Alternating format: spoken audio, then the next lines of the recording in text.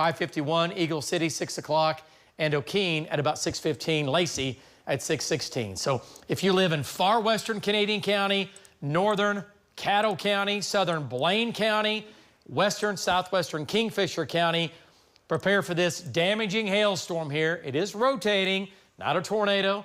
It's a left split, it's a left mover, it's a storm that split, it's the left storm. They're more conducive to produce big hail. It's exactly what it's supposed to do in a very, very low tornado threat. It's not zero, but it's much lower than the other storms down to the south. But this is going to make its way to the northeast into western Canadian County. Okay, far western Canadian County. You're going to have some of this as well. Other big storm, Shattuck and Arnett making its way to the northeast. Brandon Wells coming in on that. And I'm looking at Brandon Schott. He's closing in fast. I now see the anvils, and he'll be there here shortly. But that's a supercell. And then we have Marty's storm up here. Let's go back to that storm. You want to go to Lynx 1, David? Lynx 1. At least golf balls, yeah, if not larger, coming into Arnett right now, David, yeah, from the southwest. Yeah, that's a big storm, too, now, coming into Arnett. And we have Brandon, and we have Bob on that. And they're coming in here. They're not that far away. They're moving westbound and down.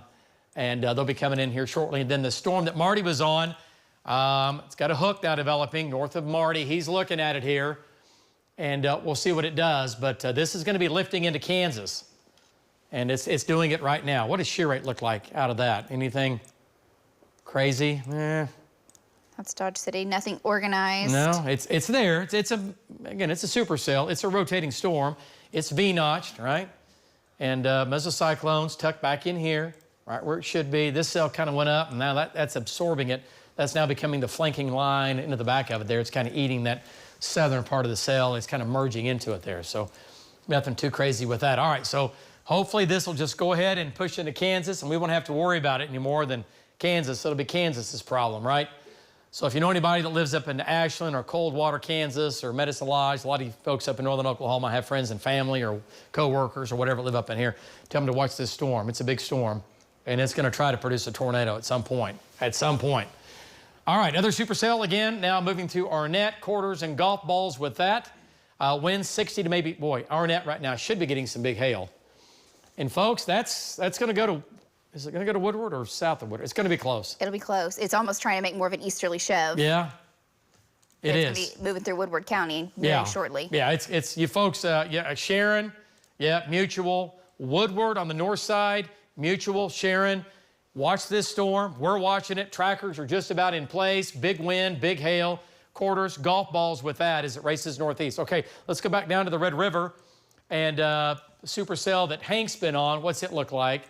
Still has a hook on it near Ranlette. Hank's right there looking at it. Okay, let's see what it looks like. There's a lot going on with these storms south of the Red River too, David. Man, what a mess down there. Confirmed tornado. Confirmed tornado. Down with that storm. Confirmed tornado now. South of Wichita Falls. Yeah, this is Wichita Falls. This is Archer City. That's confirmed tornado on the ground down there. And then Hank's storm's getting better and better organized. It slowed down a lot. What's Hank's storm look like? I'm looking at his shot. Okay, I don't do anything crazy with that. What's shear rate look like? There it is.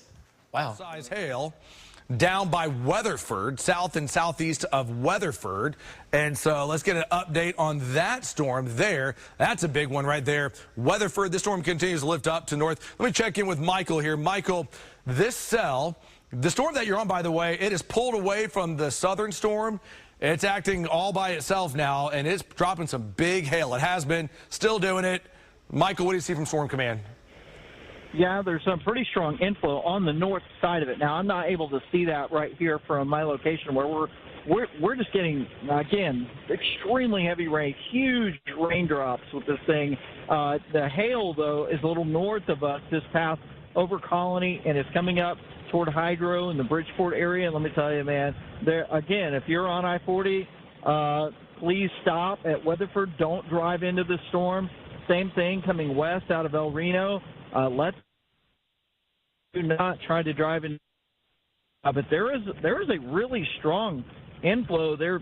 It's a bit of a couplet, even on the north side of that cell. Now, it very well may be above the ground like what we saw most of the time. One other thing I want to mention, Damon, there is a confirmed tornado, probably a fairly significant tornado south of the Red River that might work its way up towards Dackerville and Marietta. And so that could be significant for anybody traveling between Oklahoma City and Dallas. Of course, it's Memorial Day weekend, holiday weekend. That could be tough also.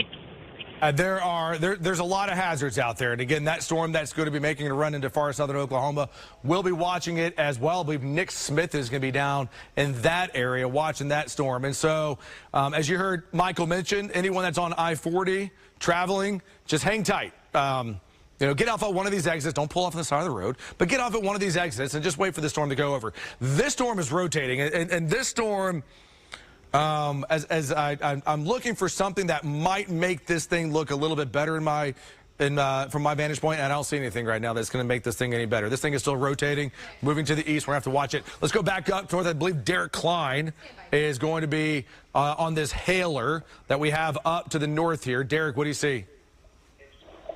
Yeah, Damon. So we're driving down I-40 now. So we're going to come in right on the front side of this supercell that's lifting up, this anticyclonic supercell that's lifting to the north here, racing to the north. So we'll get out in front of it here around Weatherford and chase it up as it heads up towards the Watonga area. Back to you. Okay, Derek, we'll come back to you as the storm comes up. Let's go out to Shane Helton right now. Shane's going to be on the northern cell here. Brand new warning here, Shane. What do you see? Damon, we just punched that core, and right after we got off the air with you, we just happened to find the golf ball size hail. There's quite a bit of it just south of Arnett. They're about 3 miles or so. So we're just south of Arnett now, about 5 miles, and we're going to watch this underneath this rain-free base and see what's going on here. But for those of you who are in the path of this storm, it does have large hail in it. Be ready. Damon, back to you. It absolutely does have some pretty big hail. It's warned still for golf balls moving. Shane, just a heads up, this storm is actually moving pretty quickly at about 45 miles per hour. And so with that track, it's going to come very close to, if not just south of Woodward. But we'll have to watch it for Sharon, Mutual, north of Isai, and eventually towards Winoka. Okay, let's get an update on, let's go down to Apache on this storm that has been rotating west of Chickasha here. And so this storm is still spinning. Steve is looking right. A rotation with it, and if it can tap a little bit warmer air, it could quickly redevelop. So stay alert. Southern Caddo County into Grady County, Verdon, Chickasha, Ninnekah area. It is severe, and it has quarters with it right now. There's your tennis balls rapidly coming up to I-40 right now from Weatherford to Bridgeport Hydro and Red Rock Canyon. It went from baseballs to tennis balls. Now it's in between tennis balls and quarters. It has come down some. It's moving to the north-northeast, and it has some 60 to 70 mile an hour winds with it. That's the hot red. That's now moving across Interstate 40. The winds coming up out of the south, very, very strong south winds. Gusts locally up to about 70 miles an hour right there. So it is quite severe, and it has some very large hail with it. Up to baseballs still possible with it, but right now between tennis ball and quarter. And we're talking about over there toward Gary and Okarche eventually, and that's going to be just to the northwest of the Oklahoma City metro is where that's going right now.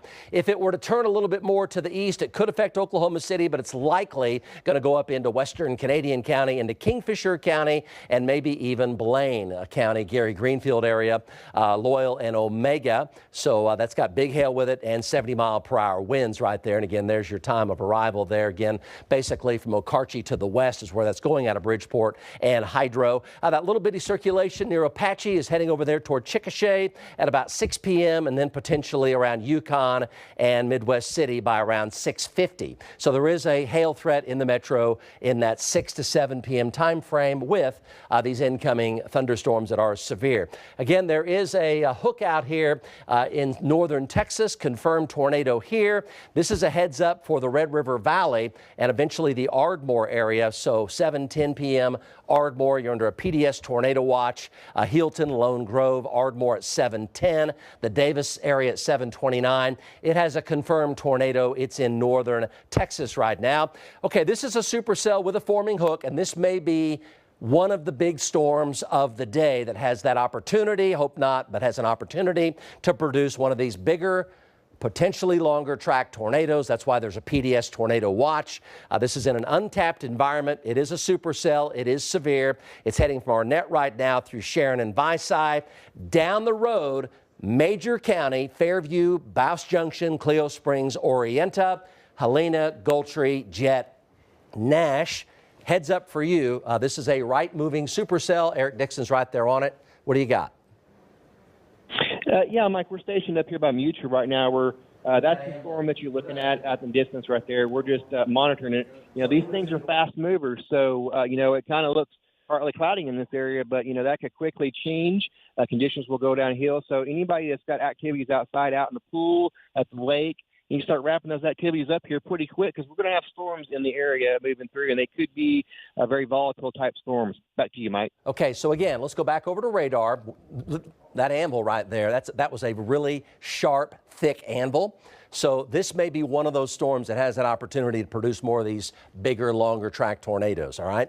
So we need to focus on that. A lot of folks, Hydro, Weatherford. Man, folks, you got lucky in Weatherford. God, I missed you, but by just like 4 miles in Weatherford. And that's great, right? But to your east, friends to your east, still severe. This is weakened slightly, but not much, but a little bit. It gets crossing I-40 right about now. Let's go to Jeremy Carter, and then we're going to go to Jim. Let's go to Jeremy Carter and bring Jeremy in. Jeremy, the storm, again, it has weakened slightly, but it is still a big storm, producing, again, tennis ball size hail. The hail core now is just to your south, and we don't have anything spinning that's too serious right now. It's just a very, very large hail storm producing, again, big hail and damaging winds, moving south to north at nearly 50 miles per hour. Go ahead. What do you see to your right? Jeremy Carter? See in? Okay. Yeah, David, I'm here. So really, I'm right on the edge of the hail core now. Of course, the highway's down to 1 lane. I'm kind of going as slow as everybody's making me. But a lot of dirt kicking out from under this storm. And we'll begin to see how the hail's impacting I-40 here in just a few minutes. But definitely, it's moving north quick. And I'll be seeing the hail before you know it, David. Back to you. All right. Nice job. Nice job. Jeremy Carter there. He's on that. Really, he's on the bigger storm. He's on the bigger storm for sure. That's going to be just west of Oklahoma City. And it is a damaging hailstorm for sure. All right. We're going to jump back south. Let's go into southern Oklahoma. Right now, and we actually might be even getting that right. In fact, look at all the dust blowing into that, Mike. I think that's RFD winds. That's exactly what we've been waiting for, is for a dry slot to start cutting into it, and we're getting that now, if you can see it in my shot. And so that may start ramping this rotation up where it's going to rapidly intensify and possibly put a tornado down. It hasn't done it yet, but it's definitely working that direction. Mike? Okay, very good. So Mike Bennett is talking about that cell on the Kansas-Oklahoma border right now. Let's go back over to Max 1. So we're really focusing on 2 storms right here. This one right here on the Kansas-Oklahoma border, and this one to the west of Sharon. So these 2 right here, this one's going to turn to the right. It's going to lean more east to easterly, and it's going to come right down the Kansas-Oklahoma border. It may come back into Oklahoma. That would be northern Woods County, northern Alfalfa County, northern Grant County as we head through the 6 and 7 o'clock hour. And the reason why we're hitting these 2 so hard area is definitely not part of what we're watching down here by the Arnett area. So we're going to drive back there here in just a few. Tonight, several developing stories as we come on the air. Millions now facing the threat of severe weather. The storm. Split. Okay, let's go back to the radar. Let's just start all over again. Pull on out here, show everyone what's going on at this very moment. Okay, central Oklahoma, looking at the radar right now. We don't have any tornado warnings in here. We do have a few of them down south of Wichita Falls. We did have 1 tornado warning earlier down by Frederick. That was about an hour ago. But otherwise, right now, all the storms are still west of I-35, but they are all moving into central Oklahoma. And so the storm that is most likely to become at least probably our next tornado warning, and we're not there yet, but it looks like we're starting to get there a little bit. You can see the inflow starting to get pulled into this cell.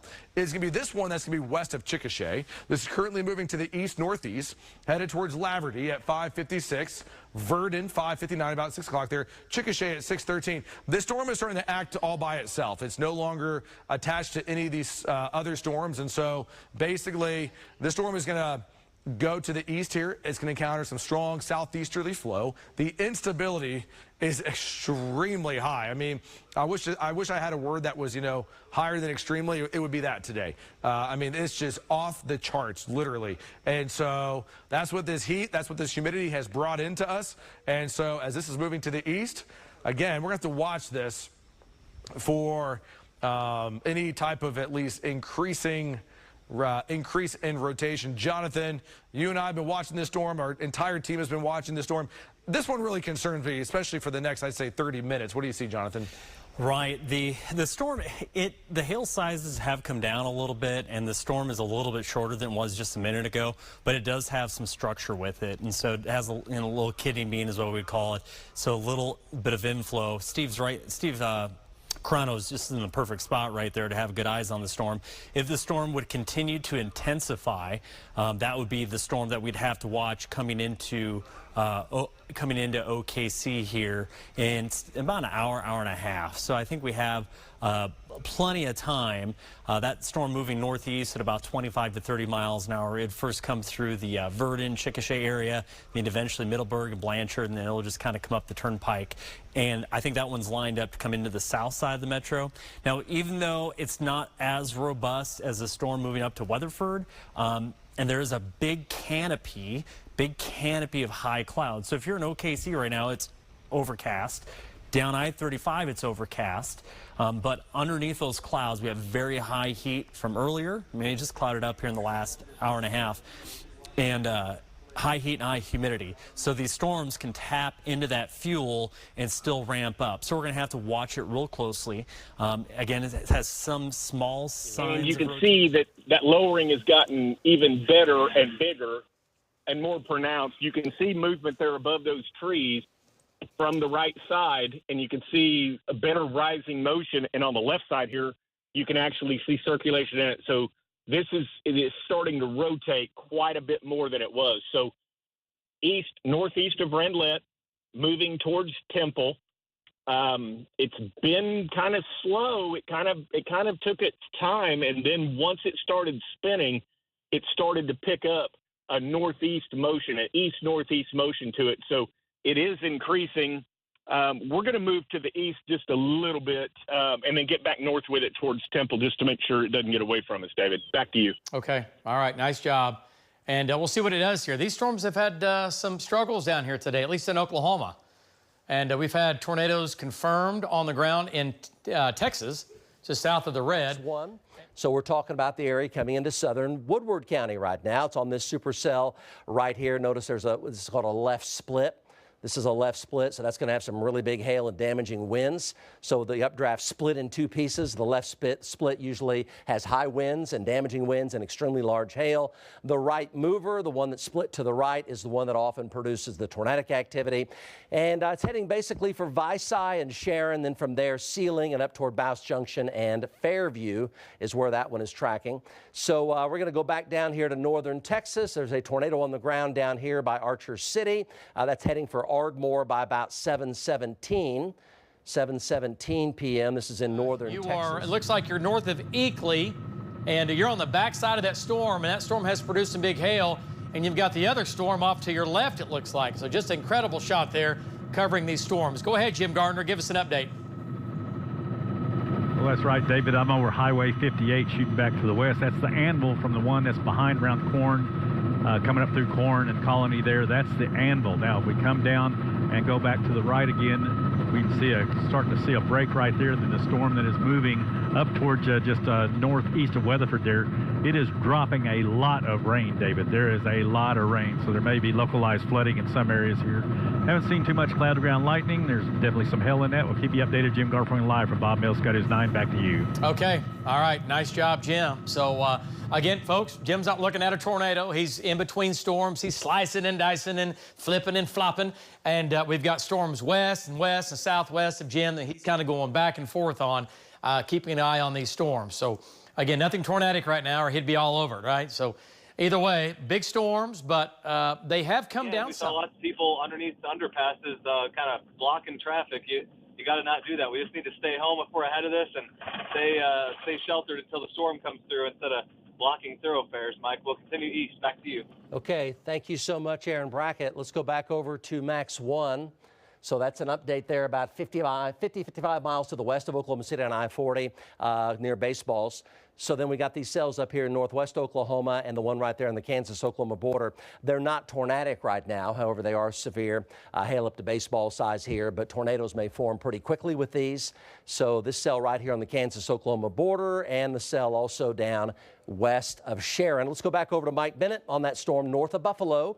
And that's going to be to the west of Alva. Go, Mike Bennett.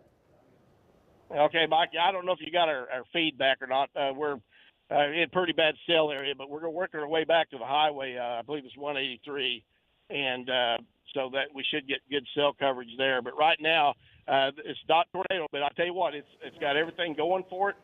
We were on the east side of it a while ago. We had strong southeast warm, moist air feeding into it, and we got a strong RFD wrapping around it now. In fact, right at the top of the hill in front of us, we got more dirt getting kicked up by RFD. And so it's got everything going for it. As it moves east, it hits a little bit deeper moisture. This thing may really ramp up really fast. So everybody in the path of it, right now it's out in open country, but everybody in the path of it. Looks like it's shrinking down in size by quite a bit. It's definitely not as large as it was before. And so, and that's, that's definitely, we like to see that. Let's hope that it keeps going down and keeps going down. But that storm is still headed up to the northeast. That one is headed into the metro here. Chickasha, Amber, towards Newcastle, and Blanchard here. So Chickasha, 557. Blanchard, 627. Dibble and Cole, about 628 to 630. So far, all of these storms have been severe warned. We've only had one tornado warning today. That was done by Frederick. That's some big hail, by the way. That's going to be near Fargo. That looks like it's coming right into Woodward right now. Let me get the latest on this storm right here. Let's see here. Destructive. Yeah, that is some big hail. That is about to cross right into Woodward. That is going to be that's for golf balls. Let me just double check here real quick. Golf balls on that storm, 60, moving up at 35 miles per hour. Woodward, especially on the west side of Woodward, that's going to have some really big hail that's going to be in it. Let's go out to Shane Helton right now. Shane, watching these storms closely from Woodward down to Ceiling. Shane, big hail in these storms. What do you see? Damon, we've measured some of that big hail. It measures at least 3.5 inches. That was 1/4 mile south of Arnett. So I wouldn't be surprised if Arnett didn't get some big hailstones in Arnett also. We're now east of Arnett, and we're still seeing big hailstones alongside the road. I just saw one out in the field, and it was huge. It could have been a lot bigger. The backside of this thing, even though it's a left split, it's still rotating. And you can see how this looks like a corkscrew, right? See this thing here going like that? Andrew, did you get that pic? This is a southwest and west side of that storm as it's, again, feeding into that storm. So no tornado warnings right now. Everything is severe, but we're tracking the big storm in the northwest and storms down south. Folks, we're going to take a quick break. We'll be back in just 2 minutes. Stay up at News 9. We'll keep you advised. We'll hook up with it northeast of Ranlet. No tornado warning on it, but it does have a persistent circulation and a new severe thunderstorm warning from Comanche into Duncan. That'll continue to move off to the north and east. So switching over, check this out. We have this circulation east of Ranlet. And at this time, it has kind of wrapped in, so it doesn't look like an imminent tornado or anything like that. A severe thunderstorm warning continues on that one. And then off to the northwest, this is what we're really concerned about. Two things here. So this split, right? The northern one's moving more north, and this is a giant hail core now forming north of Fargo. Right now, let's go to, do we have Corey Inman around this area? Let's go to Corey. Corey Inman, go ahead. What's your location? What can you tell us? Yeah, we won't beat it if we go to Calumet. So it's either 81 if we can get there and go to Okarchi-ish, or... On the line, if we can go to Corey Inman right now. Okay, well, we'll be checking in with him. Nice shot, though. You can clearly see the storm really building. This is explosive development with these storms. Man, they just went up. The atmosphere is just primed and ready for any of the storms. They just went up, raced off to the north, which is actually a good thing unless you're in the path of it with very large hail. But it's a good thing in respect to tornado genesis. Let's go back to the maps real quick. tracking it into town in case it should begin to move a little bit more to the east here. Would bring it in towards the west side here at the airport at 548. We get towards the High Plains Tech Center there at 557 there. And then Fort Supply in downtown Woodward right around 602 with that storm. Again, Shane is on it right now. And so the southern cell, whew, that one's not producing as much hail. That's a big one. Speaking of hail, here's some big hail that's going to be south of Greenfield right now by Geary. This is going to stay west and northwest of Oklahoma City here. And so it's headed towards Watonga at 557, towards Omega at 605, and then we go towards Kingfisher here at 616, and then eventually towards Dover, Lacey, Hennessy at around 630 with that storm lifting up to the north. I believe Derek Klein is tracking that storm moving up to the northeast here, so we'll be checking in with him in a little bit. Let's get an update on the storm that we have down to the south, down by where we had Steve and Sky 5 and what Michael was watching as well. And so that is going to be, let's see if this storm, is it still, it's still, well, it's not really much left of it down by Chickasha. Yeah, that did fall apart. That's, by the way, we're happy to see that. Let's go out to Steve Carana right now. Steve, looks like this storm kind of fell apart a bit here. What do you see, Steve? Yeah, I killed it. I just absolutely killed it as I got on the sweet side of the storm, which is a good thing because it's going to run right into the heart of the metro. But it is not looking so good, and that's a good thing. It's approaching you folks in Chickasha. Surprised if it has any, even maybe some pea-sized hail in it. I don't even see any lightning really with it. Just some heavy rain for you folks in Chickasha. I am east of Anadarko, between Anadarko and Chickasha, and we're going to make sure this storm doesn't pulse back up, but I'll be ready to watch the stuff that's going on out west. Damon, back to you. Okay, we'll be keeping in close contact there with Steve and Sky 5, both watching the storm, as that at least it is going in the right direction. And given everything that we've had in play for today, you try to look for your wins. You try to look for your the good news out of this, and that's definitely better news. Again, 3.5-inch size hail. By the way, I know it says down there golf ball size hail falling near Woodward. No, it's gone up now, and so now it's pushing close to grapefruit size hail. So let's go back up to that storm if we can.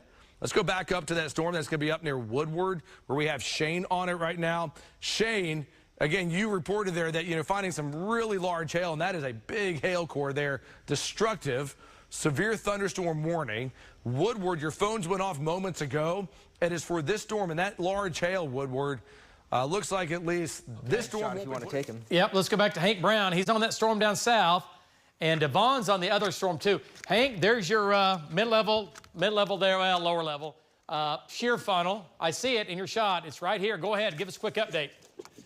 Yeah, so this storm has really changed in the last few minutes. We're south of Walters, northeast of Randlett, and there's a little shear funnel there.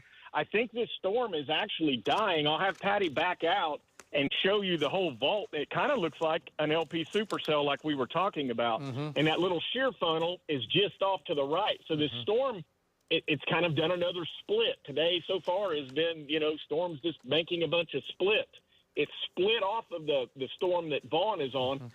Okay, but you can see the whole vault there. Go back to that shear funnel. That little shear funnel is still there. It's been there for probably 3 or 4 minutes, which just tells us, that there's a lot of turning in the atmosphere. Okay, it looks like it's kind of dissipating and lifting now, isn't it? This tells us that there's a lot of turning in the atmosphere today. These storms just keep interacting with each other. If one of them could get by itself and get isolated, they would surely mature very quickly. Kind of like this one. It went. Go ahead and show the big shot back over here. That almost looks like another little shear funnel right there. This one went up really good once it started to get isolated a little bit. Then it got interfered with some showers to the south. Then it split, and now it's split away from Vaughn's storm that's up there near Comanche, Duncanish. And so now it's trying to build back to the south and the west a little bit. Zoom in right here and show them. So there's quite a bit of rising motion right now under that lowered base. Go to the left. There's some scud tags there that are forming. So everything is just really kind of dynamic and changing minute by minute. So we're going to stay with it and see. But, yeah, the shear funnel tells us there's a lot of turn in the atmosphere. So we have to watch these storms, even though they don't look like much right now, David. Back to you. Okay. All right. Nice job. So this is, again, way down here in southern Oklahoma, down near Walters. And this is a supercell. He had a little bit of what we call a shear funnel. Just, it was off to the right. Lots of spin going on in the atmosphere. So here is current radar. Supercell here. Big hailer and damaging wind event here, Blaine County. And we had a supercell trying to go up near, not too far to the west of Comanche, down there in Stevens County, and then a tornado-producing supercell in Texas. So we'll hope that just stays in Texas. So here's the metro, and as you can see, kind of get your bearings here. Right now, there's nothing too big and too bad approaching Oklahoma City directly. Right? These could re-intensify in through here. This is Grady County. Got several trackers on that. So still stay alert, certainly for the Norman area and Noble area and Moore area. These could easily re-intensify. When they do re-intensify, they'll do it very, very quickly. So you see a downward trend, then notice there's a bit of an upward trend right there, and the hail has gone back up. Elliot, if you wouldn't mind, just kind of just zooming out here a little bit here, just that way we can kind of see the metro area here. You can kind of see that right now things are fairly quiet in terms of right now. However, Elliot, if you wouldn't mind putting like a 15-minute time lapse on this that goes every minute, we can kind of see that we're starting to see a little bit more development here with some storms here. Now, obviously, we had that one that was by Apache towards Chickasha that was warned, and that's no longer warned anymore. But with our lapse here, you can see that we're starting to see a number of cells here that are trying to pop up here. But right now, no. Keeping a close eye on this one. And this cell, if it keeps moving to the east here, this could certainly pose a threat from Marietta and down to Thackerville. Let's check in with Nick Smith here. Nick is making his way across Stevens County. Nick, right now, based off of what we see on radar, your storm is moving into an environment that's more supportive of tornadoes. Nick, what do you see? Yeah, so right now, Damon, we are on Highway 53 down here in Stevens County, and we are coming up from the southwest side of it. We're watching it. It's got a big, we're able to see the backside of it. This thing is spinning. It's not spinning hard, but the whole storm is beginning to spin a little bit, and it's growing. So we're going to stay right here with this, and as we get a little closer and get a better look at if it does have a rain-free basin and if it does have a lowering or anything, we'll let you know. But as of right now, by radar, I'm not seeing a whole lot of that. I'm seeing that it does have a hail marker on it. It's in the beginning stages, but it's only like about half-inch size hail. So that's where we're at right now, but we're coming up on it, and we'll let you know as we get there. Back to you. We know that you will there, so we're watching both of these storms right now, and so a couple of things that at least what we see at this very moment, got a lot of scattered storms out there. Making their way into central Oklahoma. Let's go back over to the radar here. A lot of storms that are out there right now.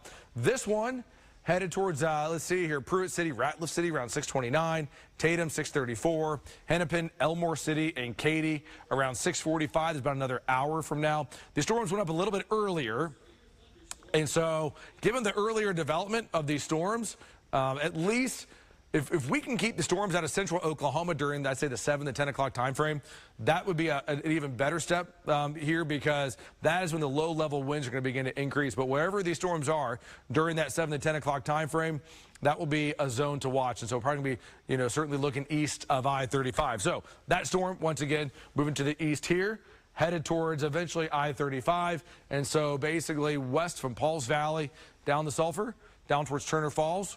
We are watching this storm closely for you. This storm that we have up here, this one's still a big one, by the way. That is going to be northwest of Calumet. This storm has been dropping. It has been dropping hail, and a lot of it, by the way, for the last, right now it's 5:50, for probably the last 2 hours or so. It has been dropping a lot of tennis balls, baseball-size hail, and so from Greenfield right now up towards eventually, this is going to make its way pretty close to Kingfisher. Kingfisher, this may stay just west of you, but Watonga, you're real close, by the way, to taking on a really big hailer as this storm continues to move up to the northeast here. 6:15 for Blaine County. Jonathan, you're tracking this storm up to northeast. Jonathan, kind of looking at the environment that we have in play right now and what we've had so far, we've been okay.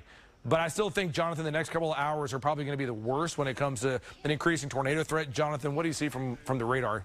Yeah, we'll have to watch this storm. It is what we call a left split storm, so it's spinning backwards. It's a hail maker for sure. It is moving into an environment that is got a lot of instability. For example, in Kingfisher right now, it's 87 degrees with a dew point of 73. So there's it's definitely ramping up. Yes. And we're going to Vaughn here coming up in just a second. But again, you folks in southern Oklahoma, Marietta tornado, Sulphur, you guys have had a long spring. I get it. And we don't want you to have another long day today. But these are big storms that are moving your way. And, these are going to produce, at least you're going to get out of it's going to be damaging wind, damaging hail. And God forbid we get another tornado or two down here this evening. And David, we do have a track ready to go on the Stevens County storm. Okay, let's do that. And that's going to be right here. Let's go to Links 3. And making its way northeast. Go ahead. Is Pauls Valley included? Go ahead. I can include Pauls Valley. I was trying to include Sulphur, but I can lift it. Why did you got Sulphur in there? I did, not anymore, to include Pauls Valley. Okay. It's going to be close. Very close to Davis. Davis at about 642. So this whole thing moving again northeast. We'll see. It might make a little farther jot up towards Byers, but right now Pauls Valley, 652, Sulphur 657, Stratford 719, Stonewall 741, and Hennepin at about 620. It's going to move all across southwestern. Right now, this continues to be a tornado producer down here, and that's going to be just across the Red River. So we're talking about just south of Jefferson County. The tornado may or may not have lifted, but it was clearly on the ground looking at the Doppler velocities. And where is that going? That's going over toward Healton and Ardmore and Davis and Sulphur. So Ardmore 724, Davis 742, and Sulphur at 752. Let's go back up here to Eric Dixon. He's tracking that right-moving supercell, which has re-intensified. There's also a 3.5-inch diameter hail up here. Go, Eric Dixon. Yeah, Mike, we're sitting here right at Mutual right now, Highway 3, looking to the west. Definitely, a trend is up on the storm. You're starting to see some, rain shafts starting to develop out here. It's rapid development. We're watching these bases, we're watching it organize out here. It's starting to get its act together. We got more storms that are developing to the south of it, feeding into it.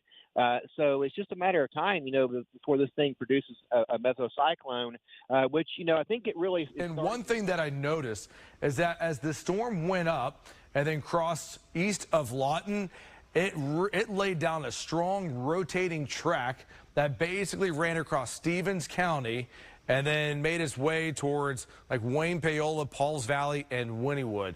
Now, just because everyone is in a PDS tornado watch does not mean that everyone's going to see a tornado warning this evening. As we've been saying before, the risk for severe weather was going to be isolated. And so here's an isolated cell. There's an isolated cell. And then you have the storm up by Woodward. And so, but there's also going to be, at least at some point, we've already had down in Texas have been seeing some really strong tornadoes down just about a handful of miles south of the Red River. But the risk is still there for the next few hours for these storms that are developing out to the west as they move to the east here to begin to become more significant. So again, 7 to 10 o'clock is really going to be that window. Right now, it's almost 6 o'clock on this Saturday night here, and so Saturday afternoon. And so we are right now tracking hailers across the area. This storm, by the way, let's go back up to this one that's going to be northwest of El Reno, because that storm still continues to drop just some really big hail. We can even see it just southeast of Watonga. Greenfield, that hailer has moved out of town, but it is very close to Watonga. Watonga, similar to Woodward, you may just by like a mile or two miss out, thankfully, by the way, on a big-time hailstorm, because as you see here between Greenfield and Watonga, there's your hailstorm, your hailer. This storm has had a history of dropping, tennis and baseball size hailstones. So this is lifting up to the northeast, headed towards Omega, Alpha, Loyal, Lacey, and Hennessy. I still expect that at least the threat for large hail will continue with that storm as it continues to move up to the north. Let's check in with Woodward. Let's go up into far northwestern Oklahoma, because Woodward, I know you were, we were all really watching this storm closely. And Woodward, the hail threat is northeast of you and south of you. So this brand new warning that we have for southern Woodward County, let me get the latest language on this one right here. This is going to be for golf balls and 60. And then the storm that's going to be north of Woodward is going to be for lime size hail. It's 2-inch size hail and 60. So that's moving up towards Buck, towards Freedom at about 6:28. Let's check in with Buck right now. Buck, big hailstorm headed up in your direction. By the way, Buck, that storm has already dropped. Suspects up here in northwest Oklahoma, Viside right now, Sealing, Fairview, Carmen, Helena, Goldtree, Nash, Lahoma at 7:36. The velocity shows big time inflow going into it right over the top of Viside. So aloft over Viside, the winds are going into that at about 55 miles per hour.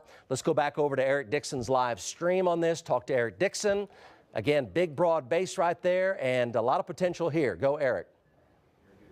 Definitely a lot of potential. I mean, the National Weather Service kind of put it, in an odd way of putting it. It's like a brush pile with gasoline on it, just waiting for a match. I mean, it's just primed, and basically it is going off. We've got storms developing right now.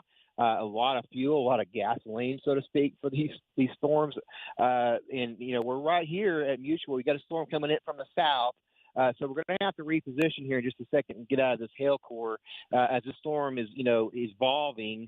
I think we're going to probably get a new mesocyclone developing probably south of Mutual, the way this trend is going here. So we're going to get a little bit east with this and turn around and get you a better shot, try to get out of this hail core that's going to develop on us.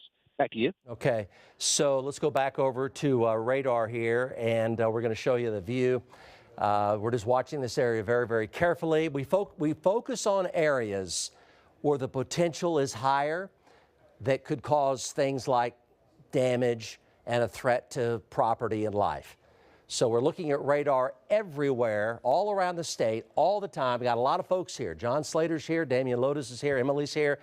We focus on the areas that are... It is trying to hold together for a little bit here, but it's just taken a while. I'm surprised it's taken this long with the environment that it's got here, but the winds are still blowing into the storm, so we're keeping an eye on it, and we're going to stay with it. Damon, back to you. Okay, and there are other storms, by the way, that are starting to develop just southeast of you as well. So looks like we're starting to kind of see if these storms taking off here. They're not all that strong, but still, it's the early stages. So Mutual 608, and then Chester at 632 with this storm here headed to the east, and it's going to come real close to Sealing here in the next probably 10 or 15 minutes. Okay, other storms that we are watching, because we're starting to watch, again, additional cells go up down to the southwest here. And so bottom line is that these storms are still strengthening as they make their way. You can see more cells here by Dill City. And then this storm down by Chickasha, it weakened, and then now it's starting to take back off again. It's starting to get a little bit brighter on radar. Now, it's not severe, but from Ninnekah to Chickasha, it's long, it is narrow. There's a little hail core that's now beginning to pop up here just east of Chickasha here. So the storm, it kind of went down, and now it's starting to kind of go back up here. And so this is lifting back up to the OKC Metro. So, we were hoping for some good news, and now it looks like our good news kind of ran out, and now we're watching the storm begin to strengthen a bit as it's making a run towards Middleburg, Blanchard, and eventually up into Cleveland County. Let's hope that it hangs this intensity, doesn't get any stronger, but kind of feels like it's kind of going in the wrong direction here. So Blanchard 625, Goldsby at 643, Norman at about 650. It's about 50 minutes from now, and then we get towards Moore at about a little after. In from Tulsa. We have our trackers obviously all out. We have doubled our resources today. And by the way, you are watching currently News 9 at 6 o'clock. So thank you for joining us here. Tornado watch in effect for all the counties in green until 11 o'clock tonight. 4 tornadoes and big hail. We've already had big wind, big hail. We've already had 2 of the 3. No tornadoes in Oklahoma, not yet. And let's go to Links 1 here, but all of our trackers are out. Let's go to Links 1. I'll show you what I'm talking about as far as the counties. Now, every one of these boxes, polygons, hexagons, box squares, whatever, those are all current severe thunderstorm warnings all the way down the line, all right? Talking about Blaine County, moving into Kingfisher County, and then down here into Stevens County, and that's going into Garvin County, and then we have that cluster of severe storms in the northwest. So kind of an arcing line here of rotating thunderstorms. Some of them are stronger than others. Those storms have produced softball-sized hail. Also, that storm has produced tennis ball to softball-sized hail as well. All right, so let's get to it. Let's go to links 1, kind of give you the big view here. And additional storms now developing to our southwest. We're going to have to watch those. They are getting stronger. Let's jump into the northwest here and to talk about what's going on up in here. And what's Marty doing? That's my question. Okay. Marty's got to fill up in Woodward. This storm is screaming. It's moving so fast. So that means that people in places like Dover and Loyal and Highway 81 really not going to see this coming. It came up on us really fast not too long ago with baseball-sized hail, which started out as kind of some peas and dimes and nickels, and then immediately went to baseball. So that's the problem with this storm is the rapid forward movement off to the north and east. You're not going to have much time to protect your property, and with this very, very large hail as it continues moving on. So folks in Kingfisher County, this is a big-time heads up. Eastern Plain County as well, where the hail core is, has a definite history of baseballs, and we can tell you that because we were in it. Hearing from us and listening to us for at least the next 5 hours, it will be one of those nights. So these storms are starting to go up. There's Sky 5 looking out into these cells right here, and definitely a good rain core, some heavy rain that's coming down right now near Dill City, and that's headed up towards Corn, Bessie, moving up towards I-40 here. So that cell, those are not warm, but these are new storms that are going up, and the atmosphere is quite unstable here right now from Burns Flat towards Bessie. Let's get a check-in on this storm that Derek is on right here. That is going to be your hailstorm. That is going to be west of Kingfisher. Derek, we see you coming into Watonga. Derek, is there any hail falling in Watonga, or is this still just east of town? Definitely the hail is east of town from Watonga. Now there's been a lot of gusty winds with this gust front that kind of stretches off on the to the west of that storm. In fact, we had winds definitely over 60 miles an hour on I-40 just a little bit ago near Weatherford, and those winds have basically pushed all the way up here and have crossed Highway 33. So producers, at least not right now. There's jet stream energy coming in, but here's Oklahoma City. So there's Edmond, there's downtown, here's Moore, there's Tuttle, there's Mustang, and there's Yukon. So right now, nothing really big in terms of big hail or big damaging winds approaching Oklahoma County. That could change, but you know, we track these minute by minute and mile by mile. There's that big baseball-sized hail core right there, and there's been a history of that bright red showing the really high velocity damaging winds with it as it moves to the northeast at around 45. It's going to head up there west of Hennessy and up toward Covington in Garfield County by 7:15. Covington, Fairmont, Covington, Wacomas, Barr, and Bison by about 7:15 up in Garfield County is where that is tracking. There's Covington, there's Wacomas, there's Hennessy. You can see where it's going. Protect your property from large and damaging hail. It's also got what we call an anticyclonic mesocyclone on it on the west side. There's a little curl back here. So there's a little spin by Hitchcock right there that's going to keep the hail sizes going on that. So it is a very severe storm with lots of tennis balls and baseballs. And there is, again, your motion as it moves to the north and to the northeast. Still 50? Yes, 50 miles per hour. So from Watonga back up to Hennessy, Wacomas, and eventually Enid. That's been a damaging hailstorm for sure. Yeah, and that's going to, it's going to go on and west of Hennessy. It's going to go Wacomas, and it's going to go to Enid. There's your next warning, and notice Enid's right in the box here. So Enid, you're next. You got a little bit of time here, but moving northeast at 50. It's nearly a mile a minute, so it won't take that long to get there. And it is a supercell, but it's a left split, so we'll see. It's got a little bit of a hook on it, but right now it is only a big hail producer and a wind producer. What's hail size look like? For the OKC Metro, excuse me, we're still watching this storm that is going to be down southwest of Norman and Moore that is lifting up to northeast. It's not severe. At one point it was. It kind of started to fizzle out, and then now it's starting to come back up in size here. Let's check back in with Steve. Steve, what's the latest on the storm that's headed into Norman, Newcastle, and Blanchard? Steve?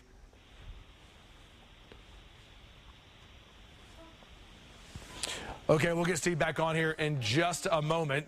Steve's going to be on this cell right here. And so, all right, Steve, now we have you back here. Steve, how's the storm look from where you are? Okay, I'm coming up on Dibble, but I'm noticing a little bit of outflow from this storm. Okay, we'll get Steve back on here. As you can tell, you try driving across Oklahoma, you're going to have some spots where the cell coverage is really good, and then some areas where it's not all that great. So you may lose your signal from time to time. We didn't lose this picture, though. But if you're watching in, say, Moore and Norman right now, at least for the time being, this storm moving up to the northeast, headed towards Blanchard at 623. We go into Cole, Goldsby here, 629 to 641, into Norman by 650. And then we start going in towards the Moore area by about 7 o'clock. And so right now it is 6:06. That can intensify this supercell that is now just west and just northwest of Sealing. So I would say very much still a heads up here, Fairview 412 area eastbound. Let's go to Eric Dixon on that. He's tracking it very carefully. Eric? Yeah, that's right. You know, we're kind of in between these two cell mergers here. Just to the east of Mutual right now, which we're heading towards Chester. We're going to kind of drop south and get ahead of these storms as these storms are, they're kind of merging in together, which can intensify it. So right now we're directly north of Sealing right now, but we're just kind of looking back at the storm. We are repositioning, so you're looking at kind of the east shot here. We got a lot of rain on us here, but don't have a really good spot to turn around quite yet. It's kind of hilly. So about 2 miles here, we're going to turn south, and we'll kind of point the camera back out to the west here. But we are looking at it. We don't see anything major just yet, like a lowering or anything like that. But that can change in a moment's notice. That's why we're out here. We're tracking it further east with this.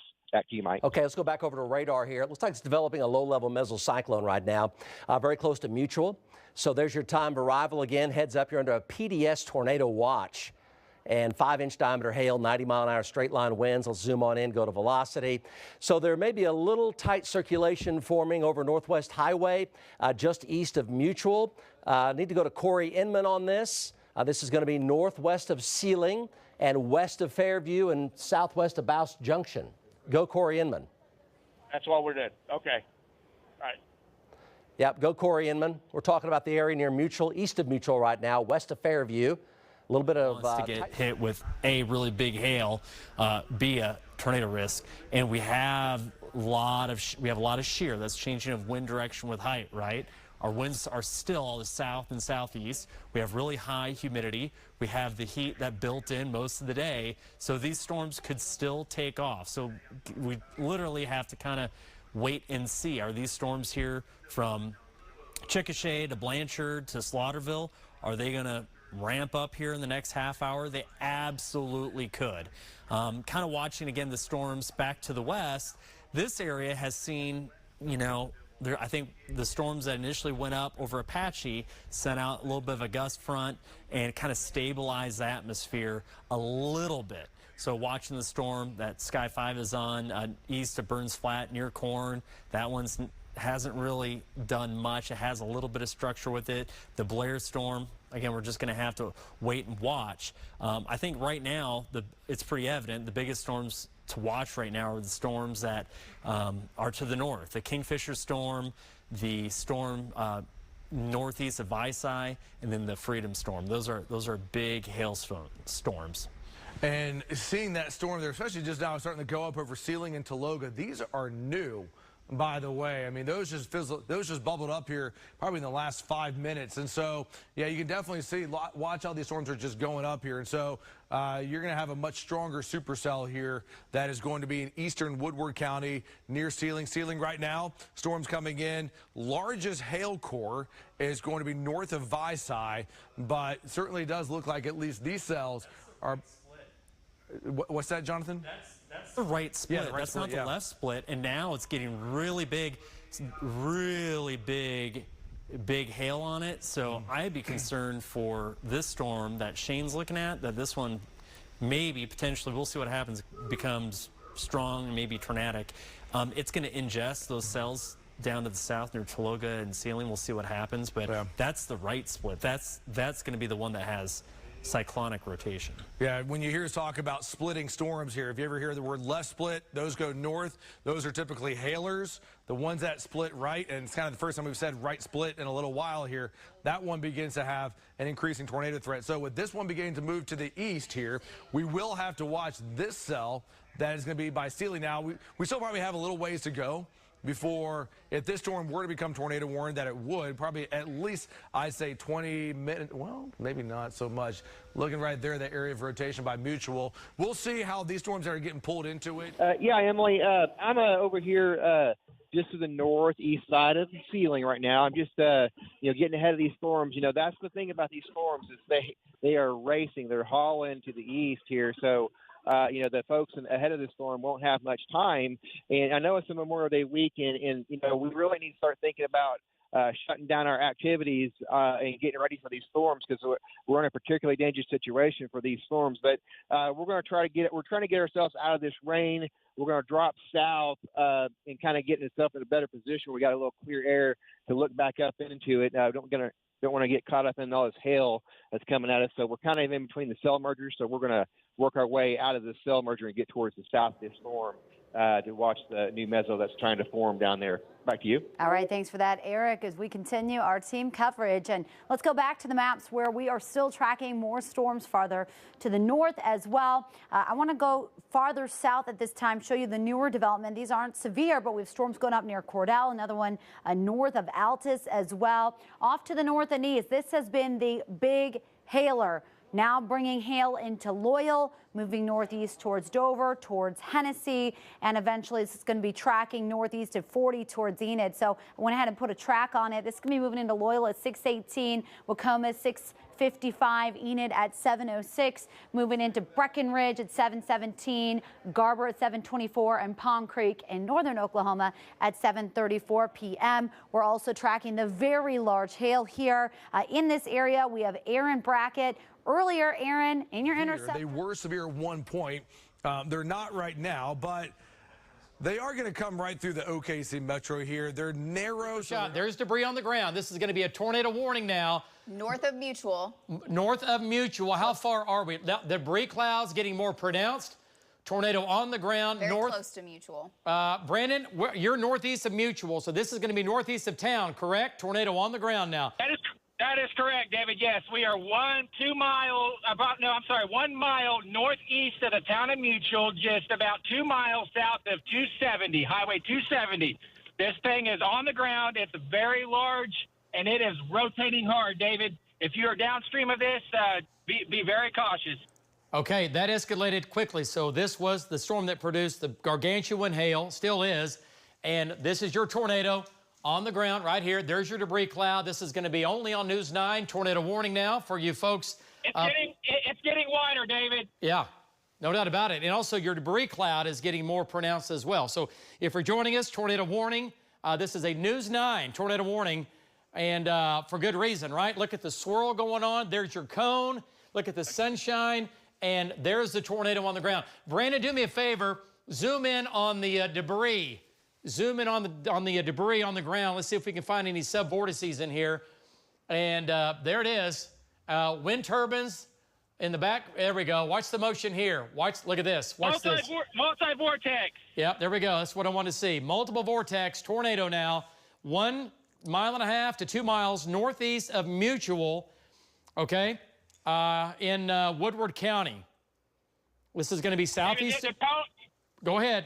The cone above this is getting stronger and stronger. It's getting bigger and bigger. Yes, no doubt about it. So this is a News 9 tornado warning for you folks in southeastern Woodward County, not for Woodward. There's the tornado. You're looking at it live. We got debris. Yep. Oh, you've got debris, all right. No doubt about it. Okay, look at the size now. There's debris. It's hit something. It's hitting something. Yeah, see this? So we have now debris lofted in the air. We've hit something. There's a big chunk of debris here. This is the right side of the tornado. It gets lofted and then flings out. There's the left side of the tornado. Brandon, get back in position here. Don't take too much time. We want to keep our eyes on this. There's the cone. There's the tornado. I'm watching it, David. There's the cone. You're in a great spot. You're in a great spot now. And this behind me is, you can see Brandon's location here. behind me, and this is southeast of Woodward. No doubt about it. Coning out. There's your cone. Condensate is now reaching down to the ground. You're thinking, well, how's it on the, but you don't, it's an invisible tornado to the ground, but the condensate is now getting stronger. Look at the sunshine around it too. It's going to be a white cone if it gets any more sun on it. So tornado on the ground now. Right here, there's clearly the cone. This is going to be 2 miles now northeast of Mutual, and right now it's moving east-northeast at about, what's our speed here? I've got it going at 40. It's probably not moving 40. I think it's slowed down some. It's moving east-northeast. Let's get a storm track on the tornado. The warning's at 40. What do you want to? Let's go maybe 30 or 35, just a little bit. It's headed up towards Cedardale and Bausch Junction on its current track. Yep. And Brandon, Brandon, we can see that funnel down there, by the way. Yeah, and that tornado, that is indeed a tornado. And so this is going to be, let me just double check real quick here, but this is going to be near Mutual. Now, this is pulling up to the northeast. Again, this is pulling up to the northeast here. Brandon, can you go south and then back east? Are your roads good right there? I think they are. Yes, David, that's what we're doing. The tornado's crossed us now. We're going to go to the south and then back east. We're going to get eyes on it, David. All right, nice job. Okay, here's the deal. Control room, just flip these images. Put the tornado behind me. Put the radar in front of me here. And let's just keep his shot up. Let's keep his shot up. And again, there's your cone. Tornado is on the ground. We have some damage. And let's go to links 1. And there it is. There's the hook. There's Brandon. So there's your tornado. Thinking, that doesn't look like much. The hail, that's what I mean. Why is there sunshine on it? Because it's hanging out the back. The mezzo's right here, but there's no hail or rain around it. That's why it was so visible. So where's the wind and hail? Just a classic supercell is now to the north. Look from your vantage point here, Shane. Okay, so it's gone behind the trees right now, Damon, so I can't see the on the ground. I cannot see the dirt. Going tornado right here. So he's closing in on it. He was having to reposition just a bit because it's complicated, these supercells and the heavy rain and the giant hail, but clearly a tornado on the ground ongoing right now. This is going to be very close to Mutual. It is a cone tornado continuing to strengthen right now. Go Corey Inman. Yeah, Mike, we're still northwest bound, headed towards that. You've got the large cone funnel hanging down there. We're unable to see any debris or anything on the ground from right here, but that doesn't mean that it's not on the ground. Looks like it may be trying to rope out here just a little bit or try to re-intensify. So we're northwest of Ceiling coming up towards the Mutual area. And that thing just... All right, just wanted to double check here. You're on the northern tornado warning, so there are now 2 tornado warnings that we have with this storm. And so, again, there's a tornado warning. Let's put Shane's picture on the left, and then we'll put the radar here. So basically, there's going to be this area of rotation that is going to be west of Chester, and then there's another area out by Mutual. And so both of these are going to be just northeast of where Shane is. Going to the rope stage right there. Very dynamic tornado because it's changing shape very fast. Look at it swirling and twisting and turning. As it goes through the rope stage, it's probably still on the ground right there. And look how fast that whole thing is moving and turning. You're looking at it live right here on Oklahoma's News 4. This is booked by Mutual to the northwest of Ceiling with a tornado warning in effect. There's also another tornado warning on the cell merging into this one. Here's the rear flank downdraft coming in, and the tornado now is roping. It's roping out. Let's go back over to Corey Inman. This is to the west of Fairview, southwest of Bausch Junction, north of Ceiling right now. Go Corey Inman. Yeah, Mike, right now the tornado is lifted. There's still some rotation there at the cloud base where that thing ropes out. But right now the tornado has completely dissipated. Don't have anything there, any type of funnel or anything. So the tornado that we had there is dissipated, and we'll sit here and see what happens as this thing cycles, Mike. Back to you. Let's go over to links 1. Damien, so we have a bit of a developing situation right here. We have 3 tornado warnings in effect. So here is the tornado warning here just southeast of Ceiling. And we have a tornado warning also just to the northeast of Mutual. Just south of it. So there you go. We've now lined up 3 different tornado warnings. I don't think I've ever seen 3 tornado warnings this close. One storm, 3 tornadoes. So east of Tologa and west of Canton right now. So basically, your eyes aren't playing tricks on you. There are literally 3 different areas of circulation. All of them are moving to the east. So we went from 0 tornado warnings in the last, 2 hours, and then all of a sudden, in the last 5 minutes, now we have 3 tornado warnings, all basically southeast of Woodward, between Huckmack, Chester, Sealing, southeast of Woodward. This is just wild. Okay, so here's your new area circulation right here. That is southeast of Sealing. So Sealing, the tornado warning that you're in right now is going to be down by Huckmack. That's headed up towards to the east towards Canton. There is Shane right now watching these storms, and they all basically have inflow into it. Okay, so the circulation, I think the southern cell may become the more dominant one, southeast of Sealing, although we'll have to watch it the way that the dynamics are in play now for this afternoon here.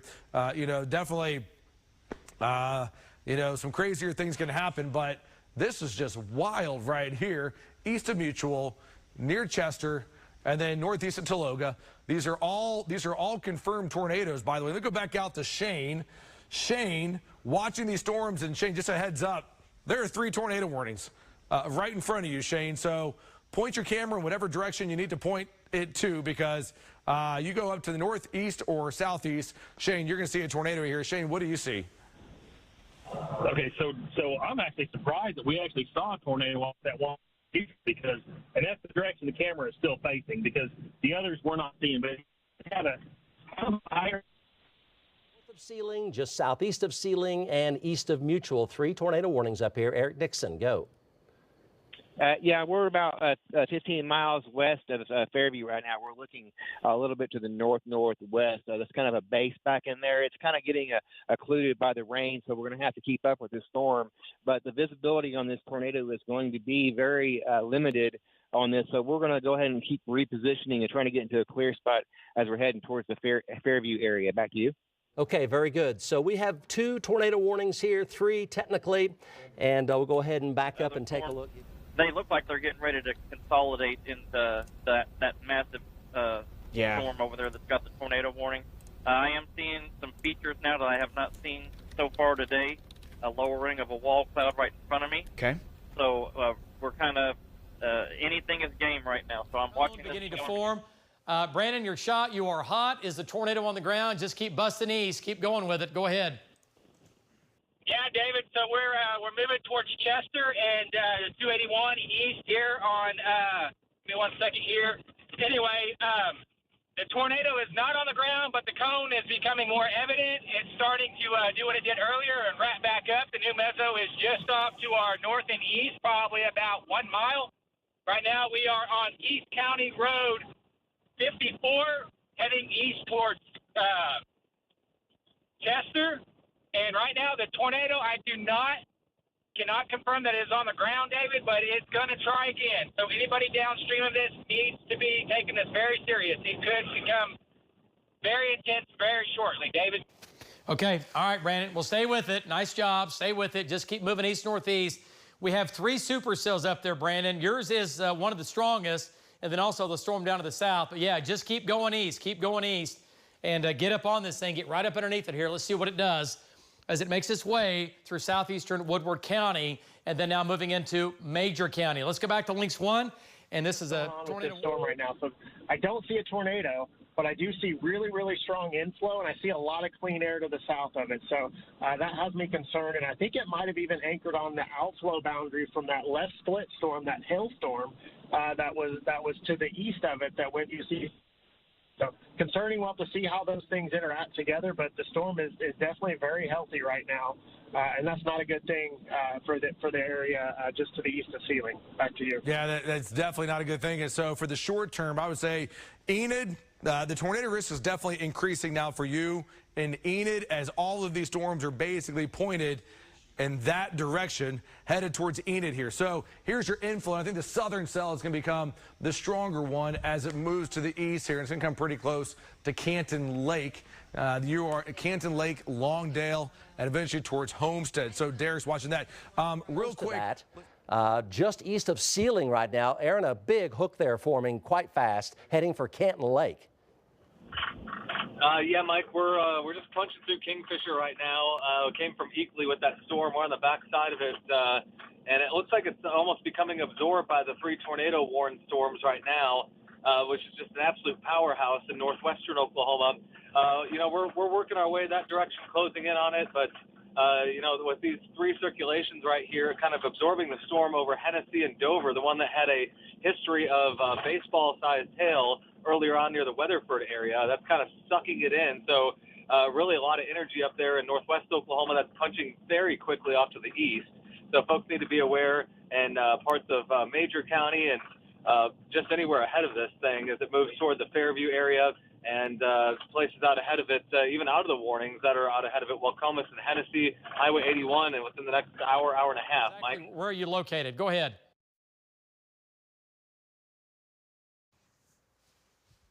It keeps going in and out. Okay. All right, we have a shot, and that's going to be the smaller storm, I think, up near Putnam. He's making his... Go ahead, Jim. Okay, Storm that's probably going to be over around Putnam, around that area, but that's the backside of it, David, man. It is pretty impressive. Now, as we go back to the right here, David, you'll go back, you'll see a little bit of where you see the light, and we come back in, and you're going to see the inflow cloud to this storm here. So again, it's just we're getting up there, David. There's dirt being lifted off the ground like you wouldn't believe around these fields. But again, it's a big storm, big bad storm, and we're trying to catch it, David. We'll keep you updated. Jim Gorman live from Bob Mills, Cutters 9, back to you. All right, nice job, Jim. So, Jim, again, watching the storms in the northwest, also, obviously, watching additional supercells rotating a little farther south. Okay, let's go back to Lynx 1, and tornado warning continues for eastern Woodward County, now moving into western Major County. You folks in western Major County from Bouse Junction down 281, northwest of Chester, tornado warning right here. There's the hook. Martin and Brandon are both there. Let's go back to Brandon Wells and bring him back in and get an update from Brandon. And his shot is now not frozen. Brandon, it's a little bit fuzzy there. I know it's not your fault. It's just the cell coverage right now. What do you think looking at the cone? What do you think? Yeah, David, it's still there. It's very much still alive. It's still very much there. It's not near as organized or as pronounced as it was back near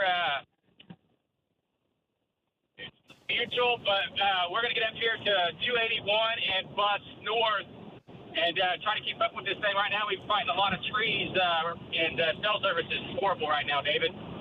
Okay, all right. Well, stay with it, Brandon, and keep moving it northeast. And what's the speed, guys? Are we still 30, 35 right now? I'm 35 right now. Okay, 35. Okay, so let's go back to Lynx 1 in here. And, boy, the hook's trying to tighten up. And it's moving more easterly. It was heading up towards Bouse Junction. Yeah, it we'll is. see. It may swing north. Maybe a but couple it of looks nickels in there. We'll go ahead and push all the way in. And this is going to be North Newcastle, I-44, Southwest Oklahoma City, and Westmore, Highway 37, I-44 right there. That's got some dimes and nickels with it. You see the motion. You see the motion here. You're talking about more Southwest Oklahoma City, OCCC, 240, I-35, Crossroads Mall, Southwest Oklahoma City right here. Dimes and nickels, thunder and lightning and heavy rain coming in right now. They're approaching severe levels, but they're not especially severe, but they do have some small hail. Let's go back over to Max 1. And we're going to go from the metro back up to this giant supercell up here with a big, deep mesocyclone on it and another big, deep mesocyclone east of Sealing to the just west now of Canton Lake. And Aaron Brackett is now very, very close to that, moving into Blaine County. So got the chopper up here as well. Let's go back over to Corey Inman with an update on that. Corey? Yeah, Mike, coming into the west side of Sealing, just a tremendous amount of rain. We're shooting into that area there where we had the tornado earlier. Inflow is really starting to increase one more time here. So we're going to pull over and kind of see what happens here. This is what it did previously before we had that tornado. Because this storm is getting a little bit stronger as it's making its way up I-44 here. Okay, let's go back out to Chester. Let's go back up to the Chester storm where we have Shane Helton. Shane, what do you see? Okay, so watching that storm that came in over Mutual area, it's still holding together. It's still producing some funnels and things like that. It's still got a lowering. I can see a funnel in it over there on the west. It'd be west of Chester. Now, the storm that was in the Chester area that had the warnings, I still haven't been able to see anything off of it. Of course, there's probably rain between us and it. And then the storm that was south of Sealing, it has gone east. And we did see a quick funnel on it, and we could see the lowering on it. But as of right this very minute, I think there's rain between us and it. I can still kind of see it, but not very good. So I can't really say what's coming off of it. But I can definitely say the one that came from the Mutual area is going to probably go north of Chester, and it's still making funnels and things like that. Right now, right this very second, I don't see his way up to the north here. All right, let's go to Lynx 1, and there's your hook. Marty Logan is also now back in that. That storm is pulling in the storm to the south. It was 3 supercells, David. The middle. Yeah, so you're north. I got you there. And I'm not sure what's going on there exactly. Right, supercell that another tornado on the ground. Let's go to Brandon. Let's go to Brandon. Brandon Wells, go to his shot control room. Take Brandon. Go ahead, Brandon. I don't see it. Hold on, Brandon. Andrew. Pat him up. A tornado on the ground. 1, 2, 3. Just to out my driver's side door. It's going to be just to our north. Tornado on the ground. It's not real big. It's small. There actually may be 2 cones right there, David. We're going to get here to 281 and turn north, and you'll be able to have our shot. But it's right there, David. All right, but also, Brandon, remember, when you go on 281, your roads east of 281 are not very good. You're going to have to kind of maneuver, and their storm is moving almost due east now. So you're not going to have very good roads if you go too far north. I know you know that. I can't hear David. I can't hear David. Okay. Can you hear me now? Yes, I can now. Okay, here's what I was saying to you, is that when you go north on 281, your roads east off 281 are not that good. So just keep that in mind as you're kind of getting into what we call no man's land east of 281 up in Major County there. The roads are kind of sparse, and you're going to have trouble getting to your east. So just keep that in mind when you make your way to the north. All right. We may take 412 east. Okay. All right, and you can still, you're fine. Let's go. Whose shot is that? Is that Brandon's shot right there? Okay, that's Brandon's shot. And okay, there it is. Is that it right there? Is that the tornado? Yeah, zoom in on it. Hang on a second here. Yeah, keep going, Brandon. Keep going. Yeah, David, that's it. That's it. It's big. It's a big one. There's a tornado on the ground right now. This is a tornado warning now. This is going to be, Brandon, what are you on 281? Yes, David, we are on 281 moving north. Yes, okay. sir. Okay, keep going here. You're losing your shot. Cell coverage up here is just not very good. Let's go to Marty Logan. Let's bring in Marty Logan. He's on the same storm. He's right there. Marty, have you made the turn yet? Give us an update on what you're seeing. It looks like the tornado's on the ground, Marty. Go ahead. Give us an update. Well, we're in a parade right now. We're almost to Highway 281, getting some rain. We cannot see the tornado from here. We can see the wall. There's several of us on the road right now. We're going to come out north of Chester, and then we will go north on 281. Our only other east option is dropping down to Chester, which would take us well out of the action. So we have got to go north and then go on up to Bouse Junction and go east. Back to you. It's not good because it's going to put you way out of play, but it's just what it is with the roads. Okay, so folks, let's go back to Lynx 1 and cell coverage up here. We got to remember, everybody and their grandmother and great-grandmother is out chasing today from all over the world. Cell coverage, again, 5G, it's just a nightmare. Sorry, but it is. And it just cannot handle the amount of trackers that we have out. That's why the video sometimes goes frozen on us here. All right, so the tornado. It is very possible that there could be a tornado. Wait, and that right there, look at that, Tucker. Is that right there a big tornado right there, too? Yep. Oh, my gosh, Damon. I just turned my head over and looked over and saw this. Got confirmation from Tucker. He agrees. This is a huge tornado that is east now of Griever Canyon. So it's going to be heading towards the Cheyenne Valley area. So we definitely need to be keeping a really close eye on this. Anybody out there? I know there's a house or two out there. Guards live out just on the east side of Cheyenne Valley and a couple other houses in that area. Folks, take your tornado precautions now. I am seeing a very large tornado. I'm coming into the rain now, so we lost it, but it is a huge tornado. I do not see it on the ground right now, but there is a lot of motion here and it just crossed east on 281.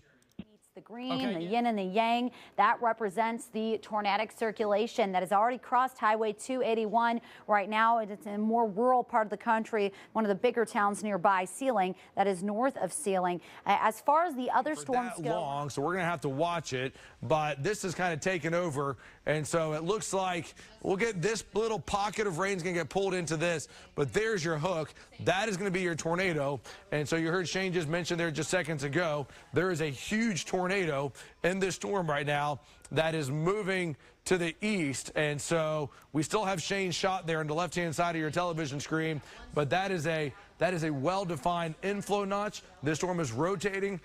This is going to be north of Chester. We're looking for debris right now up inside of this storm. There is indeed debris right there. It is that blue that you see right there. And so that is when you heard Shane mention there's a big tornado. We're now picking up quite a bit of debris up inside of this. Looks like Shane, let me go back out to Shane right now. Shane, we're picking up debris inside of this storm here. Shane, what do you see? Back to the maps right now, and we continue to track these supercells. What's been happening There's is that great big huge one that is east of Cheyenne Valley. East of Griever Canyon, which if we cut out, because we're going through Griever Canyon now. But then there was another one that was on the north side of Griever Canyon, and we're almost fixing to come up on it right now. Here in just a moment, we're going to be coming out of the rain. I can see the end of the rain. The right side, the left side. Jim, an incredible shot. And inside that ringer in the bell is where we have that tornado there that's been up and been down. Go ahead, give us an update. What a shot from Jim Gardner. Go ahead, Jim. Yeah, that's right, David. As we pan back to the left here a little bit, you can see just almost right in there, you can see the bottom of that bell, David. This is just a massive storm. We are right on the west edge of Canton Lake, shooting back to the northwest, tracking this. The wind is just howling, David. It is just howling out here. But again, that is a storm. It's very impressive as we come back to the right and show you that massive cloud. And like I said, right underneath it, you can kind of see the lowering right in there, David. A lot of hail, a lot of rain. Big bad storm. We'll keep you updated. Jim Gardner reporting live from Bob Mills. Back to you. All right, nice job, Jim. Great shot. And folks, he can't see this because this is tucked back in here so far. And if he flew in that, it'd be a death wish. So he's not going to do that. But this is an inflow feeder band coming in on the east and southeast side. And I'm telling you, that's impressive, right?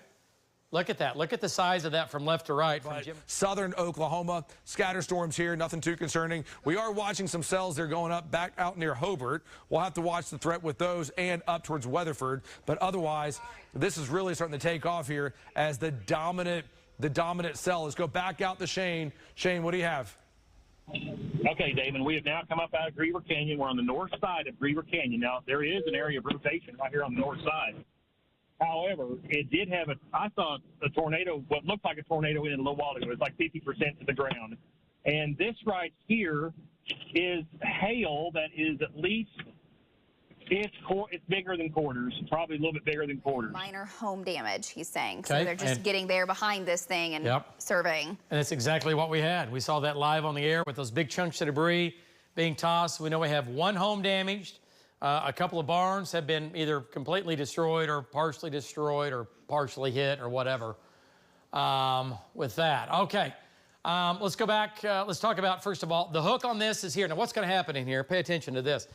This little storm here that came in from the south, went right over Sealing, that's going to go into this. That's going to disrupt this mesocyclone.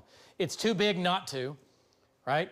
And it's not, basically, it's not small enough to not. Brandon's got a shot. Okay, let's go back to Brandon here. And that right there, that hook, let's go to Brandon Wells and bring it in. Brandon, there's the meso right in front of you. Looks like you're looking due north. What do you think? What's it doing? How tight is that? David, it's not real tight, but it's got a nice feeder band that's coming in from the left side of it. We're right now on East 0510 Road, and it's right there. So. But I think the stuff that's just this cell that's to its south and east is going to disrupt this, and we're going to have a new area as we speak. And so that will be the left split here. That we've been tracking for a while, now coming into western Garfield County. Real quick, Jonathan, let's just go into Garfield County. That left split that we've been tracking for a while is now coming up just west of Enid. So for those in the Enid area right now, we're about to get some pretty large hail on the west side here. You can see it's all getting pulled up into the storm here. So Enid, the storm that's coming into town at this very moment, this is going to be a hailer, but it's going to have some big hail in it. I believe at least looking at golf balls, that's lifting up to the north, and it's all basically now connecting, it feels like, with this entire supercell that is out to the west. So Vance, right about now in the next 5 minutes, downtown Enid in 10 minutes here, North Enid in the next 20 minutes, and then we go into Breckenridge at 7:08. So just want to give those a heads up in Enid, what is coming in your direction. So you have hail coming in first in that storm, and then this storm is just rotating, and it's rotating pretty significantly right now just east of Cedardale. Here's your rotation couplet. That is going to be south of the... but don't see anything on the ground right now. There's a little bit of upward motion there on the left side of the wall cloud, and you can see the rotation with it as it wraps in there. So right now, nothing on the ground, and this is 2 to 3 miles to the east of Chester looking north. Okay, thanks for that report. Yes, we appreciate that. Golf ball size hail just west of Drummond. We're getting more reports of some large hail coming out of these storms. So that is one consistent thing for sure. I'm trying to find out the latest information here. Yeah, so that was definitely a confirmed tornado. It still has a hook with it. We have a PDS tornado watch. This continues until 11 p.m., so we're not done yet. Some storms rolling up into the South Metro. I want to tell you they are not severe, so that's important to note. Also, what is not severe at this time, I know we're under a PDS tornado watch. If anything, showers moving through the Metro right now is a good thing. It can rob potential future energy. So taking a look, you can see able to grab that inflow that it had just a minute ago. It may struggle. When I say struggle, it's obviously a really, really intense, severe storm. So, but it may just not make a tornado until it can grab that. So we're watching this closely here. We'll let you know if it gets a hold of that and if it starts to ramp back up again as it heads into the area of Fairview. Back to you. Okay, I know you're watching this one right now, and so for northern Oklahoma, if you are in Ponca City, Perry, Enid, north of Stillwater, this is a storm that's going to move in the vicinity of where you are here in the next, right now it's 6:45 in the next 2 to 3 hours. And what really concerns me is you've been hearing myself and Jonathan and our team here and Sabrina and Taylor as well over the last couple of days is that the tornado risk was going to continue well into the evening. And so as we begin to bring in some lower level winds, some strengthening low level winds, this storm, if this is in central Oklahoma in the next 3 hours, 2 to 3 hours, this is going to continue to pose quite a tornado threat. So it's already produced a couple tornadoes, and it's going to continue to basically merge into one big storm here as it moves to the east. And so Ponca, Perry, even north of Stillwater, you're not going into your tornado shelter yet. You still have a ways to go, but I would go ahead and start thinking about, okay, if a tornado warning is going to be issued in the next hour and a half, where do I go? What do I need to do? You need to start, having that conversation. And so here's where we are right now, watching 1, 2, 3 tornado warnings right now, 3 areas of rotation. This should at least probably in the next hour become just one dominant area of rotation. Large hail, though, on the southern flank of this. That is going to be near Longdale, northwest of O'Keene. That is where we have Derrick right now. Also another hail core that's going to be down by the Bowles Junction here. That is going to be north of Chester. That is moving towards Clio Springs and Orienta. Looking at our winds right now.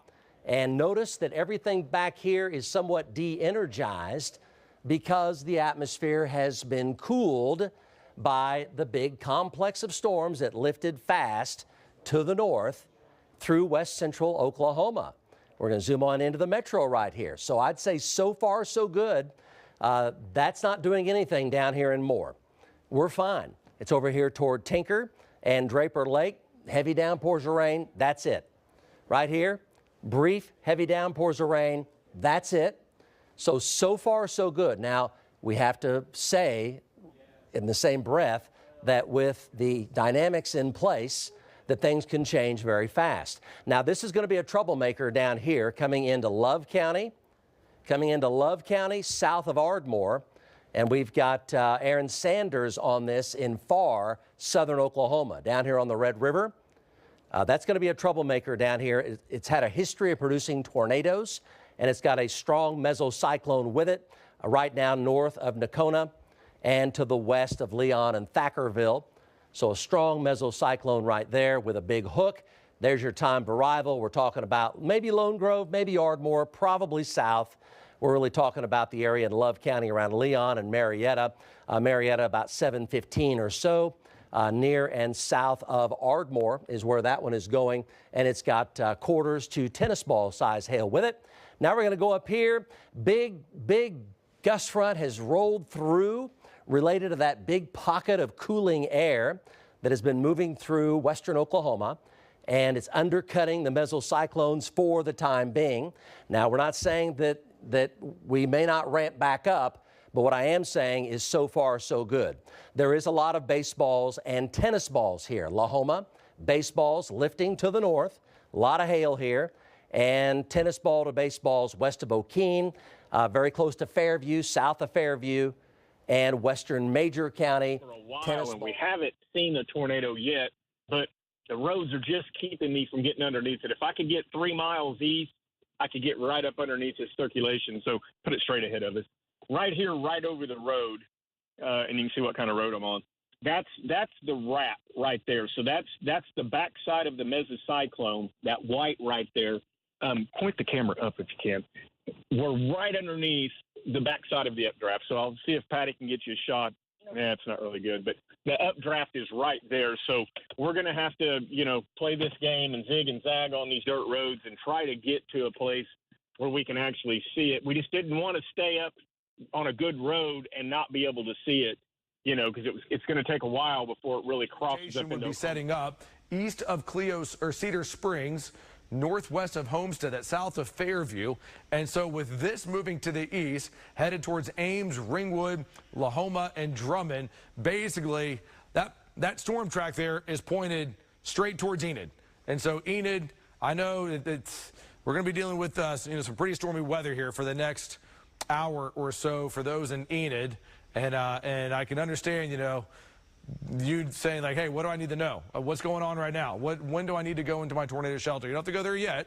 Again, the storm that's over town right now in Enid is not tornado warned, but all of these storms are basically pointed straight into Garfield County. So Ringwood 726, Wacomas 757, Vance right around 8 o'clock, and then Enid a few minutes thereafter. So basically in the next hour or so, with these storms moving to the east. Real quick, let's pull on out here, Jonathan, to show everyone what's going on, where these storms are in comparison to where they live. And so Perry, Ponca City, you have this storm coming in. And then we have other little scattered cells that are not severe from south of Watonga, scattered around the metro. And then we have this tornado warning that Nick Smith is on that is down to the south. Look at that right there. That is an inflow. And this storm, by the way, has produced a significant tornado down in Texas, and it's now about to cross into Oklahoma. And so it's still technically just barely south of the Red River. But as we look to the east here, here's I-35. Anyone from Marietta up towards Ardmore watching this one. And we're watching it closely because I know this is an area that was impacted by quite a bit of severe weather. A couple of weeks ago. Let's check in with Scott. He's going to make his way back over, and he'll get back over here out ahead of this. So Marietta down to Thackerville. If you know anybody, you know what I'm talking about. Grandma's at the casino on Memorial Day weekend. The big casino down here. You got to call people and give them a heads up. This west, and this is just straight west of Homestead, and this is that storm or that cell that we've been following that had all those tornado warnings on it, and we just saw this. It's a lowering that really has some rotation in it. Now, the base of it is pretty high, so it's not very low to the ground, but we're going to watch it because it does have a lot of movement. As Francisco zooms in on it a little bit, you can see it is kind of rising up into the cloud, but there's still a lot of activity in this cell that we're going to take a look at. We just got here moments ago, so we're gonna watch this one closely, Damon. But you certainly will be watching it closely as this storm, again, is not warned, but this is going to be out by Homestead. Okay, let's go back over to the radar once again. And so there's Derek right now. There's Shane on this as well. Let me check in with Shane. Shane, this is turning into just a really big wet supercell that we have right now. We see you right now near Cheyenne Valley. What's the latest right now with your storm there, Shane? Okay, so when we come out of Beaver Canyon there after we talked to you last, we thought we could still see a large tornado. It actually looked like the tornado was still on the east side of Beaver Canyon. Now, we got up to Bass Junction. We went east. We're on Highway 412. We're in heavy rain. We did see some high winds. I'm going to say they were probably over 50 mile an hour. We are still, like you said, we're near Cheyenne Valley. We're going to punch through here, and we're going to get right back into the area where we can see what's going on. It's really hard to see when you got this heavy rain. But I've got Tucker and Eric both with me, both my faith partners. They're riding with me today, so we're out and about. And okay, let's go back over to radar here. So the tornado warnings do continue, but right now, no immediate indication of tornadic activity. This area of Hook here, south of Fairview. This is plateaus right here by Cheyenne Valley. So as soon as we see something out, there's some hail there too. So as soon as we see some more hail or something else, we'll let you know, David. Back to you. Okay, so still watching the storm here, still spinning, still rotating. What it looks like right now is that there's a lot of storms here that are kind of interfering with each other. I think eventually this is all going to get cleaned up into one healthy supercell as it moves to the east here. So basically, I know it looks like just a big bucket of spilled paint all over the place here, but this is all going to eventually merge into one because we're still watching the storm over Enid, still watching this cell that's going to be out by Cheyenne Valley, and your area of rotation that is going to be out by Orienta. So for those that are watching right now, if you're going to be up in the Ponca City, Blackwell, Newkirk, Tonkawa, Pond Creek, Garber, Enid area, this whole complex of storms is currently lifting up in your direction right now. And so the chance for storms is going to continue to increase over the next little bit here. Jonathan here highlighting exactly where we are finding some areas of spin here. But if you look at the radar, so what we wanted to do here, and we're going to try to get east so we can get eyes on this Fairview, the lowering on this Fairview storm. And then back north. Okay, all right, nice job, Brandon. Well, just keep doing what you're doing. Get back east. And I want to point out, you folks in northern Oklahoma, Helena, Jet, Nash, Jefferson, let's talk down the line here. Lamont, Blackwell, Hunter, Carrier, Enid again, because this is going to be coming in from the southwest. Okay, so anybody, if you live north and east of these storms up here, Jefferson, Lamont, Ponca City, over to Marlin, Red Rock, Garber, you really need to watch these storms, okay? 2 tornado warnings right here. Hook developing now south of Fairview. Tornado warnings for Fairview. Here's your storm tracks. And let's do the first one here back to the southwest. Orienta at 718, Ringwood 740, Lahoma 755, Vance Air Force Base. You just had that one storm. Here comes the next storm. We got a paved road, Andrew. We got a paved road. Andrew, can you kill him, please? His shot. Don't kill him. Just his audio. Yeah, I got it. Sorry. Hillsdale 808, Vance 813, Enid 815, Breckenridge 829, and Jefferson at about 833. Now we've done that on the hook back here, making its way to the northeast, but really up towards Helena, Carwell, Goltry, right in here. Right in here is what I'm concerned about with this line in here. She's got it pretty far south, just to be safe, but this thing is starting to lift a little bit more off to the east-northeast now. Okay, and the southern storm, let's lapse this, Cassie. Okay, go ahead and include Ringwood in that. Just tilt this thing. Yep, get Ringwood in here. Okay, Magruder. Oh my gosh. 718, Ringwood 721, Lahoma 735. So there looks, you see these things here just basically spinning right now, but it looks like this, I tell you what, this storm is definitely not done. This thing is We may not be that far away from yet another tornado warning. I mean, Sky 5 is right in the perfect spot. So if this thing touches the ground, you're going to see it right here from Chase and Derek and Shane looking at this inflow right here. Let's check in with Shane right now. Shane, watching these storms moving to the east. Shane, what's your update?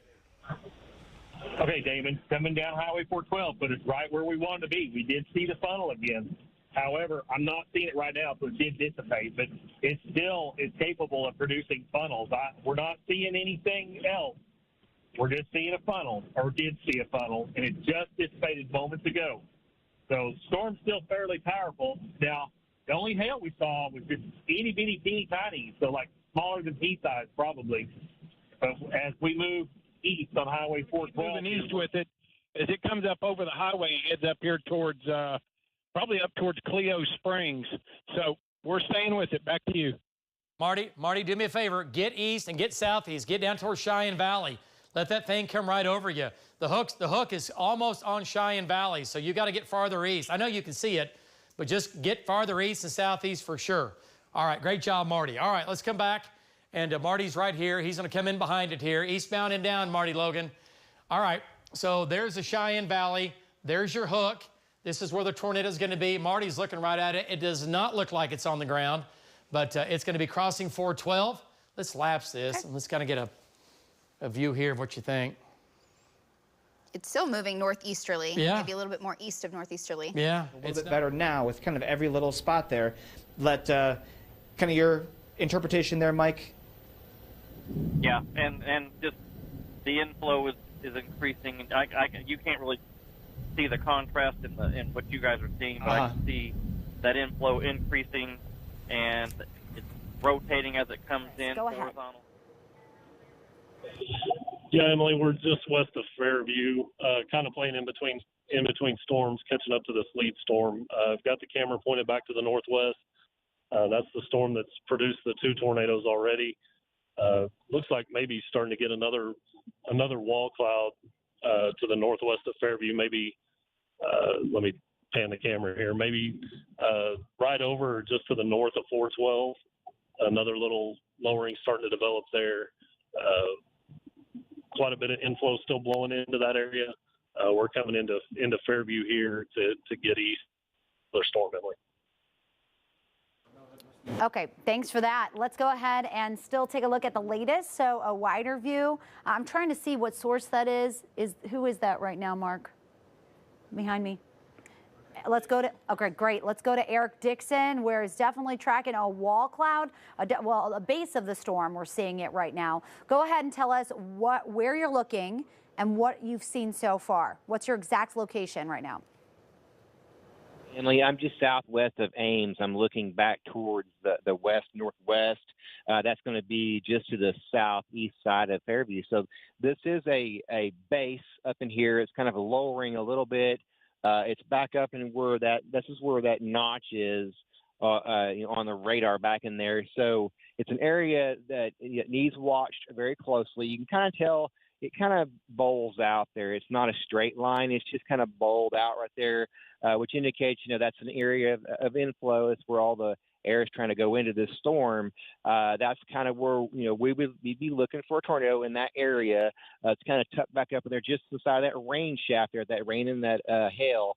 So we're keeping a really close eye on that particular spot here. We finally got out in the clearing here. These storms were really hauling. They got a lot of heavy rain and a lot of hail. So we was able to get out of that and get to the south of the storm and watch it real closely here. But we're just to the southwest of Ames right now, so we have a good road to go east with this. Emily? Okay, thanks for that. And the storm he's on right now, we're really seeing that hail core northwest of Ames pulse up, and that has been a huge hazard for the past couple of hours. Numerous reports of baseball-sized hail, and that's going to do a lot. Okay, let's zoom in on Jeremy here. I want to make sure we get this right. I don't want to mess this up. Go ahead and zoom in on Jeremy here. I just want to find out what his roads look like.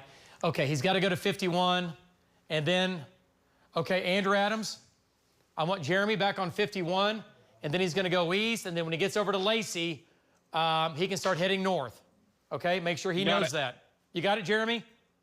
Yeah, I got it. Okay, Here's a shot of the base, and where you can look at the base kind of better. All right, before I turn around. But okay, I don't see. So it's just really right back to my north in there. Yep. Yep, I see. Okay, get to 51, get east, and then get back north. That hook is still there, but it's going to your northwest now. It's about 10 miles away from you. 45 miles per hour. At that speed, this would be running east of I-35 after sunset. And so for Ponca City, Perry, as you go out towards Pawnee and into Osage County, this is a storm that may be, definitely increasing as a low-level winds. I don't expect that we're going to see any storms develop behind this. Now, there are some down in southwestern Oklahoma, but this is probably going to be our final push of storms that we have here for today. So PDS tornado watch remains in effect for this storm. You can see here 7 o'clock. All of our tornado warnings here just dropped off the radar, but given the dynamics, we're not even close to being done with tornado warnings. These storms are just going through a cycling phase right now. So what we have for Enid out towards Lahoma, and even as you make your way all the way out west of Cleo Springs, are essentially west of Fairview, a couple of miles shooting back into it. It's pretty rough up here, man. We got a lot of turbulence, but it's a big storm. And as we pull out there, you just see Greg just panning along this storm. It's still a massive. There's a lot of hail in front of this. We had some really big hail shafts, but they kind of went away there before we could get them on the air. But it's dropped a lot of hail, a lot of rain, and it is still dangerous. David, Jim Garforn live for Bob Mills, Scott News 9, back to you. All right, so there's Jim's shot, and obviously you can see what he's looking at. It's a wall of water and hail with the possible tornado here hanging out on the backside. Doesn't look like it's on the ground right now. And Lacey, Cassie, Andrew, it looks like that storm might have weakened just a little bit in the last 10 minutes. Storm. Maybe slightly. I don't know. I'm just looking at it here from radar. It's still, don't get me wrong, it's still strong, but I think it's a little bit smaller. I know their storm has come down. Yeah, you could see the hail core coming down, everything coming down some with the storm moving towards Orienta. And even that's coming down. Some of the striations in the rotating supercell here as well. This again is about 2 miles west of Waukomis. We're just moving west of Waukomis, and the storm is coming right at us. The little kind of stinger tail that was there near Fairview is likely the area of rotation that we're showing you. So again, there is some inflow coming into the storm. Our south winds are not strong right now. They're not strong, not nearly as strong as they were near I-40. But again, this is a pretty big complex of thunderstorms, lots of lightning that's coming right into the Enid area. Enid has that hailstorm from earlier that has kept going for over 2 hours, and then there's more behind it. So following this as it comes into parts of northern Oklahoma, Emily. Okay, thanks for that report from Aaron Brackett. Yeah, great analysis there, and this is what he's looking at. So showing, you see the deep shades of red over Ames. That represents those higher winds heading east. So many threats today. Of course, the potential of damaging winds. What we are concerned about is that we head towards the evening hours, and this is what we've been seeing all season long. The tornado risk goes up as the sun sets. Now, the ongoing storms, that's going to rob a lot of potential energy. And so we're hoping that will help things out. But we still have a large PDS tornado watch, and that's going to continue all the way until 11 p.m. So let's take a look at the wider view. And you're seeing right now the storms that are continuing in northern Oklahoma. Look at this loop. This is looks like, again, up near Fairview. Let's go back down to the Oklahoma City area. By the way, before we do that, let's go back to Links 1. No tornado warnings. Look how fast that's changed. We've gone the other way. No tornado warnings now with the Orienta storm, or we're calling it the Fairview storm, if you will, and no tornado warnings with the Fairview storm to the east or the Orienta storm, okay? No tornado warnings with those. And this is that left split storm, that left storm that has been producing wind and hail, still a supercell. So we have 1, 2, 3, 4 storms. Alva, storm coming into you. It's not quite severe. You're going to have some small hail and gusty winds with that as it makes its way in from the west and from the southwest, okay? But nothing crazy out of that right now. All right, let's come back to the metro here. We do have storms increasing across Oklahoma City, and everyone's kind of getting, oh boy, what's going on? I get it. Val is in the north metro here, and these aren't too strong right now. Lightning strikes, a little bit of lightning up in the Edmond area. And again, Arcadia Lake, all the lakes, people outside. Saturday evening, I get it. Holiday weekend, I get it. But, lightning can kill you. So let's not have that happen, right? So if you hear thunder, go inside, get in your car, go in your house. If you can hear thunder, you can be struck, right? And today we've had lightning strikes 30 to 40 miles away from the actual storms. 40 miles. That's from like Edmond to like Stillwater. Okay, so, all right, so Edmond, thunderstorm coming in. Do we have any hail in this? Did you guys say we had some small hail? Hail detector was showing up to pea size, but that's it. And that was like 10 minutes ago. Okay, looks like that might have come down some. What do Vills look like in this? Are we ramping up or are we just kind of holding our own? It's still on the very low end. Low. Okay. All right, so that's good. So Edmond, North Oklahoma City, not severe, small hail, very small hail, gusty winds maybe 40 to 50 miles per hour, and quite a bit of lightning and thunder. But it's going to get loud in Edmond. You're going to get a quick shot of rain. All right, let's turn back to reflectivity. This is really good, really good news. A little bit of spot hail up here in the Edmond area, heavier downpours of rain. But nothing too big and too bad. This is a big supercell here. So the Windstar, Leon and the Windstar here, eventually Windstar right here, Thackerville. So north of the Windstar, south of Marietta. Aaron Sanders is down here in southern Oklahoma. Now, this is down in Love County on the Red River with a live update here. Aaron? Yeah, Mike, we're going to be heading southbound on I-35 right now, just south of Wynnewood, heading to get a good intercept path and get set up on the storm down here along the Red River. I don't really have any eyes on anything at the moment. We're still pretty ways up north of the storm, but we're making our way down there. We'll be down there probably about 20, 30 minutes. We'll be set up on the spot for y'all. Back to you, Mike. Thank you so much. Let's go back over to radar here. So, again, this is way down the Red River. There's the red and the green. It's been a confirmed tornado producer many times here, tracking due eastward into... You know, we had the Chester storm. It tried to take over, but this cell that's near, just northeast of O'Keene, right? It's just northwest of Ames.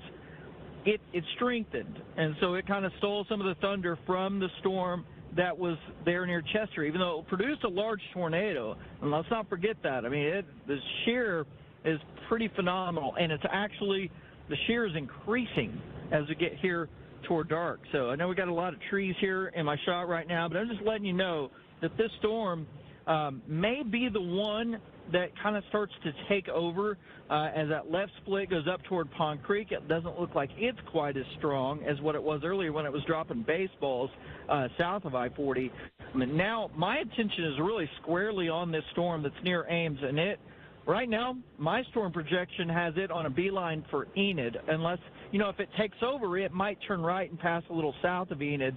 But I think this is the storm to watch, no doubt about it. And we all feel the same way in here, you know, as we're flipping back, and we just have to analyze this live on air. But this is becoming the dominant storm, whether it's from a hail perspective, which, you know, Enid, you're about to take on some big hail, but the storm is starting to show more rotation, very close to Ames. Now, Derek is right there. Shane is out by Orienta looking at another area of spin. And then Michael he's at a good spot in which he can see what is being pulled into the storm. And so from a scientific standpoint, this storm is surrounded, and we're able to get the perfect visual of what's going on here. But you can see this kink, this bend into the radar that is now becoming more evident. It's not flat running west to east. It's now beginning to get pulled in. This could be the early stages right here just northwest of Ames of a developing hook. And so for those up in Enid right now, Enid, you're still in a severe thunderstorm warning, but Enid, anywhere from Enid down to Wacomas, I would be prepared for a tornado warning to be coming out soon. It's not there yet, but just a heads up, you know, Enid with the towards Lakiba. We need to watch it as it makes its way east-northeast. So really, so far we've had at least 2 tornadoes today up in northwestern Oklahoma, southwest of Mutual, northeast of Mutual, and then a little farther northeast of Mutual. We've had 2 tornadoes at least confirmed. We had those live right here on News 9. And we've had some big gargantuan hail. We've had softball-sized hail. And again, that's moving off to the northeast now. Let's take a look at the video from earlier and give you an update on that. So in Edmond, nothing severe. We're watching it, though. We have trackers here. Let's go a little further. Okay, let's take a look at the first one. And you can see the tornado clearly on the ground. There's your cone rotating, not very fast. It's kind of slow rotation here. And it's still enough to do damage. Winds are still over 100 miles per hour. Don't get me wrong. And you can see the debris cloud on the ground. Right, here's your debris. And to be able to see it. So we're now starting to see some inflow scud on the northeast side of the wall cloud now being pulled in. That's the warm air coming into it. There's that strong inflow. Oops, I don't know what that is. I just hit something in the road. So they have some strong winds come through here in Ames as well. So that's looking at and for that, or maybe even that inflow. I'm not sure. We'll have to see what it was here in Ames. But it was this storm means business in Ames, and I'm curious like they do. Okay, so Derek. Lower. Okay, Derek, so we're watching your shot here. And again, Derek's looking right at, he's going into the town of Ames right now. And so let's go back over to the radar. The inflow into it is getting healthier. The storm is getting stronger. The storm has when it has the fuel that it needs to increase, this is it right here. By the way, a lot of large hail. Let me just double check. I believe this is still dropping, still warned for 2-inch size hail. And it is, and 70-mile-an-hour winds. But that hail core just south of Lahoma by just about 3 or 4 miles. But this is getting stronger and stronger as it's starting to make its way up towards Enid, coming across Garfield County. Let me go out to Michael right now. Michael, I see some really large hail in front of you. The storm continues to look at least a little bit more impressive from a radar standpoint. It's getting stronger. Michael, what do you see from Storm Command? Yeah, right now, Damon, we're just coming into this area. This is where we go over to Ames, basically. We're just south of Drummond, and I know Derek's over there near Ames. We're going to look at it from a little different angle here, and I'll bring my 360 camera back around because we just turned the corner there. And so the camera will get adjusted on the contrast here in just a moment. And if that's here, but pretty pronounced lowered area over a very broad area is what I'm noticing, and so this thing has a lot of inflow into it that has a lot of moisture in it, and definitely notice that by how dark the clouds are just above the surface. For instance, let me show you. I mean, just look at that. So that's what's flowing up into this storm, and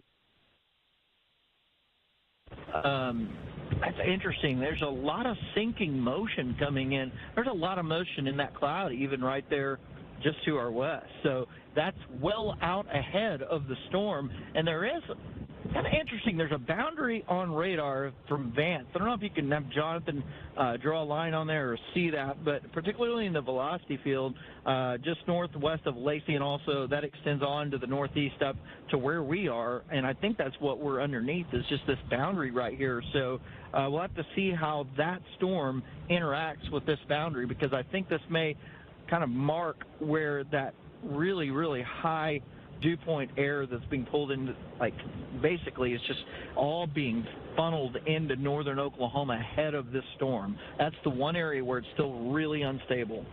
And we definitely see that there. And from what we see from a radar standpoint, it is still an increasing amount of mid-level rotation up inside of the storm here. So if anything, I mean, Enid, you're going to get some hail that's going to come in here. I mean, there's some hail. Yeah, wow, we are getting a lot of wind here. I'm not exactly sure why. If that's from the edge of the hail core and things that Kevin Joseph, you can show the grass maybe or some of the trees. We're looking due west, so this is going to be a northeast wind that is really strong, really, really strong here near the Drummond area, and lots of hail just barely off to our north. So that hail core is going to be a problem for Enid and Vance Air Force Base for sure as it moves into the south and southwest edges of town.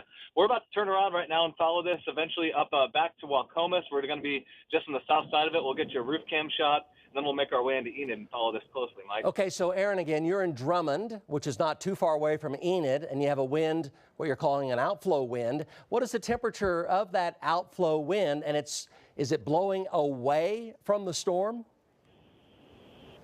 Yeah, it appears to be blowing away from the storm, but it might be trying to. It's now, the wind's changing. It's now becoming a north and northwest wind.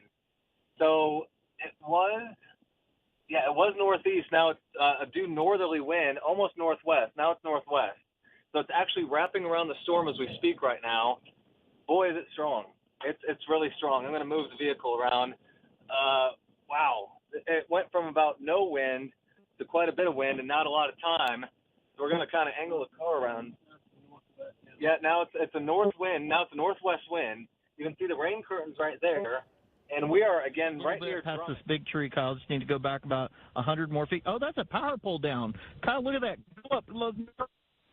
We're going to go forward now, Damon. We have a power pole that's been blown down right here. It's laying out toward the road. Give me just a second. We'll get up here to it. It's about, I don't know, a couple hundred yards down the road here, and we'll get up here to it. And I can see it leaned over.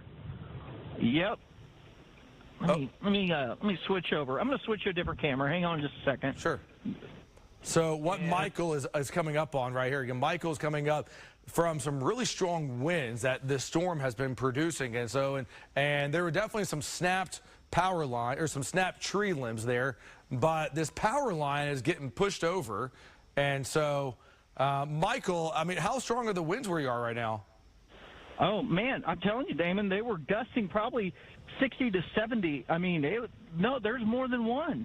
They're snapped off. There's at least 2 poles here that are snapped off. I'm going to give you, listen, emergency management may want to know about this. So where I'm at, I have a county road 2770 is the north-south road, and the east-west road is 530. Okay, so that's my location. From Ames, we the outflow, but there's also a big area of low pressure up there. So there's a lot of energy in those storms. Hail sizes are going to stay big. You're tracking it with Eric Dixon in that part of the state, and the chopper is there as well. Tell us what you got.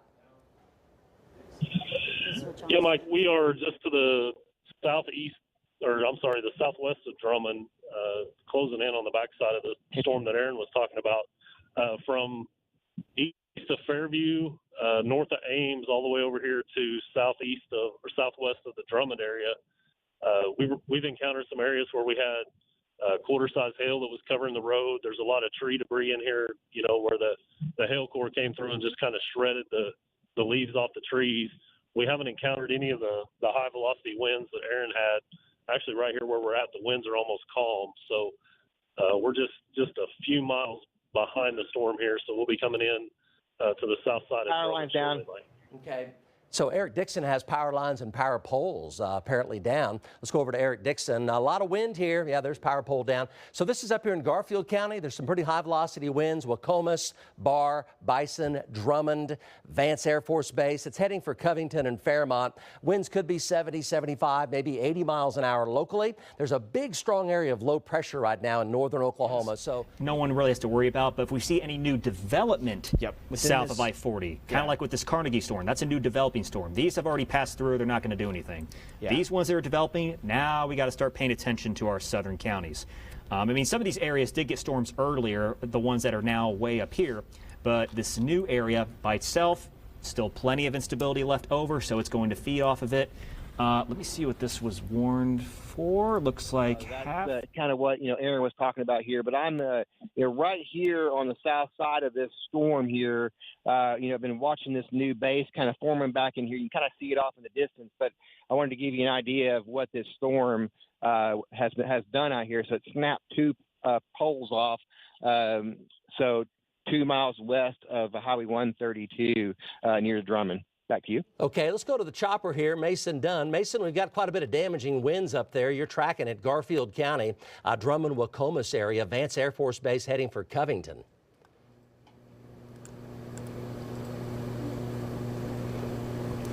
So this is the view from the chopper here in Garfield County. Here, you might make it, but Brandon, I think you're going to end up going north out of Fort Cobb. I'll be honest with you. By the time you get there, all right, sounds good. I'll pay attention. Okay, yeah. Keep an eye on that. Tom's right there too.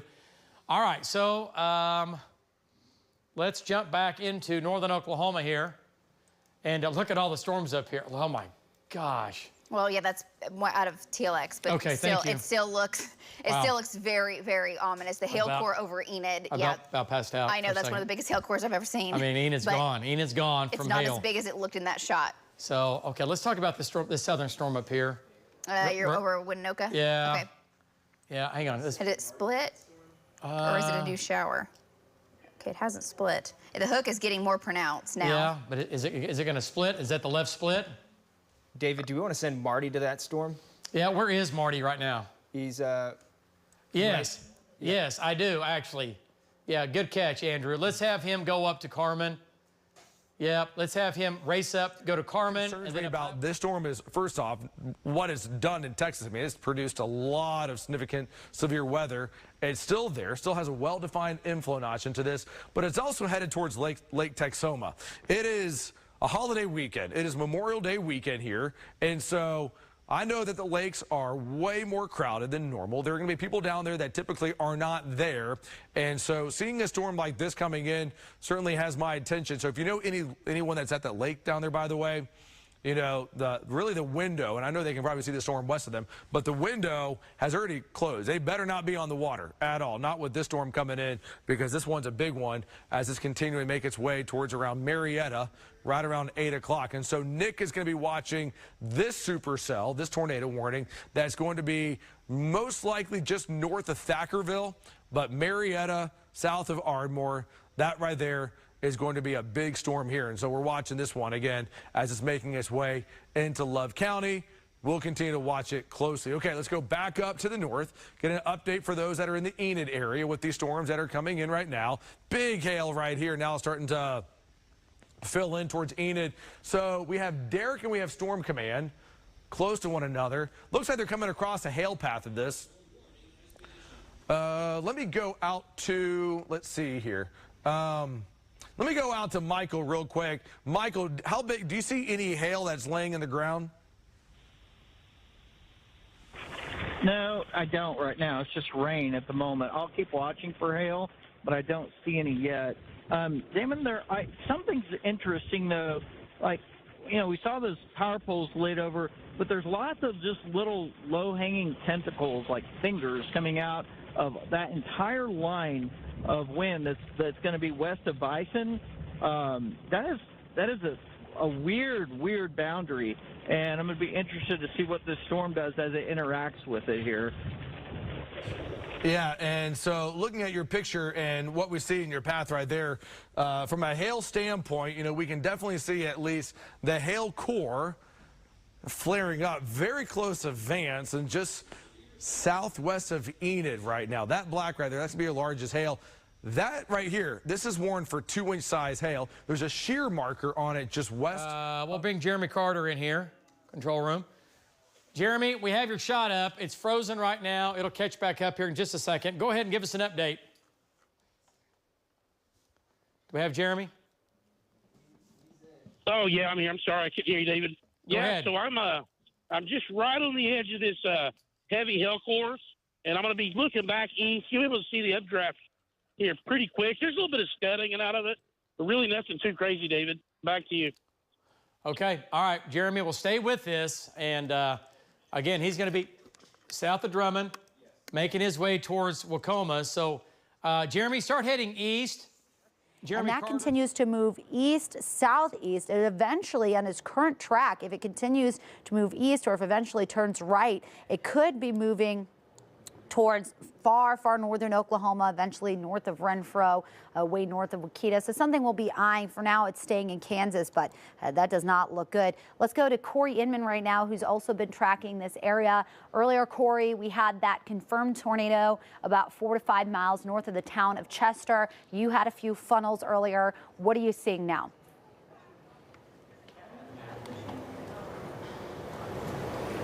Go ahead, Corey Inman.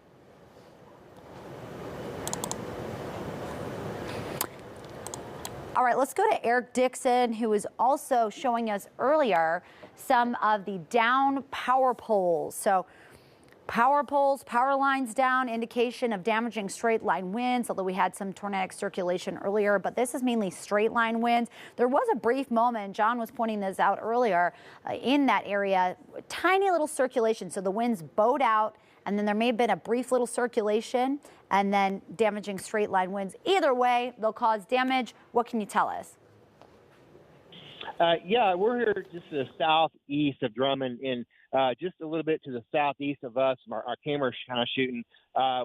We had a clear spot there for a second. We've seen what looked like a little bit of a funnel or a tag kind of coming down.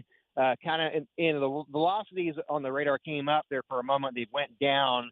That was at that same time, but definitely there was a look like a little funnel or just coming down off that base, but it has since gone away. But, we're back in the heavy rain here. We're kind of heading towards Wacomas right now, but, this storm is just kind of evolving. One meso will be there, and then it'll cycle down, and a new one will kind of form a little bit to the east of it and to the southeast of it. But, it's just something that's just evolving. You just got to keep up with it. But, these storms are moving at a very rapid pace. So, areas east of this storm definitely need to be aware that these storms are coming up on you very fast, and you won't have much warning. So you need to start wrapping up your activities it's evening of this Memorial Day weekend. These storms are, potentially moving into a little bit better environment that hasn't been worked over quite yet, just to the east of here. So we're going to watch it closely. Emily? Okay, thanks for that report. I want to take a look at the temperatures right now, and I'm going to give John Slater a high five. High five, John. He's going to be taking over some more, too. Yes, because temperatures now are in the 70s. Some rain-cooled air. That is a good thing when you're in a PDS tornado watch. Why? Because earlier it was hot. It was humid. Storms did go up, but what's happening now is some showers in the metro vicinity. It's caused rain-cooled air, and that really lowers some of the severe threat. Now, it is still late May in Oklahoma, and we're under a PDS tornado watch, so I'm never going to say that things are going away. We still have ongoing storms at this time. There's still tornadic threat as we head into the evening hours with a low-level jet picking up. Just east of Ames. So Yep. power poles down here, and they're leading to the south, so maybe I did see a bunch of larger tree limbs down in the Ames area. And Hank, you've caught it. It's just to your east. And Hank, you're closing in fast. It's just to your east. The tornado's going to be just a couple of miles east of you there. What do you think? What do you see? It's right there. Yeah, I just punched through the backside of the core. Okay. Well, he's in a Backside of the meso right now. So I'm moving to my east. We're somewhere near Courtney. I don't see anything on the ground right now. Oh, man, look at all the chasers. Oh, goodness. Well, we lost him. Okay. And Leafy shot up for a second, cut his mic. He's in and out. But look at all the storm trackers up here. Yeah, these aren't locals. These are people from all over the country. Okay, we'll do a storm track on that and look at all the storm trackers. There'll be tags from everywhere but Oklahoma here. All right.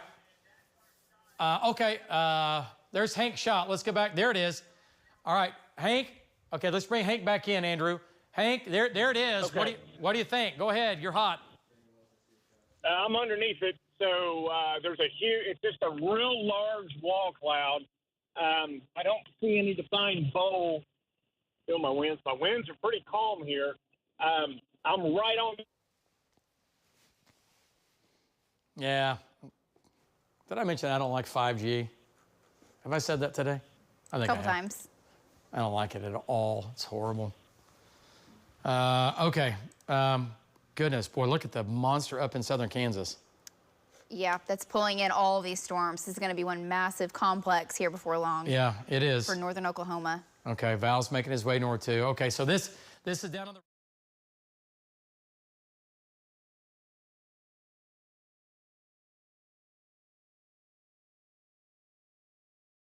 track on it.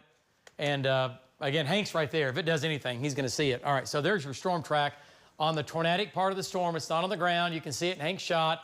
Dunbar, 744. Marietta, 805. Lebanon, 831. Medill, 850. Kingston, 9 o'clock. Lake Texoma at 8:57. Okay, and it's moving from west to east. Okay, Ardmore, you're not going to get the tornado. It's going to stay well to your south if it produces a tornado. Wraps tornado, it makes it even more dangerous. So please, if you are in the path of the storm and in this tornado warning, take this seriously. Get in your basement or the center part of your home. at this time, Lisa. We're going to send it back to you and continue to monitor it from the field. All right. And Jacob is also going to be taking a look behind this storm. He's in a safer location to the west. He's going to let this storm pass ahead of him. He doesn't want to get to the south of this storm because there's another storm down in Oklahoma that could put him in a really bad situation. But this is going to allow him to look for any damage that this storm will be producing. And he mentioned that it's difficult for him to see what is actually happening at the surface. So this is more than likely a tornado that is going to be wrapped in rain. So please do not go outside. Please do not try to see, okay, what does this tornado look like? Make sure that you're in your safe place. Make sure that you're in your base. Looking at it right now, you know, it's hanging out, you know, still pretty high, but as the sun sets and the low-level winds go, it really starts to go off the charts here. And so that's why we're saying between 7 and 10 o'clock, look, the significant tornado parameter really begins to increase, and so that's why we're going to have to watch all of these storms here, but especially this one that's running across southern Garfield County. Big hail right now south and east of Enid, and so an inflow starting to get pulled in there, as you can see, just southeast of Enid here. That's going to be west of Covington, and so as this continues to move to the east and encounters southeasterly winds, Perry, watching this one for you, Perry. Again, I know it's still west of town, but Perry, this risk is certainly going to be increasing for you as the storm is moving. And I doubt it's moving at 65 miles per hour anymore if it's starting to turn more to the right. How fast? 45. Okay, so yeah, so it's come down in speed here, which would indicate a strengthening storm. So Perry, 8:12. Right now at 7:30, you have about 45 minutes. And then north of Stillwater, I know we have Stillwater there listed. This may just stay north of Stillwater here, but that would be around 8:30. Let me check back in with Storm Command here. South of Ardmore by quite a bit. And that mesocyclone still could produce ongoing tornadoes. Again, kind of red line, center line for Marietta, north of the wind star in the southern part of our state. There's your time of arrival for Marietta, 7:51. Knuckling when the sun shines back on the backside, when we have certain views going around corners, so we can see a lot of knuckling going on the backside. So I think it's still in the intensification stage, and it's probably in the more of the trying to organize a little bit better as it continues off to the east-northeast. I think it may have just been battling some contamination earlier from all the storms, but, you know, we've warmed back up into the 80s, so it's beginning to get a little bit more fuel and probably, you know, the infamous thing that we keep talking about with the low-level jet starting to probably increase and the forcing coming out right now. So we're going to be on it and stay underneath it, and we'll let you know what we see when we get there. Back to you. And these storms they're still moving at a pretty good speed here as they are moving to the east here. So we're going to continue to watch this one. Once again, nothing in northern Oklahoma is tornado warning. We have a tornado warning there in southern Kansas. This storm, though, picking up speed, going to the east, still warned right now. We have most of Harper County in Kansas under a tornado warning until 8 o'clock tonight. It is red. It is not purple like the tornado warning that we previously had in effect over toward Hazleton. He did mention another area of rotation that he has noticed back here. We actually have two different cells that are merging. This was the one that's farther to the north. This is the one to the south. I have a feeling this is going to be an even beefier supercell here once it starts to absorb that energy and keeps moving in that east-northeasterly track. This is a look at our shear rate. What I love about this product that we have here at KS. Say that the threat is certainly going to be there and continue to increase as it moves to the east here. So right now, severe thunderstorm warning and hail core they're picking up, and also some extremely heavy rain. That big hailstorm, it had baseball-sized hail, went almost 200 miles, all the way from southwestern Oklahoma, all the way up through Enid. Also several tornadoes reported. That was first near the Red River, and then up towards northwestern Oklahoma, including north of Chester. Too big. And in other words, it won't impact, enough. It's not the softballs that we've seen elsewhere. Not the softballs and not over a huge, huge area. Okay. The video is 2 minutes long if you let it play out. Okay. All right, so here, let's go up to northern Oklahoma again. We got a lot going on up here. There's so many storms, David, and they're all almost pivoting around the Kansas storm if you look. Yeah. And I will say the core that went south of Enid is diving almost east-southeast. Yeah, Val's up here now. Val's going to get in on it. And Val's going to be South Central Kansas into Oklahoma. PDS standing for a particularly dangerous situation. We could have tornadoes that could be violent, that could also be long track type of tornadoes. And while we really struggled with that moisture earlier today, did you feel just how humid it's become toward evening? That is the moisture that is actually getting siphoned into this storm system, and that's also associated with the low-level jet. So with the setting sun, the low-level jet kicks in, and you're just increasing the moisture, or basically that food that these thunderstorms will thrive on. And I think that we are going to... Oh, yeah, the winds went nuts there. Okay. I don't know if there was a tight couplet or not, but as far as... Zoom, I'm just curious. Zoom in on that. I just want to see. Okay, golly. Yeah, this is right. Yeah. There, it got tight. Did you see that? Yeah. Okay, go to CC. Let's see what it's doing here. Did it put anything down? Let me change here. No, nothing on debris. But okay, God, damaging winds on the mezzo. I mean, look at this. Look at all the band. Well, this is a storm being absorbed into it. This is going to get eaten. They become one, and then we'll see what we get out of this. But man, that's a massive storm. And this is going to go right across southern Kansas here this evening and probably produce more tornadoes. Okay, so this is radar indicated rotation. The reason we're staying with this is because this is sure a potent storm system that has been capable of producing numerous severe thunderstorm warnings. But right now, this is the storm that has the active tornado warning on it. Continue or not, but Steve is right there, keeping a close eye on that one. Otherwise, let's go down to the south.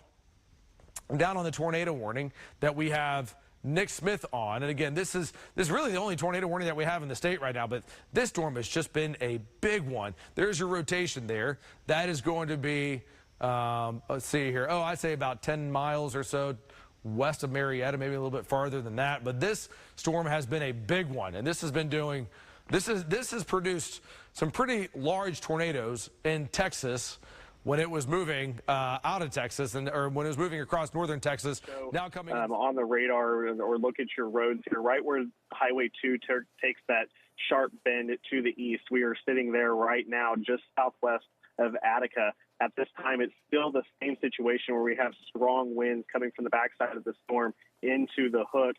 Where this is at, we're watching that rotation that is just riding along State Highway 2. So here momentarily, we are going to continue to move to the east now to follow this from the backside, and again, analyze this storm, see if there is any damage from the tornado that was confirmed just a little while ago. Right now, we have not seen any signs that a tornado is on the ground, but again, this is a very strong, high precipitation supercell that if there is a tornado on the ground, it's going to be very hard to see just because of that really strong precipitation and heavy rain in this area. So, Lisa, we're going to send it back to you, continue to analyze this storm, and we'll be back with you shortly. All right, and that rotation that Lucy has circled, this is going to be State Highway 2.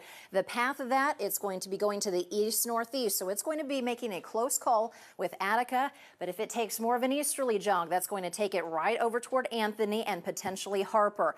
Updated track, less than 17 minutes for you in Harper or in Anthony to be in your tornado safe spot.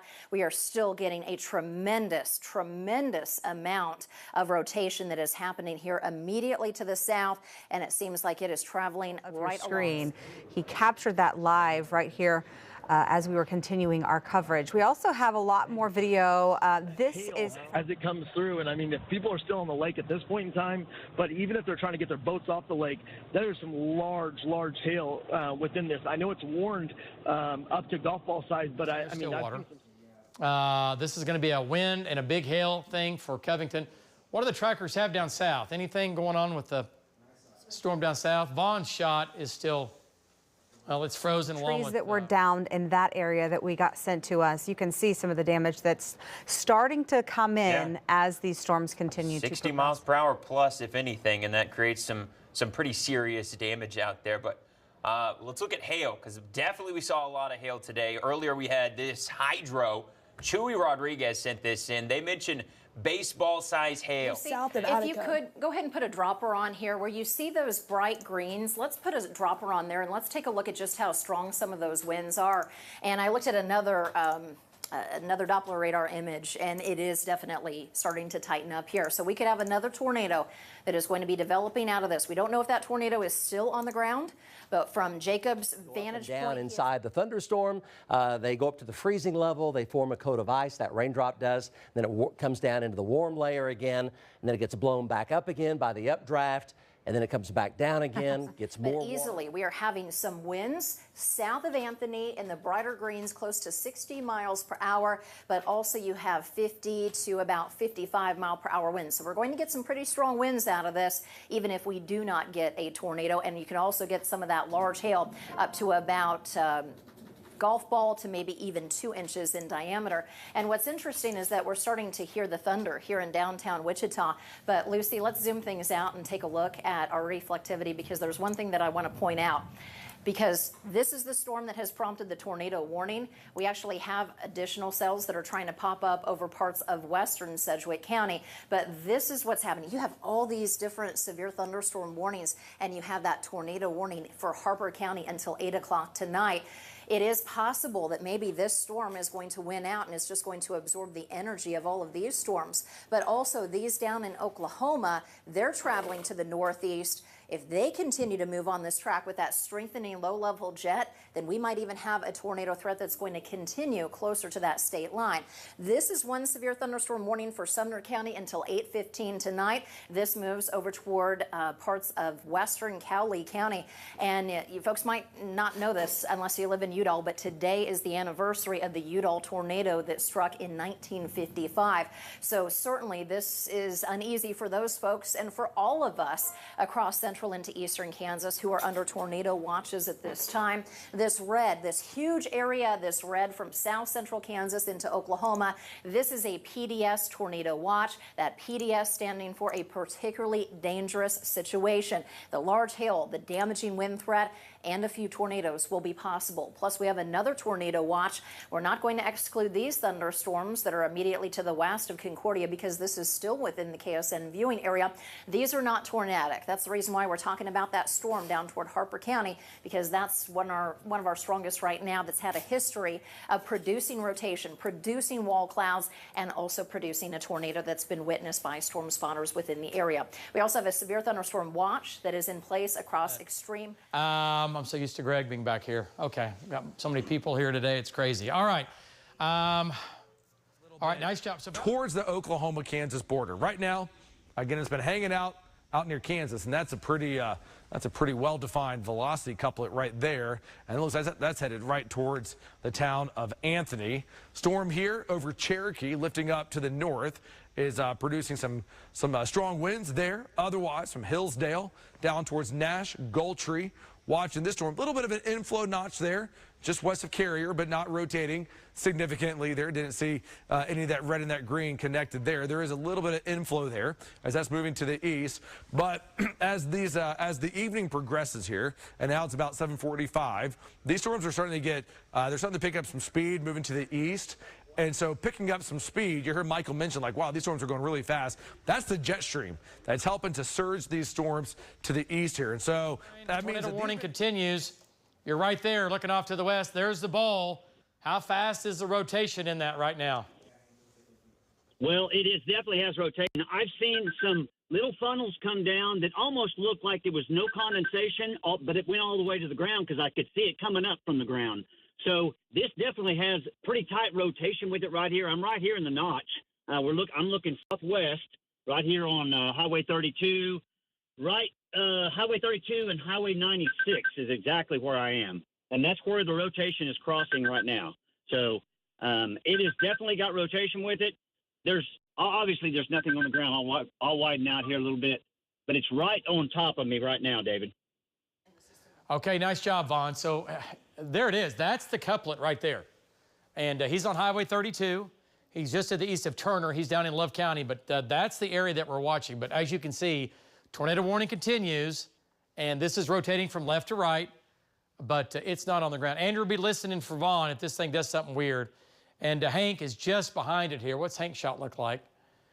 Hank's coming in from the west. Okay, Hank's his shot's down, but yeah, this whole thing is spinning. Into it right now is still pretty young. It's in the early stages of its development. But Jonathan, goes to show you the atmosphere that we have to work with right now is that this storm immediately went to golf ball size hail for the warning. Goes to show you, we still have a lot of instability for these cells to tap into. It literally exploded in a matter of seconds. It wasn't much. Sky 5's kind of pulling in. We just topped off Sky 5 with some Jet A here, and he's good to go for a couple hours. But, you know, that storm really flared up, and there's nothing between that storm and anything to the south. So we're a very unstable atmosphere. Again, these storms. Like it was a wall cloud off to our north. All right.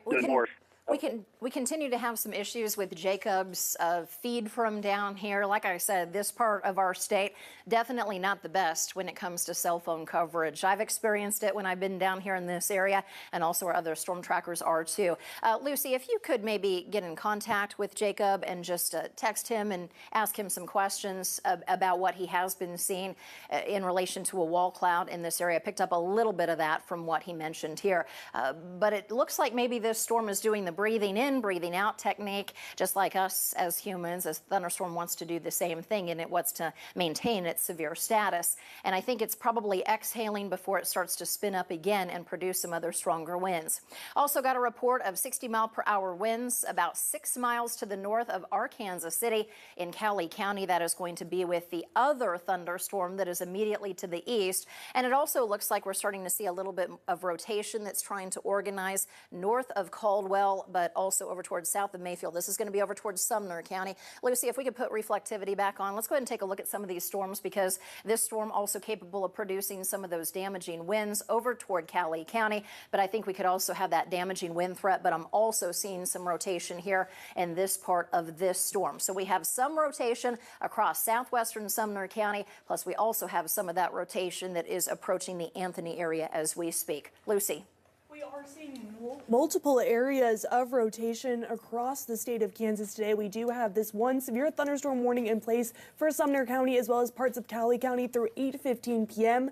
This storm is moving off towards the northeast very quickly, and they did decide to continue that tornado warning for Harper County, also including 2-inch hail, which is about the size of an egg. So large hail associated with that storm as well, and it has a report of damage from hail coming in. Jacob Honeycutt is now relaying some information. Tree damage along Highway 2, golf 6 balls miles. with this. And so I know how a lot of people may be thinking right now, you may be kind of having this idea that, well, we haven't had the storms, really produce any type of long track, strong tornadoes. And so basically this event's not going to happen here. The window is still there, and so we can't put our guard down. Now, if you're watching in Oklahoma City, things are looking better, and so things are okay, but it's northern Oklahoma and southern Oklahoma that are definitely the spots that we are still keeping a real close eye on. So if you're anywhere from, say, Stillwater, southeast of Enid, towards Ponca City, you're in the spot that really has my attention. The storm is still rotating right here down by Hennessy. And so this storm, as it's crossing from Hennessy up towards Bison here, let me just double check real quick. I believe the speed on this storm is okay. Here's Perry. Here's Red Rock. And see the bow. And we're looking at Lucene at 750. Lake Perry. Remember, a lot of folks on the lakes. Big holiday weekend. You got to get off the water. You got to get out of the tent. You got to get out of the travel trailer. Okay, you can't ride it out in that. And there's Morrison, 8:18, Perry, 8 o'clock, Pawnee, 8:30, and we'll say Merrimack at 8:44, and Jennings at about 9 o'clock tonight. That'll be, by then it's out of our viewing area, but it's moving fairly quick right now. All right, so in the Douglas area. There's no mesocyclone right there. That's a shear funnel. So they can touch down, but there's no mesocyclone where that funnel is located. So a shear funnel occasionally can touch down. They generally do not. That's just north of Douglas. That's where that high velocity straight line wind's coming through. So we call that a shear funnel. It's basically reacting off of wind shear at the low levels of the atmosphere with a strong updraft above it, and it takes that wind shear and tilts it. He's northeast of Mutual. If Jim can hear us, Jim, you have found the tornado damage. Jim, can you hear me? Can you talk? Yeah, David, are you there? Yep, I'm here. Go ahead. You're hot. Go ahead, Jim. I lost. Wouldn't you know I'd lose it right? No, Jim, you're hot. Jim Gardner, you are hot. Okay. Okay, David, yeah, I finally got to my off-air back. We're pretty high. But, yeah, this is going to be south of Mutual here. It's going to be south of Mutual. We had this one barn completely destroyed. You see all the trees twisted up around there, and it traveled to the northeast. Now, as it comes through this wheat field, if he pulls back just a little bit, and it kind of gives a good indication this is a very small tornado, but this is what it does, David. As he looks in that wheat field, stop about right there, Greg, and zoom in. You'll see some little marks in there where it just danced around, and it touched down real quick, and it pulled up, danced around, pulled up, danced around. It went to the northeast. It took down some power poles, probably about, 3 or 4 power poles, and it took down another building and rolled a trailer over here. It looks like a cattle trailer here, but this is some of the damage in Mutual here. As we keep panning around here, David, let's see, keep going to your left, Greg, and that feedlot should be right up on the left side here. Tilt down just a little bit. Okay, right here, David, you can see the debris in the field off to the left. Right there, you can see the debris, and then there's a trailer, I believe it's overturned, I think. Is that the one, Greg, or is it somewhere else?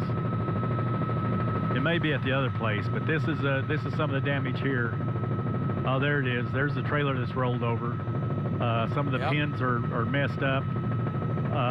But as this traveled to the northeast, it got over to another road that's about 1.5 miles southeast of Mutual. And across the road there's some police there and stuff. The road is blocked. That house right there has shingles off of it. So this is the damage down in Mutual, David, from that tornado that was caught on the ground earlier. If we find any more, we'll keep you updated. Jim Garford live from Bob Mills, News 9. Back to you. All right, Jim, if you can hear me, go back to that damage you had with the trees down.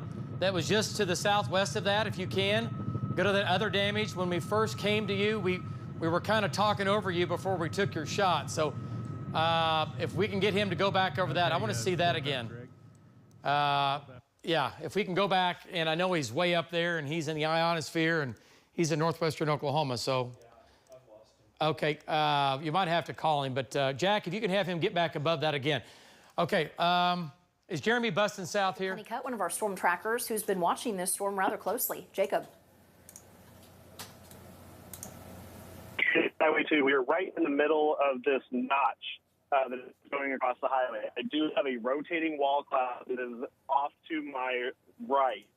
That may be like that normally, but you can see some of the trees here snapped off, some of the trees here snapped off. So that tornado went really right over this place. That tornado went right over this house, and there's some of your damage, and there's a little bit of damage scattered here. You know, obviously he's got farm machinery and things like that scattered, but you can see some of the trees here. You see some of the white showing where it broke off some of the trees, especially around that barn right there. So not an extremely strong tornado, but that's one we had live right here on News 9. As it was moving through that. This is going to be just southeast. If you live outside of Anthony and rural locations, you folks need to be in your basement. You need to be in your tornado shelter because this storm looks like it is tightening up again. And as Jacob has noticed from the field, he has seen a wall cloud with this. So we are getting some reports of some damage that he has seen. He even saw one person that was blown Sunset into. is still pretty late, so Chase is able to get a better visual as the sun sets. It kind of lights up the western sky here. And so you see a lot of lowerings right now. Again, none of these storms are tornado warned, but we're still watching them as these storms continue to move up to the northeast. And so there's a lot going on with the radar. There are storms all over the place. And so typically the ones that have at least the better juice to work with are going to be the ones on the southern fringe. And so that's what we're watching right now with this cell that is going to be out by Hennessy, moving up to the northeast here, headed towards Fairmont at 8. This is going to be the center of circulation where that tornado could be. And this is not one of those types of storms that you may be able to go outside and see that tornado. Jacob has reported that. We've heard that from other folks out in the field, that this tornado could be wrapped in rain. We switched over to our Barron Severe Threat Index. This breaks it down from the rain to the hail and the rotation. And the rotation will be indicated in red, which is immediately to the west of Anthony. It looks like this is going more straight due east as opposed to the east northeasterly movement. But the hail core right now is going to be immediately to the north of Anthony. The hail core has now left the Attica area. That hail core now stretching over toward Danville and then eventually will move over toward Argonia. And if it does make more of a east-northeasterly jog up toward Conway Springs, you could expect some of that hail out of this storm as well. But it is definitely a nasty, nasty storm. And we've been watching all the activity with our Skyview cameras. And our Skyview camera here, this is what it looks like from downtown Wichita as we're looking in, or actually on the northeast side of Wichita, looking back toward the downtown area. So that's going to be the storms that have been developing to the south and also to the southwest. Those storms will keep moving, keep cruising to the east-northeast, but it looks like some of the strongest, most intense thunderstorms that we have right now are going to be right along the state line. So Harper County, we still have the tornado warning in effect at 7:55. It is set to expire at 8 o'clock. But right in here where you have the reds and you have the greens, this is actually taking a look at this storm. Are you using, you're using Wichita, right? Out of curiosity, could you switch over to Vance real quick? I just want to take a look. I just want to see what it looks like from there. Yeah, you can definitely see that rotation immediately to the west of the Anthony area, and this is going to be wrapped in rain.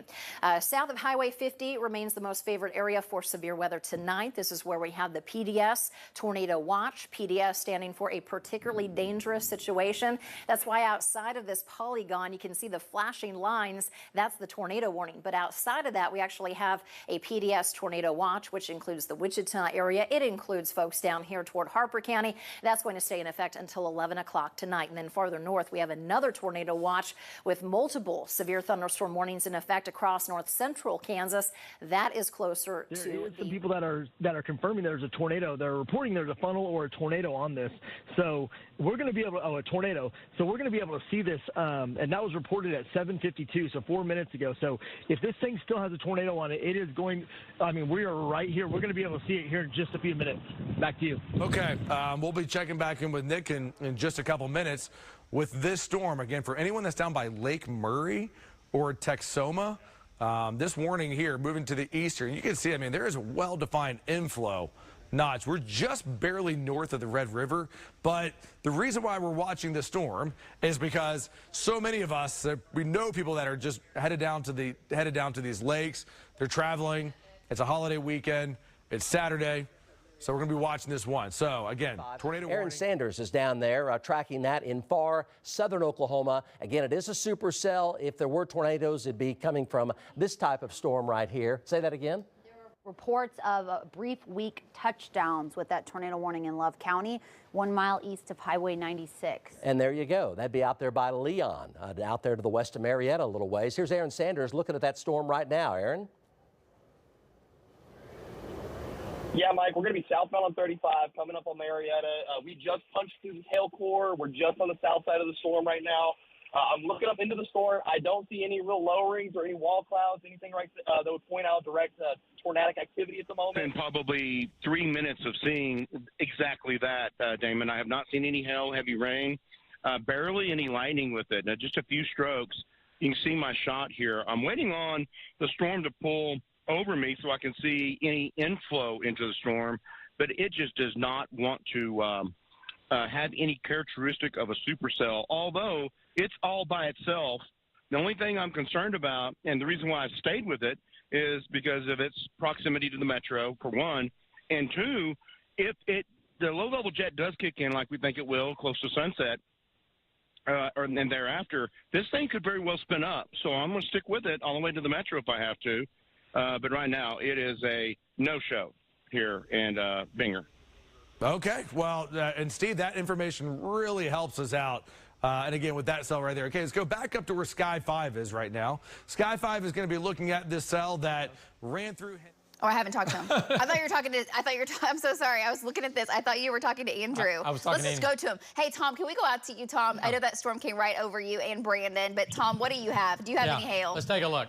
What do you guys have? Go ahead. Yeah. Yeah, David, the storm, it looks like on radar that the hail would be over us, but I don't have any at the moment.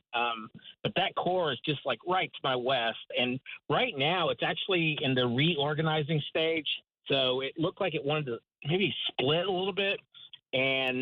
But yeah, it's just kind of maintaining itself. Maybe it's intensifying slightly right now. So we're going to go east and northeast with it. Back to you.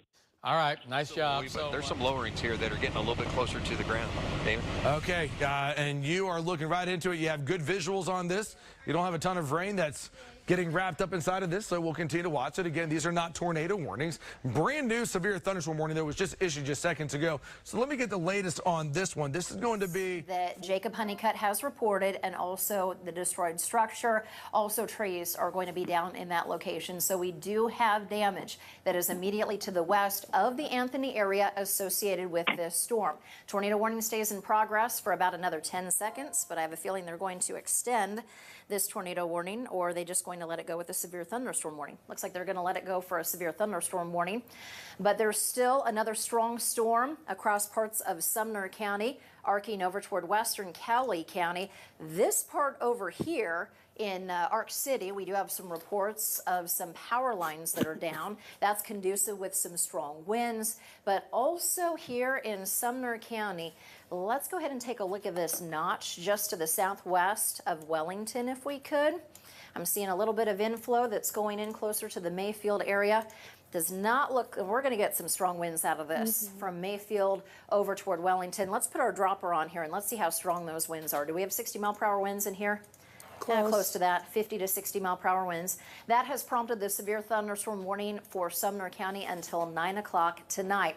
So we're going to go ahead and zoom things out. Let's just go through this real briefly because they have now dropped the tornado warning. Do know that we're going to continue to stay with you all throughout the night. We have 2 different watches that are issued. This is a PDS tornado watch for southern Kansas down into Oklahoma because the potential is still there that we could have tornadoes. On that boundary, and it's just a really bizarre look to it right now. We're going to continue to follow this, and I'll give you visuals of what it looks like, but trying to really zero in on where this inflow notch is. I mean, it's right over here to my west-northwest, but it's just so bizarre in how it looks. It's nothing like what you would expect from a textbook supercell. Nothing like what you would expect. No, you're right. And what we see, what this storm is doing up inside, the winds, they're still spinning, not strong enough yet to trigger a tornado warning with it, but it is still spinning. And usually, even if you have rotation in mid-levels, that can still support some pretty big hail. And so that's what we have right here. That is going to be northwest of Marshall, east of Bison, as this is lifting up to the northeast. So from a hail standpoint, that's going to be your largest hail west of Marshall. That's going to be pulling away from Hennessy. Let's flip on over to the radar here. Let's show the big picture. For anyone that's just now coming in, it's 8 o'clock. You're just now getting home. What is going on? What do you need to know? And so earlier today, about 3 o'clock, a PDS tornado watch was issued. So far, we've had a couple tornado warnings out there today. I believe we've had 5 tornado warnings so far. We've had large tornadoes on the ground. We saw that out by Canton, out by Chester. Right now in northern Oklahoma, we're not working any tornado warnings right now, but we are working just a mess of the radar. I mean, the radar just has stuff all over it. Lots of bright colors for sure. Yellows, reds, pinks. But the strongest storm that we have right now in northern Oklahoma will be this cell right here, where you see that black on the radar. That's going to be your large hail right now, anywhere around ping pong ball up to golf ball size hail with that storm that is moving in. Perry, if you're watching in Perry right now, storms are coming in. They're going to have some wind around 60 miles per hour. You'll get some hail out of that as well. But Perry, we're still going to wait for these storms that are west of you to blow through here. Now, they are moving pretty quickly. And so as you look here on the bottom left-hand side of your screen there, the sun is still up for just about another 30 minutes or so. So we don't have a ton of daylight left. The storm is still showing. Continues down there in Love County, Marietta, but no severe weather right now approaching the metro at all. So a major victory today for a PDS tornado watch. Emily, just no doubt about that. Yes, we love to see it, and we hope it continues. But technically, there still is a PDS tornado watch, so we're keeping an eye on it. And our trackers are all across the state to keep you forewarned.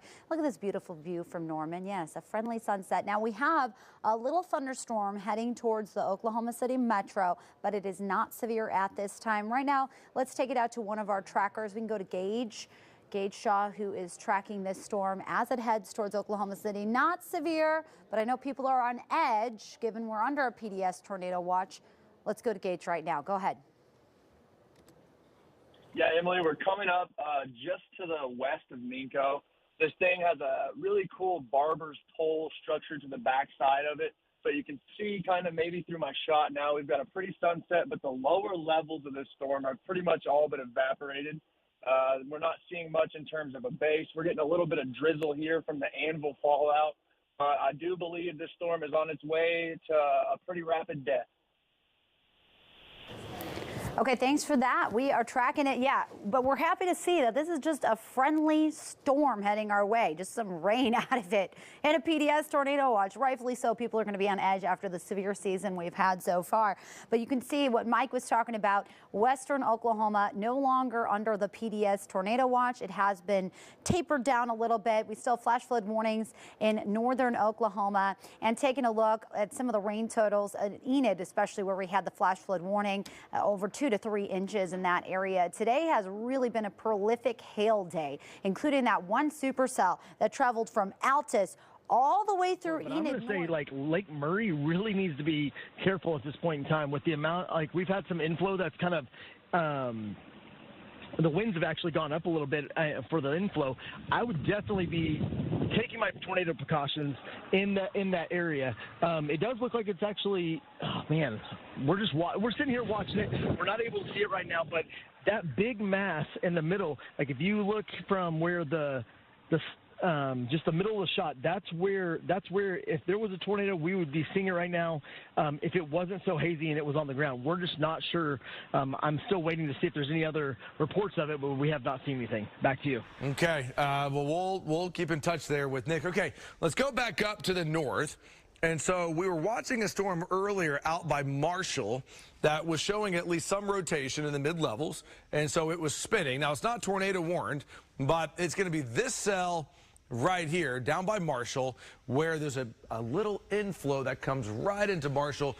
The storm is rotating here, and so let's see, watching this one, let me go out to Michael. Michael's right there. Michael, how's it look from where you are? Yeah, I see the rotation that you're seeing on radar as well. Now, visually, I can see motion in the clouds.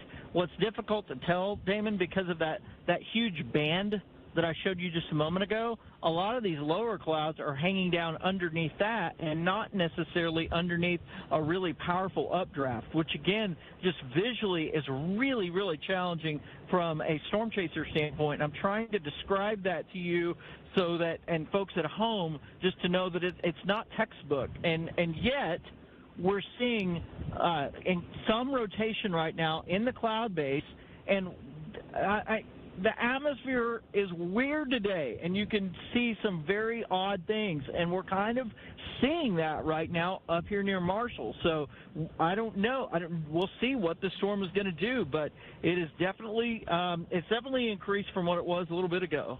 It certainly has, and so we're going to be watching this one. Again, this is still a severe thunderstorm warning. It's still a severe thunderstorm warning, but the low-level winds is now after 8 o'clock, continue to get stronger as the sun is going down. And so this storm is still spinning northwest of Marshall. Again, northwest of Marshall, south of Douglas. There's your spin right there, about a mile north of Marshall. Sky 5 is looking at it up in the air. We have Michael looking at it. Rotation, not strong, not very strong, but it's going there. We're watching it. Still a good barn, right? It's still expensive for somebody. Shingles torn off this mobile home, collapsed barn there. And again, cows are like, yeah, we had a little wind blowing through here. Hay bales blown over. Takes a little bit to move those around. And Jim had that, and then that travel trailer, could be a horse trailer. It looks like that was toppled over. You see the trees here? Toppled over across the barnyard there. Hey, the boat's still good. Has a tree hanging out of it. Boat's still hanging on. But that's what was going on with that. Okay. And we've had a report just recently, David, that Yep. this has a tornado on the ground west of Overbrook. Okay. This is going to be in southern Oklahoma. Okay. Just north of the Red River. Vaughn's there. Hank is there looking to the north. Okay. Let's go to Vaughn Castor. Vaughn's a little farther north. Let's bring Vaughn in. Vaughn, do you see the tornado? Reports I of the... do not right now. Okay. It's evidently on the ground just to your northwest, about 2 miles. Northwest of you, 2 miles. Very, very large lowering right there, David. I'm just getting to where I can see it over these hills and trees. So, yeah, I did also get a report. I think Jeremy or Brandon reported that somebody reported a large tornado. I have not seen it yet. I'm seeing the base. So where I'm seeing the base, there's nothing on the ground, but that doesn't mean there's not one on there. As soon as I get a good visual here, David, it's going to be right to my northwest, correct? How far is that, Lacey? How far is that from 2 miles? Oh, no, a little farther, Yeah, isn't the it? hook is 5 to 6 miles. Okay, yeah. Vaughn, it's about 5 miles. Bad math on my part. It's about 5 miles to your northwest. But if you keep blazing up the highway there, you're going to... Well, Vaughn, there's your feeder band coming in from the northeast. Yep. This is going to be moving up to the north. It's been there. Feeder band's been there a long time, David. Yeah. So, and yep. Wait a minute. I got something on the ground. There it is. Hold on a second. This is going to be, it's going to be Hold west on. of I-35, David, and it's moving northerly. This is going to, it may come up towards Ardmore. It really might. All right, Vaughn, we're going to stay with you here. This could be the tornado right here. He's getting... What's he doing here? Okay. Now, I saw something. It was a smaller, looked like a little funnel on the ground right here, right over top the tree, right there. Okay. Right there, I think, is more where the actual tornado is going to be. Clearly see nothing underneath that. But that's about 3 miles to my northwest. Yeah. So you Okay. can clearly see the motion in there. There's lots of rotation in there. Yep. Lots of rotation. Look at that rising I see rising it. scud right there. I see it. Okay, Yep. Vaughn. So- Okay, keep going. Keep it, Vaughn. It's now making a little more of a turn. It looked like it was going to go north. It's still going to go south of Ardmore, but it's going to go right over Overbrook. So Vaughn, just yeah, you're right there. I mean, it's moving too. Speed is still pretty good. It's not super slow. Man, I'm looking too, just like you are, Vaughn. I don't see it in that, but I think Vaughn, there's your cut. There's the dry air. It there's should the be. cut.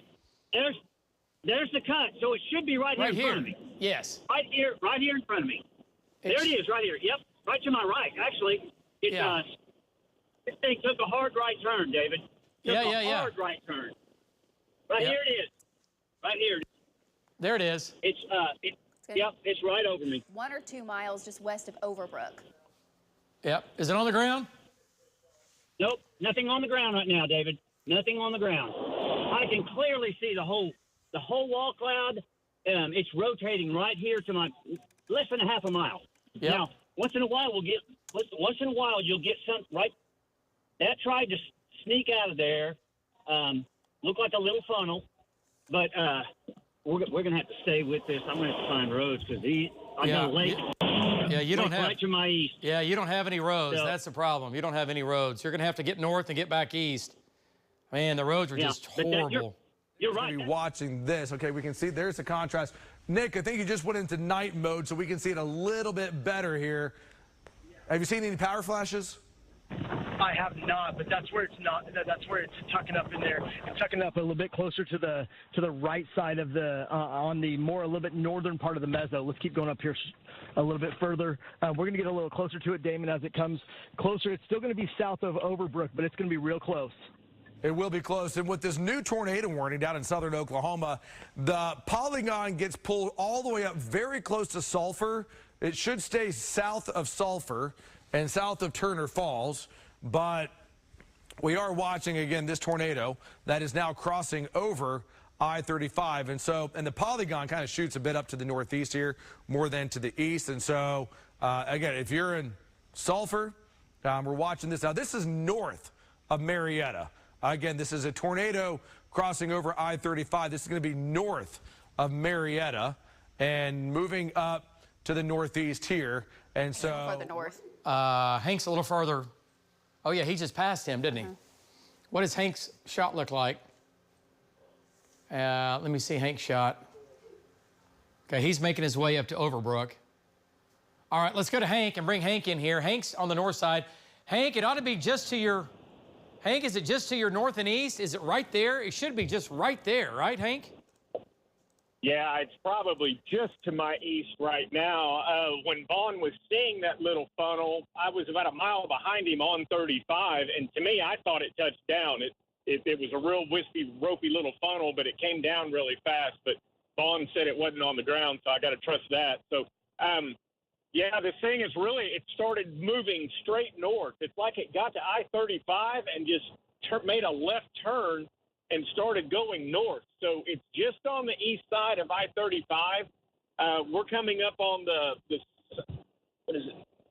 Sorry, I just took some. I'm starting to take pretty strong westerlies on just north of you. So we're going to turn east here in a mile on Highway 70 and should be able to look back at it. But yeah, I'm starting to take 40, 50 mile an hour westerlies. So that tells me that maybe tornado genesis, maybe the RFD is starting to wrap around like we've seen them do this year. You see anything to your southeast?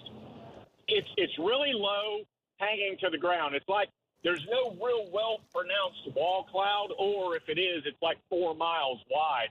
And it's just kind of real soupy and tropical, just dragging the ground. It's almost like you can almost feel the vapor coming off the trees. Everything is so humid and moist and just, you know, you can smell almost smell like the ocean down here right now. So I don't see any really rapid rotation, though. Like Vaughn, we've seen a couple of those real quick spin-up funnels, but there's no, like, real big consolidated, you know, area in the wall cloud that's doing anything. But we're getting off here at 77, that over.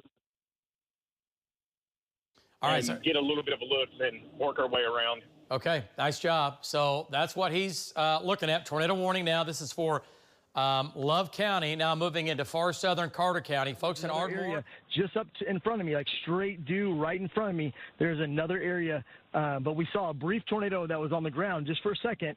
And then we also are seeing this area up here.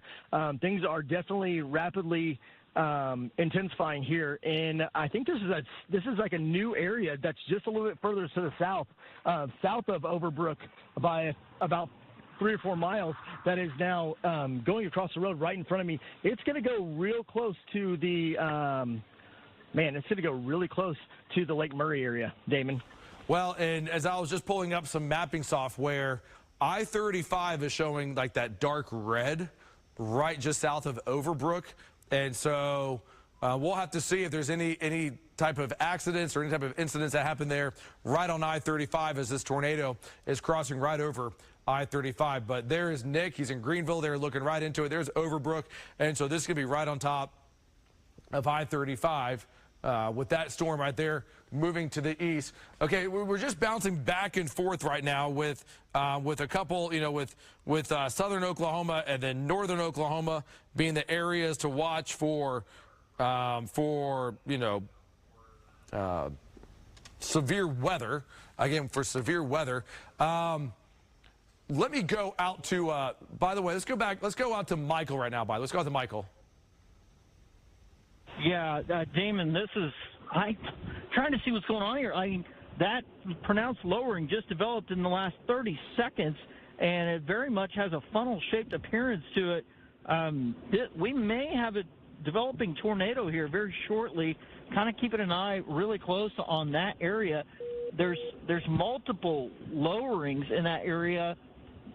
Man, it is rotating. It is rotating, especially the one on the right. There's like 3 of them right there. We may have a tornado develop here really quick like. Yeah, we see it there, Michael. Again, we're working northern and southern Oklahoma right now. And so, Sky 5, let's go to Chase. Chase has a different view of it. You're up in the air. Chase, how's that rotation look? Yeah, Damon, we just got the camera on it right now. If we zoom in on it, we may be able to see if there is any rotation on it. There's a whole area of lowerings right in here, and I think this is what Michael is looking at. I can tell you that kind of that whole system right there, all of those lowerings, they're all rotating a little bit. They're not getting too formed yet, and they're not tightening up, but you can see a little bit of movement in those. We're going to keep an eye on this one, Damon. We can definitely see that, and the storm is, yeah, and Jonathan, we were just both kind of looking at this. The storm is starting to kind of take on that strengthening type of look to it as it's moving to the east, and so here's your track on this, moving to the east here, and this is headed towards Perry, and then eventually going into northern Payne County here, and so it's a severe thunderstorm warning moving to the east. Okay, real quick, I want to go up to where Buck is. Buck is going to be we were saying earlier, we were watching these storms that were coming across southern Kansas. Buck, you're on some damage right now. Buck, what's the situation here? Damon, we're about 8 miles west of Anthony, Kansas, and you can see right here is where a tornado has come completely through here. You can see the damage on the ground from the trees, and as I pan the camera, you're not going to see it, but I think there's another house on the other side of this tree that took a direct hit, and then you're going to see the other house that took a direct hit right here. Tornado just 8 miles west of Anthony, Kansas that went through here. Back to you. Okay, and so Buck, yeah, we're seeing that, and this was, we see that house right, oh wow, that house really took on some damage right there. That's a, yikes. This was it. So this supercell, by the way, this is just north of the Oklahoma border. This could be in southern Kansas, but this is the same supercell that's been tracking right along southern Kansas. And when you heard me say, about an hour or so ago and said, look, anyone that's going to be, about 5 miles plus or minus from the Oklahoma-Kansas border, watch out. That's the same storm that we were concerned for, watching that, okay? And so here's Wellington, Kansas. And so Buck is going to be right here. So here's the Oklahoma Kansas state line, so he's going to be just north there. But that storm, oh gosh, that velocity couplet was quite significant, and so that's now moving to the east here. And that's exactly when that tornado happened. Wow. We were a certain degree of temperature, several thousand feet up, and no doubt about it, that cap played a role in today's severe weather. If we don't have the cap, we get big bad things happening today. But that cap, it's Mother Nature's safety valve, and sometimes it's what we need to keep Mother Nature from just going ape crazy and having a bunch of big, violent, long-track tornadoes, okay? So if you're thinking, well, it didn't have, yeah, I know, that's a good thing. It's good, right? It's great. The cap helped us today. And, we've had some big hail. We've had softball-sized hail. I get it. But we've not had strong, violent tornadoes on the ground for many miles or many counties, taking people's lives and things like that. And we can thank the cap for holding today and I think keeping somewhat of a check on the atmosphere, at least for most of us, okay? Because we've had some 8 miles west of Anthony, Kansas. Okay, and this lines up when we were mentioning earlier, the isolated supercell threat, tornado, that right there, that is it. And so, all right, we'll come back to that there in a little bit. Still watching this storm that is still strengthening, by the way, north of Orlando, southwest of Perry. Big hail within this cell right here as it's moving towards just north of Lake Carl Blackwell. Maybe some big hail in Perry, I-35 here, Orlando northward, and then Morrison over to Glencoe, the Cimarron Turnpike Gate, and the Stillwater Airport. So again, it's traveling across this big area that was blown out by that earlier severe storm that cooled everything into a more untapped atmosphere that's more representative of what we could have had earlier today. So it's regaining supercellular characteristics, and we had a weakly rotating funnel cloud from Corey Inman come down out of that. It wasn't strong, powerful rotation, but the mesocyclone definitely is re-intensifying. There's your time to arrival, especially North Stillwater at about 8:47. It's 8:23 right now, and then from there, Glencoe, there's the red and the green. That's the mesocyclone. Again, this came out of Kingfisher County in the Hennessy-Marshall area about 25 minutes ago and is now moving due east. That mesocyclone slowly ramping up, and also some golf ball to almost tennis ball size hail with that as well. Eric Dixon joins us live here. Eric? Yeah, Mike, I'm right here at 51 and I-35. I'm looking north towards Orlando. You see a little bit of scud starting to develop there under that base. The mesocyclone looks like it might be trying to deepen a little bit. The pressures are lowering a little bit, getting a little bit of scud developing in there, but I don't see any major rotation back in there. We're watching it really closely here, but we're going to kind of move a little bit east here and hop up towards the Perry area, get a little closer inspection of this. But that should make you feel a little bit better if you're in Oklahoma City right now. That storm, which did flare up all by itself, is on a downward trend. Okay, let's go down to the south here. Getting access to some leaves and grazing that they typically can't reach and everything. He was actually in the building that's just right next to the one that collapsed. He says that he was working in this barn right here when that tornado came through. And so, of course, this one still standing, the one right next to it, that's a different story. So he says he is feeling very fortunate. We've also got a lot of tree damage that's off to this way too, including pieces. You can see the metal sheeting, of course, that's kind of been thrown about here. Off in the distance there too, we've got some cattle gates and everything. There's a little bit of metal sheeting that's also on top of those as well. But for the most part here, the homes, there's 2 homes that we can see on this property. Those homes, they're okay. Again, all the people, all the animals, they're okay. We've driven around parts of Mutual a little bit. We can see a little bit of a dirt track with where this tornado came through. But again, it's pretty sparsely populated out here, so there's just a couple buildings that it looks like have been impacted. David, back to you. All right, Matt, nice job. So Matt McCabe, folks, it doesn't get any better than that. We have the tornado moving through there a couple of hours ago, and then less than 2 hours later, we have a crew on the ground at that house that was hit by the tornado at 6:13 today. We had it live right here on News 9. Matt McCabe, live there right now. That, my friends, is called team coverage, and that's how you do it right here at News 9. All right, so great job, Matt. We'll get another update from him coming up. The guy was home. He was in the barn. It wasn't a strong... There's a police presence and something. We're trying to figure it out. Okay, so Nick here coming up, and so we see the police. We see a lot of cars that are just stopped right here. This would be in the vicinity where that tornado just crossed over the highway here. You can see Nick is coming up. Okay, so Nick is looking out towards Lake Murray. We'll come back down to him in just a second, in a few minutes here, but this tornado did cross right over I-35, and so Nick is coming up right on that. Okay, let's go back up to the north. Let's check in on what's going on with this northern cell that we have here. That is going to be from Perry, making its way to the east here. These are still getting lit up with severe thunderstorm warnings for Noble County until 9 o'clock. There's Sky 5. There's going to be Michael. There's going to be Derek right here. This is moving pretty quickly to the east. This could be out of Noble County here, probably in the next 30 minutes or so. So Lake McMurtry, 8:34. Bill's Corner, 8:42 here. And then Pawnee by 9 o'clock. So we're going to Pawnee County there by 9 o'clock. It's not tornado warning. We've have at least had a few lowerings from time to time across Noble County there. But otherwise, that system continues to move to the east there. Let me check in with Sky 5. Sky 5, I know you've had a few appendages kind of dropping out of these clouds from time to time. Anything stand out to you right now with what you see up in the air, Chase? Not really, Damon. We just crossed over I-35. You can see that in the bottom left of our shot. We have seen a lot of lightning, so it's no wonder that they're kind of putting the softball tournament on pause there in Stillwater. But we've been checking out all of these lowerings that have happened along this area. Some have had a little bit of rotation. Some have just kind of dropped down and then made their way back up into the clouds. But this is still a big storm that's making its way just crossed I-35, headed towards Stillwater. Damon?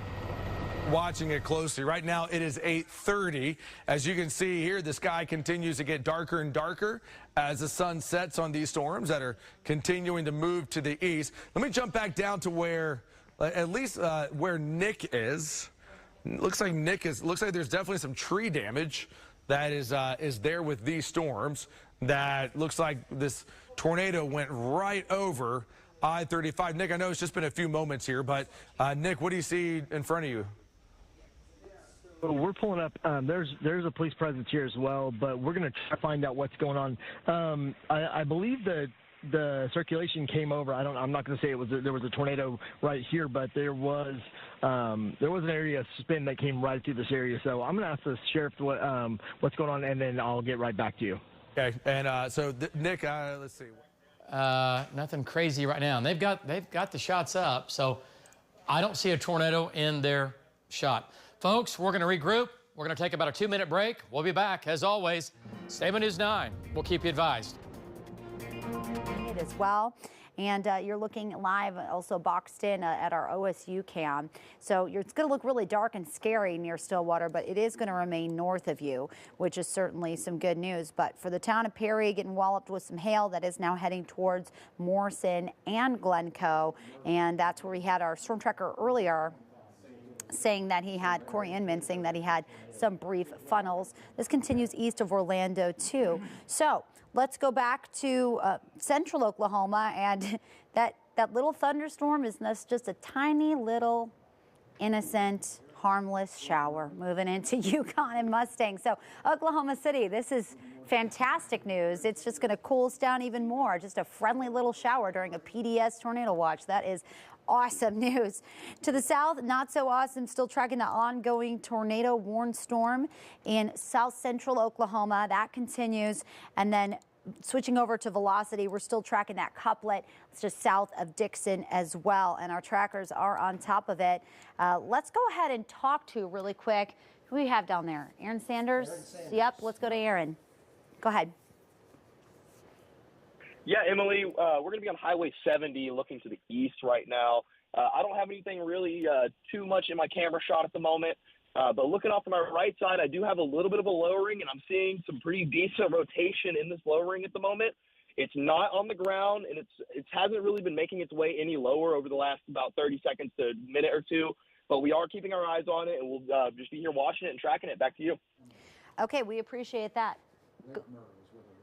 Lake Murray is where the rotation is. Thank you for that. That was from meteorologist John Slater. What I love, too, is with this team coverage is we have multiple eyes on the storms. That's what we need to do, because as meteorologists, we are now casting, oh, this is brand new severe thunderstorm warning. This is for the severe storm over Tonkawa moving into Ponca City. Also, Newkirk, I think that's pulsing up. But from Tonkawa to Ponca City, that's for a little over quarter-size hail, as well as 60-mile-per-hour winds, so maybe up to half-dollar-size hail in that area. But still tracking this severe storm southeast of Perry. It is moving east towards Morrison, towards Glencoe, switching over to the latest velocity. Let's go back. I'm still in southern Oklahoma. Switching over to the latest velocity in that area. We have possibly 60-mile-per-hour winds. It has pulsed back down. So we came back on the air. There was a brief funnel with it, but nothing touched down. Some stronger winds, had some larger hail. But at this time, we're just tracking a severe storm with the potential of up to golf ball size hail, even that's trending down, and 60 to 70 miles per hour winds heading towards Morrison. So I'm just going to give you a quick overview. A PDS tornado watch remains in effect until 11 p.m. We have a couple of severe thunderstorms ongoing. There is the tornado warning that continues in southern Oklahoma. But at this time, we're going to take it back to programming, and we are going to be cutting in as needed, as we are still tracking these severe storms that could pulse back up again. We'll keep you forewarned.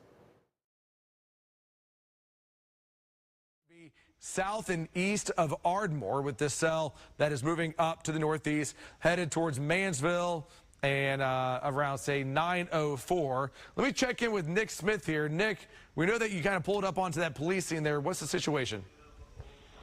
Yeah, so they're going around and just checking on all the residents and the businesses here. They did confirm that there was a tornado that was on the ground, and then they actually spotted another tornado, like I was saying earlier, that was down here as well on the other side of like the big lowering. So they had two different tornadoes. They're just going around and assessing damage. So far, nothing. They haven't heard anything from the lake but it did go right through that area towards Lake Murray. So we're actually gonna get back on the interstate, go north, and then get back out to the east, try to get back on it. Okay, and so again, that storm moving up to the northeast, and so again, obviously tornado went across I-35 there, and that storm continues to be warned. Now, this is not moving towards Turner Falls, Sulphur, or Davis. This is moving basically just north of Lake Texoma. So we're down in far southern Oklahoma and just east of Ardmore here. Let's go up to the north, get a check-in on these storms that we have up in northern Oklahoma for Kay County. Again, Kay County, and then as we have up here towards Noble as well, Noble County, east of Perry, north of Lake McMurtry. Hail core moving to the east. Let's check in with Sky 5, looking into these storms here. Chase, what do you see? Yeah, Damon, we've just been following this one lowering. This is the biggest lowering we've seen. You see a number of them along here, but this is the one that's kind of headed eastbound towards the Stillwater area. This is the one that we saw cross I-35 just moments ago. Not seeing a whole lot of rotation in these, but like I said, they continue to drop lowerings all along this whole line. We're watching this one closely. I don't know what's happening over in the Stillwater area. They might be getting a lot of rain, but I know we've seen a lot of lightning in this cell, Damon. It certainly has a lot of lightning, and we're still definitely detecting hail up inside that storm here. So watching this cell, and again, the sun is now setting. It's about 8:30 or so. So watching this cell, large hail now east of Perry. So Perry, things are improving for you. Let's go up into Kay County. show everyone what's going on with these storms that we have that are severe warned. And this cell over Tonkawa is moving up towards into northeastern Kay County here, just west of Ponca City at 55 miles per hour. That is a fast-moving storm right there. And let me just double-check. I believe this storm is going to be warned for half-dollar size hail and 60-mile-per-hour wind. So this is going to blow in and out of here pretty quickly, again, at a speed that fast. Headed up to Ponca City Airport in about 15 minutes or so. Newkirk by about 9 o'clock, and then all of a sudden we're going into Kansas there. So this will probably be out of Oklahoma in the next 15 to 20 minutes there with that cell. So if you have to do on a day like today, you got to be thinking about other places to go. And I get it, that's the safest place you have, but man, if I've got a tornado barreling down towards me, if that's the only place I got, I'll go there. But man, days like today, you just got to go, hang on a second, you just got to really, really pay attention to what's going on. They did not get a tornado at the lake, but it's just north of the lake now. Back to Lynx 1, and we'll see what it looks like here on Lynx 1. Here's the hook, and it's right here. It's going to be south of Province and Dixon now, getting some big wind, big hail up here, and it's kind of lifting to the north. To me, it looks like it's kind of getting thinned out a little bit. I could be wrong, and it might tighten up and produce, but it doesn't look quite as supercellish as it did. It's still there. It just looks not quite like, oh my gosh. But we have to watch. This is down in the mountains, and the radar beam is hitting some of the mountains down here just above them, and you can't see all the way down on the deck or on the surface. So the tornadoes down here don't look quite the same to the radar because of how far away they are. These storms look like. And let's check in with Storm Command here. Michael, we see you just west of Perry. Michael, how's it look? Yeah, Damon, right up here, there have been so many storms. I really think they're all competing, and that's made it really tough on any one of them to really get established as far as, you know, having a real strong supercell. But we are still seeing this storm that's over here just to the east of Perry with some, looks like some hail with it continuing as it moves over really just south of Sumner. That's going to be southwest of Morrison. It's going to be right along 177 coming up to Bill's Corner. That's going to be north of Stillwater. So it may get some hail in there still with that storm. And then actually even just a little bit of rotation, not much, but a little bit with that cell that's up by Tonkawa. So stranger things have happened in highly sheared environments. Just need everybody to kind of continue to maintain an awareness here if you're under a severe thunderstorm warning in particular. And watching these storms right now, have some new data to pass along. The tornado warning down in Love County will be allowed to expire. For this storm right here, though, this is still a pretty intense cell that we have for Payne County. Still a bit of an inflow coming into this, very close just northwest of Lake McMurtry. It's that bend that you see in the radar. That's going to be east of I-35, moving to the east here. Let me check in with Derek. Looks like the hail core is coming up right over where Derek is. Derek, our radar has a lot of, intense reflectivity on top of it. Would indicate some hail. Derek, any hail falling where you are? Not quite yet. I think it's maybe just a mile off to our west. I think we might get some hailstones here very shortly. We're really in a pretty good spot, though, to see everything of the storm, whether it's the hail core or if there's any rotation or inflow or anything like that. So we're continuing to watch it here. We're on 177 south, about 64 by about 3 miles right now. So we'll bounce down here, and then we'll take that 412 spur just north of Stillwater there. So, but yeah, watching this storm so far, haven't seen any severe weather yet, but it's just a little to our west. We'll see what we get back to you. Okay, and if you're watching in Stillwater right now, this storm will likely stay just gnarly and scary. There ain't a lot going on here, not a whole lot. Just the pressure dropping below the base. It's allowing the clouds to hang down a little bit lower, but nothing serious. David, back to you. This is just west of Stillwater for the record. So. You got it. Back to you, David. All right, nice job. Well, keep going a little farther east with this. We'll see what it does. It's making its way. Keep going east. Let's get up a little farther east now. This thing's going to go into Pawnee County, and that is not a lowering as far as a tornado or anything like that, okay? And that's not what we're talking about there. I mean, he's on it. He's looking at this, the cloud. That's just an area that's just attached and a little bit of some gusty winds, but still talking about winds 50 to 60 miles per hour. All right, Lynx 1 and Jeremy and Val are here, and this is moving east towards Morrison, going to Pawnee, going to Cleveland, going down Highway 64, right? And that's going to keep making its way east. Storms back to the west near Hunter, not severe. Bob's up here, going down Highway 11 into Blackwell, and that storm is not severe. This is a big cell here. Boy, there's some good-sized hail, or at least a lot of hail, from Tonkawa right now, and that's going to be, yeah, it's kind of moving off to the northeast. That's going to head up towards Kildare and Newkirk. So Newkirk, you've already had one storm, and you're going to get another storm, and then you're going to get another couple of smaller storms after that. So, hey, David. Yep. We did get video actually sent in. It's going to be on Lynx 3 of that wedding that was affected by that high wind. Hang on. I tell you what, let's go to that, and then we're going to go to Marty Logan. Let's go to that first. And so this is the tent. Exactly where were we again? It says from Capron. Okay, up near Capron. This is a wedding party, and this is the stuff that I really don't like to see. Oh, man. I mean, look at the wind here. Look at the party outside. We had a tornado on the ground south of Mutual, not too far from there. Yeah. And the video is short. We see everybody running. Okay, let's bring Marty Logan in. You've seen the video. Marty has the lowdown on this up near Capron. And Marty, we just watched some of the video, and right when things start to get crazy, the video stops, so we don't know how big and bad it got. What do you know? What have you heard? Give us an update. Well, when I tell everybody this story, every game warden and Lacey are going to know who I'm talking about. They work the Backwoods show every year where we score antlers. Ron and Phyllis Owens were at that wedding. It's a small world. They were up there at that wedding when the tent blew over. Phyllis was hit in the head, got a serious head injury. Ron, through my wife, I visited with Ron, sent him pictures of radar, told him how to get back down to Oklahoma City safely. By the way, I did ask if it was okay to use his name, and he did say it was okay.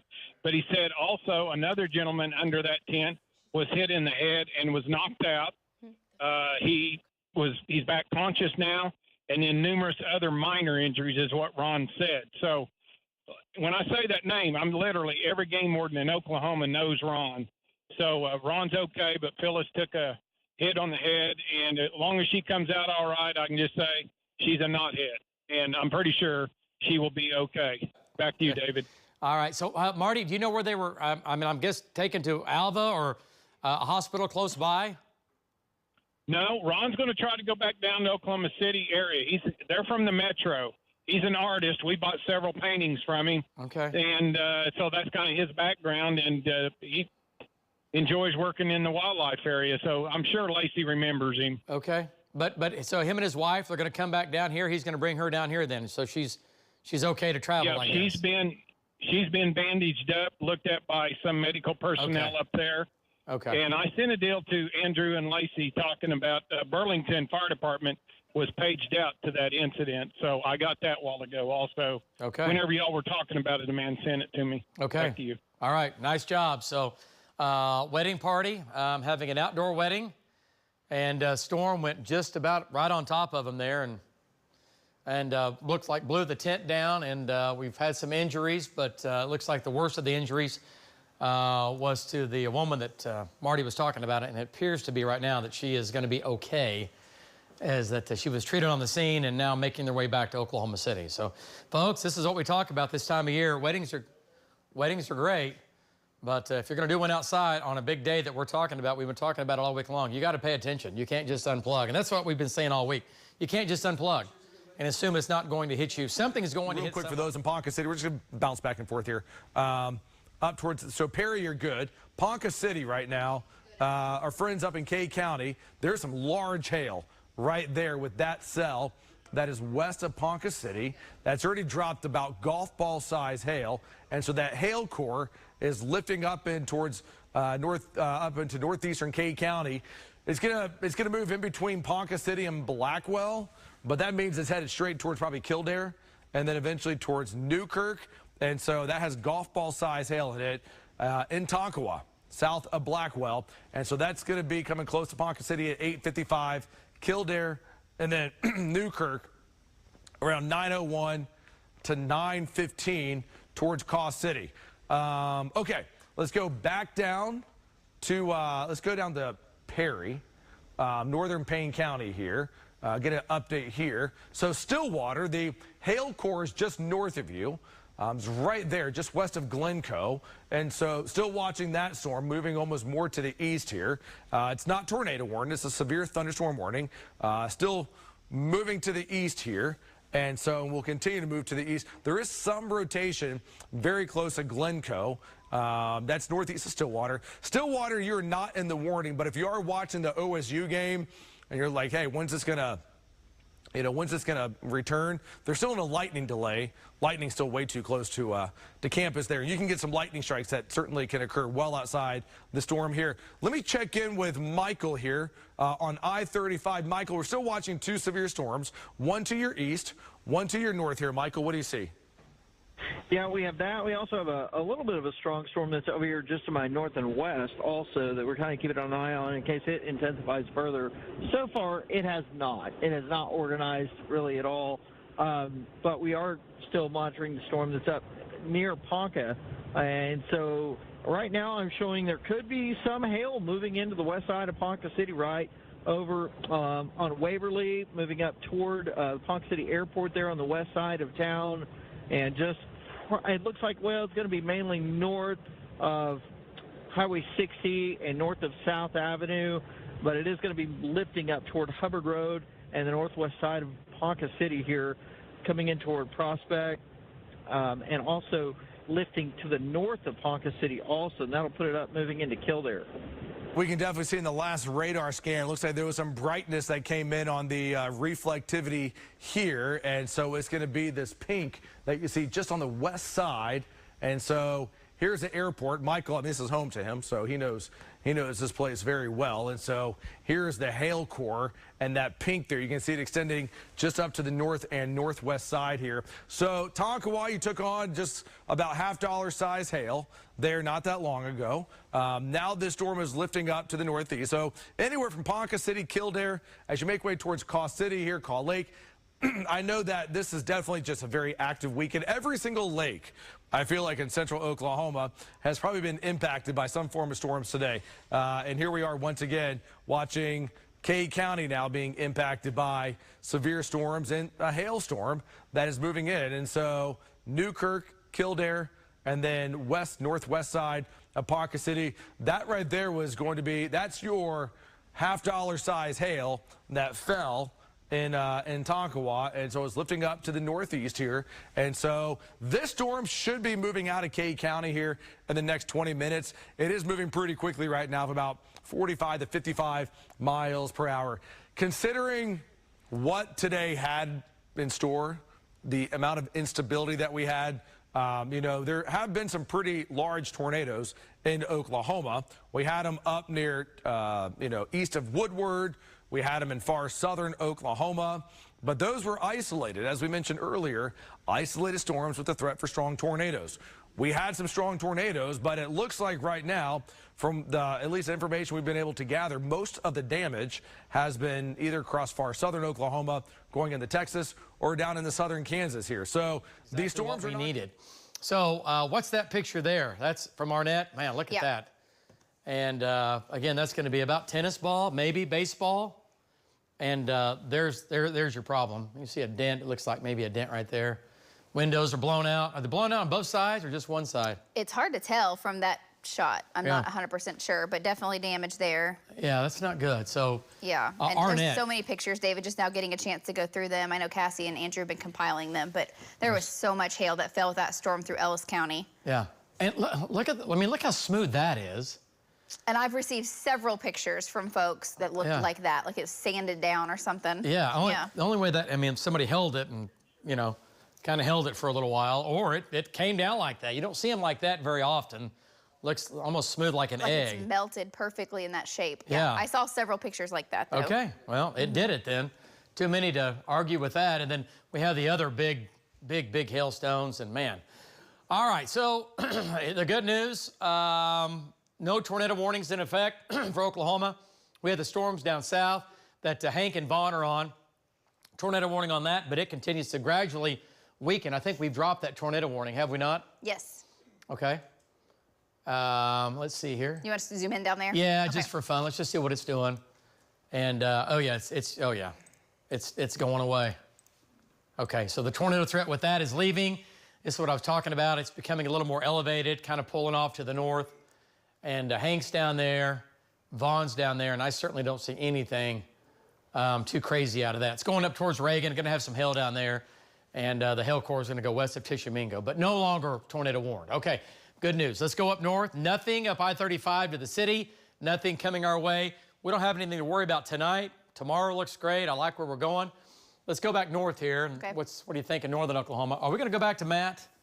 Is he available? He's recording. Okay, I didn't know if he was getting ready. Okay. All right, so here's a little shower in the city. Oh, you're fine. A little shower, not a big deal. Dying out, coming into the metro. And, okay, that's pushing off to the northeast. Let's go up north now. And, Andrew, are the other guys and gals making their way back in? Okay, yeah, Tom and Brandon, yes. Okay, so trackers are still up north. Marty's making his way back to where the tent collapsed. But big storm now. That's severe. Is there not a warning on that? There needs to be. There is now. For the Hunter storm? Yeah. Yeah, that storm, I'll show you the bills on it too. That's been a beefy storm for sure. That needs a, okay. News 9, severe thunderstorm warning. This is not hard. Southeast of Hunter, and it's going right to Billings. It's going right down Highway 11. Highway 11 runs through Billings. So, yeah, that's a pretty intense storm there. It's marginally severe, but it's still severe. Okay, moving east at about 30, 35. So severe weather now. Towards Tonkawa and eventually towards Ponca City here with hail.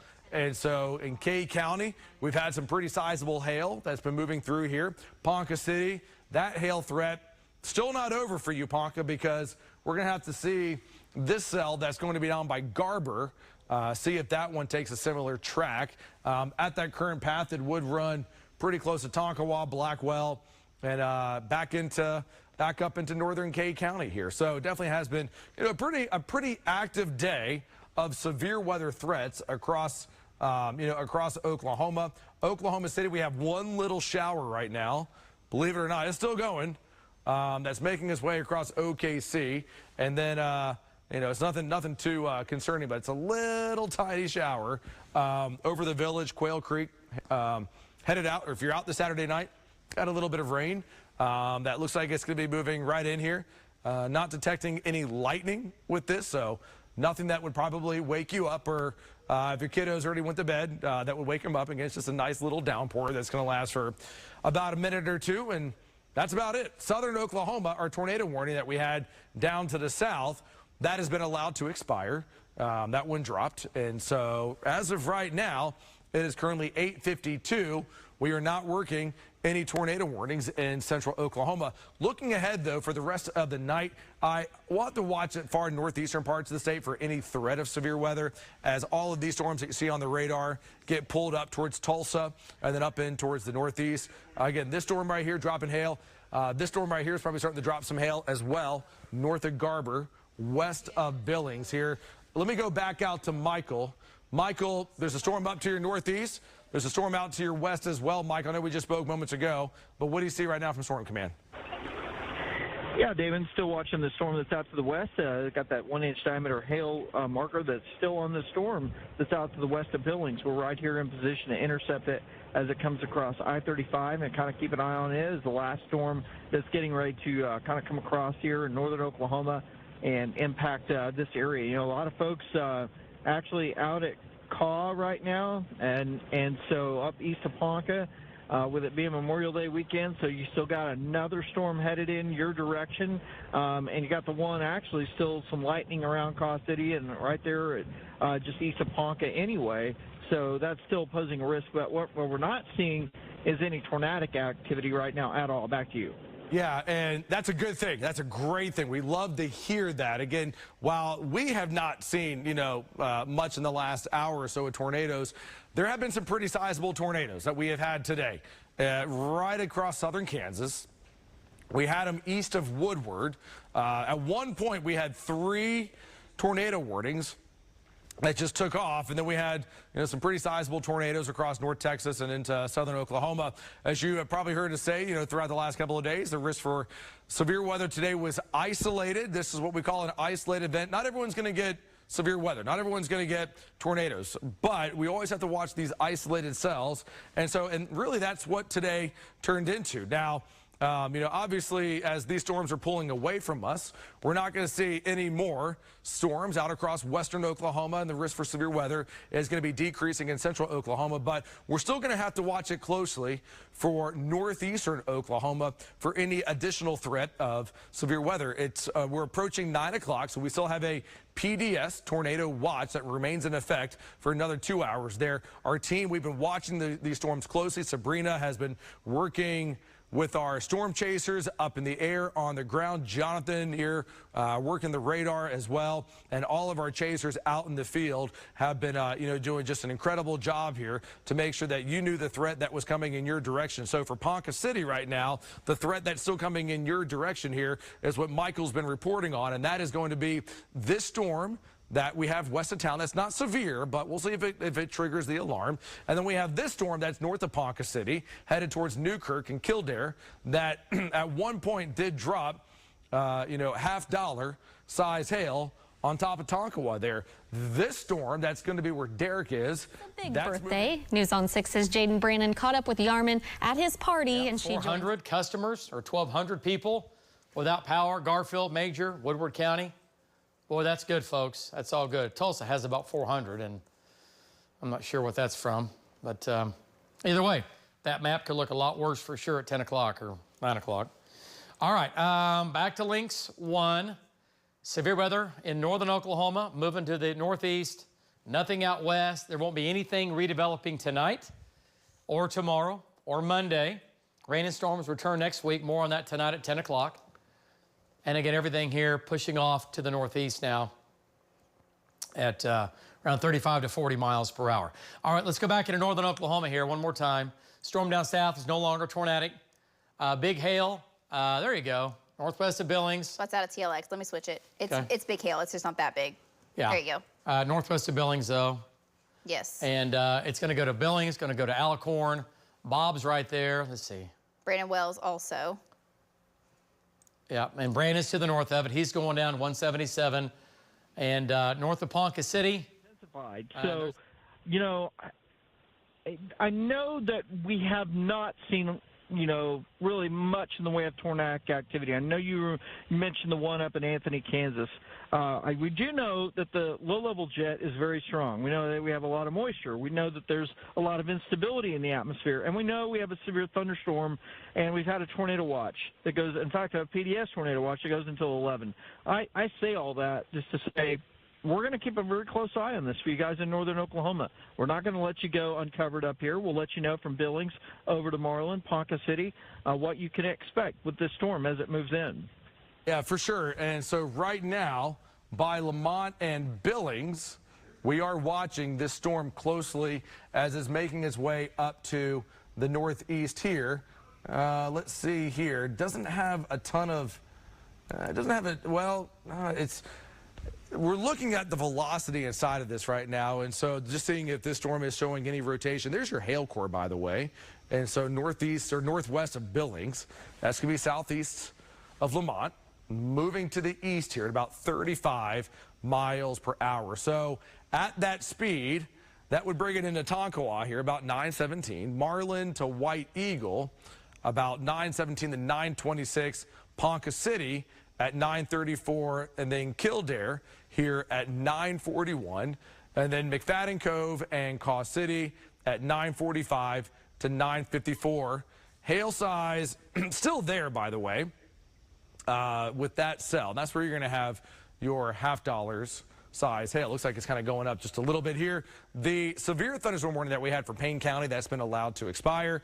I know a lot of people there watching the OSU game want to know when they can get out of this lightning delay here. They're playing incredibly well tonight, up big, and so they want to get that W and go up 2-0 and close that series out. So hopefully that softball game here will start soon. But otherwise, Ponca City down into southern Kay County, northern Noble County here, still watching this. Now, Perry, this is going to stay north of you, Perry. Don't have to worry about this coming into town here. We've had a couple storms that have made their way through Perry, but this one's going to stay north. And it looks like it's probably going to take on almost a similar path, a similar track that the last storm took that went through Ponca City. And so right now, Kildare, hailstorm there, moving up towards the northeast, making its way through town as we speak, and then watching this storm running across just northwest of Billings right now. Severe thunderstorm warning remains in effect with this one for just a little while longer. Let me check the shear. Jonathan, how's the shear look inside of the storm? Is it staying out? I don't see much. Not too strong. Yeah. But in a sheared environment, so that's why Michael's right there. So it doesn't look very impressive on radar right now, subject to change. I don't know. Overall, the winds up there at the surface are the southeast. There's still really high dew points, but I know this area's seen a bunch of storms move through over the last hour or so. If I'll just back the radar up, lot of storm activity. So we'll see what the storm does. We'll have to walk it east of I-35 a little bit, but on a scale like 1 to 5 for rotation, a 1 at best. Yeah, and as I look at the southeasterly winds that are feeding into the storm right now, you know, about 20 miles per hour. So we're going to continue to watch this. We're going to continue to update you throughout the evening on this storm and whatever it does. And again, we'll continue to do cut-ins right here on KOCO 5 as it approaches Ponca City. But right now, severe thunderstorm warning continues. Keep it with KOCO 5 News. We'll bring you the first alert.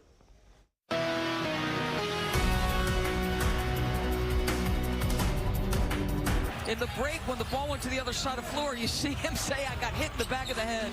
But you're right, he's just looking for deep post position. He's got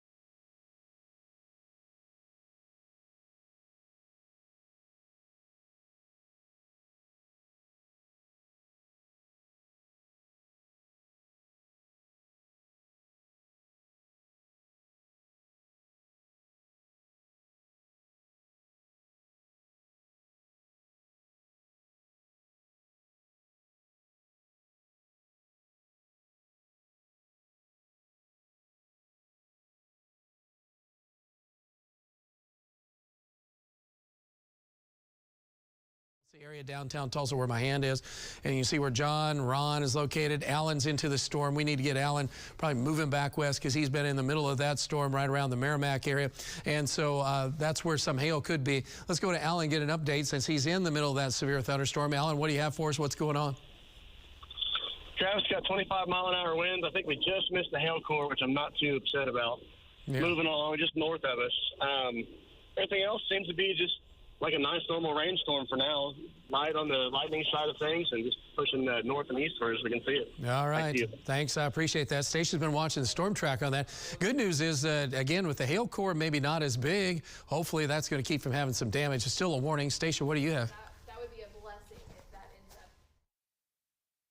that way, Trav. So, okay, as we take a look from Hallett over to the east to Cleveland to Osage to Frontier Shores, Hallett by 9:06, Cleveland by 9:09, and for Osage and Terrellton around 9:15, Prue, Westport, Keystone Lake by 9:20. So anybody camping at Keystone on the north side of the lake definitely needs to be aware the storm is coming through. Some strong wind potential here, hail, very heavy rain, tracking to the east at a pretty good pace, about 50, 55 miles per hour. Trav? All right, thanks. I appreciate that. We're going to continue with severe thunderstorms, though, as far as what's going on tonight. And there is this chance that some of these storms are going to just kind of maintain themselves. But that is a severe thunderstorm warning that is in effect till 10 o'clock tonight. So we do want you to realize these storms continue to move off to the east. And so as that continues, we could see some of this shower and thunderstorm activity not really going too far too fast. It's still going to continue to move to the east. The best news right now is nothing is rotating, because we've been preaching about potential for tornadoes. At this point, we don't have anything that looks any place nearly as dangerous as what was kind of thought that could happen. A lot of rain, though, if you're up in Chautauqua County, moving in Montgomery County. So we could end up with some flooding, some pretty nasty hailstorms up in southeast of Wichita. Those are the main storms. That's what's happening now. We'll have more information coming up in a little bit. Back to you, Liz. All right, thank you, Travis. Help is available for people who cannot work following recent severe storms. The state of Oklahoma wants people in hard-hit counties to be aware of its disaster unemployment assistance program. News on 6's Matt McCabe spoke with unemployment officials about how to apply.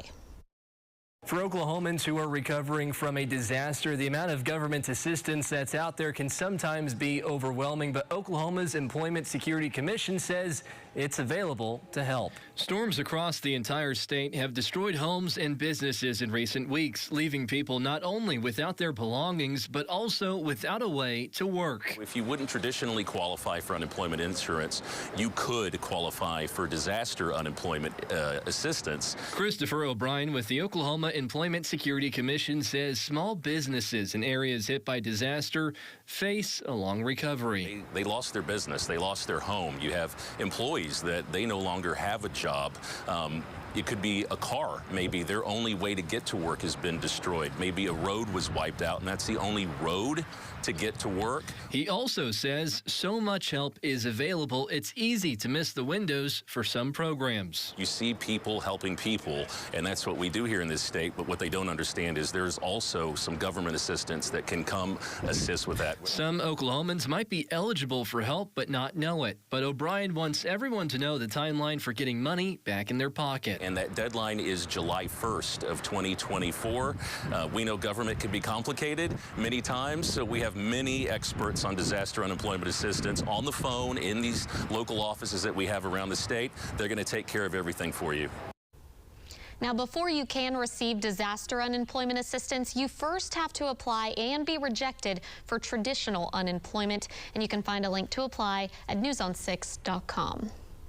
Well, celebrating a birthday is always special, but today a Tulsa family is celebrating one that stands out. News on 6's Jaden Brannon talked to the birthday boy about what this day means. Jaden? Alyssa, Raymond D. Yarman turns 100 today, and he told me several of his life stories from the past century and said he's grateful to share some of them with his friends and family.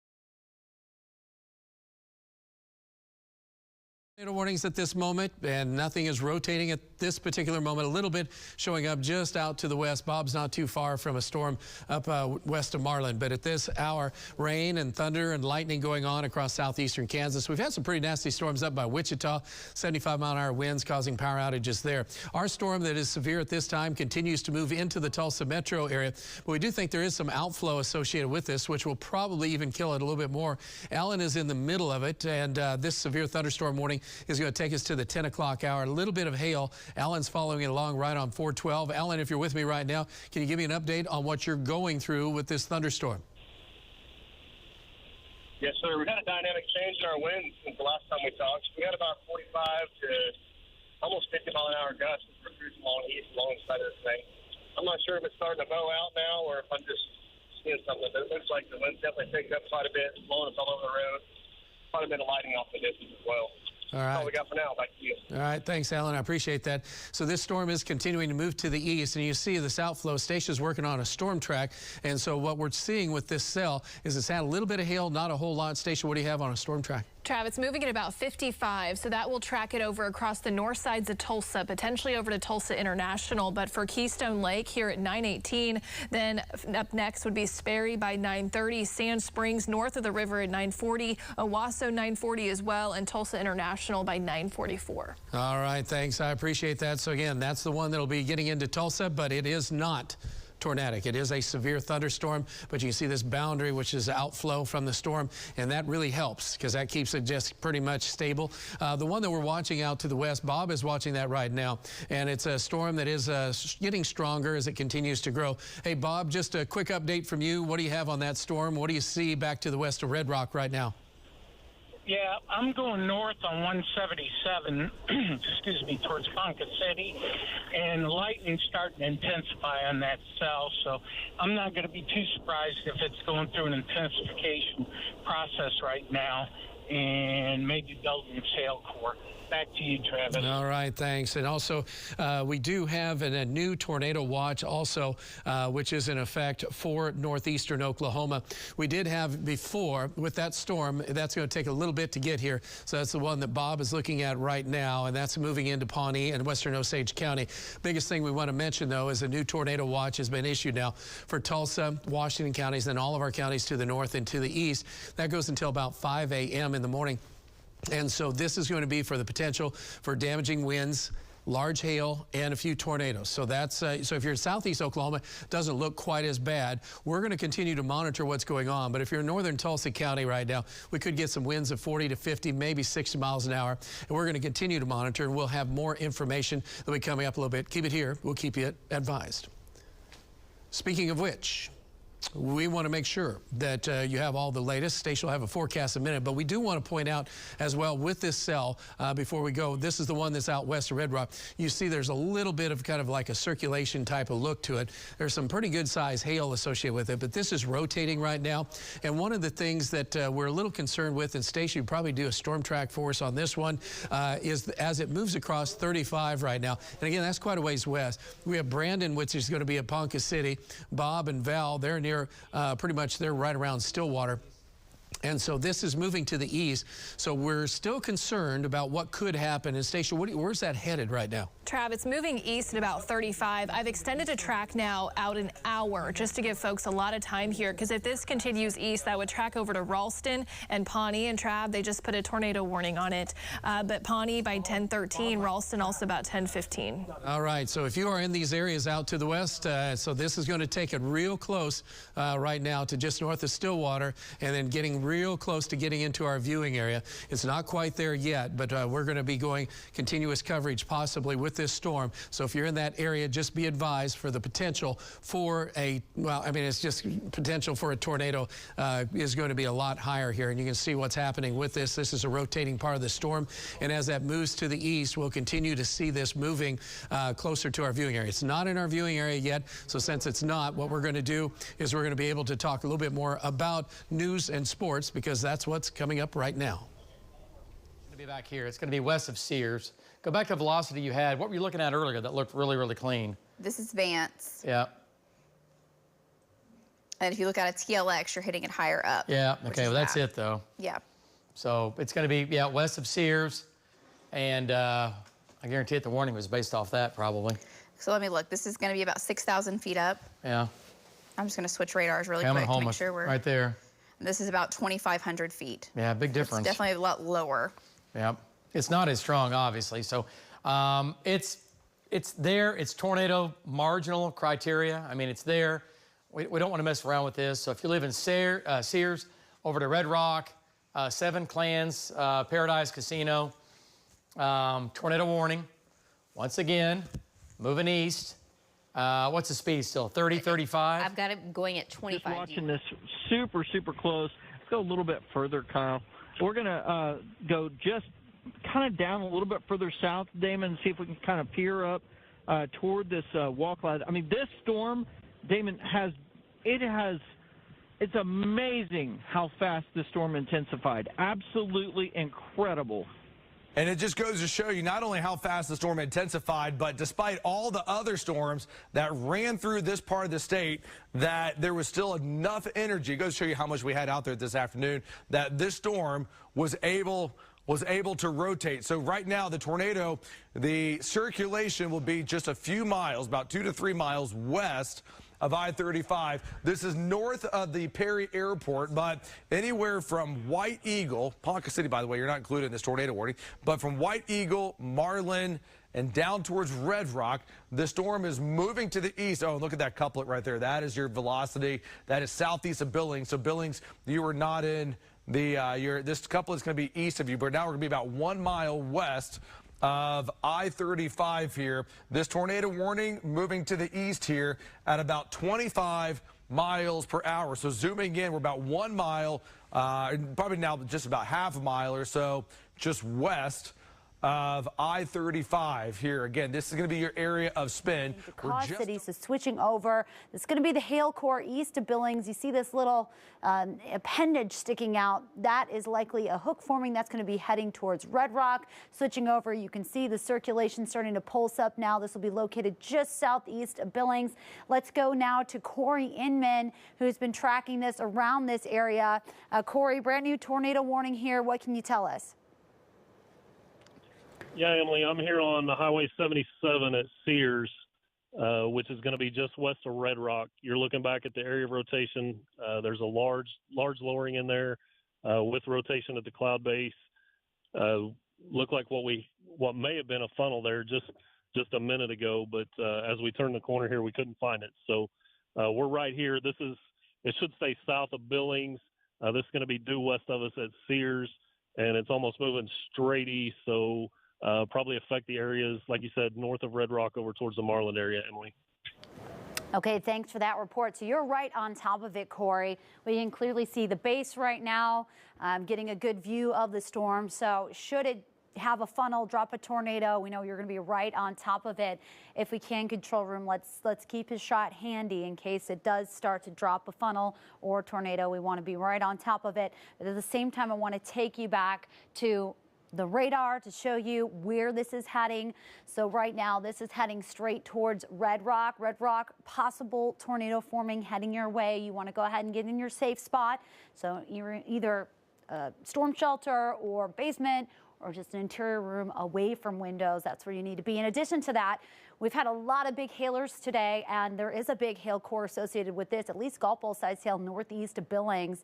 Let's go ahead and take a look at the velocity. And so this tornado warning remains in effect for another 35 minutes here as the sweep goes by. Again, that couplet's going to be right on top of I-35 here. If you're watching in Ponca City, this is going to stay just south of you. If you're watching in, say, Tonkawa, Bremen, this is going to stay just south of you as well. Perry, this is north of you. So there's Tonkawa. There's Perry down to the south. Don't see anything on the ground. We're just a little far away to tell for certain, though. Back to you. Yeah, okay. All right, well, we have your shot there, and once you make that turn here coming up in just a couple of miles, I think we'll see a whole lot more, and then you'll be right on it. But all right, back to Lynx 1. You can see it there showing up in the right part of our screen. So here's the big hail, right? Big hail up here, probably tennis balls. Yeah, radar saying tennis balls. Okay, and there's Highway 156. This is Billings. It's east of Billings. And there's your, again, hail core, big hail core now. It's running 6 miles south and 6 to 8 miles across. and there's golf balls and tennis balls in here. So that's going to go east. Marlin, prepare for a damaging hailstorm in Marlin. And it's going right down Highway 156. And then the Hook, the tornado is going to be developing. Back to the east here. We'll be, I'll be able to keep the camera right on that. That's a huge lowering right behind us. Low, by the way, Michael. I mean, that's really getting out of there. I mean, that definitely does concern me. You got a lot of lightning there too, by the way. So, Michael, visually, what we see here at the TV station, we can see it about just as you know, as best as we can here, and that is very well pronounced. That is going to be what Michael's looking at. That's now crossing east of I-35 and is now coming up to 77 here. And so that runs north of Perry Airport, headed to the east, again, from Red Rock and even up towards Marlin. Marlin, you're going to get the hail side of this. Probably going to get quite a bit of it as well. Golf balls falling out of this storm as it's moving to the east here. But if you are in Red Rock or Marlin, in your tornado shelter with this cell moving in right now to the east, at 25 miles per hour. So it's not going to be with us for that long, but still watching this one really, really closely. Michael, as we go back to your shot here, let me go back full with Michael's picture just so I can see it here. And again, looking at this lowering, we're in night vision mode here, so this technology really gives us an extra advantage to be able to see things as the sun sets here. And so, Michael, watching this lowered area, velocity still definitely looks, well enough within this storm as it's moving to the east here. A couplet there that's going to be approaching just north of Red Rock at this current track. Michael, what do you see from Storm Command? Yeah, you can see the lowered area still pretty well defined now. It is somewhat ragged at the moment. When I move the camera, it's going to change the iris and open it up a little bit, and I'll iris back down if I need to here in a moment. But just a very large... Yeah, we can definitely see that there. And again, Michael, they're panning the camera across. And so you can see that's a very large lowering on this storm right here. And so this right here is going to be that right there that Jonathan has highlighted with this area, this velocity couplet that is currently crossing. Watch in this part of the state until 11 p.m. So that continues to charge off to the east and north of it, too. I want to point out, moving into Marlin, some very large hail there. So we're going to have the potential of golf ball, maybe pulsing up to tennis ball size hail as well. Switching over to velocity, this is what we want to watch. So he was talking about the different circulations. We have two. One is the previous one to the north, but what he's focusing on is this broader circulation that is pushing out towards Red Rock. It has not tightened up quite yet. So seeing it when it lightnings, but we're about to make that turn and go west. When we go west, give us a second to get our bearings down on turning the night vision cam to that. But I'm telling you what, there's a significant lowering there, and it has gotten bigger since I talked to you last. Back to you. Yeah, and here's the deal, Val. That storm, it's the most impressive it's looked here in the last half hour is right now. The Hook looks impressive, the hail core, the vills, the strength, the way the storm looks just on radar. It is maxing out right now. Now, will it produce a tornado? We'll see. Val's right there. Bob Roloff's coming in right there with Val. And so, you just have to kind of watch for anything to consolidate at this point. And so it looks like it's actually a little bit more consolidated, a little bit further south. From where you guys are looking at, that's looking right down. Yeah, we're looking right down, looking right into this. And again, for those that are in Marlin, you're getting the hail side of it. The circulation couplet, though, is coming right very close to Red Rock. Again, we're about 3 to 4 miles northwest of Red Rock with this couplet right here, and it's almost moving due east now. I don't think it's going to be dropping that much down to the southeast here, but Red Rock, it's going to be very, very close. It is going to be very, very close for those that are going to be in Red Rock with this couplet. So this is coming in the town All now. your big hails up in here. Big hail just hammering Highway 156. Now coming into Marlin. Big hail coming into Marlin for sure. Man, look at the Hook here. Trying to wrap around here. David, I have the Hook coming into Red Rock at 9:40, so about 10 minutes. Okay. Do you have a storm track? Yes. Okay, let's go to links 3. And there it is. Do you see that, the hole in the precip and then the couplet southwest of Sears, David? Okay, we'll take a look at that. Okay. Red Rock, yep, at 9:40, Sooner Lake, 10 o'clock. Okay, Red Rock, if you live anywhere near Red Rock and back to the west, you have between now and about 9:40, which just got 10 minutes. I mean, it's moving at 30. It's moving at a pretty good clip. Okay, let's go back to links 1. Shot when the lightning is just right, you can kind of see. Okay, all right, and Do you see it's the weakness southwest of Sears is interesting there, and then there is a little bit of a couplet there. yeah, okay. And it looks strange on radar, but I mean, It's a little bit kind tighter. of in the right location, honestly. It's not. It looked like earlier it was up. It looked like it was a little farther west and northwest, but that's kind of filled in a little bit. Okay, so again, like we said, 2 miles north, 2 miles south of Highway 15. All right, let's go to Val Castor. He's on 15, looking west. And Val, when you look to your west, the hook is getting tighter, Val. The gradient on reflectivity on the hook is getting tighter. What do you see right now as you look off back to the west there? What do you see right now? Go ahead. Val, he's hot, okay? I have his shot. Now, let's leave his shot up for a second. He'll figure out. He's probably in a bad cell area. Watching this tornado warning here, coming very close now to those in Red Rock. Michael, what do you see? Yeah, we're just kind of stopping right here, Damon. We just want to get another look at the wall cloud. Really tough to see. We have tons and tons of trees right in here, but that is a look at the lowest part of the wall cloud, just barely north of the road I'm on here that goes west out of Red Rock. I mean, we are right in Red Rock here, looking in the northwest. This is, man. Let me turn on my night vision one more time.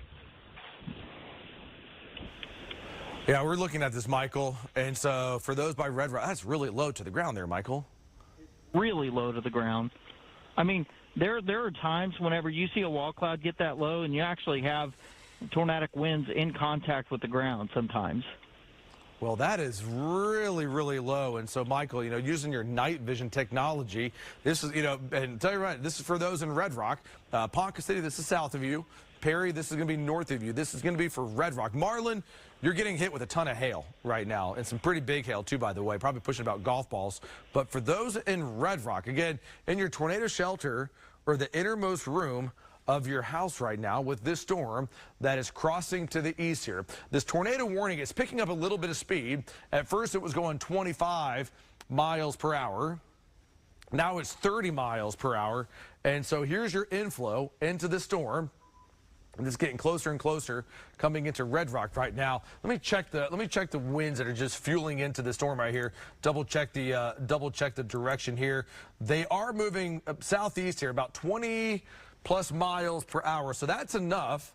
That is definitely strong enough to keep this storm going here as it's rotating. And I'm also getting some really large hail that I'm starting to ping now, 3-inch size hail that is going to be up towards Marlin. That is some big hail. But the newest area, the newest couplet there popping up basically in Red Rock. Michael, you're right into this, Michael. Our shear markers right on top of Red Rock now. Michael, what do you see? Yeah, I mean, I've still got that same lowering that's here behind me, but the storm is moving pretty quick, Damon, and this is oh, man, it's so low. It's so low here behind us. Not very far either. No, and Michael, as we see the lightning there light up the sky, I mean, that is that's low. And obviously the tornado warning, rightfully so. I mean, it remains in effect here and is absolutely necessary as we were watching this. But there it is right there. That is getting, that's very close to where Michael is right now. Again, this could be for Red Rock, for the town of Red Rock. And this could be for far eastern Noble County here as the storm is moving to the east. And it is picking up some speed here as it continues to move to the east. Right now, tornado warning remains in effect for another 24 minutes. With this cell as it continues to move eastbound here and is approaching. There's Sooner Lake down on the bottom of your television screen. And again, some of the data that I'm getting out of this hail core, by the way, is 3-inch size hail. And so that would be, obviously, bigger than tennis balls and baseball.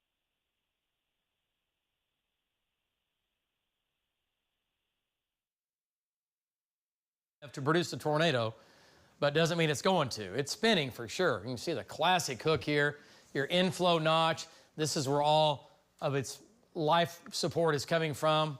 Inflow from the southeast, warm, moist air being drawn into and around the mesocyclone, right? So, yeah, Jen, go ahead and route him in.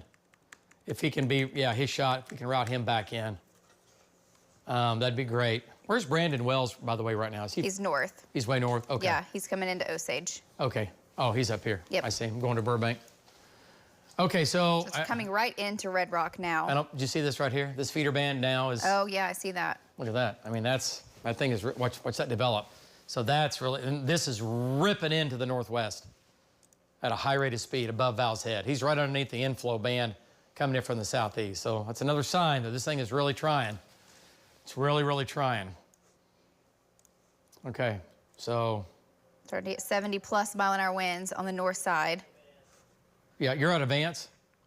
Yes. That's a northwest, that's a southeast wind. Val said he has 2 big inflow bands on this. Yeah, you can see it. Yeah. All right, let's go to Val.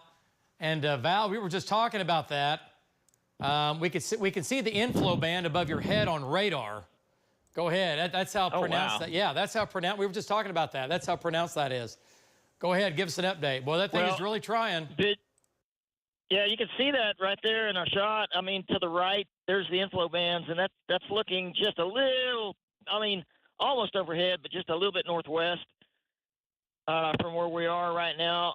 And, I don't see anything on the ground. I mean, that's the main thing. I'm watching real close. And, obviously, David, we're watching for power flashes or anything like that.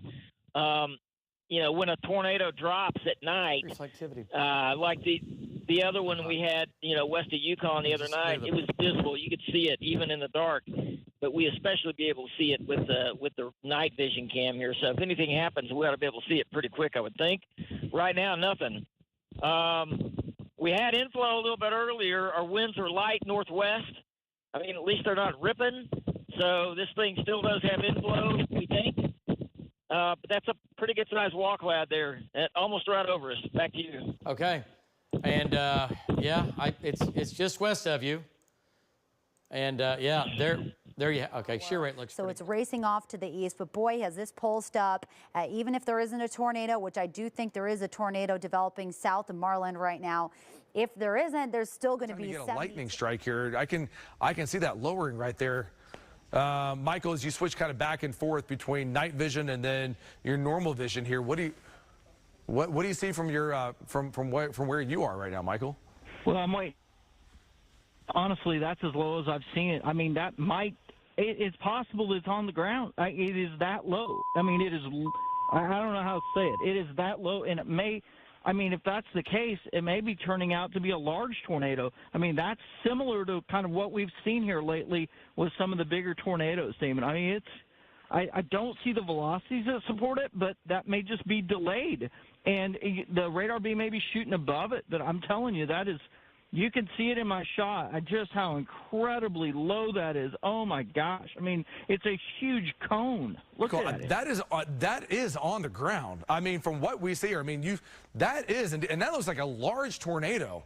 That is a large tornado right there, Michael. I mean, that is big. That is a big tornado north of Red Rock, right there. I mean, look at how much of the screen right here. That thing is huge right now. Moving to the east here, Michael. It took a little while there to get a couple lightning strikes, but that thing is big, and that is moving northeast of Red Rock. Michael, what do you give it? Good night. Hey Val, do me a favor. Hey, for a second, turn off your front headlights there. So we just have the light coming in from the storm itself. Let's see what that looks like. Oh wow, yeah. Boy, Val it is a tree hugger. It's close. And if it's not on the ground, it is really close. That we see right now looks like it's trying to tighten up here. It's starting to kind of like bend back in here, and so you can see the winds kind of swirling around. But from what we see here, that is big. That is big, and so this is going to be north of Red Rock, south of Marland. And so, but that is moving to the east here, headed towards 177. We're now basically northeast of Red Rock, northwest of Sooner Lake, basically in between Red Rock and Marlin, south of White Eagle. But this is where your area, your couplet's going to be. So we're going to be about 4 miles or so west of 177 as we are watching this storm here, and the velocity couplet continue to get stronger and stronger there, moving into eastern Noble County. Let me go back out to Michael here. Michael, you have eyes right into this. From what we're seeing here at the TV station, what you showed us, about a minute or two ago, that was a large tornado that we had with this storm here. Michael, how's it look from Storm Command? Well, now, I mean, if you look at it, you can still see a lot of light underneath it when the lightning flashes. Again, this is just up to our north here. We're continuing to watch it close. We've got emergency. We appreciate you being out there, Corey, and if you guys have to wait to see with the lightning, it can illuminate the silhouette of this, at least a funnel, likely a tornado. He had power flashes earlier, so that's an indication of it. Although I have to say the winds feeding into this are up to 80 miles per hour, and that can sometimes cause power flashes as well. Let's take a look at the circulation, and here it is. It's really pulsing out. The location will be just south of Marlin, in between. Fully in contact with the ground. Man, just a little bit ago, though, that was something else. It absolutely was something else here, because that was a large tornado that Storm Command Michael there showing you with this night vision, and so we had to wait for the lightning, and so that thing was big. And so here's Marlin, here's Red Rock, here's your tornado spinning right here in between that portion of White Eagle.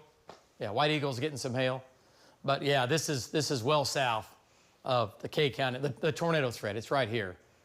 And again, it's going to be crossing the highway here. But anyway, it's moving east at 30, 35. So Val's there, Bob's there. We're looking at Bob's shot as well. Don't see anything. Inflow notch still flowing in right here. And that southeast wind feeding into it. Look at that. See what this is now. I mean, it was 70 plus, 70, yeah, 70. Southeast wind blowing to the northwest. We're still getting that. So it's very windy on 177 right now. How high are you up? Well, it's 4,000 feet up. Okay. So for sure, 50 to 60. Basically Windmill and 177 up to Yearling and 177 for folks in that area, maybe all the way up to Acre Road. Yeah. Is where the strongest winds are. Windmill Road. Yep. Yep. This is a southeast wind feeding into the southeast of the northwest, wrapping in and around the area of circulation, which is right there. And that inflow, that blue you were seeing there on radar, that's a southeast wind ripping into this, which is right here. The tornado's going to be right here. It's going to be right there. Okay. And it's going to go very close to the north side of Sooner Lake, which I know we've been mentioning. A huge lowering with it on the wall cloud. I'll turn the night vision back on again and try to turn that iris down so you can see it. I'm adjusting the camera on the fly as we're going here. It's incredible technology that allows us to be able to do this, I mean, at night. I mean, you can't even see it with your own eyes, but yeah, here we are. We can see it. Look at that. I mean, that's amazing. That is absolutely amazing. Rotation that we see, especially just west of 177 there, does show that, that rotation going up here. And so we are still watching this. And, we went all day long with all these storms during the daylight hours, and then as soon as the sun set, that low-level jet started to increase. That is just fueling this storm, and this is one of those threats that we were really concerned about, saying between 7 and 10 o'clock that would be the window for increasing tornado threat, and that's what this storm is doing right here. And that was a large tornado there that we saw from Storm Command not that long ago. This is now moving northeast of Red Rock. So Red Rock, you're okay. Ponca City, you're okay. This is going to be moving east of you. Latest radar scan here. Let's see how this trends. See how this goes here as it's moving to the east. Right now, though, still finding at least a bit of a couplet there. That is going to be about 1, 2, 3 miles northeast of Red Rock. And so that's moving to the east. And so we're just basically between Red Rock and 177. And so this tornado warning continues now for another 15 minutes. That scan, though, looks like some of the brighter colors kind of vanished off of the radar here, as it looks like the inflow may be getting a little disrupted there with some rain. We'll see if that inflow clears out or not and allows some, some better winds to fuel into this. But notice how the wind's a little bit more broad there, not very tight, but still tornado warning absolutely necessary with this storm. Michael, we just got an update here on the radar. Still seeing that rotation there just west of 177. Looks like it could be trying to tighten up if it is. Southeast of Marlin, that's northeast of Red Rock, kind of rolling into that area of Noble County that kind of sticks out a little bit here. Michael, what do you see? We are getting slammed right now with rear flank downdraft. I think it might be trying to produce a tornado right behind us. It is literally spinning up like right on top of 177 right here. I mean right on top of it.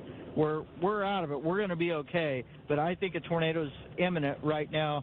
Man, it's even tighter on the velocity couple of two. The problem is, we have no roads here. We have to go south and then go back to the east with it. But there's just no way right here where we're at to be able to do much with it as it's coming up. Man, so dangerous right here. Michael, how strong are these winds that you're in right now? Oh, we got blasted by, I don't know, probably winds 50, maybe 60, and it was right with the tip of the hook.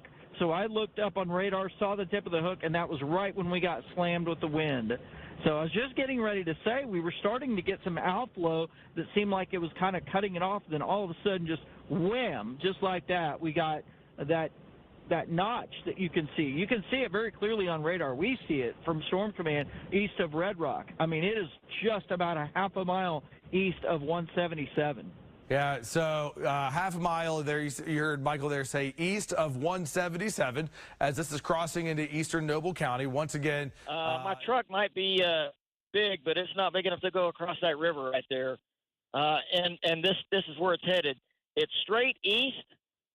I'm in wraparound rain again. Now, I'll tell you this, the wind direction verifies the location of the meso right on. We thought we were going to have an outflow problem, but then, boom, we got hit with west winds, RFD, and then that's when the meso passed barely north of us, and now it's pretty much straight east of us.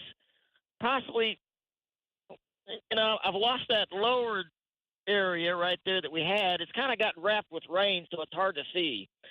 Now I'm panning back a little bit to the north, and you can kind of see that's looking northeast. There's another lowered area up there. I'm not for sure if it's the real deal or not, but, there's no way I'm going to get I might have to go down south about probably 3 miles to go east. I think that's what I'm going to have to do, David. Okay. All right, nice job. What, Lace? David, I was just looking right here. It looks like a racetrack. If you're looking at the radar right there, yeah, where that's crossing over on the northeast side or the northwest side of Sooner Lake, that is the Sooner Generation Station. That's the Red Rock Power Plant. Yeah, is what that is. On the northwest side of the lake. On the northwest side of the lake, and the hook is going right over that.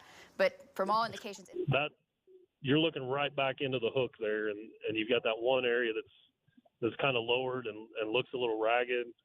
Got a few fingers out of it, and that's where those rain curtains were they were blowing right into that area when we turned south here on 177. So still there's a lot of rotation back in there as it crosses Sooner Lake headed over towards Ralston.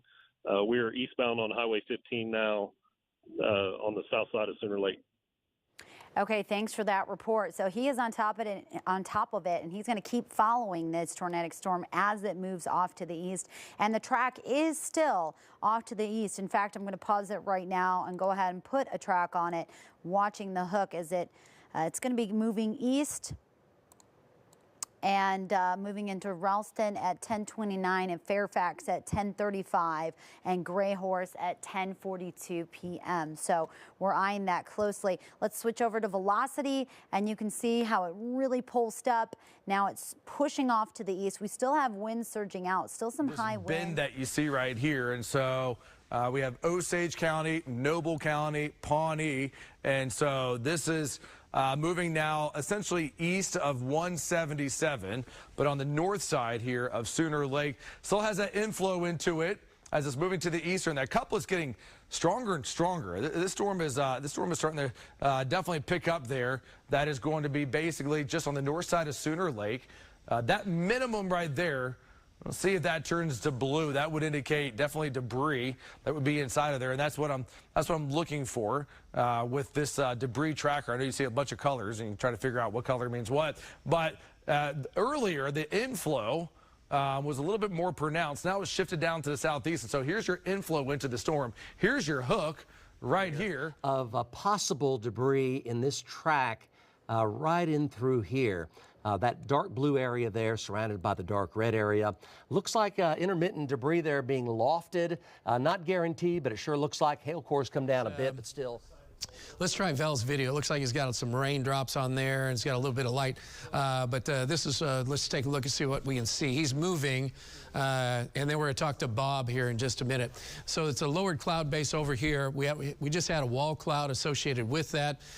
So what we see with this is that there is chance that we could have a tornado. There was a storm tracker which said there was a tornado. So they're kind of repositioning right now. Hey, Aaron, is Bob able to talk right at this moment? Bob, let's go to you for a minute. See, what do you have? Did you see anything touching down just out there or not? No, did not see it touching down, but there was a well-defined wall cloud lowered out here. It's crossed 177. My video right now is shooting back northeast of 177. Have not seen any power flashes with it, but it definitely is there and worth keeping an eye on.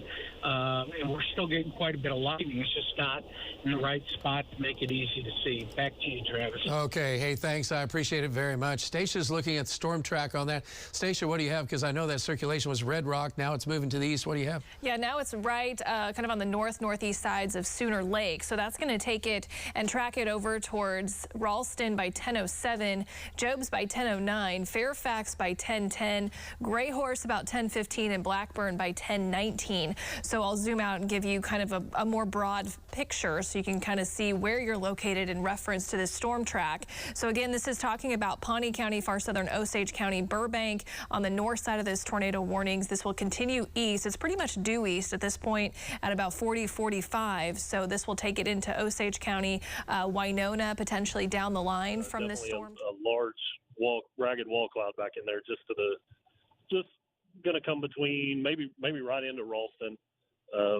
if not just to the south of Ralston. Yes, it looks like it's also trying to occlude north, which has been a trend with a lot of our tornadic circulations, especially this season. So it looks like it's trying to move. It was moving due east, and now it's starting to curve up a little bit farther northeast. And that could be a good thing. Sometimes it indicates that it's pulsing back down or cycling. So we're watching that. Earlier, you could see how he had those bright shades of bright blues in there. That's when it really pulsed up, and likely when we had those power flashes. You have eyes looking right into this, Michael. What do you see? Yeah, I still don't see, like, visible condensation funnel, but it's certainly rotating very strongly. Actually, we have some new, looks like rain developing right on top of our location, just to the north and east of Morrison, just southeast of Center Lake. So the outflow, I think, is probably surging out from this a little bit, just based on that. And sometimes that can wrap. Yeah, definitely that can, as that outflow surges out, that can wrap around and kind of mess up the wind field here a bit. Let's go back over to the radar. Once again, Michael. Tornado warning now issued for Pawnee, western Pawnee, and western Osage County. This is a storm that's coming in across an area. We'll have Stacia get another storm track in just a little bit so we can keep you updated on that. But we're looking, and it's like continuing to watch what's happening underneath with this. And so this will move to the east. And this has been rotating, and we'll go back to radar and get let's get a little velocity on here. So this is the circulation feature right here. So Val's looking back into this area right here. And then, so this is tightened up. And Bob, okay, oh, I see. And so Bob's location is right here. It looks like near Windmill Road. Bob, what are you seeing with that? Hey, Travis, there's definitely a wall cloud with lowering. When if you could see it, it should be just a little bit left of center on the screen. There seems to be a lowering from the wall cloud. It's coming. See that? It's coming out a little bit down and back. Yep. It may be trying to develop a funnel, but right now it's not on the ground that I can see. Yeah, great shot. Can you zoom in a little bit more possibly or not on that, or is that about it? Right in there. And so what we're seeing with that, again, tornado warning. And you are watching News on 6 at 10. Thanks for joining us. We have a tornado warning west-northwest of Tulsa, quite a ways, but if you're in western Pawnee County, it's pretty close to you at this particular moment. And you're looking at Bob Roloff's video coming in, and so we're looking at a wall cloud right in that particular zone. All right, great shot. Yeah, that's good. I like that. This is where the cloud, this is a lowered cloud base right in here. We'll get a lightning strike hopefully behind it. There it is. And so you can see this area in here, and what Bob was talking about, he doesn't see anything on the ground, so we're going to keep watching that. And Val's shot is about the same, but this is what we're going to keep. It's broad. I know the rotation now is not quite as tight as it was earlier, but I guarantee you that updraft is still rotating. And we have not seen anything touch down. We've been watching close. And we got a pretty good area right now to look at it, kind of over the lake and kind of a high area right now, but nothing on the ground. But it's impressive looking storm, David. Yeah, no doubt about it. And we don't think it's produced a tornado. We haven't seen anything quite that tight. We've not seen any debris lofted in the air. If it did, it was very, very brief and weak. Not a very strong tornado at all, but we don't think it has. Coverage here, regular programming. Jonathan, just pull on out. Let's just look at reflectivity just real quick here, just to double check, make sure everything's looking all right across, Oklahoma here, northern Oklahoma. We have this batch of storms right here that is lifting in towards northeastern parts of the state. How's the south and southwest looking here? I don't think I see anything. Have some storms down there south of Ardmore, but it looks like we are doing all right. So in the meantime, we'll continue to watch it closely. Otherwise, that tornado warning is now moving in towards Pawnee and Osage County, moving out of Noble County here. A little bit of hail lingering as you go in towards extreme northern Noble County, although even that is now getting pulled to the east. Should anything else change, we'll jump back on here. Otherwise, keep it with KOCO 5 News. We'll bring you the first alert.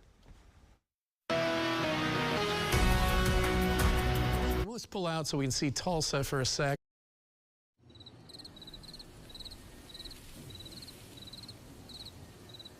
Sears, and it's east of Marland, and it's pushing to the east. It's over the Horseshoe Bend area of the Arkansas River right here. Very sparsely populated part of our state, but it is heading toward Ralston, which the folks in Ralston, the sirens are no doubt going right now, and that's where that circulation is traveling. Had intermittent touchdowns very close to US 177, just north of Sooner Lake a very short time ago. Corey Inman had that live, those power flashes. So this is now basically moving out of Noble County into northern Pawnee County and western Osage County up here in north central Oklahoma. There are no storms at all from the metro to the west, and there will not be any for the rest of the night. The jet stream wave is now crossing Interstate 35 on its way over into eastern Oklahoma.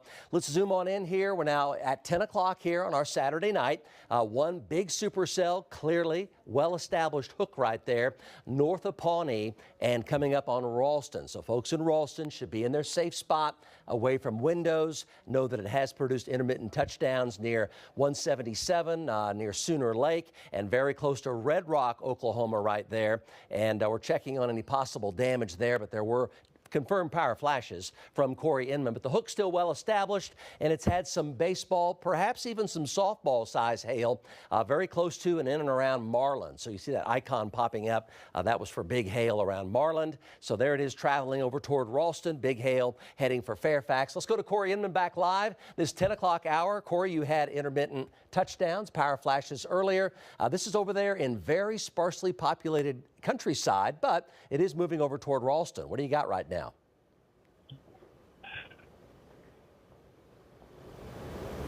So Corey Inman's tracking that now east going to Ralston, lowest level, center part of the house. You folks in Ralston watching us right now.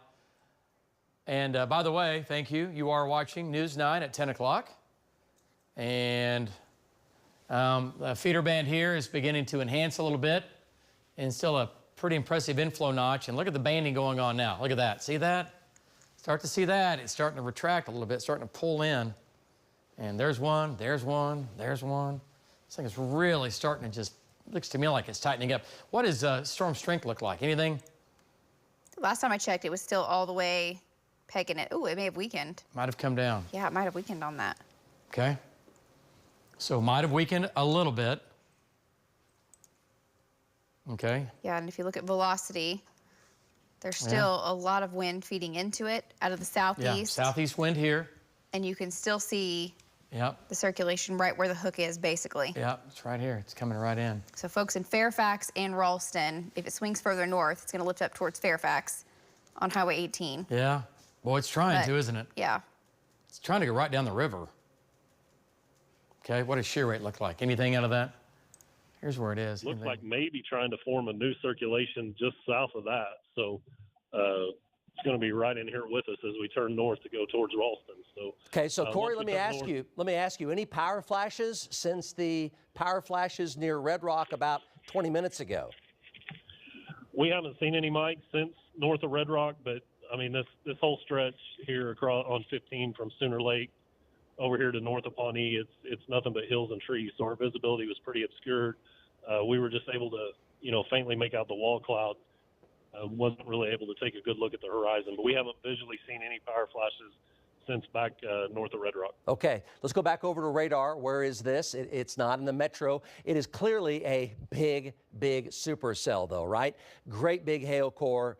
A lot of heavy rain, a lot of damaging wind, big stinger tail hook coming around, and that's going to be north of Pawnee. And here's the debris tracker, the debris detector, and I'm going to kind of follow what looked to be a little bit of lofted debris very close to Red Rock. You look for the dark blue. It's being, the hook is the red wrapping around the dark blue right there. So just a little patch of it right there. And now it's over here in Pawnee County, and nothing too terribly suspicious in through there. But the tornado warning continues. Hail sizes have come down to about golf ball size. But as Corey was talking about and Emily was talking about, there was extremely large hail up here in northern Noble County. It was ping pong ball, a little bit bigger near and east of Billings, and then went to much larger than that around Marlin. So when it was producing intermittent touchdowns, it was producing some really large hail. So we're talking about Ralston here coming up here in just the next couple of minutes, really, about 10:10 to 10:15 for Ralston. So everybody should know about that north of Pawnee. And then from there, it goes over in deeper into Osage County to the north and near Hominy is where that's going, north and near Hominy. And the shear detector here still has the shear or the twisting of the wind. You look for these hotter greens. I mean, look what's going on here. So you can see right in here. So that is just not that far. Now, he's back away from it a little bit, but what we're looking at is right down in here. So that's what Stacia's storm tracking. We'll have her do a storm track in just a moment, but we'll continue to look at that video for just a second or two longer. And you can see pretty smooth, a little bit of laminar right in there for that wall cloud. So you can see the one edge. I can't tell if he's moving or not. I have to wait and see the lightning strike again. And so that's what the trackers have to do as well. So they're waiting. And I don't know if he just lost video because I was like, all the lightning quit. Let's go back to Stacia and get an update. Stacia, if you would, on what's going on there. Yep, Trav, I'm going to track this here from State Highway 18 on the southwest side of Ralston. So south of the curve, this is going to take it over to Jobs by 10:07, Ralston by 10:08, kind of on the south sides of Ralston now. Jobs pretty much in line for this area of circulation to come through. So we want you to be safe and just be in the centermost part of your home. Put as many walls between your family and the outside as possible as this comes through. Blackburn would be about 10:18, and again, our warning is until 10:30. So right now it's on the southwest side of Ralston, crossing over State Highway 18, several miles just to the west of Jobs, and coming into Jobs here in the next 4 minutes. All right, thank you so much. I appreciate it. As that continues to wrap around itself, we're looking at an area that should be continuing to track, as Stacia said, just around the Skidee area. So this is kind of the flow around the back side here continues. And Bob, is Bob going to move down south and then cut across? Is that the plan on here? Correct, I believe. Okay, all right, we'll get him. And I lost Val. Where is Val in all this? He's just to the south a little bit. Megan? We have a report of a funnel cloud just south of Fairfax moving towards Hominy. Okay, funnel cloud south of Fairfax moving toward Hominy. All right, because there's going to be some scud and low clouds involved in this here. Where did Val go? I don't see him. He's over here by Watchhorn. Oh, there he is. Oh, okay. He was underneath there. All right. Let me see if his. Can you tell if his video's back? I can't tell. I haven't seen any lightning strikes for where he is, unless he's just looking someplace else. Yeah, and he's got lightning strikes. Let's go back to REM 23 for a minute. Tornado warning continues for western portions of Osage and southwestern Osage, and also for western Pawnee County. Let's look back down in here with us and see if we see anything when he gets a lightning strike. I don't know if lightning strikes are going down. Can you take a look at that and just see?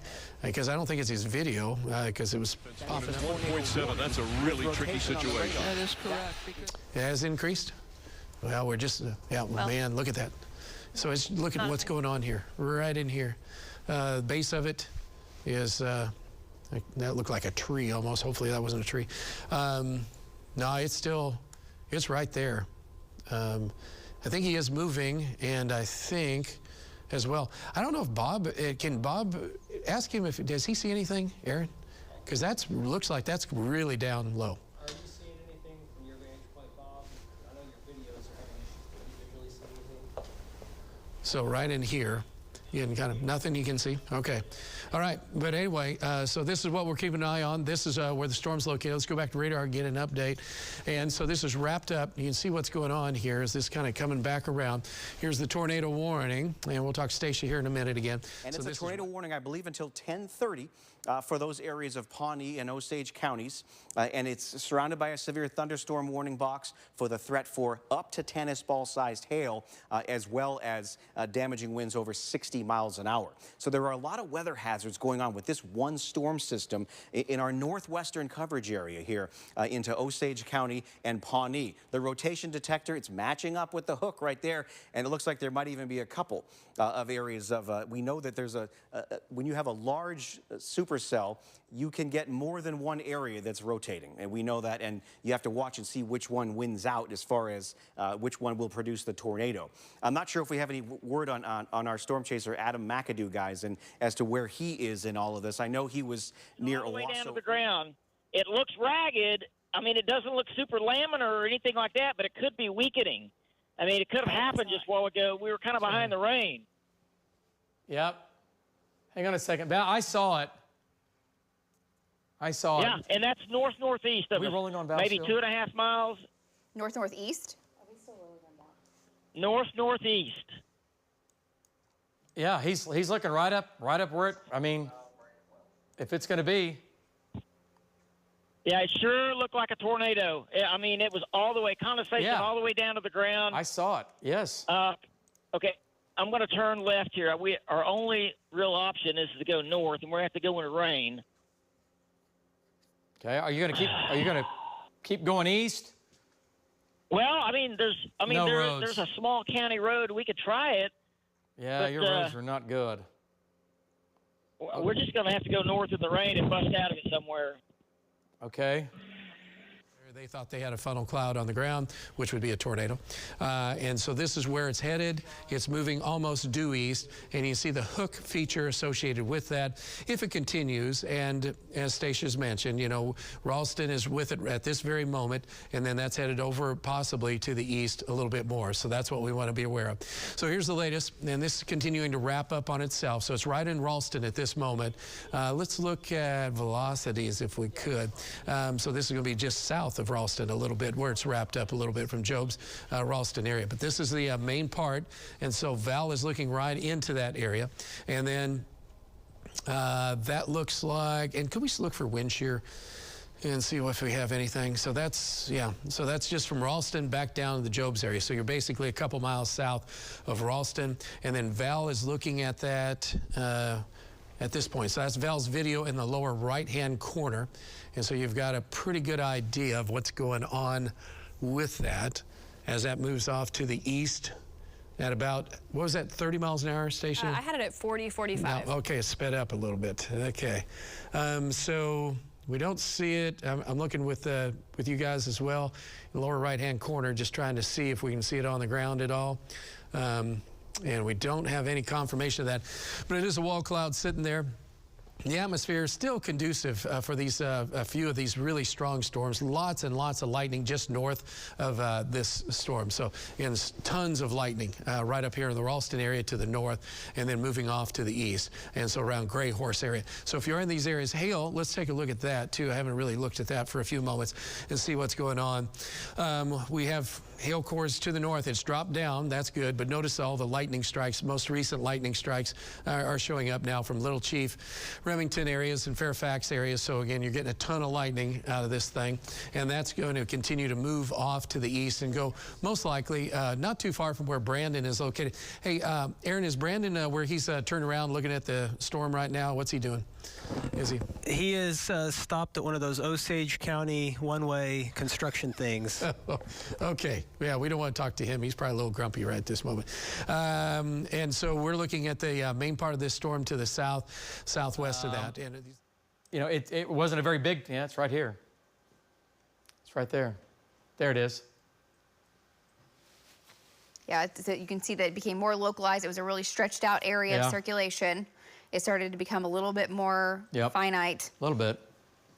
And now it's about to cross the river, maybe just south of Ralston. Yep. But it's going to be close. Yep. It looks like it's just south of town. Right here. And protect families because we've got this hailer coming out of the Arkansas River moving east just north of the bend in Route 18, if you will. And still some rotation going on with this supercell thunderstorm. If we track it over the last, say, 15 or 30 minutes as it's crossing from northern Pawnee County into western Osage between Fairfax and Ralston and south toward Jobs. That's where the area, a broad area of rotation is going on right now. And we've got some lightning going on with one of our cameras. So obviously we're pointing our camera right, I'm not sure if that's the Bartlesville camera. Or we're going to track this area from Ralston down to pretty much Skiddy at this point to the east at 45. Gray Horse and Fairfax, you're on the north side of the circulation. For you guys, it's heavy rain and it's even some hail coming in towards the Gray Horse area as it tracks through Osage County. Some other communities down the line from this storm, that's going to include, like we've mentioned, Hominy, and you're not in the tornado warning now, but that may change as the storm continues to move east. But Winona is in line for some hail, Trav, as it moves pretty much due east at this point. So Winona, even Barnsdall in line for some hail. Hominy, of course, you're in line for more of the circulation. Blackburn as well. And so Blackburn, this is just up to your northwest at this point by several miles, and that's going to be moving east, hopefully keeping that circulation there just to your north. But we're going to watch it. And then for Pawhuska, rain coming in now. Hail core is going to be back to your southwest, and that may track more south of town.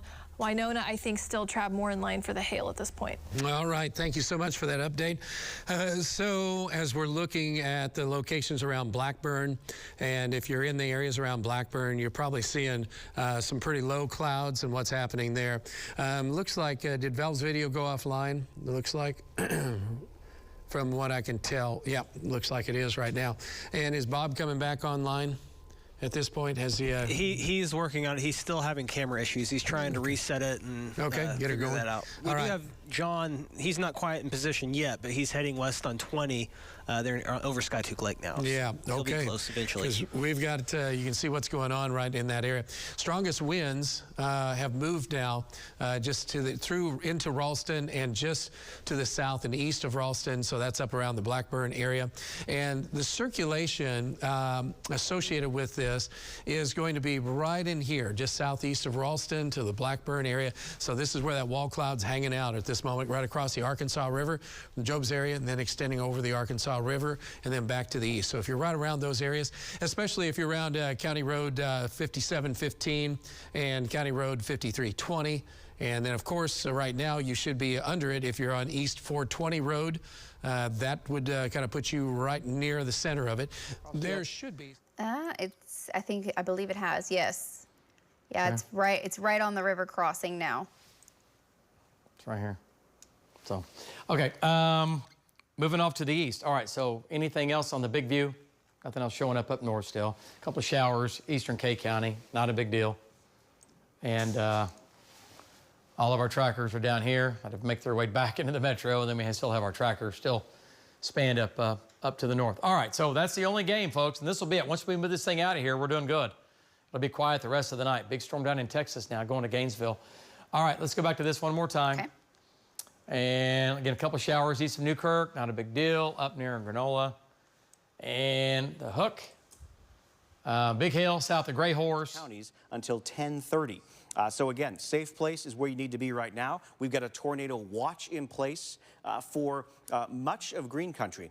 Tulsa County is in a tornado watch until 5 a.m. And also Osage County, you're in a tornado watch until 11 p.m. These storms, as they pass through Osage County and into Washington and Tulsa, that's when we'll start to turn our attention more so to far northeastern Oklahoma, including the Tulsa metro. This area here is a rotation now have formed with this storm since the original tornado warning. The circulation was actually back west-northwest of Ralston initially, and then now we had the one that formed southwest of Ralston, which moved over to Jobs, and then now there may be a third one kind of over by Skidee, and that would track just to the north of Blackburn. So from the southern point of this storm, which is where we would more than likely find those circulation features in the wall cloud, of course, that would track to the east, and that'll take it over to Hominy. That's going to be here by 10:30. Blackburn just coming into town at 10:16, so we're really watching this for you in Blackburn. And then over to Skiatook Lake, Trav, that's going to be in the next 30 minutes. All right, thanks. And looking around the area, one storm, and that's it. And we preached about storms for a week, about how bad they were going to be, and I'm not complaining. Heaven knows, not complaining. Stacia and I and Aaron, in fact, had a chance to be in Barnsdall today at the Big Heart Parade, and just so thankful. There's so many good people there, and their town and community have come together, and they had a parade because that's just a unity thing that going on for them and for us. I mean, it was just wonderful to support them today. We had Brandon Wells there, and Bob, and let's see, Bob Roloff and Kevin and Alan. So we had 4 of our tracking groups there, and Ron Morton was trying to get back. He was gone and tried to make it back, but didn't quite make it back in time. But again, we don't want any bad storms happening in Osage County. We've had our fair share for a couple of decades, but at this point, with the circulation feature the way it is, still concerning. And because of the circulation feature, we'll see if the National Weather Service wants to continue, but it's kind of hard not to at the time being, just because we do have the hail core just to the north of Blackburn, just east of Gray Horse, and that's what you see with that blacker area, indicates a higher probability. Again, we're looking at live, and if we could look at hail on the other radar, and you'll see that that extends from Blackburn back to near Fairfax. So that's a little bit older product by a minute or two, a couple minutes. So that continues to move to the east. So for that, and that pendant that's still here, and then the flow coming in behind that. So this is what we see right now, and the velocity data most likely is going to be pretty good or bad, however you want to look at that, more so bad, from right in here back down toward the Blackburn area. So this will be the lower area of the wall cloud. John, is he able to see anything yet from his location, Aaron, or is he still kind of stuck from too far back away from it? He's still kind of far away from that, John, or do you have advantage on him? So as we look at that, he's, yeah. What do he has just a lot of lightning right now, prolific lightning, but that's about all he can see to the current time. Okay, all right, appreciate it.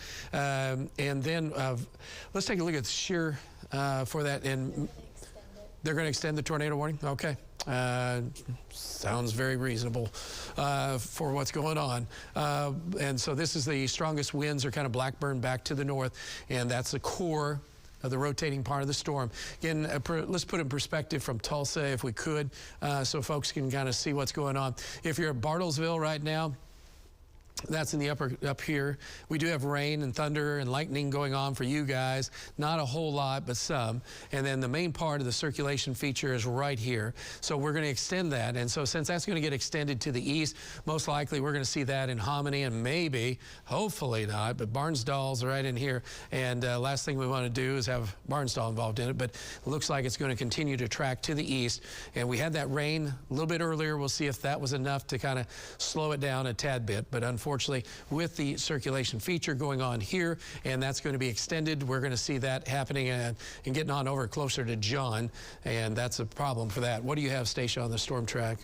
So the storm track is still to the east at 45, and so that's going to take it, of course, to Hominy up to Winona. But I do want to also point out the rainfall amounts, and Aaron Reeves mentioned this. He said he hopes that a lot of rain falls in the watershed for Skiatook Lake. But so far, this is the 1 hour amounts to up near Fairfax. And when a little hail is involved, when a lot of hail is involved, it can skew the numbers, but 1 to 2 inches of rain possible from the storm as it started in Marland and moved over to Fairfax. But now back to the track of this, the area that we're going to track with the rotation, that is now to the north and slightly northeast of Blackburn. But I'm going to take that track here from the pendant, move it over towards Hominy to Skiatook Lake. That takes it to Hominy about 10:32, Skiatook Lake by 10:45, and Morgan's Corner trap by 10:47. All right, so some strong winds. There goes that new tornado warning, too, now extended across the area. So this is the warning that Megan was talking about just a moment ago. So we're going to extend that tornado warning now till 11 o'clock, and that storm is moving at about 45 miles an hour to the east, and $half size hail associated with that. So that's going to include a lot of places, so we want you to be aware of. So Pawhuska, Stacia mentioned some of these, but I'm going to mention just a few more. Pawhuska, Hominy, Fairfax, Sperry, Ralston, Osage, Skidee, Pershing, Wolco, Skiatook, and then Cleveland, Barnsdall. Unfortunately, I have to stay Barnsdall. Sorry about that. Winona, Avant, Blackburn, Talent, and Allegheny. Yeah, so that's the ones that we're talking about right now. And so that's encompassing a pretty big chunk of the area. This is just to the north and west of Tulsa. And so we're going to have to keep watching. If this would turn right, that was earlier today. So it's been one of those days for sure. Softball size hail. Softball size hail. Let's throw up a couple of those pictures here real quick and take a look at those and look at the hail sizes from earlier. And that was from Godebo and Arnett, Melissa. Yeah, folks, that is softball size hail. So, yeah, baseball. Man, just shy of baseball. I mean, ugly hailstones. Some of them real smooth and kind of pretty looking. Yeah, that was from I-40. That's from Hydro. Hydro, yeah, that was west of Oklahoma City. So golf ball, baseball, and then that's a baseball. It produced a tornado warning that lasted the entire duration of the county. Then it jumped into Pawnee County and Osage, where it is now. And the warnings are continuing to be issued because there's enough rotation right here in the radar. We're looking at the velocity data. The red is going away from the radar. The green is going toward. That's where the rotation is happening, that we have to keep the warning going. And the Weather Service is doing just that, to keep these people safe in the path of this potential tornado as it travels in an eerily similar spot that got hit earlier this month. Our friends here in Hominy, there's Barnsdall right there. There's Sand Creek, and Bartlesville's up here. Most likely Bartlesville, as Colton mentioned a minute ago, this thing will stay to your south as it moves east. It would actually have more of a chance of probably moving to the southeast a little bit. Yeah, this is a dangerous situation. Here's Tulsa right here, north of us. Back behind this, which is going to make it hard to actually see. But that's where the location is at this particular moment. So if you are in this area, just be advised that we still have that tornado warning now for southern and southeastern Osage County. Let's go back to radar for the time. So anybody in Era, Lois, and of course Valley View. Valley View still got a little bit of time, but you definitely need to be taking precautions because this is coming your way right along I-35. So Doppler 12, again, really showing the definition of this. And you can see all the way up in Gainesville, you know, you're getting heavy rain, you're getting lightning, you're getting a lot that is associated with severe thunderstorm. Might even be seeing some hail, but here's a big portion of your hail core right there. But this is where you get those damaging winds and the destructive force of tornadic activity. Is the best word I can think of, lightning, from this storm as it rolls this way. So far, I'm not hearing any sirens in this area, but this is the tornado warning area. Back to you. All right, thank you, sir. Appreciate it. And that's what we're looking at this particular moment. So you do have, right at this point, circulation west of Hominy. And new tornado warning now encompasses a big part of the area, all the way to Washington County and northern Tulsa County. And then you can see John by Skiatook Lake. And then we have Val coming in on the back side of it. And then Bob is down to the south a ways. So this is where it's moving. Brandon's up to the north in Pawhuska. Hey, Brandon, if you're with me right now, now. Can you give me an update? What's it like on the north side? Because we did have a severe thunderstorm warning for that area, and Pawhuska is just barely in the tornado warning. What do you have right now in Pawhuska? Well, Travis, we turned south on 99 here. Our winds, look at that flag, our winds right now are out of the northwest. Out of the northwest, it's probably about 35 to 40, so that's pulling in that air. But right now we're just getting some moderate rain here on 99. We cannot get a visual on that just because of the terrain. But we're going to get down here to 11 and readjust and go from there. All right. Hey, thanks. I appreciate that. There should be some scary-looking clouds and a wall cloud just to the east of Ralston, southeast of Gray Horse. That is a pretty tight circulation in there. It's not really disorganized. I mean, it's disorganized a little bit, but that's still a very serious situation we have at this point. Let's go back to radar. And so Brandon's right up here. And so he's coming out of Pawhuska at this point. So he's going to be able to come through and hit Highway 11 and then moving east. So he'll be near the Barnsdall area. And then the Winona right now, you're getting heavy rain, thunderstorm activity going on. Here's the hail core on this particular part. And let's take a closer look at circulation and hail if we could for that. And so the northwest winds are coming in around the back side of this. And so storm relative, so we have storm velocity, storm relative right there. Thanks. And so that's, again, this should be a lowered cloud base right close to where Val is located. See if Val, okay, he's in the open right now. He might be able to give us a shot of what's going on here. So this is a part of it. And then quite a lot of lightning back into it, as John mentioned. And then also hail right now because it could produce a tornado at any time. You see a little bit more of a hook forming right here, and that's where it's circled where a tornado would most likely be forming over the next. You can see just some of that damage that's left behind. It's right next to an animal corral right over here that we've seen some goats over there. You can also see too that there's trees that have been down, but right across the way here there's a barn here that's still standing. The owner of this property, he tells me that he was inside of this barn when that tornado hit. He made it out okay, as well as all of his livestock.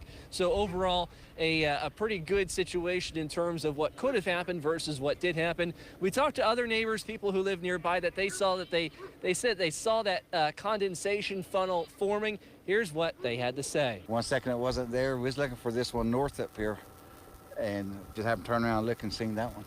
Overall, no significant damage reports here other than that barn that we just saw. There was another property that had a feeder system. We saw a couple trailers that were overturned, but in terms of injuries, everybody that lived in this area, they made it out okay, as well as all of the livestock. In Mutual, Matt McCabe, Oklahoma Zone, News 9. All right, thanks, Matt. And David and the weather team are tracking storms. We'll check back in with them after the break. Continues until 11 o'clock. Includes Skiatook Lake, Tall Chief Cove, Barnsdall, Woolco, Avant. For the Barnsdall area, you're looking at heavy rain and hail that's back towards Winona now, Trav. That is tracking over towards Barnsdall, Talent, and Gilland. All right. Hey, thanks. I appreciate that. So it's don't want to make it out to be nothing in terms of tornado by any stretch of the imagination. But the nice thing is that the disorganization that kind of is coming with this because of the way the rotation is associated with it. So it's going to be scary, and there is winds, and Stacia just mentioned if you're involved in it, it's not going to be necessarily good because 60, 70 mile an hour winds are going to be quite possible with that. And as this continues to wrap up, some of that cooler air keeps coming back around the back side of it. And so we have that warm, moist air shooting into it. And as that happens, you can see how thick it is. Let's zoom in a little bit more on this. And so you see where Brandon's coming south. Is Brandon going to Winona? He's going to 11, right? Going to more towards Barnsdall? Okay. And so you can see where Brandon is. So he's going to cut across and then take 11 and then head on back down toward Barnsdall. Here in Winona right now, you're getting hammered with heavy rain, probably some hail mixed in that. So this black color indicates chunks of hail. And I wanted to look at safe spot. Another thing I'll mention here, a lot of folks around here are pretty savvy whenever it comes to looking at the weather radar, and your intuition would tell you that this is the zone that we're really looking at for the highest circulation. But really, the kind of main circulation, Kevin, is sort of embedded up within the thunderstorm, and this is beginning to be a little bit more rain-wrapped as well. So again, anywhere, as you mentioned, along within the mesocyclones, we could see a tornado develop, but the highest rate in the area we've seen that's been the strongest is up sort of embedded within the storm. That's a good point, If that's not tornadic, I don't know what is, but that is heading towards you, Valley View. So please seek shelter in Valley View. This is a time to really take this seriously because this is a very powerful storm. Now, guys, I'm going to go back to the wall with Max 1, if you can guys transition over there. But this is what we're dealing with this tornadic storm. Yes, it's a giant thunderstorm covering up an entire county right now. But let me go and walk on over to the wall and just show you that even just on the surface level, we are seeing very strong winds. Look at, I didn't cover everything. Nearly 50-mile-an-hour winds here in Sherman, Grayson County. That's why everybody in Grayson County is asking, should we be concerned? And the answer is yes, but we still got some time before the storm gets here, because right now it is knocking on the door at Valley View. It is pretty much over Era, going over Lois, and next in line is going to be Mountain Springs. Tioga, I am concerned about you as well. You are down the way, also up in Collinsville, just because. To the east of 99 right now. Let's go to John. John, can you give me another update from around Skytook Lake? What are you seeing now? Right now I'm in the Morgan Corners area, and it is eerily calm, but you can see lightning almost all around me, Travis, and just very, very still. With the majority of the storm, the rotation area is still off to my west. Okay. Well, really that bodes well, because if we had a southeast wind of 20 or 30 miles an hour, we'd be in big trouble. So that is good. We're glad to have that report, even though it's eerie. The storm, though, as it's coming in, you have to have a lot of inflow into this. And so if you had some strong winds coming into this, that'd help intensify this storm and cause a lot of issues. So we still have enough issues going on. We have our tornado warning going till 11 o'clock tonight. Again, this is just northwest of Tulsa, and then this it's called RFD, but it's the flow that's coming back around the backside of the storm, and that continues to fly into the area. So in Hominy right now, you should have some gusty winds, and this is the whole circulating area of this storm. And so with that, you'll get some winds that are probably in excess of 60 or maybe up to 70 miles an hour. Hominy, and then gusty winds will be just back to the west northwest of that.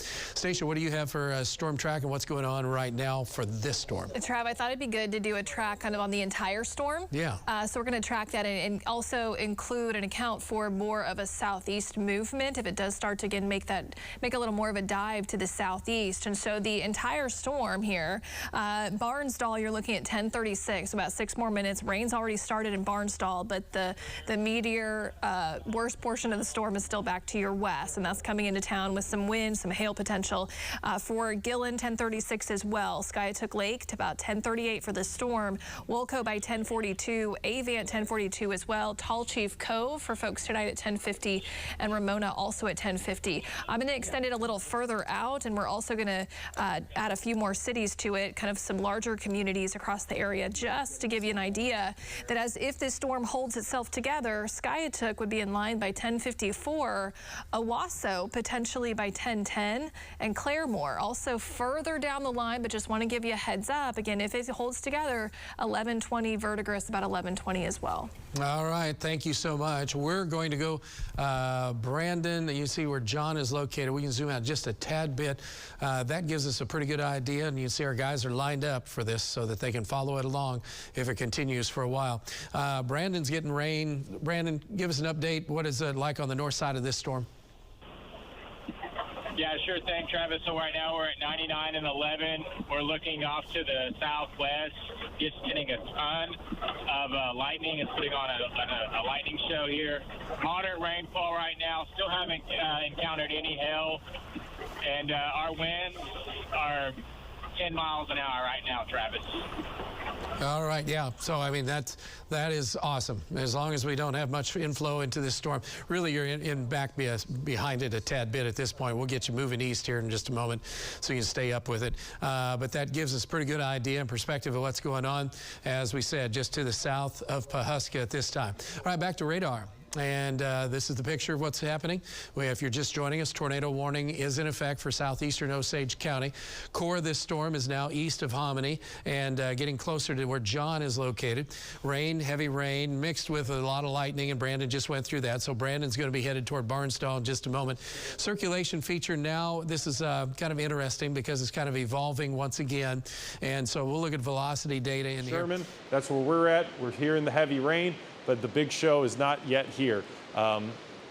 Brian Briggs has put a storm track on this. Yes, so we're seeing. I'll get the velocity here. We can take a look at that and for see sure. Kind of and real quick, if you don't mind clicking the new warning, just so I can see the information on this. So this is starting to move into Sanger as well. This one goes until 11:15. The previous one was until 11. Yeah, perfect right there. So this does include the southwestern corner of Grayson County. That's Tioga. So heads up in Tioga. Start planning on where you're going to take your safe space. But other cities included Aubrey, Krugerville, Lincoln Park, Pilot Point, and of course Lake Ray Roberts. It's Memorial Day weekend. I wouldn't be surprised if there's people out camping at the lake. Hopefully you're checking in on those people if you know anybody at Lake Ray Roberts. But again, powerful thunderstorm. Gainesville, the most tornadic part, you're getting dodged by this as well. But actually, Brian, I'm just going to get that hail scope on there, and then there's the velocity. If you want to, if you want to get a scan on that, pause that. We can see what we're working with there because that is about as defined a couplet as I can imagine. It's moved out of your viewing area, so I'm going to reset this for you. Yeah, that's fine. Yeah, take your time with that. So again, Valley View, Sanger, what is looking like a tornado is heading your way. We don't have confirmation on it, but based on radar, see if you can just get coming out on the west end of the lake. And you can see through Hominy at this hour. So if you're in here, this area, just be advised, we don't have a tornado that we know of at this moment. Radar's not really indicating it. Should be some hail chunks falling with some of the heaviest of the rain. No strong winds. We also look for anything to do with the circulation feature, and you can kind of see how this has evolved and is changing as it's starting to come across the lake and kind of the west arm of the lake, northwest side. So there's still an area right around Skytook Lake. We might change over to our velocity too in a little bit, but this is okay. Let's take a look and see what that is then. All right, so we're still doesn't look all that bad at this point. So that's continuing to move off to the east into the lake area. It's already in the Hominy area and gusty winds. There's going to be some really gusty winds, though, with this right in that zone. So the biggest hail core is going to be in the black location right in here, just east of Hominy now. It's moved east of Highway 99 and continues to track off to the east. So it's around the Avant area. And Brandon started to move, Pat. Is he moving now toward the Barnsdall area? Okay, good. And Alan's got a shot, too. Alan, if you would, can you give us an update from your location? What do you see? Yeah, not exactly the high velocity scan. I'm going to go ahead and step up and see if I can get a slightly. Yeah, there's 72 miles an hour right there. So we're still seeing some very damaging winds associated with this. Gate-to-gate shear showing complementary rotation as it is going very near Valley View, but it looks like Valley View, again, they did issue that new tornado warning that had it kind of going a bit more to the southeast, which would lend us to believe that earlier it was on a direct path, but now it might be going just to the south of Valley View, in between Valley View and Sanger, still going across I-35. Not something you want to see. And kind of back, we're still seeing massive hail core. Though it looks like Gainesville, you're just on the north side, probably saw some hail. Definitely submit any hail pictures if you get it. But we're still seeing a massive hail core moving into Grayson County. Brian, what are you seeing? At least right now, not much to report other than, again, just seen in the last couple of minutes the leading edge of the storm, the lowering, but I'm not seeing anything. It looks like a wall cloud, and there's not enough lightning right now to tell if anything is rotating or not. It doesn't appear to be. Okay, there should be some hail in that, but again, man, there is, that's not helping us out at all, and that tower isn't going to help us out whatsoever. So we are going to have to see what's going to happen. All right, if you get a chance, just stay there for a while and let's see what kind of if you can get anything closer and get a visual on that before we start moving you back to the east a little bit. And let's go on over to Stacia and get an update on what's going on. We do have hail that's still potentially not too far from John at this moment. John, we could get some hail on you here in a little bit, so we might have you move in a little bit as that's starting to move just from your west. But this is the main area we're watching now on the west end of Skytook Lake, but the circulation doesn't look as impressive. Stacia, what do you have? Well, there's some circulation there going on. What do you have? We'll track that circulation, Trav, like you mentioned, that's just west of Skytook Lake, and we bumped it up 45 to 50, and so this takes it to Morgan's Corner by 10:42, Tall Chief Cove by 10:50, Skyatook and Sperry, that's going to be just before 11 o'clock, 10:57, 10:58, Turley by 11:01, Veer 11:05, and Mohawk Park by 11:06. Trav. All right.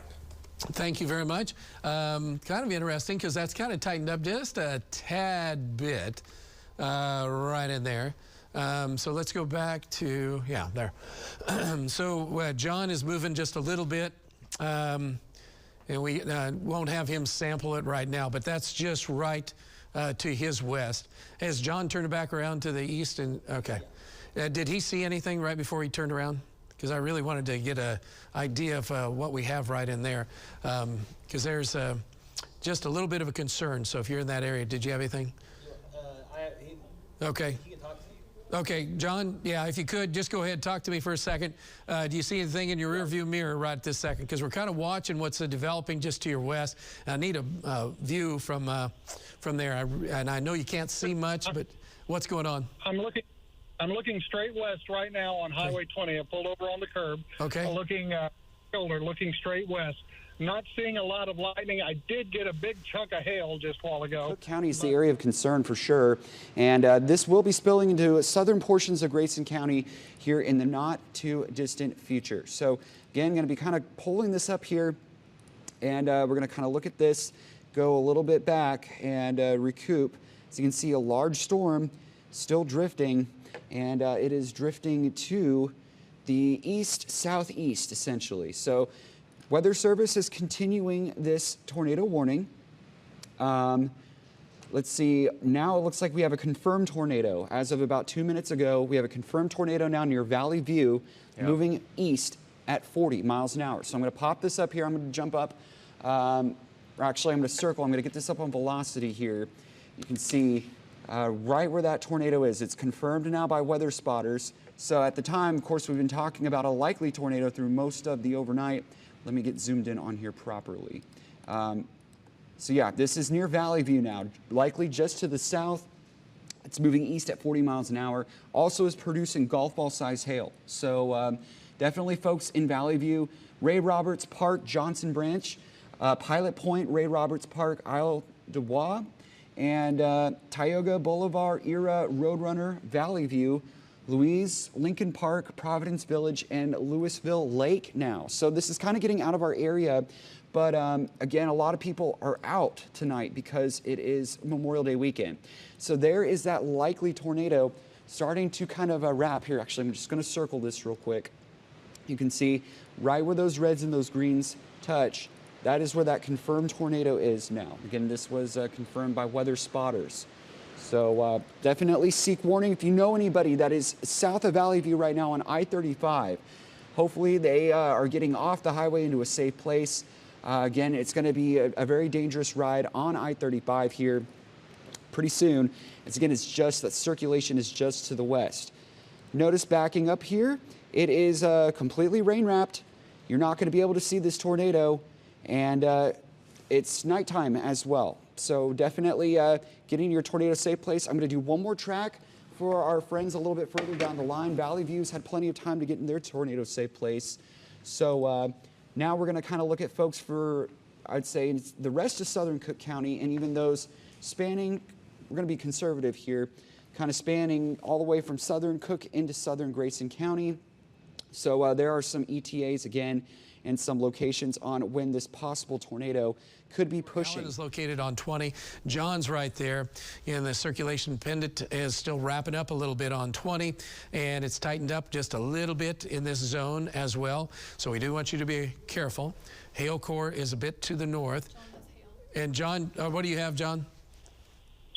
I'm getting hail now, not large hail, probably LP to marble size, but it's fairly steady coming down right along Highway 20, just between Morgan's Corner and the dam. All right, thank you, sir. Appreciate it. And so that's what we see moving right at this moment across the area. And let's go back. Yep, there you go. So you can see how it's coming in. And so John's just on the south side of that. So the hail's going to be a little bit, probably a little bit bigger just to the north, but he's going to be clipped by that. And then you see this pendant feature, and then you see some flow right here. This is a boundary right in here, so it's wrapping around. So that's what we're getting coming in on itself at this moment. So we'll see if this kind of basically occludes into itself. The circulation feature still right around Morgan's Corner. So there should be a lowered base right where you're seeing it at this moment. There's nothing real tight that gives us indication that we have tornado on the ground, but it is worth being safe and being someplace a little bit safer than just standing outside and saying, hey, look at that. But that's what we do. And so not that I think that that's a good idea whatsoever, but so many people talk about, hey, we're just going to watch that for a while. So that's going to continue to the east on 20, and you can see John's moving a little bit out of there. Alan is back to the west a little bit. Is Alan where he's got a visual on that at this time, Aaron?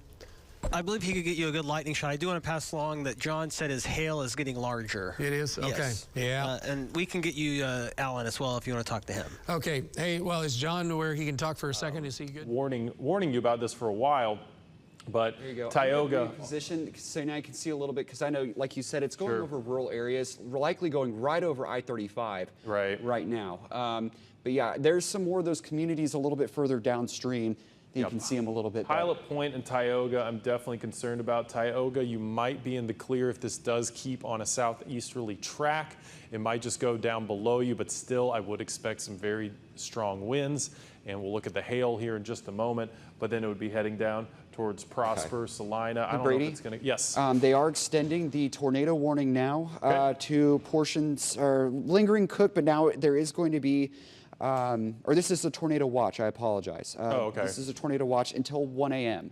So we were kind of calling this earlier. We were expecting them to kind of keep this going. Yeah, there's no way they were going to drop it at 11. I mean, well, they did drop the tornado watch in the Oklahoma counties. So again, if you're in Oklahoma, don't worry. This storm is down, is primarily in our Texas counties, Cook County, moving down to the southeast. So the new tornado warning covers a lot of Denton County and just a portion of Grayson County, the southwest corner of Grayson County that includes Tioga. So I've been waiting to see if I can see some lightning strikes off to the west from our TMC tower cam or our Sherman tower cam. Again, it's very dark. This thing is covered in rain. You won't be able to see it. So that's why we have radar here, and we are looking at this, and this is just basically just a bowling ball of a storm that is just slowly rolling through the Texas counties, and Cook County probably getting some monstrous rainfall totals right now. But really, so we just have the leftover warning that's still active, tornado warning in Cook County. That one's going to go until 11, but they've already extended the tornado warning to 11:15. Brian. Okay, so part of that, when I was conveying about Grayson County, they are adding a new tornado warning to Grayson County coming. This should be for the southern half, though, of Grayson County, kind of in the same spot that it is in Cook County. So that should be coming shortly. Again, it's whatever we've been keeping an eye on here as that area of circulation starts to exit out of Cook County, and eventually we'll be kind of brushing up against Grayson. So we should be waiting on that momentarily. Right, yeah. It looks like they even ditched the severe thunderstorm warning, or actually that expired at 10:45. I mean, at this point, severe thunderstorm warning just doesn't really even cut it. I wouldn't be surprised if they put another one down track for this entire monster. Go ahead. We're going to look at a correlation coefficient because I am getting reports that there could be a debris. Oh, yeah. I actually have a slide already queued up on that. So hold on. Let me just, I'll pass through a few of these real quick. And there it is. And so, I mean, you can kind of see the tight rotation right here. Yep, there it is. And if you want to freeze it right there, I mean, this reading's not going to mean a whole lot, but that blue little core right there in the middle, if you'll query that. Right over I-35 right now. Yeah, right. But if you'll do a little query on the blue right there, Brian, we can get an idea, because there's a certain range at which, man, it looks like nothing's coming up right there when it goes through, but Anyway, typically the green and the blue does indicate what this is showing is basically a debris field. So there's a tornado on the ground. It's going to be kicking up a bunch of things that are going to show up on radar that aren't consistent with just heavy rain, which is what you're seeing with the red. And then that's another way that we can identify the destructive element of this storm, which is currently between Valley View and Sanger Valley View. I would stay in your safe spot for a little while longer, just until this thing is completely gone to the east of I-35, because it is currently right over the highway right now. So again, looking at some other elements associated with the storm, the echo top shows the height. This red right here is about 65,000 feet, one of the largest, one of the tallest storms we've seen so far this season. So this thing is massive right now as it continues to kind of barrel on over I-35, moving closer and closer to the Grayson County line. And if I back it up, we can still see that pretty defined. Oh, my. I mean, yeah, we're seeing, again, Chief Meteorologist Steve Lenore here, as we're seeing the hail core continue past I-35 towards Highway 377, which, Tioga, you're about ready to see some very, very Brady, significant I'm going hail. to pop up Doppler 12 one more time for you here, because we need to take a look at I'm going to join you in situ here. Yes, yeah, good to see you again. And, yeah, well, Doppler 12, I mean, Steve, we've just been seeing Highway 20 and just back on up across the lake. And if you're near the lake, we want you to take cover just to be safe. And you'd probably be able to see a little bit, potentially if you were looking for it, but it'd probably be advisable not to look for it as much and just get to a safe place. So we're right on 20 and just west, right through Morgan's Corner. It's over that. Big time hail. Just on the north side, we could have over tennis ball size hail for you guys now. This is jacked back up to a pretty intense, severe thunderstorm, and this is continuing to move into Skiatook. So if you're around Skiatook, you have to make your preparations or start getting ready to move into a safe place. Stacia, what do you have for a new update? Trav, we're still looking at Skiatook around 11 o'clock, for Sperry by 11:04, continuing on to Collinsville by 11:13, and then that may also take it over, depending on if it moves more southeast, kind of takes more of a right turn, well, then that would put Owasso in line by 10:13 as well. But Skiatook at 11 o'clock, and again, we want you to be safe and in the centermost part of your home. All right. And I think I just looked, saw Steve Piltz at National Weather Service said they also are seeing some winds picking up a little bit. So our guys mentioned that just a little bit ago, that we're starting to see some flow back into this. And that means that it's enhanced and the rotation's enhanced right here. So we do want you to be very, very careful, because this still has a potential to be a tornado at any time.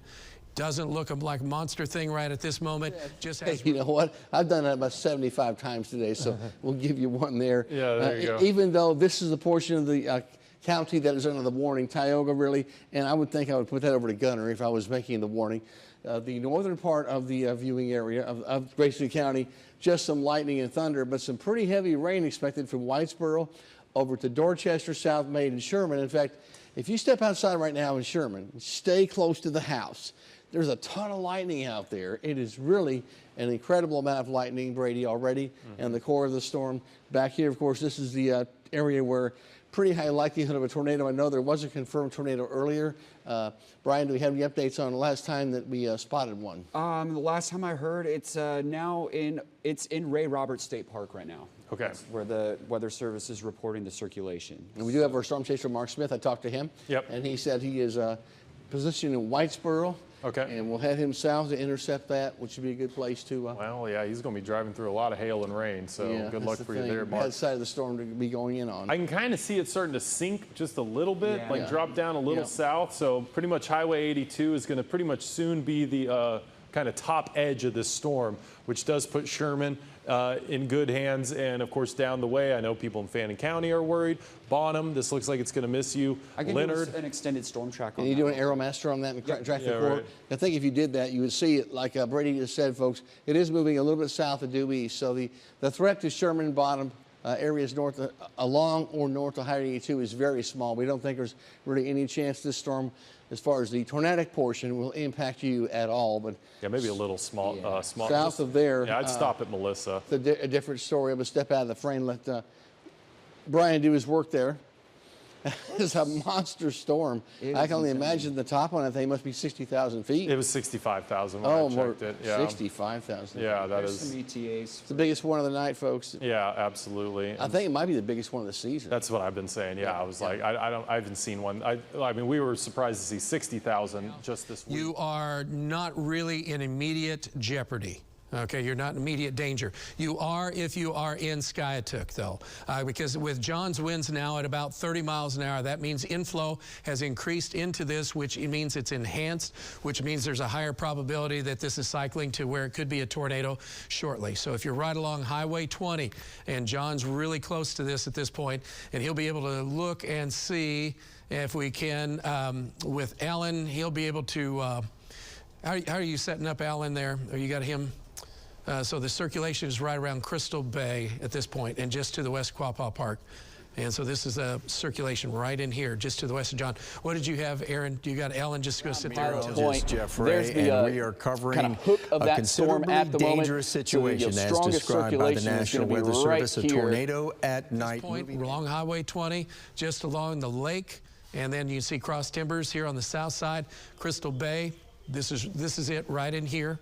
And this is moving to the east. John has winds of like 30 miles an hour coming in. This is kind of wrapping back around in here. Let's look at shear numbers if we could, Stacia, and see if we've seen an increase any place along here at all. So yeah, it looks about the same. So it's steady state, but I do think that this will pop up in just a little bit. Also, hail core continues to be showing up just to the north now, and that's where we had tennis ball size hail. And I think John was right on that because that popped up pretty quick. And then you see how that hail core is now moved just north of where Allen is located. So that's moving in northern Tulsa County, southern Washington County. So if you are in these areas, hail's going to be just as big of a hassle as anything else. If you hopefully you have a car in a garage by now, and don't get struck by lightning, and don't hurry and get the car in the garage and wreck something. But that's what we're concerned with right now for you guys right in this zone. Circulation is really close to John. John, one more quick update before I go. And radar certainly shows it. This is, I zoom in a little bit closer, Arkansas Hill Road at Hemming Road and Tyson Lane. This is all on the west side of Lake Ray Roberts. It is going to cross the lake at the southern edge of it and move just over by Pilot Point. So this is just to the south of the town of Hemming. A lot of people know Hemming who go visit the lake because of the ability to get some last-minute shopping, last-minute drinks and ice there. That is the rotation that you see moving over the lake. I'll zoom out a little bit more so you can see Pilot Point, and let us stop the movement so I can give you a track. They are saying it's moving east. It's obvious it's now moving a little bit more to the southeast. This continues to be a right turner, 35 miles per hour. It's moving forward, and that gives you some arrival times. Pilot Point, we're talking about 11:07 now. Mustang, 11:16. Selena, about 11:27. Prosper, 11:30. Rock Hill, 11:33. Weston, 11:38. It's moving into some more populated areas now. It's approached the lake and crossing the lake. This is a very dangerous situation. There's going to be tremendous lightning with it. As you can see, all this lightning. We'll see what happens in the next 15 minutes, but as of now, I mean, this storm has really showed no signs of weakening, no signs of slowing down at the moment. Can you pause the radar for me real fast? Definitely getting a lot of good inflow into this storm. On the backside of it, you're getting good circulation happening basically right south of Bloomfield, just off to the west of Pilot Point. Pilot Point need to be in your safe location right now. Remember, try and put as many walls between you and the outside of your home as possible. Mobile home's not a good place to be. If you can find a sturdy shelter, that is the best place to go in this type of situation. A little bit of and debris. if you're in now, a, if you're in a home, lowest floor of the home, put as many walls between you and the outside of the house as possible. Now, we have not had anything officially confirmed at this point, but it did, the same exact storm did do damage back in Montague County, where at least a home was destroyed and quite a bit of trees were down and things like that.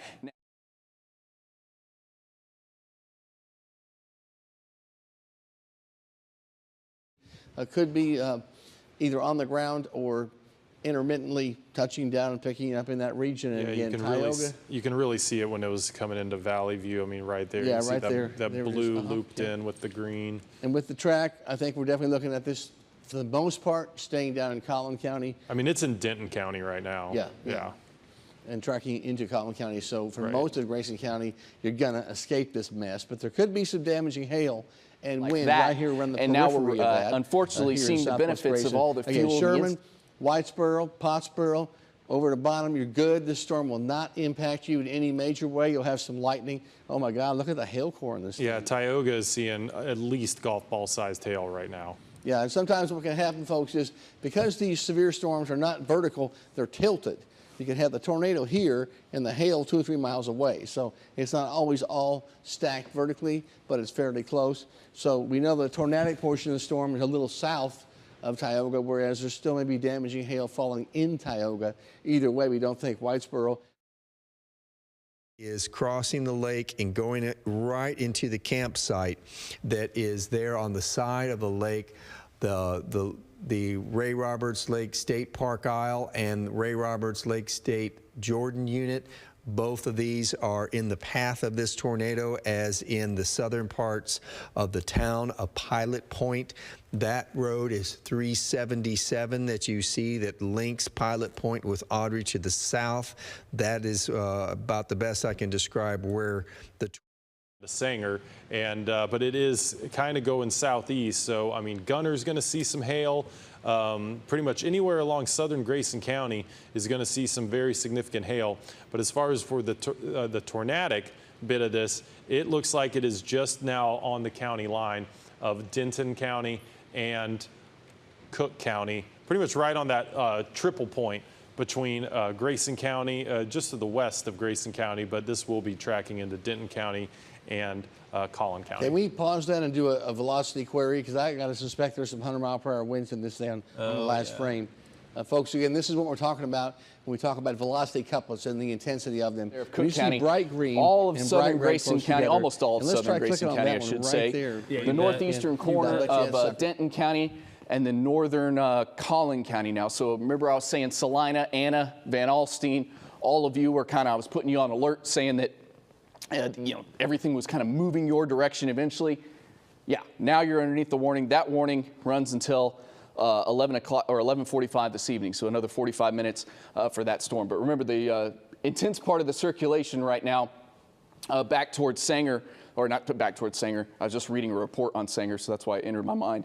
Pilot Point underneath the immediate threat for that storm at the moment. Let me take a quick drink of water here. Teresa, I know you've been keeping an eye on things. I just saw a report of power flashes in Sanger. Do you have any power outage reports or anything like that coming in at the moment? I have the map from Encore pulled up right now, and it surprises me. I don't see too many power outages. I see just a handful in that area. But of course, it could be a while. Maybe the reporting is a little bit delayed. But right now, I don't see too many power outages in our immediate area, especially in that area that's been under the gun. So if you guys have been watching, Kyle's been keeping you up to date. Again, a lot of people in the northern part of our viewing area remain really needing to be on alert at this point. Kyle is taking a break to catch his breath for just a second. I'm going to walk you through sort of what we're doing in our newsroom. We've heard these reports. Kyle has been telling you about potential damage in Cook County and Montague County. We are right now on the phone with people who work at the dispatch offices there, trying to find out exactly what might have happened. We are also furiously searching social media to see if any of these official agencies have posted anything. I have seen some posts from volunteer fire departments in that area saying that they've got trucks out, that they are looking for damage, but we don't know exactly what the situation might be for some of these places. We're not getting exact official reports yet. However, that will come, no doubt. We have also dispatched crews out into that region to start looking around, seeing what they might come in contact with, seeing if they can find any of the damage that Kyle has been reporting. Again, right now, I'm not seeing any major outages from the Encore map in our area, which is a little bit surprising given the things that Kyle has been reporting. Again, as I said, though, it could just be a delayed situation. We are monitoring things most definitely as best as we can. You can imagine on a holiday weekend, not all the phones are being answered at some of these offices, but we'll continue to try to keep you posted on anything that does develop. When we started the newscast at 10 o'clock, Kyle was telling us about this tornado warning. Winds right now in Skiatook, I'm right in the downtown area, and they are down to about 20 miles an hour. Okay. Not a factor, but still getting quite a bit of lightning off to the north and northwest. But here go the sirens yet again. So they're still very concerned about this here in Skiatook. Back to you. All right. Main circulation features now moved to the east of Skiatook with wind damage potential on the south side. So that's what you're looking at here. Let's widen out again, and so you'll be able to see what's going on. And so this is the flow. So here's a new update with the watches and warnings map. New tornado watches issued downstream of this giant storm. That does include Fannin County.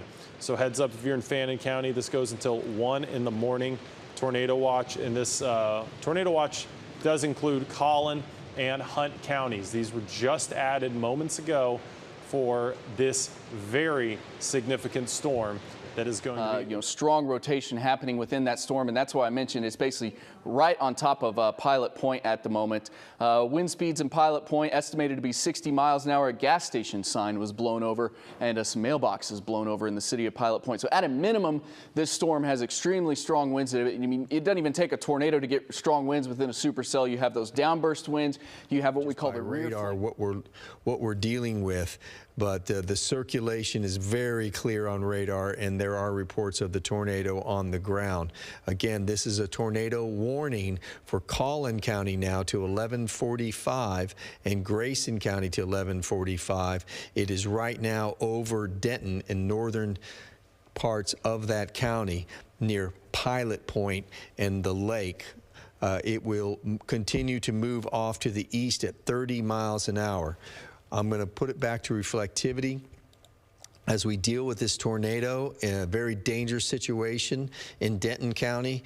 That is the only storm right now in North Texas. These tornadoes can sometimes start to hook back into the storm, so that's why the warning extends a little farther north of that as well. But my concerns at the moment are basically anywhere from Aubrey to Tioga, especially the Pilot Point area, and then everybody off to the east. A camper now blown over in the Quail Creek area of Lake Ray Roberts. So, I mean, we have it at a minimum, as I mentioned, strong winds happening in this area and damage reports starting to trickle in. And right now, some gas station signs blown over, mailboxes blown over, and then a camper blown over in and around the Pilot Point area as well. So, I mean, this storm, no sign of slowing down at the moment. It has good inflow into it. It has lots of instability into it as well. It's going to keep moving to the southeast right now towards Salina. It's going to keep moving toward Melissa eventually. It's going to keep moving toward Anna. It's going to keep moving toward Van Alstyne. I would not be surprised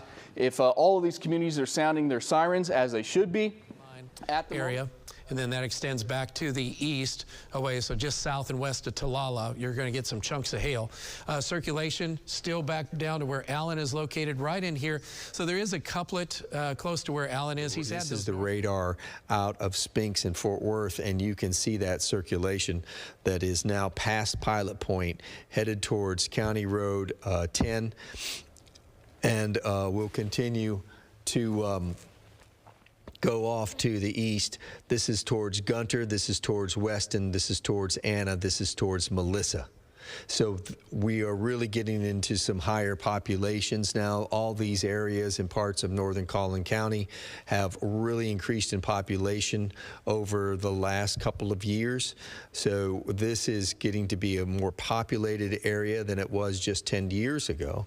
And this is a tornado that is on the ground at night approaching it. Again, there's a lot of lightning with this thunderstorm, this tornado, and the lightning goes all the way up towards the Red River, and to the north of the storm is a hailstorm going on, but the concern, of course, is the tornado. Again, I'm going to do this. I'm going to show you that circulation. It's a little bit wider apart in this particular scan, that might mean it might have... and right on through southern Grayson County, under the threat for some very large hail as well. That also large hail threat could eventually extend back into the Anna and Melissa area once we get the storm into the Highway 75 and Highway 121 area. But at the moment, I'm more concerned with the tornado threat in those areas because that's what's heading that way. Jason, I believe it's you that's running the radar. Let's just kind of reset here for a second and kind of take a wider picture across North Texas and across the DFW area. I mean, this is the only storm in North Texas right now. I mean, literally the only storm that's happening. It blew up back in Montague County, has now made the trek across Cook County, now moving into Grayson County right now, and also going to eventually move into Collin County, and now having some reports of some power flashes in the Pilot Point area. Not surprising, either from strong winds, either from a tornadic circulation happening at the moment. That's why the tornado warning continues, because at a minimum we have extremely strong winds. At a maximum, we have an ongoing tornado right now happening basically in and around Pilot Point, moving off to the east. But this is the only storm that's happening. This is not headed toward Fort Worth. It is not headed toward downtown Dallas. It is headed through northern Denton County, and it's headed into northern Collin County as well. There we got just a picture of some damage in at the moment. Looks like a gas station sign blown over. Let me figure out exactly where this report is coming from. Highway 455 and 377 gas station sign. Did not produce any damage as far as we know. Right. But it did definitely touch down. Our storm chaser Mark Smith saw it. But I'll be honest, this storm puts that one to shame. Oh yeah. I mean, this is what we were worried about, is what's happening right now. And I mean, everything we'd been ready to go in. Brian, you got an update on this storm? Yeah. So I just got off the phone with our storm chaser, Mark Smith. He's currently getting hit by baseball-sized hail in Tioga right now. Oh, no. I could hear it over the phone, and he's seeing power flashes. So I essentially, at this point, told him he needs to get to safety because it is dark. If we can get him up on the stream, you know, we will take his stream. Right. But he is not necessarily in a safe spot. Reorganizing again. It was kind of pulsing down, and it's splitting. So we have a rotation now, another one forming over the lake. We have the original circulation that is pushed off a little bit more off to the east and reforming. This is a very dangerous storm, producing tornadoes and what might be multiple tornadoes as it moves off to the east. I'm going to put it in motion, and again, what you're looking for are these areas where the green and the red are right next to each other, and I'll clear that out so you can see the chaotic nature of what a tornado is. You see just in the last 30 minutes how it went from one pulse down and now split, and it seems like two are trying to form. There could be just vortex tornado. West. Okay. All right. Thanks. Appreciate that. Yeah, Aaron? I have something to pass along from Kevin. He had golf ball size hail, and he's had to slow down his driving up further to the north with that severe. A command center. They've got a lot of work that they got to do all night up there. Yeah, definitely so. And I mean, you said, what was it you said earlier? There wasn't any no report of major property damage yet. Alan's up at Collinsville. This is a live look from right now from Owasso.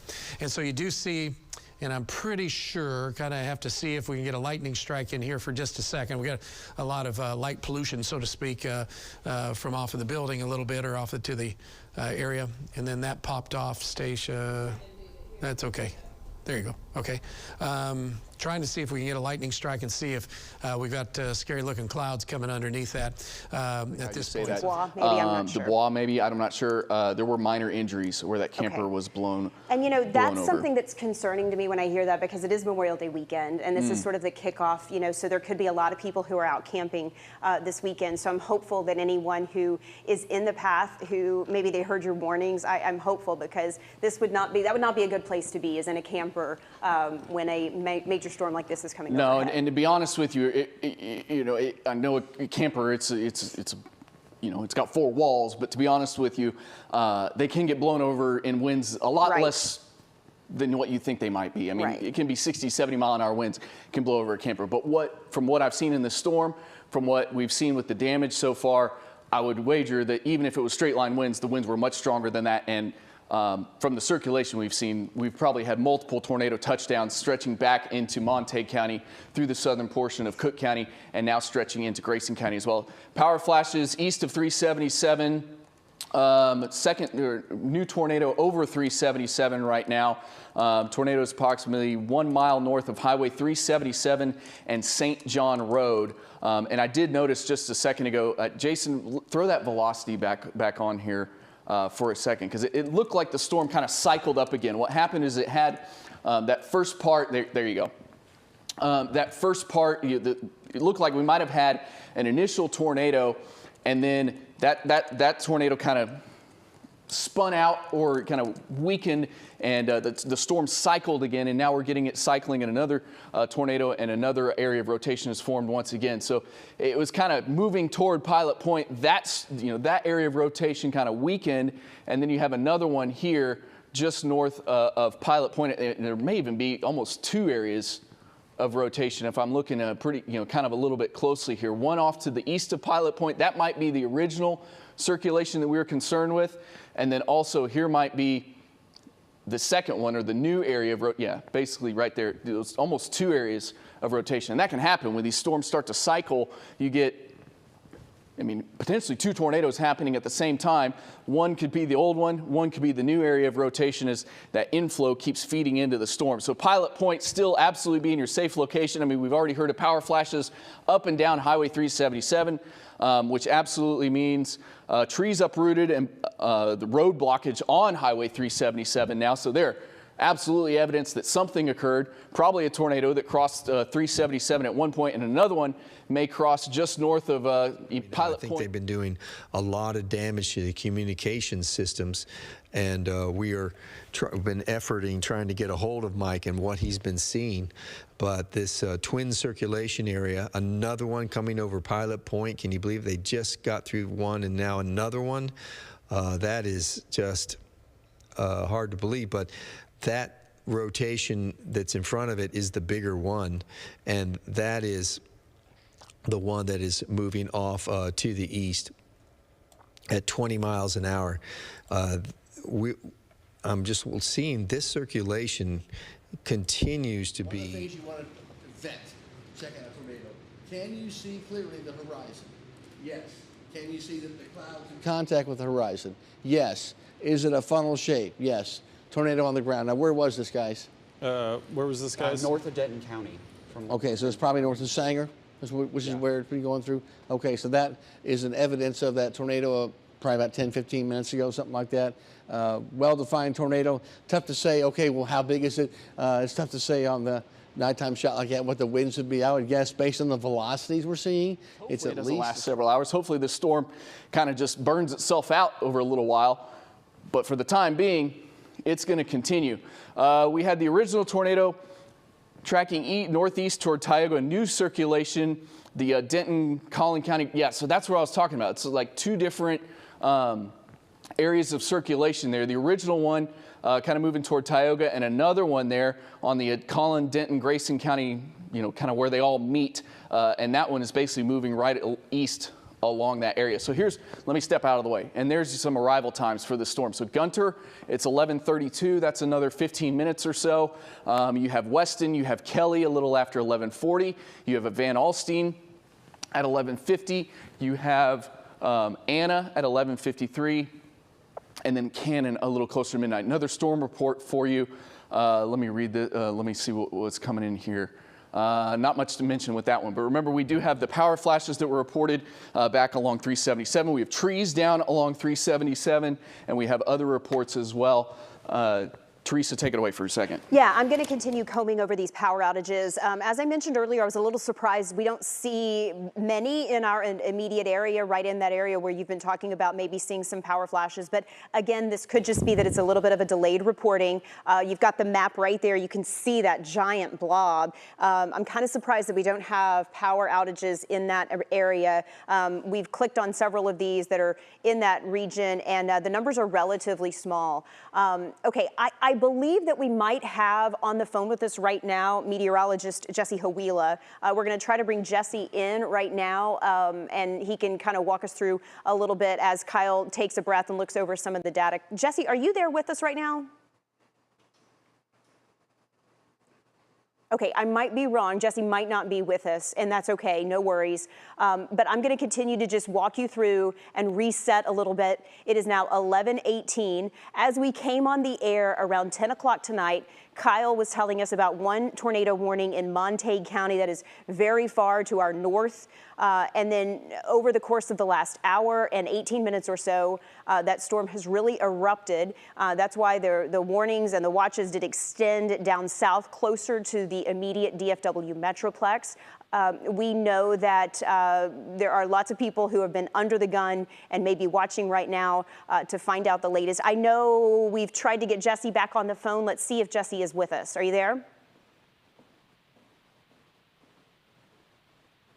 Okay, no, I don't believe Jesse is with us. All right, Kyle, let's go back to you to get us back up to speed. I'm going to continue to work through, see if we can find out any more reports about any power outages or damage in the area. Yeah, and we continue to get more damage reports trickling in at the moment. A trailer blown over on Business 377. At least one power pole split at the base where 377 and 455 come together. If I remember right, there was another storm report from back at the 377 and 455 intersection as well. I don't remember exactly what it was, but it was something, whether it was trees down, whether it was power flashes, or there was a storm report back then. Jason, let's go. I know you're zooming in here, but let's go back to velocity, because I mean, I just looked a second ago, and the velocity data was really showing us a strong circulation, kind of, yeah, right there, just off to the east of Marilee, I'm guessing is how you say it. So here's 289 Preston Road, but once it moves north into northern Collin County, it's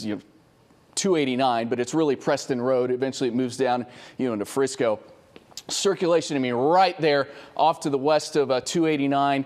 Let's see, go off to the southwest there just a little bit, Jason, whatever Parkway Road this is here. Dallas, oh, that's the tollway. I mean, is it eventually, what is left of the tollway, and it hits 455. So right there north of that, here's 289, DC Ranch Way, this whole area. I mean, there's not a ton of roadways up here, probably more so some county roads, some farm roads up this way. But as it moves to the southeast, it's going to start encountering, I mean, we know how much the DFW area is expanding. We know how much it's expanding into northern Collin County, and it's going to encounter areas that eventually have a lot more, from a population standpoint, people that live that way, especially as it gets closer to the Salina area. So, I mean, there's your tornado right now happening, and I zero doubt that one's likely occurring at the moment, just given the reports that we've had, given that tight circulation at the moment. I just looked at some of our more high-resolution radar data. I did not see any of that data picking up on damage at the moment, but sometimes that can be a little bit that radar data can sometimes be a little bit delayed, and you don't want to necessarily absolutely go by that. What I can tell you is that circulation, but this primary one, oh, it is still going strong. So this is I hate to see this at night on a Memorial Day weekend, no less, and to think that we've had this storm move over Lake Roy Roberts as a possible tornado. Where all these people are camping on Memorial Day. So turning more toward the east and southeast, we call that a right turner. And really this storm is trying to do that as it's right along the county lines of Denton, Cook, as well as Grayson counties. And you see how it's, I'm going to place this into motion. See how it was moving to the east? We're going to go back in frames. It was to the east, and then it jumps to the south. As it's continuing to move, pretty much it's at least easy to spot along the county line. Yeah, this has been an unquestionable spiral in this thing. I mean, sometimes we have these very murky tornado warnings, but they don't really seem very compelling. We have sirens sounding now in Van Alstyne and Tioga. And if we want to switch to Max 2 real quickly, I have another little storm track on this just for the timing. Maybe eventually through Blue Ridge as well. Original tornado is likely still on the ground, potentially one over Lake Ray Roberts back toward Tioga. And then That one's phasing out. But as I mentioned, there's more of this, that new circulation now that Jason put the track on at the moment is tightening up quickly and is in northwestern Collin County, moving to the southeast. Salina, Gunter, Weston, Anna, Van Alstyne, all those communities you see on your screen right there, all under the threat for this storm as it moves southeast, because as I mentioned, it has not shown any signs of weakening at the moment. So Elmont, Anna, anywhere along 75, basically north of where the split from 121 to 75 happens. There's a Buc-ee's right there. That's where you know that split happens, where 121 and Highway 75 come together. Then northern through Collin County up toward Van Alstyne's right here in southern Grayson County. Absolutely in the path of that storm. That would be a little closer to 1150. Westminster a little after midnight. And the lightning, the tornado itself is in Collin County, just crossing 289 at this moment. Crossing 289 north of Salina, it is headed towards Weston. And Chambersville is off towards the south of Weston. You also might be in the path of this if it continues to move just a little south of east. It has slowed down and has been turning right.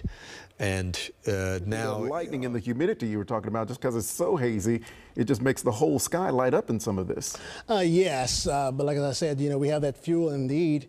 Here is that area of circulation that's really, this is the first area of circulation. It started to dissipate. Now it's pulsing back up again.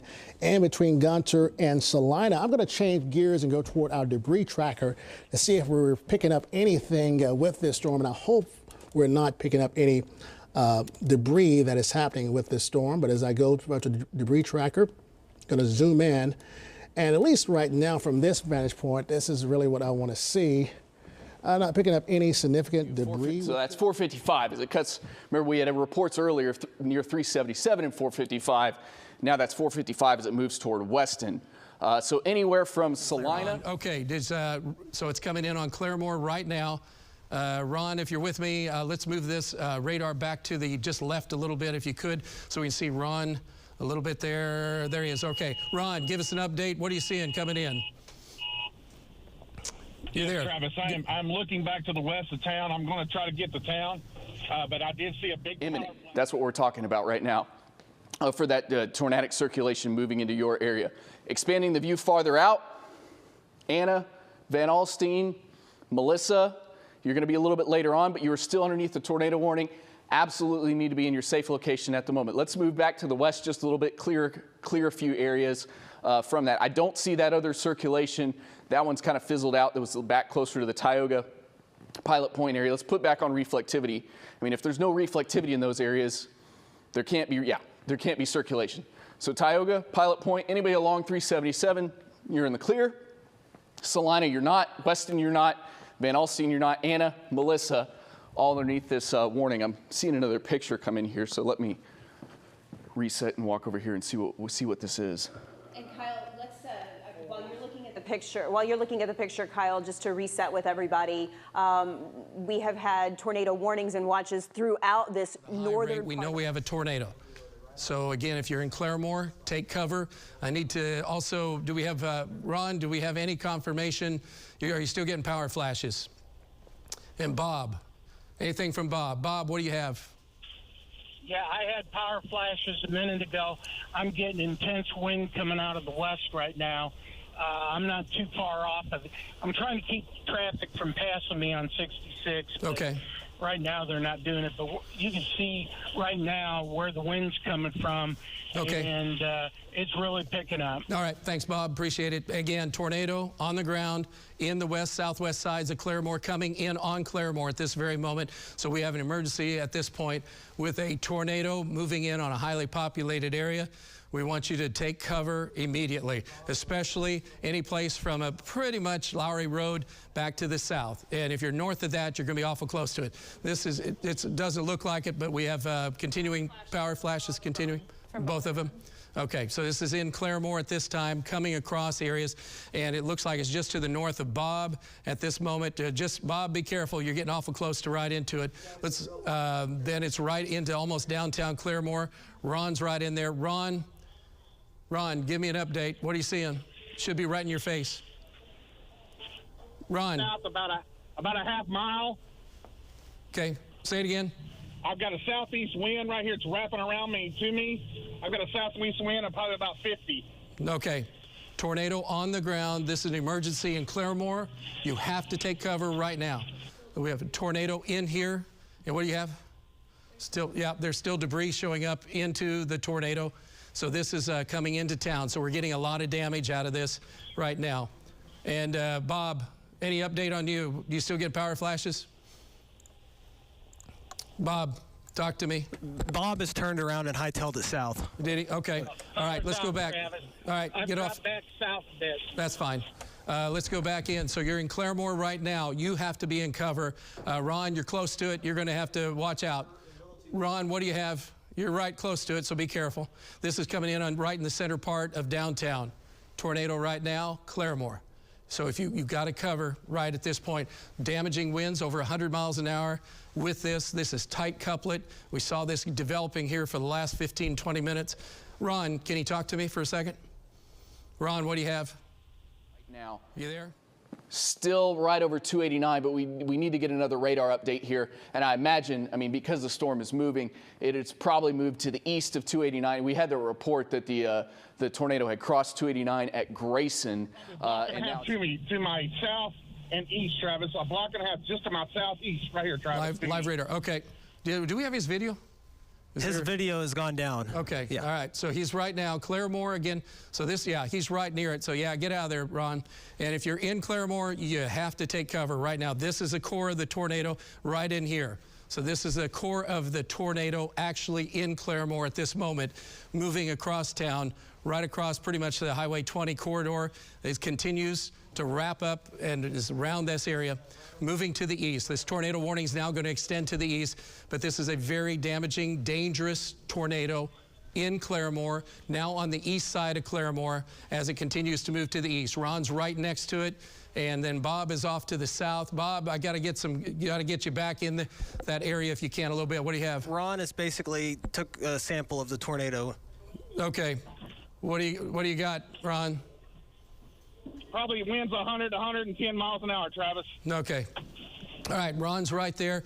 Claremore, you guys, again, east side of town, you got to take cover. This is a very dangerous, deadly situation for folks because there's going to be a tremendous amount of damage right in here as that moves to the east along Highway 20. You can see what's happening right here on the east side of town. 100-mile-an-hour winds or more for Ron at this moment. So this is a damaging all across the Claremore area. We need you. The storm.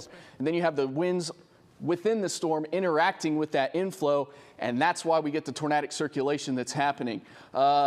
Delayed report of a tornado that happened right over Weston. You know, this is delayed by about a minute and a half because this is the National Weather Service radar that does. It was right on me, Travis. Okay. It was right on me. All right. I would say at least easy 100, 110, maybe 115 mile an hour winds. All right. Is it still moving to the east? Are you getting power flashes east of you? I know you're out of power. Yes, I am. Okay. All right. Big tree down here in front of me. Big tree down here in front of me, Travis. All right. This thing went right through town, Travis. This thing went right through town. All right, Richard, do you hear that? John, go to John's video. John. Okay, John, video, real quick. I'm in Owasso right now. Got a tree down across the road here, completely blocking it. This is 150. Looks like 151st. Okay, so thanks. But all right, I got to go back to the tornado.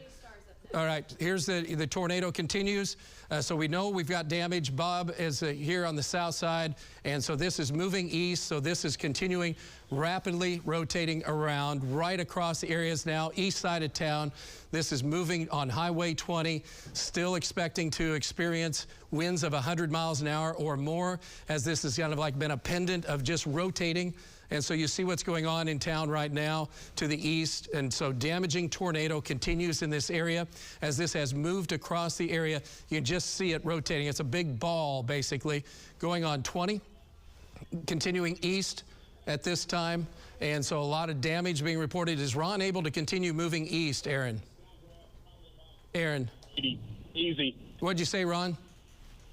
rear flank downdraft winds, probably at 75 or 80 on this thing. Okay. It looks like it. It's right around there. So again, this is what we're seeing.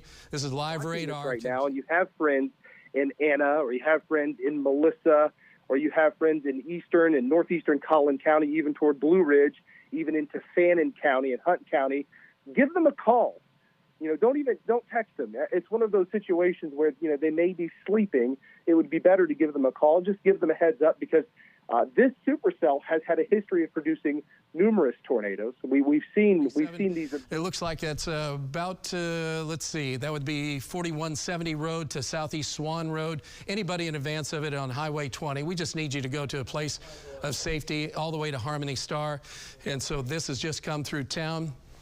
And the circulation feature is still right in this area on the east side of Claremore, wrapped back up and around as it came through town, and is now just off to the east. Bob's coming into Claremore. He'll get some reports on damage. Ron's moving to the east. Stacia, if you can, give us a storm track. That'd be great. Trav, Harmony Star up next at 11:38. It's moving at about 55 to the east. That puts it in Pryor by 11:47. Sportsman Acres by 11:51. Adair 11:52. Boatman and Lake Hudson potentially by 11:55 if it continues. All right, well, we've got a bunch of reports of damage, and so radar estimates that this tornado, the National Weather Service said that this is a strong, very strong tornado.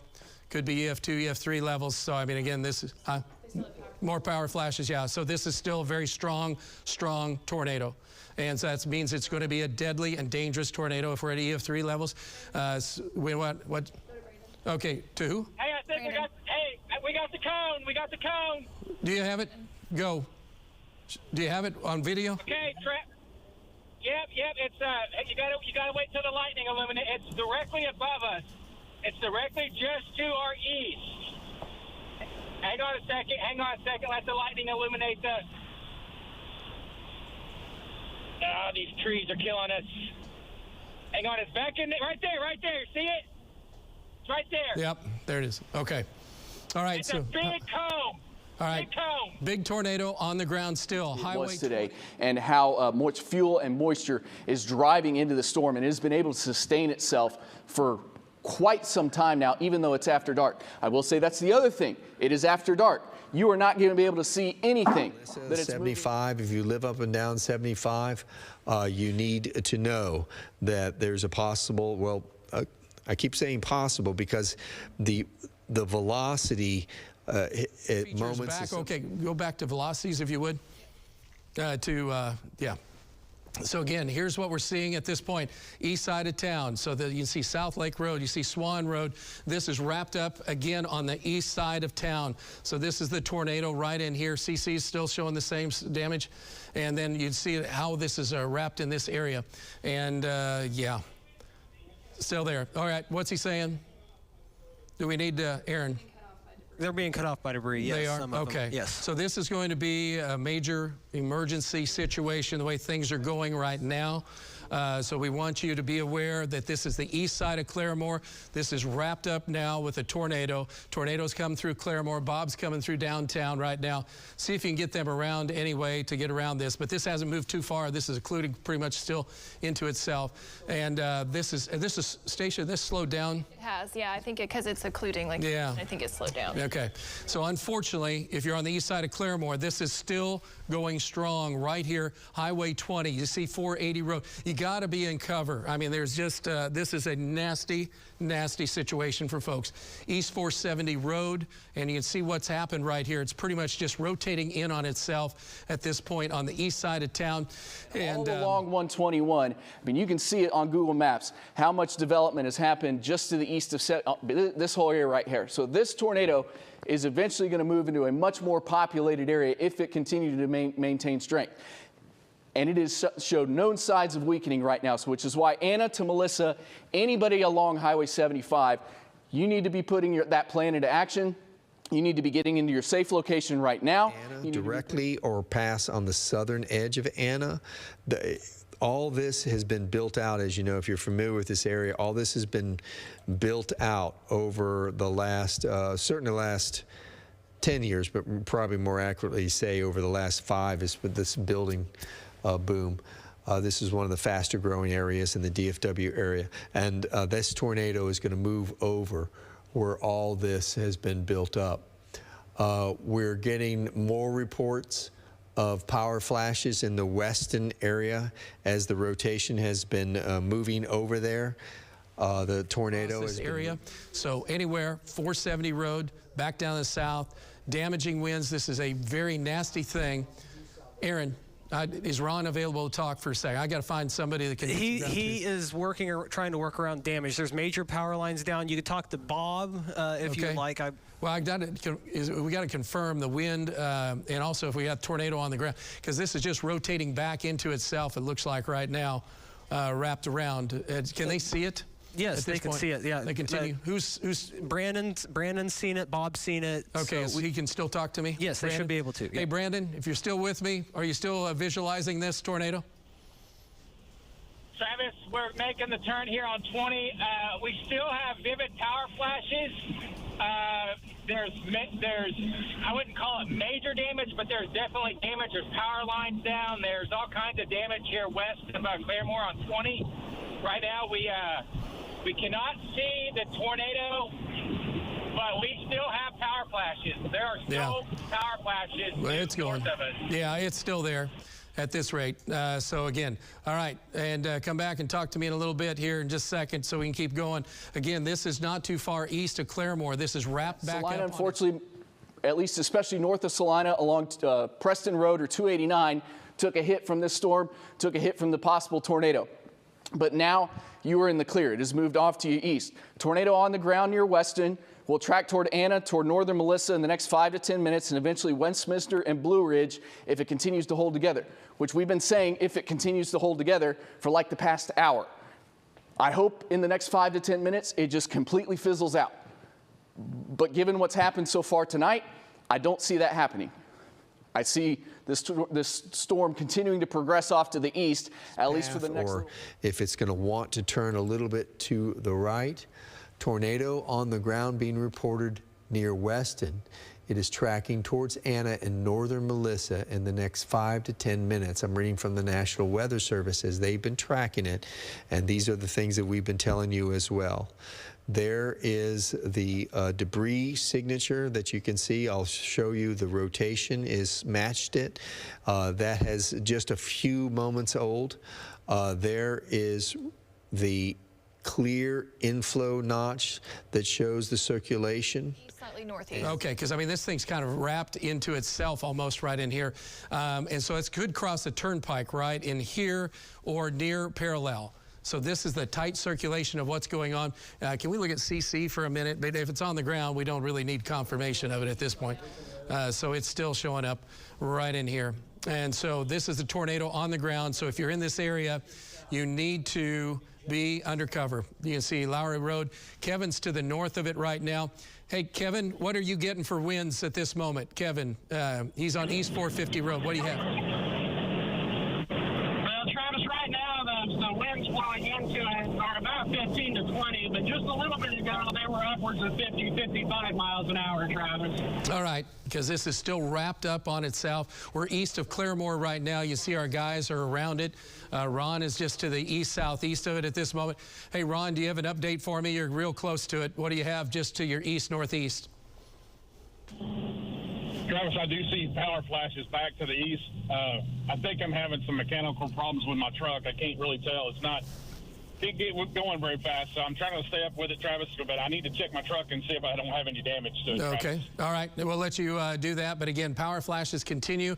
Tornadoes still on the ground, likely. You see where Ron is. You see our circulation feature here. Please, I mean, you can tell you have to be in cover. Brandon, go ahead. There it is, directly in front of us. We're on 66, moving north. We're coming in from behind it when the lightning flashes and illuminates it. You can see it very evident. It's just to the, it's going to be just maybe a hair left of Highway 66 of the road here. Wait till the lightning illuminates. It's still there. Give me 1 second here. You can see it there in the shot, right? Right in there. Yep. Right there. Yep. That's it. It's cool. very large. Okay, tornado's still on the ground. Ah, man. So as this continues to the east, northeast, where it's just wrapped up and it's kind of slowed way down right in this area. So it's sustaining. I'm trying to get another lightning strike. I saw that briefly. So this is it right in here. So a tornado remains on the ground right in that zone. And so that's what we're looking at this particular moment. And we're getting enough. Are you still getting power flashes there? I can't see power flashes, but Eventually you go into Anna. There's truck stops. There's, there's a lot that's right here at this intersection where 75 meets White Street. This is where you turn and you go into Anna. So I know there's a Chick-fil-A at this intersection as well. There's a Walmart at this intersection. I believe there might be an Albertsons or a Brookshire's at that intersection as well. I can't remember exactly what it is, but I believe there's a grocery store at that White Street intersection. I mean, you can actually, Jason, can we just, for 1 second, just actually turn off the velocity data? And I want to see just a satellite shot. Can we do that? I don't know if that's possible real quickly. Because I can kind of see the outline of some of the roadways, some of the roads here. There you go. See you have more population as we're getting into the Anna area, and this is probably a dated satellite view as well. So you have this is communities here north of White Street, south of White Street, Ferguson Parkway as it runs into Anna. Here's 75. You can see some of the new construction here. This is what I was talking about. There's like a Chick-fil-A, there's a Walmart here, there's a couple gas stations here. You also have some other like strip centers on this side. And Brandon, is that due east of you right now? What do you have? Travis, we are north on 66 here at Lowry Road. The circulation is, the area is directly north. It looks like it's maybe just a little bit right of 66. Okay. Right, Highway 66. It doesn't appear to be there right now. It may have gone back up. Hang on a second here. I don't see it. Do not see any power flashes. Let us try to get another visual of it, Travis. Okay, all right. We'll let you go back to radar if we can. And so this circulation, so this still is wrapped right in here. And so this is still rotating big time here. Station, we can do velocities one more time, storm relative or even bayside, whichever one. It's still really, really tight. So this could come down at any time. And if it isn't on the ground, it could be. So this is the location you see where Kevin is located. I mean, check this out. And so this is off the surface, what, 500 feet again? 518. Okay. So again, damaging winds right in here. Stacey, you want to try to get a storm track and what's going on? Yeah, we can do that. Okay, so it's slowed down, as we talked about, to about 35 miles per hour. We're going to still take it up to the northeast, and so from just about 1.5 miles north of Harmony Star, we're talking about areas around 4230 Road and then near the county line here, just south of the Will Rogers Turnpike. We are a little concerned about it being so close to the turnpike here, but we'll check it up to the northeast at 35. That takes it up maybe to Adair by 12:08, so just after midnight, and Patton by 12:13. Okay, that's still terribly tight. I mean, this is it right here. With winds that high, we're at EF2, EF3 levels. So that's what we're looking at right now. Bob's got some damage too, but biggest concern is what's going on. Harmony Star back up to the turnpike. You guys got to be in cover right now. You have to continue to take cover. You're on East 470 Road, County Line Road, South 4230 Road. That's right in the center of it right now. That's the epicenter of what we're talking about. East-West Road, 460, 470, where it intersects with 4230 Road. If you're in those areas, be advised. Also 4240 Road and East-West Road 460. That's the tornado. And if it's not a tornado, it's damaging winds, and it's just off the surface if it isn't a tornado right at this moment. Anybody along Highway 121 needs to be moving into their safe location right now. Looks like we may have just gotten another radar update. Maybe we got another velocity. Yeah, exactly right there. I mean, tornado potentially crossing anywhere from 75 to Anna. This is Highway 5 that runs north out of 121 through Melissa and then up into Anna as well. And as I mentioned, there's been tons of development in this area within the last 5 to 10 years. Really, I mean, even within the last 1 to 2 years, there's been tons of development that's happened. You can see the path that the velocity has taken, kind of moved back through Weston, through the Preston Road area, which is Highway 289. So I hope you're in your safe place as this storm is moving your way. Once again, this is a confirmed tornado that is on the ground, moved over toward the western area, also back toward between Salina and Gunter. Had a report of a home that was damaged in the Salina area. But once again, I hope you're in your safe place. And down the pike, we have Westminster. You're right behind this. So it is with the hail core north.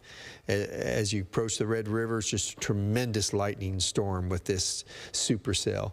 When I put up reflectivity, you can see where the hail is, when the heavy rain and the hail is now just lunging forward across northern Collin County, headed into the southern part of Fannin and into Hunt County. It is very much a large hail maker, by the way, that's going on to the north of this tornado, part as well of this powerful. And that may slow it down. It also may give it a little more of a push to the east. And so we're still going to track it east, slightly northeast. And we fan it out just to, of course, include any changes in the track, because originally this storm was moving east. Then it made that turn to the northeast on the east side of Claremore, and it crossed Highway 20. Now it was north of Harmony Star. Now it's northeast of Harmony Star, crossing over into Mays County.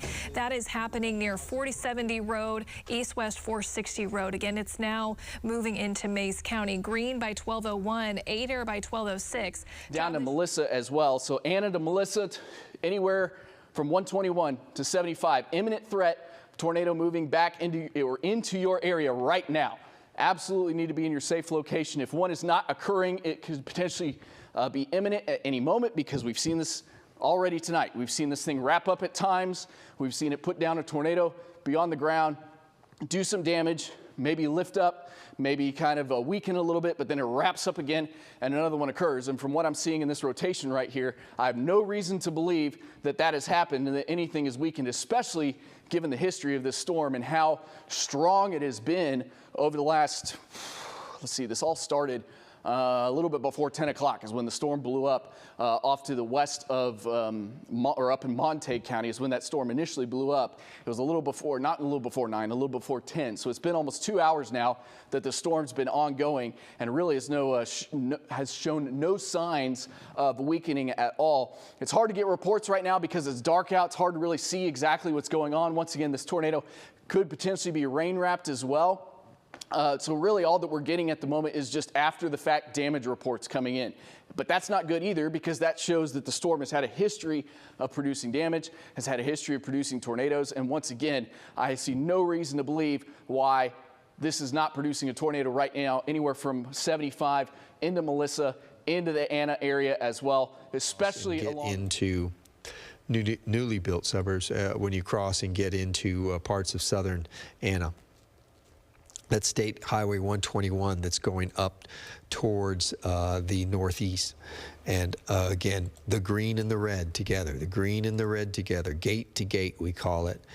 That is what I circled right there. Winds are starting to calm down some. I am still seeing what appears to be power flashes off that way.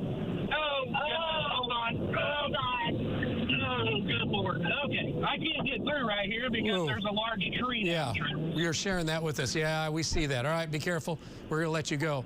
All right, so that's the situation. Tight tornado, still right here. So we have debris still being lofted in the air, and so we've got a tornado. Especially once you head up toward White Street, another community, Outer Loop Road. Once you get to 121, and then especially once you get down into Melissa as well, there's been tons of development in this whole area in the last 5 to 10 years, and really within the last 1 to 2 years as well. The dump. I mean, I'm not joking. The Collin County dump is like right here, and then there's a concrete plant in this area as well. Right, so if you know any of that area, if you've driven up and down 121, I mean, you know where the dump is because it's a giant mound of hill that's just out of nowhere up off of 121. That's the area that we're talking about right now. Here's Highway 5. It runs from Melissa up into Anna. There's not a Love's, but another gas station that's right here off Highway 5 running through Melissa. I know at 121 and Melissa Road, there's a CVS, there's a bunch of, there's a Taco Bell, there's a Brahms, there's a bunch of other grocery stores, there's a bunch of other fast food restaurants that have popped up right there as well. Where Melissa Road, meets 121 as you're going up, because it kind of, you have to slow down there as you go through some traffic lights through the Melissa area. Once you get up to once you get out of Melissa and onto 121. Spotter reporting 1 to 2 inch limbs down in Weston. Not surprising. That's where the tornado went through that area earlier. So, I mean, 1 to 2 inch limbs, that's not very big, but it wouldn't take very much wind to make that happen. Let's go back to velocity. Let's zoom out again and maybe let's do a big reset, or maybe a little bit of a reset here. Let's zoom out a little bit more, show you that storm. Because if you're watching now, maybe your phones have gone off in northern Collin County and into portions. They should have gone off earlier with this storm that happened, or when the tornado warning got issued. It runs until 12:15 in the morning. They should have gone off earlier, but let's just do a reset. Maybe if you're just happening to join us here. Not concerned with storms for Fort Worth. Not concerned with this storm in Dallas. This is northern Collin County. This is over into Hunt County. This is into maybe portions of, for sure, a severe storm in Fannin County. This is it. I mean, it is one severe storm. It is one supercell storm that blew up back in Montague County toward the Bowie area and is just tracked all the way across northern portions of North Texas, moved through Cook County, moved through northern Denton County, did damage in Valley View along I-35. Looked like damage potentially in Tioga, looked like did some damage potentially in the Weston area, and it now has moved into the Collin County area. So Terrell, Dallas, Fort Worth, Denton, not concerned with this storm, but I am continuing to be concerned in northern Collin County, northern Hunt County, southern Fannin County, especially along and east of Highway 75 right now. This is going to continue to evolve as it moves to the east. This is now tight circulation. Ron, give me another update, will you, just to what do you have just to your north? I mean, this is about a mile and a half to your north, it looks like, northeast. Yeah, I'm trying to get it turned around here to get a better look at it for you, Travis. Okay. I can't see, I mean, there is power flashes, but I'm not getting any lightning background to get any kind of a visual of the tornado, Travis. But okay, I've got a northwest or southwest wind, west wind here of about 40 to 45. So okay, it's definitely wrapped up, Travis. Yeah, it's just tighter, and then I'll get out right up to the north. So again, can't see it per se, with what you're looking you at. folks are taking shelter over toward Westminster, as well as Anna and Melissa to the north of McKinney. And then once again, we have all those power outages that are happening across Collin County, really across the northern sections of Dallas-Fort Worth, right, Vince? Yes. I want to go right now. We are getting our first pictures coming in. This is from what I was talking about, that East Lone Oak area and I-35 of some damage. These are our first images coming in. That looked like it could have been some big rigs that were turned over there on the road. But you can see there's something there. You can see the damage is in that area. But these are our first images. You can see some debris, a little bit of debris scattered across that field there. There's just like kind of debris all spread out.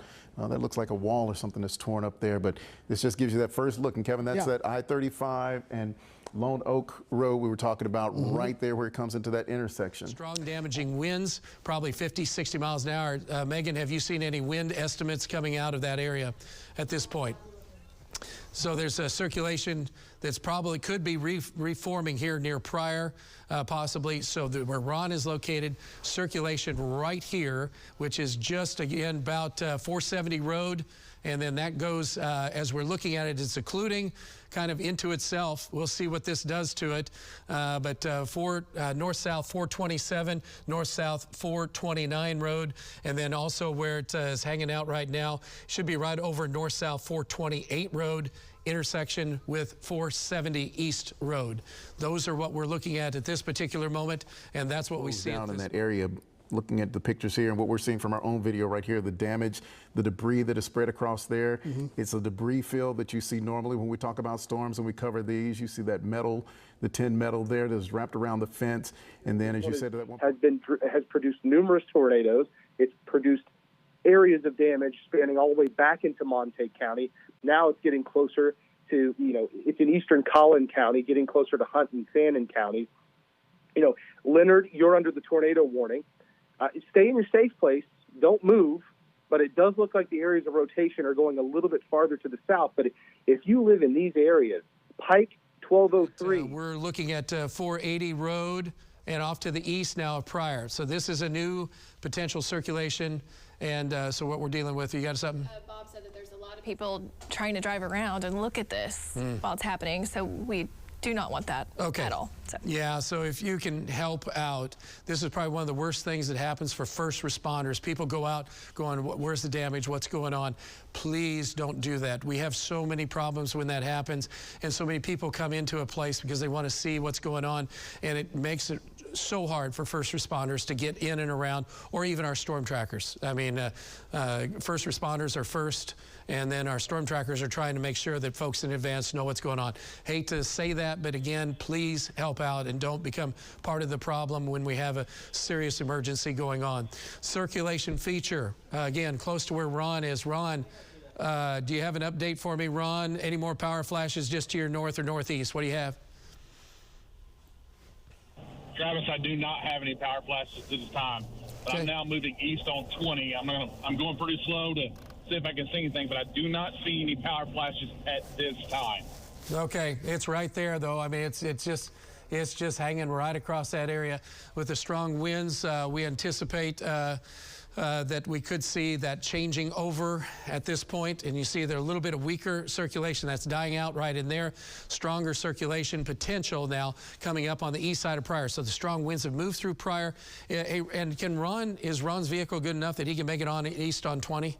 Okay. And then because what we're seeing right now is this is probably going to be the new problem area. And so if it has produced numerous tornadoes and is likely continuing to do so as it gets into eastern Collin County, now into Hunt County.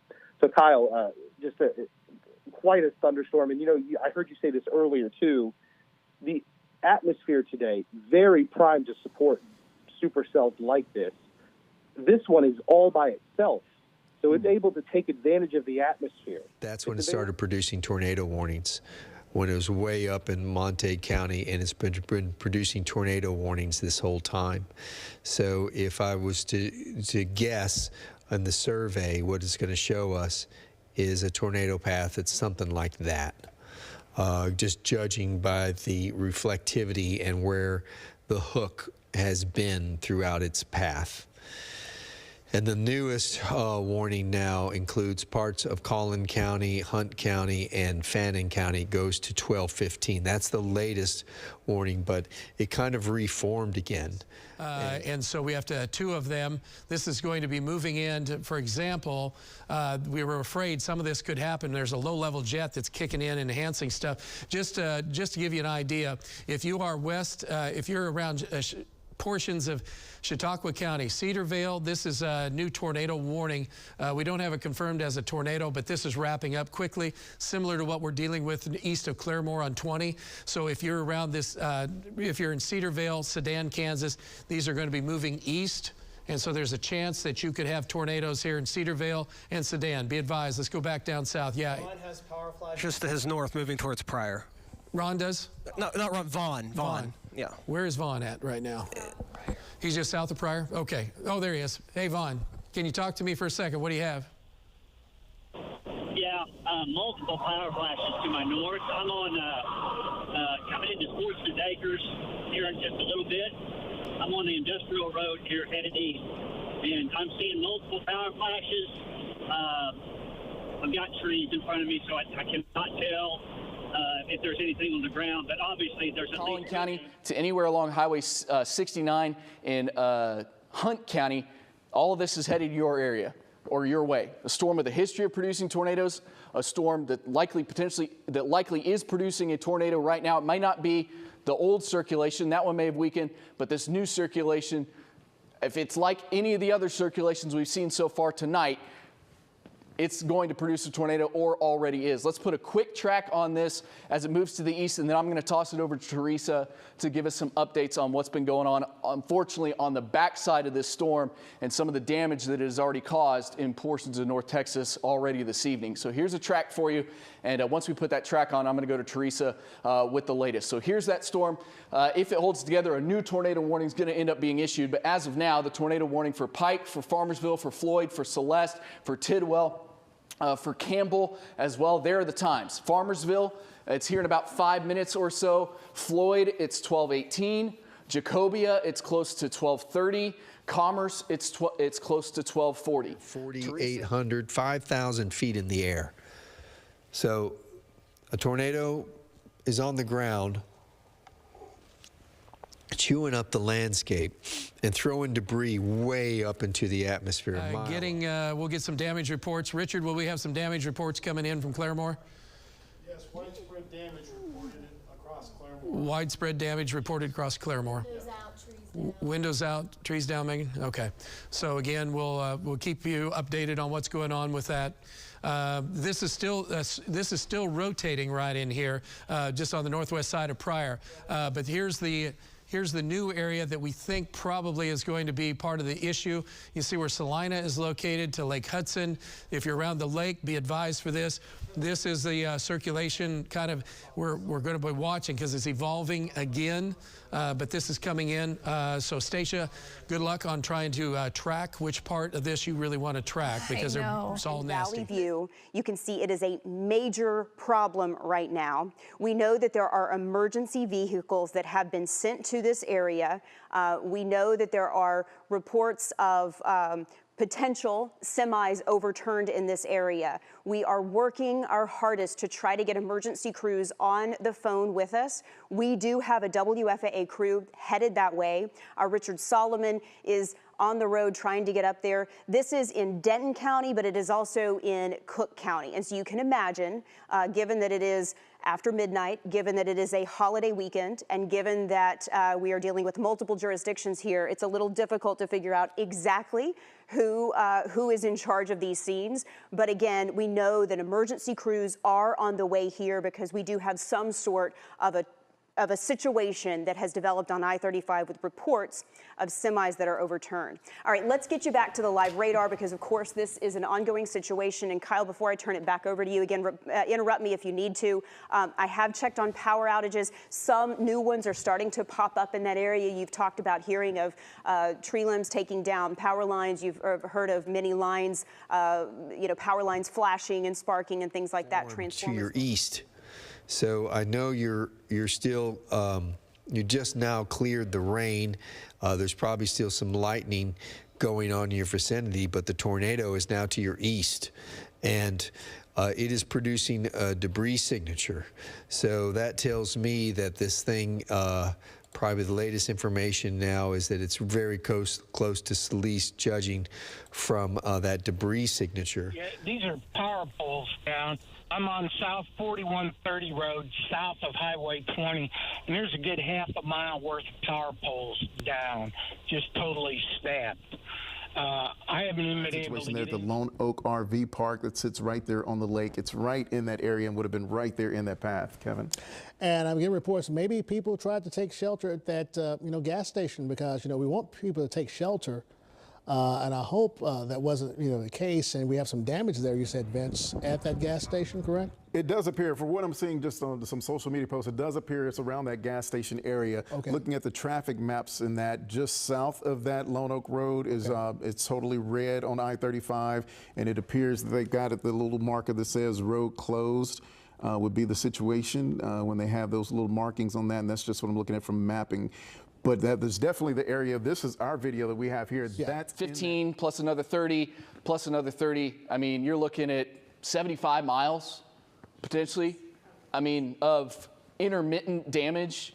I mean, intermittent of, I'm not saying maybe a tornado was on the ground that entire time, but you're talking about intermittent damage almost on a 75 mile an hour, or 75. Inward, the hip drops. The back tries to compensate, putting incredible around Pryor right now. But John, quick update from you. What do you have in Claremore? Lots of problems in Claremore, Travis. Problems at the Rogers County Jail. Also at City Hall, there's damage. Street signs that Muskogee and Patty Page Boulevard laying out in the middle of the street. It's a lot of damage here, and it's going to take a while to clean this up. Power out throughout the downtown area and much of Claremore. Back to you. All right, hey John, have you seen any buildings destroyed? I mean, are we fortunate enough that this is not going to be quite as bad as, say, the Barnsdall tornado? I haven't seen any buildings that have been destroyed.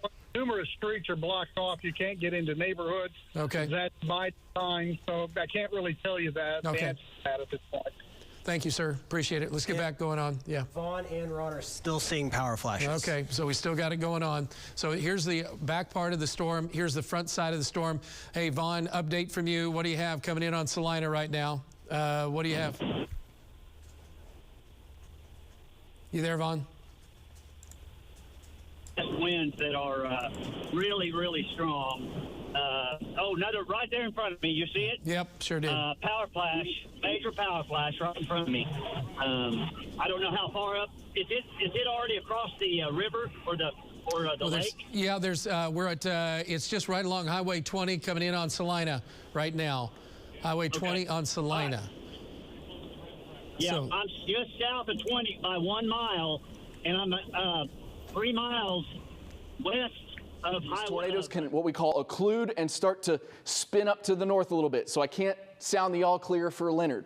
I can sound the all clear for farther back to the east. That would include areas like Anna and Melissa, anywhere along 75. But unfortunately, it looks like that potentially is where that tornado tracked through. Westminster, you'd be included in that as well. Now we're talking about northeastern Collin County. Now we're talking about moving into Hunt County imminently. Anywhere along Highway 69 through Kingston, through Celeste, through northern Hunt County, especially the Pike community, especially northwestern Hunt County. That is where this storm is tracking. And I mean, it's had a history of producing tornadoes. That rotation is still very strong. I have no reason to believe that anything is weakened with this storm at all, and it won't continue to produce a tornado as it moves from Collin County and now eventually into Hunt County. And eventually we'll probably see that. I think this tornado warning expires at 12:15, which is only about 5 minutes from now. So we'll see what happens with it. I would be shocked if it's not extended maybe farther off to the east for other portions of Hunt County. That would eventually move into potentially Rains County and maybe even into Hopkins and Delta, that's farther to the north. Maybe Hopkins County and areas south of there. So here's your area of strong rotation. Remember, Anna, Melissa, McKinney, you're in the clear, not concerned with anything. Your way, Train Spotter reports multiple power flashes towards Celeste in the last 5 to 10 minutes. So they were in Blue Ridge, looking towards Celeste. So the spotter was in Blue Ridge looking east towards Celeste, looking straight through that area of rotation where the tornado is likely occurring. So seeing power flashes tells me that at a minimum, there's extremely strong winds happening there that's arcing the power lines or knocking over the power lines, or a tornado is happening. Probably the tornado is happening because we've had a history of that occurring, and that rotation right there tells me there's a very good chance the tornado continues to be on the ground and moving anywhere from east of Blue Ridge, and eventually it's going to move almost directly toward the Celeste area. Greenville proper. Stacia, you want to try to get us a storm track on that?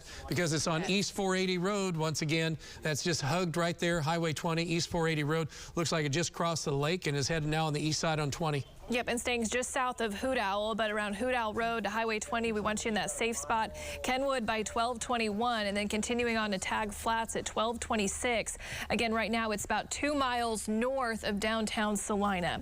Moving to the east at about 40, and so we'll take it over to Lake Uchi by 1230, Jay by 1237, Cloud Creek at 1238. And again, we're using the fan just in case it does make a turn more to the northeast or even to the southeast. So we use that fan, and we want folks to really be in their safe spot around Hoot Owl, Trav, Kenwood, and around Lake Uchi and Bull Hollow. All right, you guys, at night, it's so hard to see. Power flashes are the easiest way to see it based on what we're talking about. You see where Vaughn and Ron are located right now. So we're going to try to get them across the lake. It's kind of hard. They have to come across Highway 20 and get back on the east side so they can get on the state highway. So this is the circulation. This is the tornado, literally just going on the north side of Salina right at this moment.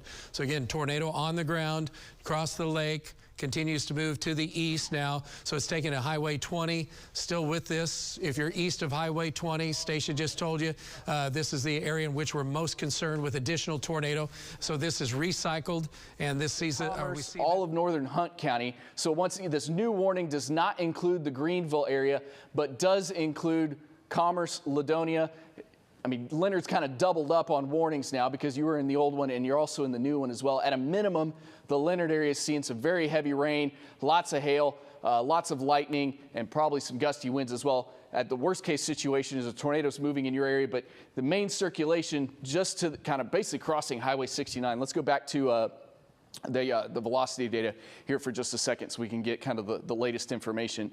There it is right there, just off to kind of the southwest of Leonard. That's going to keep moving off to the east toward 69 and the Celeste. You need to be in your safe location. Lane, you need to have been in your safe location. Kingston needs to be in their safe location. Anywhere along 69, from Kingston to the north, probably even south of Kingston, anywhere from Kingston to Leonard, need to be in your safe location. Highway 34, you need to start thinking about putting your plan into action. You're on the kind of fringes of the tornado warning right now. But it will be moving in your direction. And as I mentioned, I have no reason to believe that the storm will be weakening, just given what has happened so far tonight. We keep going on. I keep saying I hope it's going to weaken, but every 20 to 30 minutes that goes by, we're still on air talking about it. So it hasn't done so yet. It remains to be seen how far east it's going to travel. Yeah, there you go. New update. Strong rotation still happening between Merritt and Lane right now. So that is mainly south of Leonard, but from Lane to Merritt, moving directly towards Celeste and Kingston, absolutely need to be in your safe location right now.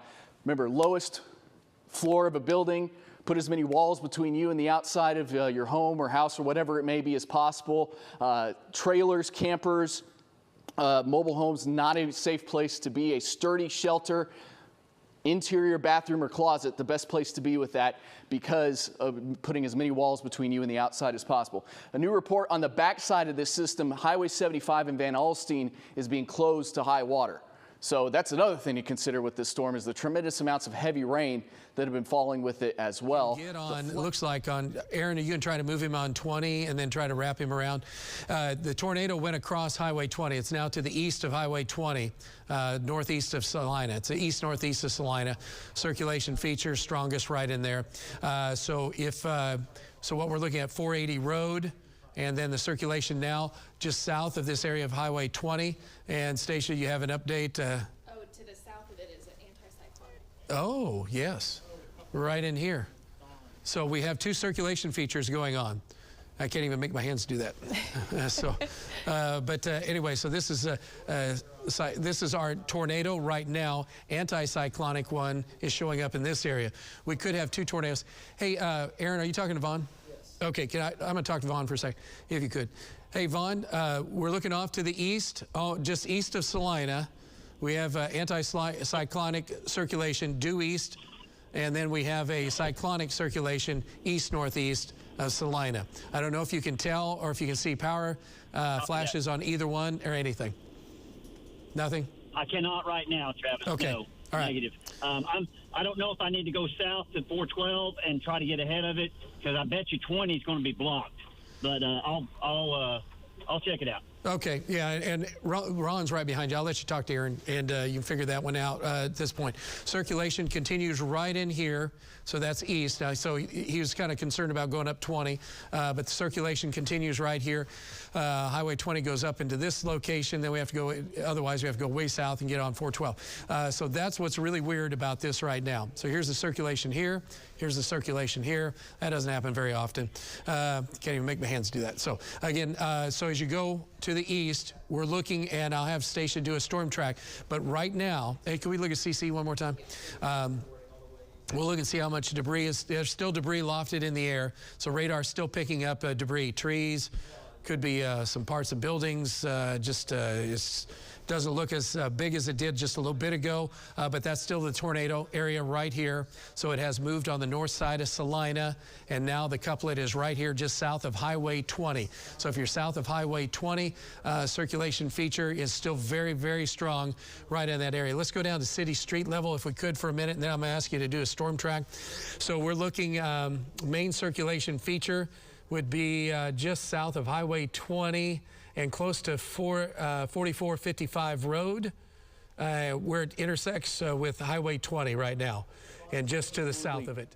be in your safe location. Once again, that's everybody along Highway 69 from Kingston to Celeste. Absolutely includes the Lane area, absolutely includes the Merritt area. It will include and does include anybody along Highway 34 in northern Hunt County as well. Reminder, this does not include Greenville proper.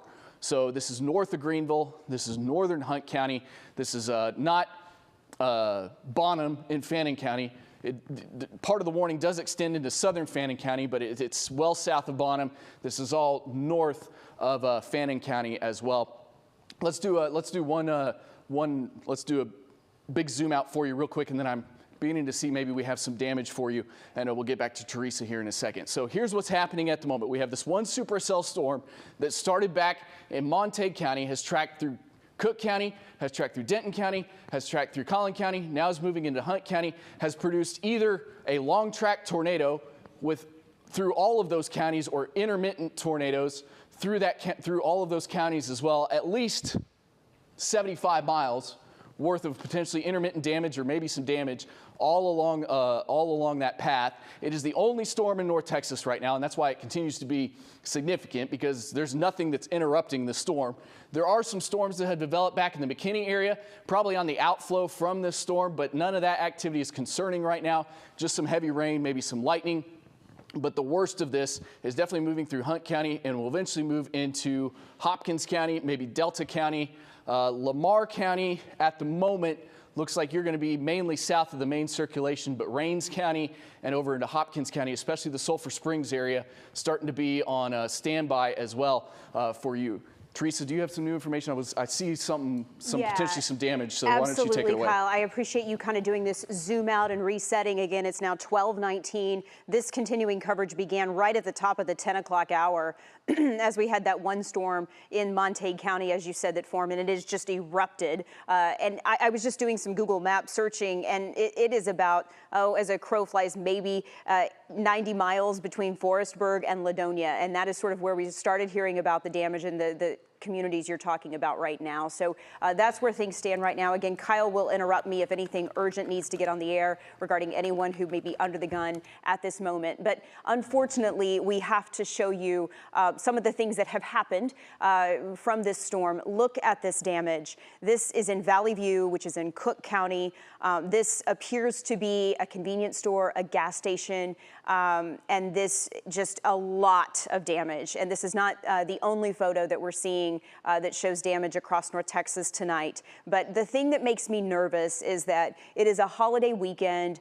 This is near I-35, right along I-35, Valley View, between Valley View and Sanger is really where we're hearing about a lot of damage.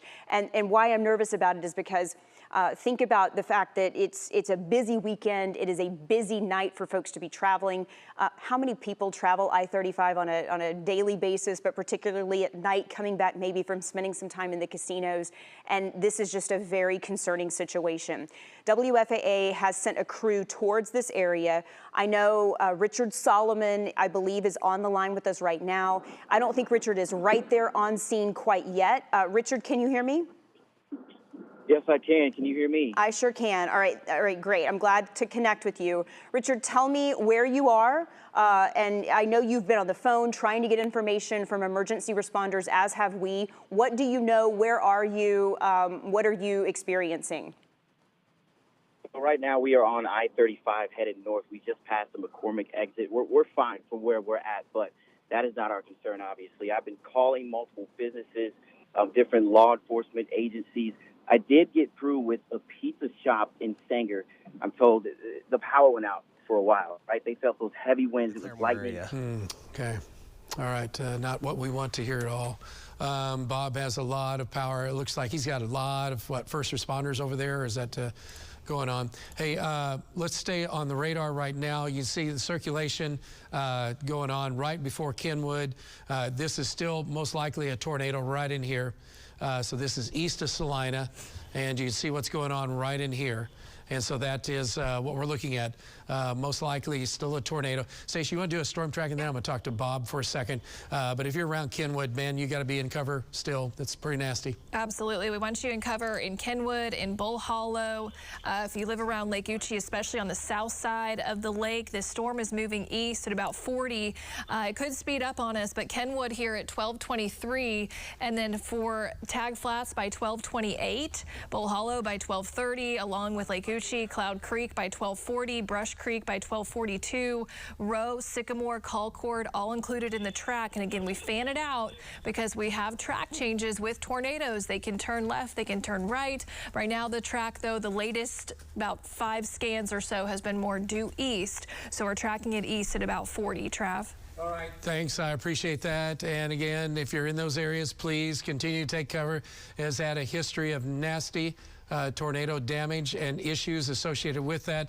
If you're just joining us and wondering what's going on, we had a supercell storm that formed out in Osage County, continued to move to the east, and along this path we've had tornado touchdowns and an extended period of tornadoes around the Claremore area doing damage. Bob has a shot that we'll probably use here in a second. In fact, we can probably do that since we just did a storm track for the folks in Bull Hollow and the Kenwood area. Please, again, be in cover now as it's crossing county line at this point.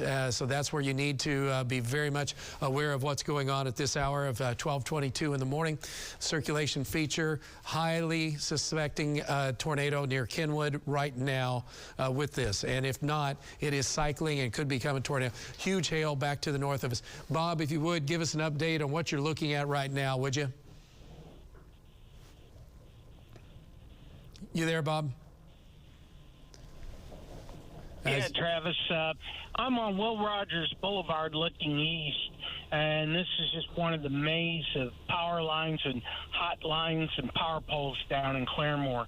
I believe this tornado probably went through south of Highway 20 and kind of north of where the Walmart is down there, but I haven't been able to get in there. There's so many trees and power poles down to determine what type of building damage we got. Back to you. All right, thanks, appreciate it.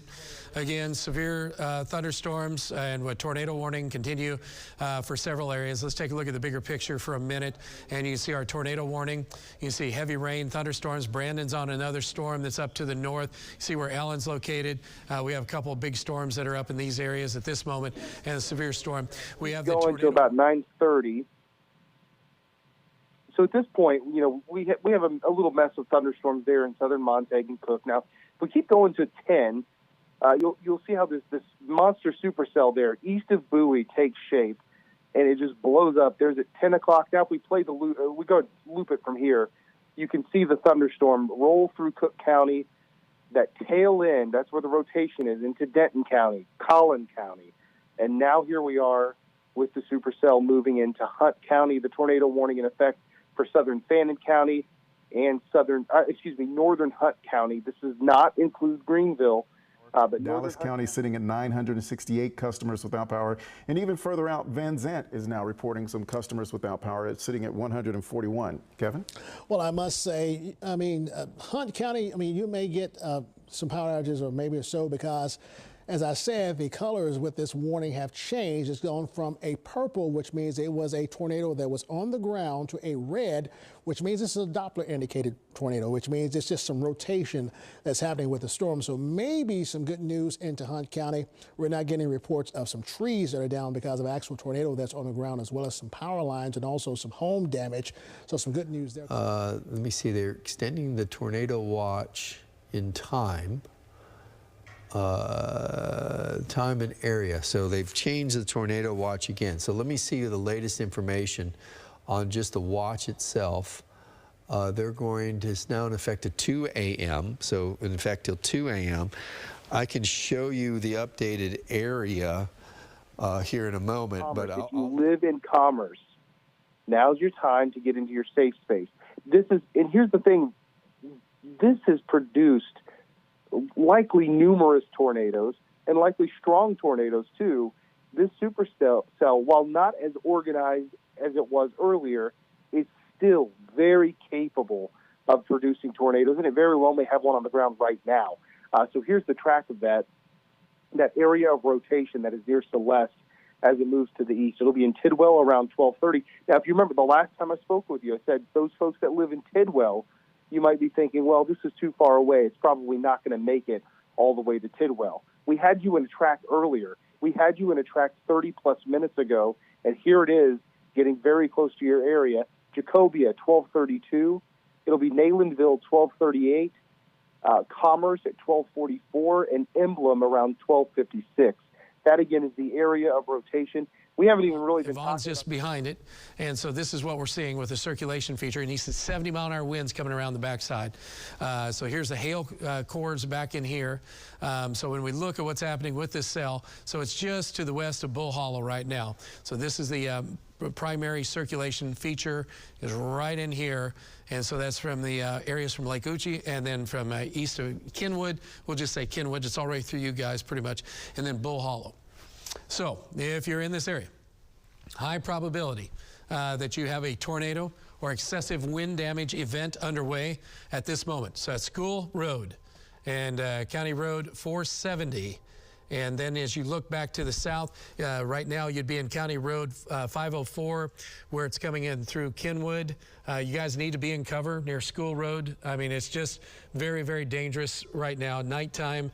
And we don't have a whole ton of lightning. You notice a lot of the lightning is on the north side here, and the convective side is right in here. Circulation in here, we're just getting occasional cloud-to-ground lightning strikes, but this is a primary circulation.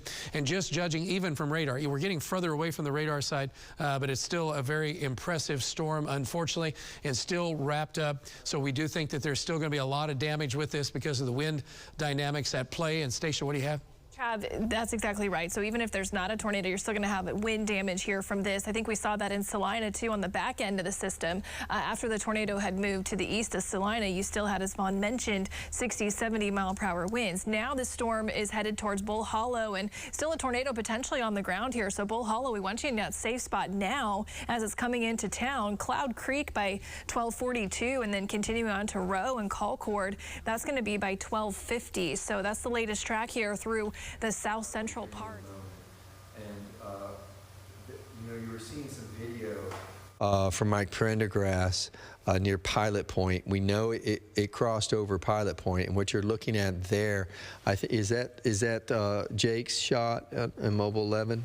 He's going north right now, trying to get up towards Melissa and Anna to see what happened when the possible tornado. It was hard to tell what happened, really. We know it hit Weston off to the west of Anna, but it did kind of skip. The lake and spend the times out there, and this is just a view of the damage that has happened at one area.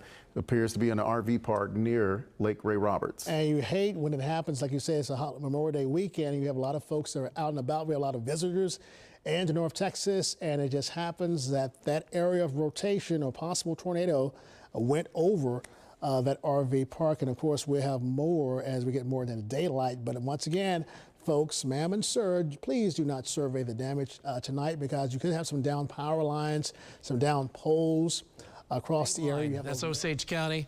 This is Chautauqua County right in here. That is a high probability of a tornado, just because that's looking very similar to the data that we were looking at here with our radar, with our tornadoes. So that is moving to the east right now, and so that is going to be close. Cedarville, you're just on the north side. That's the newest update.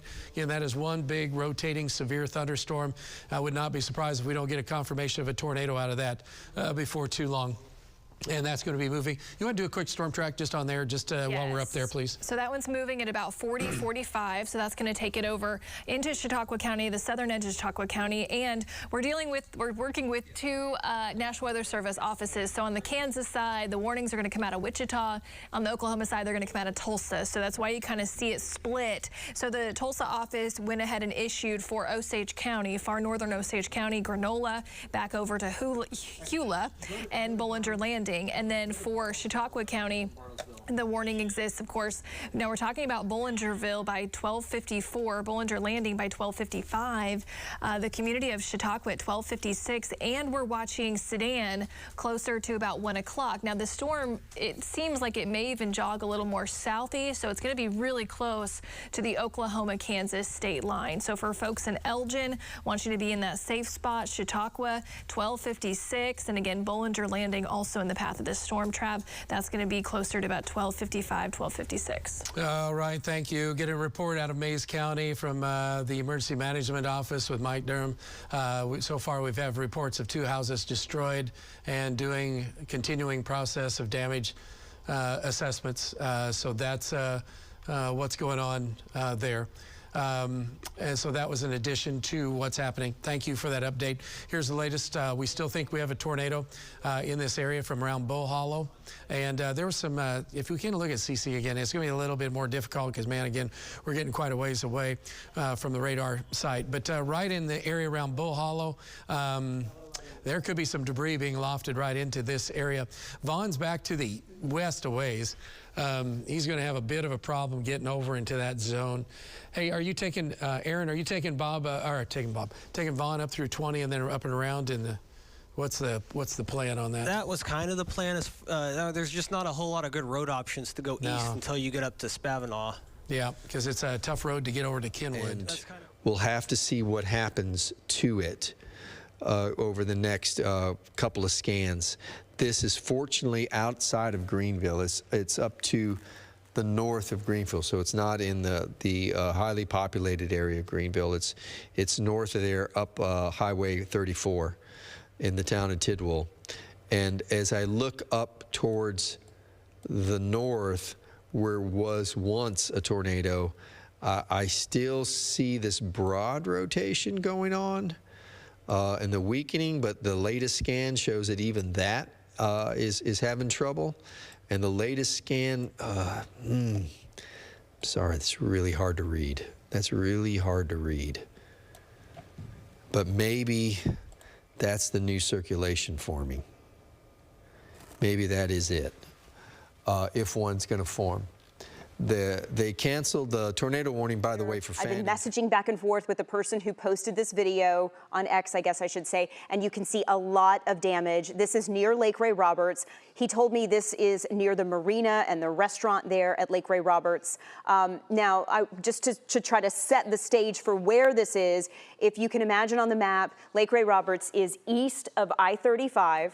I've been telling you about a major traffic issue, a situation that's going on I-35 between Sanger and Valley View, and this would be just to the east of that situation. So again, as you watch this video, I know it's on a loop. It was a little bit jarring, but you could see overturned campers. You could see someone with a flashlight walking through as well. So you can see on the screen right now our live radar. You see where Dallas and Fort Worth are. We have been in the clear all evening long. Kyle has been tracking this storm system since it popped up in Montague County. That's up to the northeast where you see Bowie. That's the area where this whole thing kind of popped off, and then it continued and went to the almost due east, but a little bit south as well. And so that area that you see between Denton and Gainesville, that is the Denton County line and the Cook County line. And that's the spot on I-35 that we right now are sort of most concerned about, because we're hearing reports of potentially semis overturned. And we do have a crew headed that way. Our Richard Solomon is on the ground on the way there. He said to us earlier he's been talking, trying to get in touch with emergency responders. But I know I'm repeating myself when I say this. It is a chaotic situation. Emergency responders are on a holiday weekend. They are dealing with a lot of damage out there, and they are not necessarily wanting to respond to our phone calls late at 12:30 in the morning. I also do want to reiterate something I'm seeing from several different agencies out there, Kyle. I think it was Salina, Sanger as well, basically telling folks, we have taken a hit, there is damage, stay home. They need people to stay home right now. If you are safe, if you can stay home, don't get out and be a looky-loo, because that just mucks everything up for them. So stay home if you are safe. If you do have damage, get somewhere safe. But again, all of the emergency responders are trying to ask for people to just cooperate. Pretty much 412 and then back on to the south. It's just that night. And all right, let's go back up to our storms and what's going on here. Ron's getting a little bit ahead of the storm, looks like, so that'll be good news. Hey, Ron, yeah, it looks, yeah, you can see some RFD or whatever's going on right here. That circulation's wrapped around. Hey, Ron, if you're with me right now, can you give me an update on what you have? Hey, can you, Aaron, I need Ron. I haven't touched that. Oh, you do? Oh, I thought I heard him talking, but no. Ron, are you there? Go ahead, Travis. I can hear you. Go ahead. Okay, what do you have? Are you getting some gusty northwest winds starting to build in on you? I am getting some gusty northwest winds, probably about 45 to 50. There is some lightning back to my north and east, but I do not see any power flashes at this time. Do not see any at this time, but I am getting a northwest wind of about 45 to 50 right here. All right, because that's still a pretty doggone tight circulation going on right in that area. So just be advised that that's happening right in there. So we do want you to just kind of be aware of what's cooking there. Also, as we look a little bit closer at the radar and what's happening with the storms that are showing up there, this is kind of cycling in on itself. So if you're around the Lake Uchi area and Bull Hollow, you can kind of see it's like a donut hole right in here.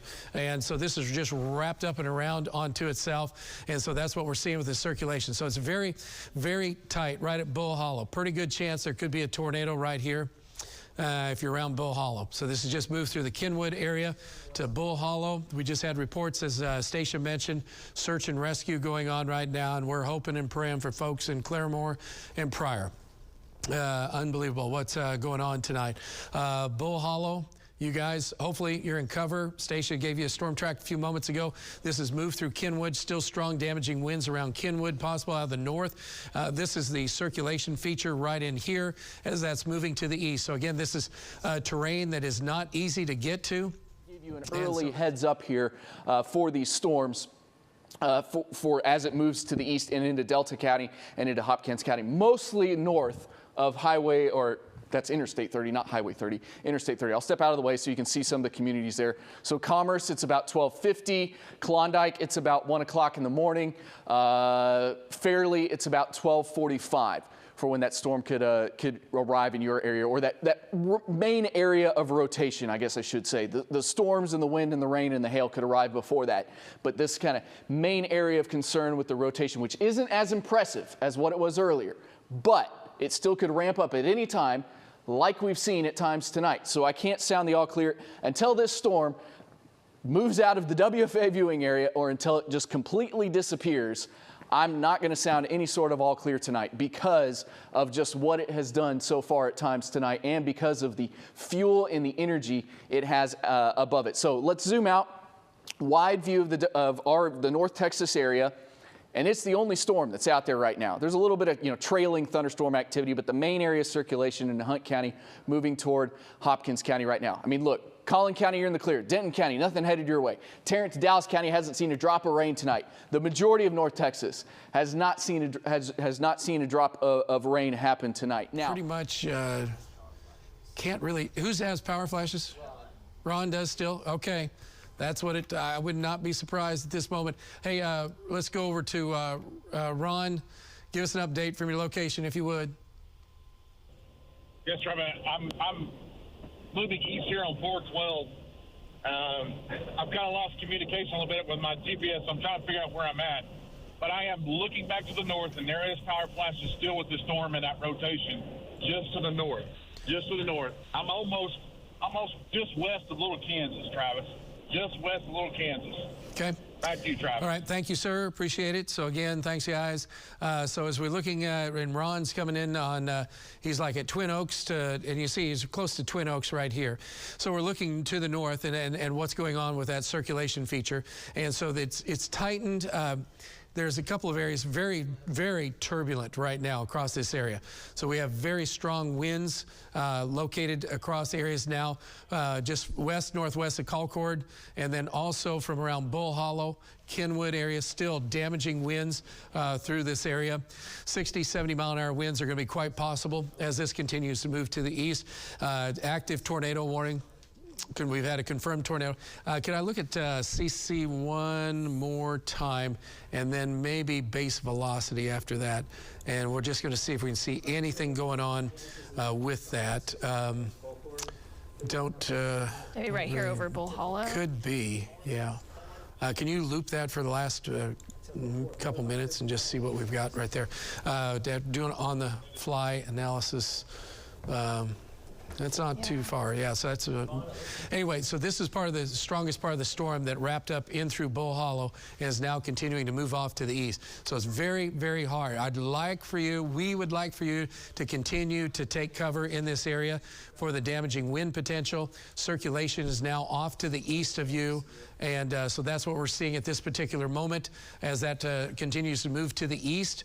And big hail still going on. So anywhere from Sycamore, just around the J area, Cleota. So you guys have, and Uchi, there's some big hail right in that area. Let's take a look at hail if we could, and then Stacia, I'll have you do one more storm track if you could. Ron's looking into that because he sees power flashes, and you see where there's some hail right now, and it's kind of underneath our legend. And Stacia, if you could move that just a tad bit. There we go. Thanks. So from Spavinaw area, and then back on over to south of J, there's still big, big chunks of hail falling from the sky. So if you are in these areas, we do think that this continues to be a very, very dangerous storm, and a lot of hail damage is going to be reported besides the tornado damage, unfortunately. So this continues to be a storm that has not tried to change a whole lot. We still have the damage potential from around the Bull Hollow area. All right, so with that, let's also take a bigger view for a minute. Yes. And you can see what's going on here. A new severe thunderstorm warning. Sequoia is on these storms. Aaron, do you have some? Yeah, Sequoia has noticed a lowering on that southern storm there northwest of Eufaula. Okay. Does he have any, probably, I don't suppose there's enough lightning for that at this point. Does he have enough lightning to get a picture of that? It looks, well, he's driving right now, is he? Yeah. Looks like he's driving. Parked. No, he's parked. Okay. Let's look at REM 33.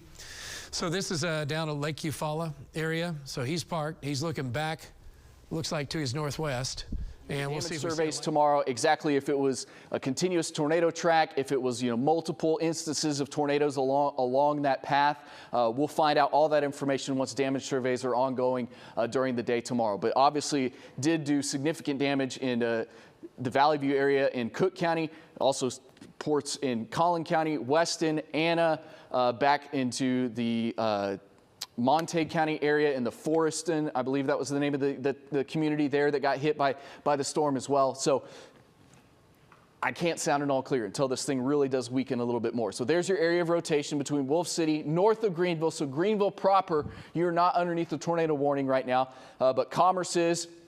Wolf City is. Celeste, you still are, but I will say the rotation has now moved off to the east of you, and will continue moving east here. And it continues to see a downward trend in intensity, so that's good news. And unless something changes drastically, I think we'll be able to not have another tornado warning issued for Delta and Hopkins County. And that's good news, and hopefully it stays that way. So this thing is actually finally looking like it might be on a little bit more of a downward trend at the moment, and hopefully doesn't ramp up here in the next 15 minutes before this warning expires at 1 o'clock it's just for Hunt County now. Let's go back to reflectivity, Jason. And then Rentisville by 103. Warner probably within the next half hour because my track goes 30 minutes. So for Warner on the west side of town in 30 minutes, Dutchess Landing by 105, Trav. And they did go ahead and extend the tornado warning now up through Delaware County over into Arkansas. And Trav, I think, we had the Bull Hollow tornado and then another circulation developed just west of Concord. Okay. It's kind of been the story story with this storm since Osage County, but it looks like that's kind of what happened up in Delaware County. Okay, so it's recycling itself, so that does not, I guess, surprise us is right, as we continue to have the issues associated with that. We also have that tornado warning now will be expanded and continued from Concord all the way into northwestern Arkansas. So that'll be in Benton County in northwest Arkansas. So that's going to cover Siloam Springs, as Stacia was mentioning. Some of the issues associated with this continue to be the amount of cycling it is doing and what it's coming around to. So the radar is still very active in this area with an active tornado warning. So we want you to be advised for what's happening there as the cycle continues, unfortunately. Also, can we go up to... Really close to the Decatur area. We're looking live from Bentonville into the heart of that storm. Frequent lightning, frequent thunder. You're probably hearing that. We're not going to be able to see much, just given, one, it's the middle of the night, two, there's a lot of precipitation surrounding this area of rotation. It's likely rain-wrapped. You're not going to be able to see much. So Commerce, better safe than sorry. You need to be in your safe location. I would say the same thing. Absolutely. It's been the case for South Sulphur. I would say the same thing for Neelanville, and then anywhere in eastern Hunt County, northeastern Hunt County, from Highway 34 through Highway 50, through Highway 24, and through Highway 11 also as it moves through up northeastern portions of Hunt County at the moment. So that's the latest there. Teresa, do you have any updates? I see some more of that damage information that we had from earlier, so why don't you give us an update on that if you Yeah, can. I just want to set the scene on what happened earlier. Again, our area of most concern is right along I-35 in the area between Valley View and Sanger, and I know we're zooming out right now. If you can stick with me as the radar moves a little bit. So you see Denton, that is Denton County. Directly above it, you see Gainesville, that is Cook County. And it's really the area that's right there on the border. You see Sanger appearing there now as we zoom in a little bit. That area between Sanger and then sort of where the 35 is the area that I would say we're the most concerned with. Let's take you to a picture from that area. This is a gas station. I believe it might have been a Shell station that's right there on I-35. And you can see as you look at it, some just horrible damage to the building. You can also see cars that were just decimated here. I can see one car turned upside down. I know it's a little hard, but if you just kind of take a second, maybe walk towards the screen, zoom in a little bit, and you can see it. Over behind that white car, there are a couple of people. We know that this area not just is an area of concern for us, but it's also an area that a lot of emergency responders have been dispatched to. We've been on the phone with some of the emergency crews in that area. We know that Denton, we know that Cook County, we know that the city of Denton, we also know Valley View, Sanger, a lot of emergency responders are zeroing in on this spot. Concerning because, yes, it was, somewhat late at night, probably right around, I don't know, maybe 10:30 or so when the storm was coming through here, but it is a holiday weekend. I-35 is heavily traveled, we all know that, and so this is really concerning about how populated it might have been. Okay, so this is right on I-35. Now, it's going to take us a couple seconds to bring up some other video that we have from somebody who posted on social media, but it's a short clip of video from a spot that's just to the east of this, and it is Lake Ray Roberts. And it is a spot where some RVs, some campers, they were overturned. I think we may be having a little bit of trouble trying to switch back and forth between those two clips of video. But once we get it, you'll be able to see that here we go. There's some damage to some RVs, to some campers in that area. And if it plays, you will actually be able to if you kind of take a look at it, it's jarring because it's a short clip of video, but you'll see some people walking through with flashlights, really trying to get in there and actually see if you can see that right there to the left. Again, I know it's jarring, it's a short clip of video, but just see how much destruction there is there. And you see somebody with a flashlight out, clearly looking for anybody. Towards the southwest of Commerce, the storm is trying to redevelop, and there it is where the hail's to the north and the south side. We're still getting a lot of rotation going on. So it's had a history, so I don't know any reason why I wouldn't. Ron, thank you. We'll let you see. Here's Ron. Here's where the winds are the strongest again, moving across this area. And there's Concord and hail associated with that. So this is a move through the city. And so he'll be able to come in behind it. So there could be a tornado right here with this at this particular moment from Concord to the east. Any new data coming in out of Pryor or out of Claremore? Megan, are you hearing anything, Richard? Claremore police are saying they're having a problem with people looking loose. So we still got a lot of people. Okay, man. If you have friends so we got people running around Claremore right now that shouldn't be running around trying to get first responders. Police, it was police officers or Claremore police? Claremore police saying, please don't drive around. They're trying to figure out what's going on themselves. So again, please be advised. And Kevin's reporting that several agencies from different surrounding communities have responded to Claremore and are there as well. Merging in, okay. And at least 10,000 customers now. That popped up, which we thought it probably would with that. So again, we have two parts of this storm we don't like. The one is this move through Concord, probable tornado. Right in here. We have the other part, the Bull Hollow part. I don't know what's going on with that. Is there even circulation with that part? Yeah, there is. So they both have circulation things going on. Doesn't look quite as intense as this thing. This thing has not ended. So now we're east of Concord. So tornado warning continuing for you guys. So this is going around wherever we're going to call it, Tunis, and then Cherokee City. That's moving over into Arkansas. If you are here, please be in a safe place. Likely tornado. If not, wind damage is going to be a high risk. Ron, is that Ron? Ron, go ahead. Yeah, there is power flashes, Travis. It's either this really high wind or it's still on the ground, Travis. But there is power flashes to my north and east. North and east, okay. That matches up with the circulation feature that's right there. So that's what we're going to be dealing with. So again, please still be in cover right here.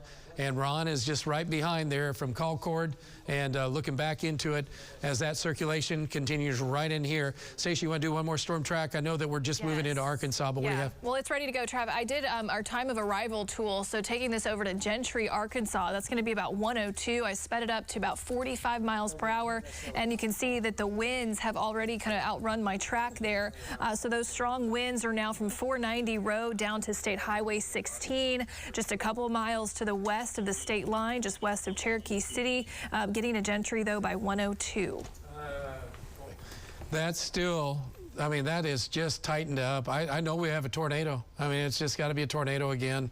Yeah, I mean, I say I know, but I don't know because it's elevated. But boy, it sure looks bad for here. Ron's really close to that, and I know he's Curry Road and stuff like that. But this is probably a tornado. Pretty good indication. Don't like that.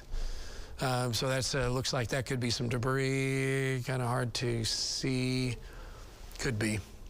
So that's what we're experiencing right now. The warning does continue for another 7 minutes here until 1 o'clock for eastern Hunt County right now. But obviously the storm did produce a lot of damage back into other portions of North Texas. There's still hail happening in the Commerce area, moving toward Cooper and moving toward Sulphur Springs as well. I mean, Sulphur Springs, you're going to get a thunderstorm, potentially could end up being a severe thunderstorm with hail and wind. We'll just continue to wait and see if this storm cycles up again and decides to tighten up with rotation. But as of now, we have not seen any imminent signs of that, which is good news because that's all we were seeing going back almost 3 hours now, were those imminent, signs of rotation and just continuous path of damage from either a continuous tornado or multiple tornado touchdowns along that path as this just one supercell storm trekked across North Texas tonight. Unfortunately, it was most of it happened, or all of it happened while it's been dark out. All of it has happened at night, obviously, and it is hard to see anything. Not that you should ever be outside and just, just joining us. I know it's the middle of the night. You're checked out for the weekend. We have a very strong supercell getting ready to move into Benton County out of Delaware County. It's time to go ahead and take those tornado safety precautions if you're in Benton County. Stephen, can you move the radar just a little? Perfect, thank you. Gravette, Decatur, Gentry, Siloam Springs, take shelter now. Just turn up the volume. We're going to walk you through it. Here's your rotation. It's inching closer and closer. Debris tracker, please. Let's see if we've got any debris yet.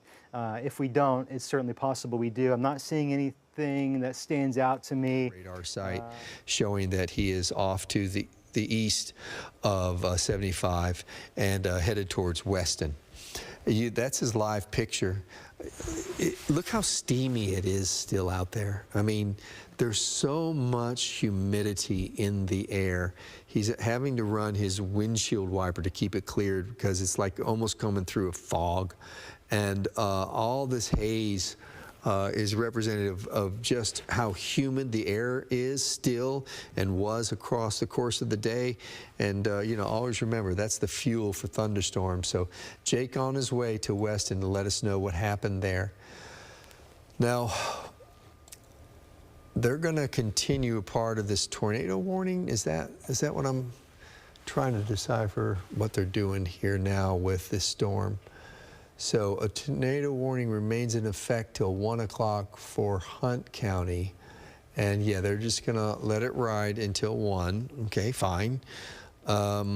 I'm gonna look a little closer because Copan by 116, continuing on from there to potentially Tyro, Noxie, South Coffeyville. Coffeyville, we want you paying attention to this.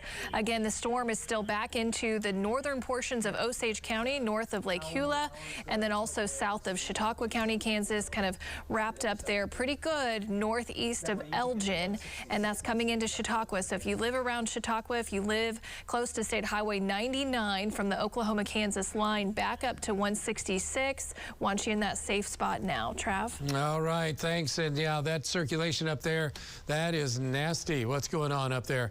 And so again, that's another big supercell. These are monster storms. I haven't looked at echo tops. Can we, Megan, could you look at that on radar scope, echo tops for the storm that that's upcoming out of Wichita? Because I know that has to be blowing up in the atmosphere so far. But again, if you're in this area, not good. Station just said massive hail right there. Let's go down south for a minute and where Sequoia's got his storm. We do not have a tornado, but we do have the tornado watch. Notice some cells have fired back up again on the east side of Tulsa, northeast side of town. So these are blowing up in Claremore, of all things. You don't need that happening. Is Kevin where you could talk for a second? Hey, Kevin, update from you in Claremore. And also, are you getting lightning or are you getting a thunderstorm again? Oh, yeah. Kevin, you there? Kevin, one more time. Kevin. He's probably looking for the mute button. Okay, 40,000, 45? To 50,000 feet? Okay. And you can almost add another 5,000 on top of that usually. It would be somewhere right around there, I suspect. Let's see if the latest, let's wait for the latest velocity information and see if we can catch it. It looks like it'd be trying to form to the north, but the National Weather Service continues to state that the tornado warning is going to be allowed to expire. That's really good news because this is not quite organized, really. It's not organized enough to produce a tornado. It's just trying to get reorganized to do something. And hopefully that it's starting to look a little ragged, the rain is in the inflow notch. So that tells me it might be, that inflow might be slowing down and the rain catching up that's falling down, trying to, you know, not getting some light rain at the moment, but other than that, that's about it. Other than they're trying to get roads blocked off, and there's just a tremendous amount of traffic out here right now, Travis. Okay. All right, thanks. Appreciate that. Again, if you know anybody that's trying to run around, just tell them please, please wait. All right, let's go back to east and take a look at our tornado one more time. So this is moving into Arkansas, so we're right toward the end of it. So this is Cherokee City, and pretty high probability we still have a tornado right in this zone. Tornado warning has been extended to the east, so you see the circulation feature is still big rotation. Yeah. Bob's driveway is blocked by a tree. Oh, Bob is? His driveway is blocked by a tree. Wow, okay. In Owasso, yeah. So he's a Owasso area. All right. So this is still tornado. You can see the rotating part of this. This is the state line, so we're probably going to drop here in just a moment or two, the tornado coverage. But please, if you're east of this and you're watching us somehow, let's do one more storm track if you could for the folks there, if you would. And we have to reshift our focus then to the east a little bit. Yeah, so we'll take this track here from just west of Cherokee City, and we're going to move it to the east at about 35. So that's going to take it over into Arkansas at that point, and then continuing on, let's see here, about 35. So for Decatur, you're looking at 112, and then for Springtown, 115, Logan by 120. It's still on the Oklahoma side, but again, it's very, very close to the Oklahoma line by a mile or so. So for folks in Cherokee City, they need to be in there. It certainly looks menacing. Yeah. Oh, yeah. So what do you see? What does your expertise tell you? It's a funnel cloud at a minimum, but I mean, the base of that funnel is touching the horizon. Right. So I mean, I'm pretty confident in saying that's an ongoing tornado at the moment, if not a fairly strong one at that point too, just given potentially the size of it there. So, you know, of course we can't absolutely 100% can't confirm anything and everything until we go out and we get the damage surveys done tomorrow. But given the damage that we've seen, given multiple pictures like that tonight, given what I saw on radar. Blocked off. There, a couple cars are coming through, but they have it blocked off right over here because there are some down power lines through Highway 66 on both sides of the highway. A lot of people are kind of rerouting through the quick trip back there.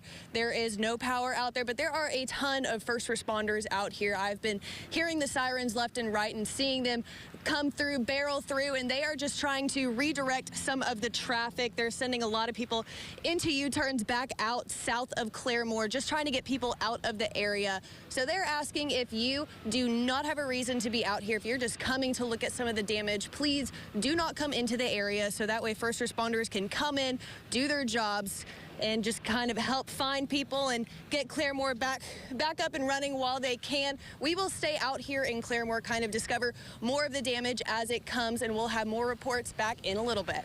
All right, thanks, Jaden. Appreciate it very, very much. And we're looking now just north and west of Copan and west of Juan.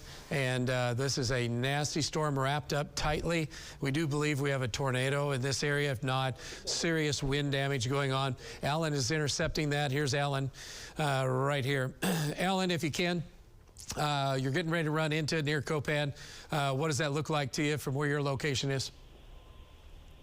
Travis, we're about to hit a clearing. We got a pretty good lowering up here, back off to our northwest.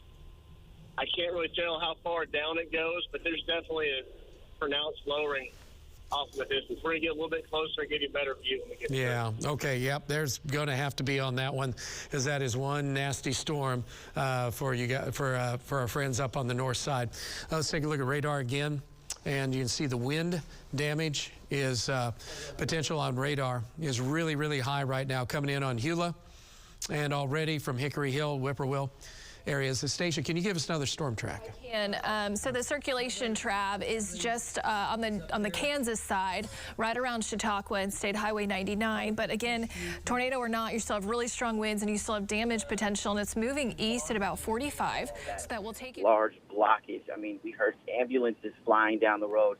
It's a very chaotic situation over there. We can't get close at all.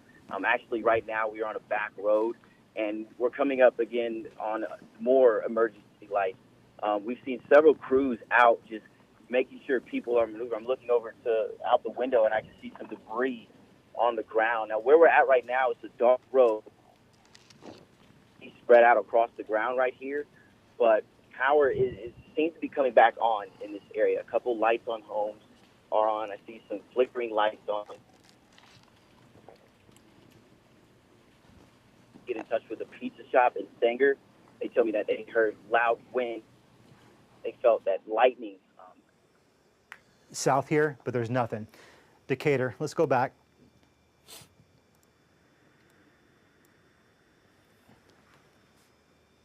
A little bit tighter. Oh my.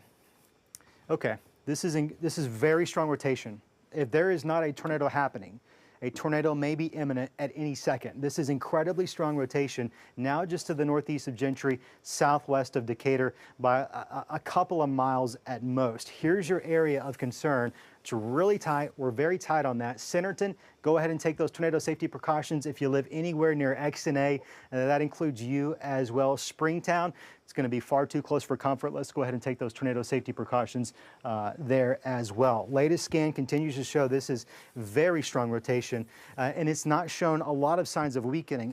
Maybe every once in a while we would get a slightly weaker scan, but it pulses right back up, stronger than even it was prior to that brief moment of weakness.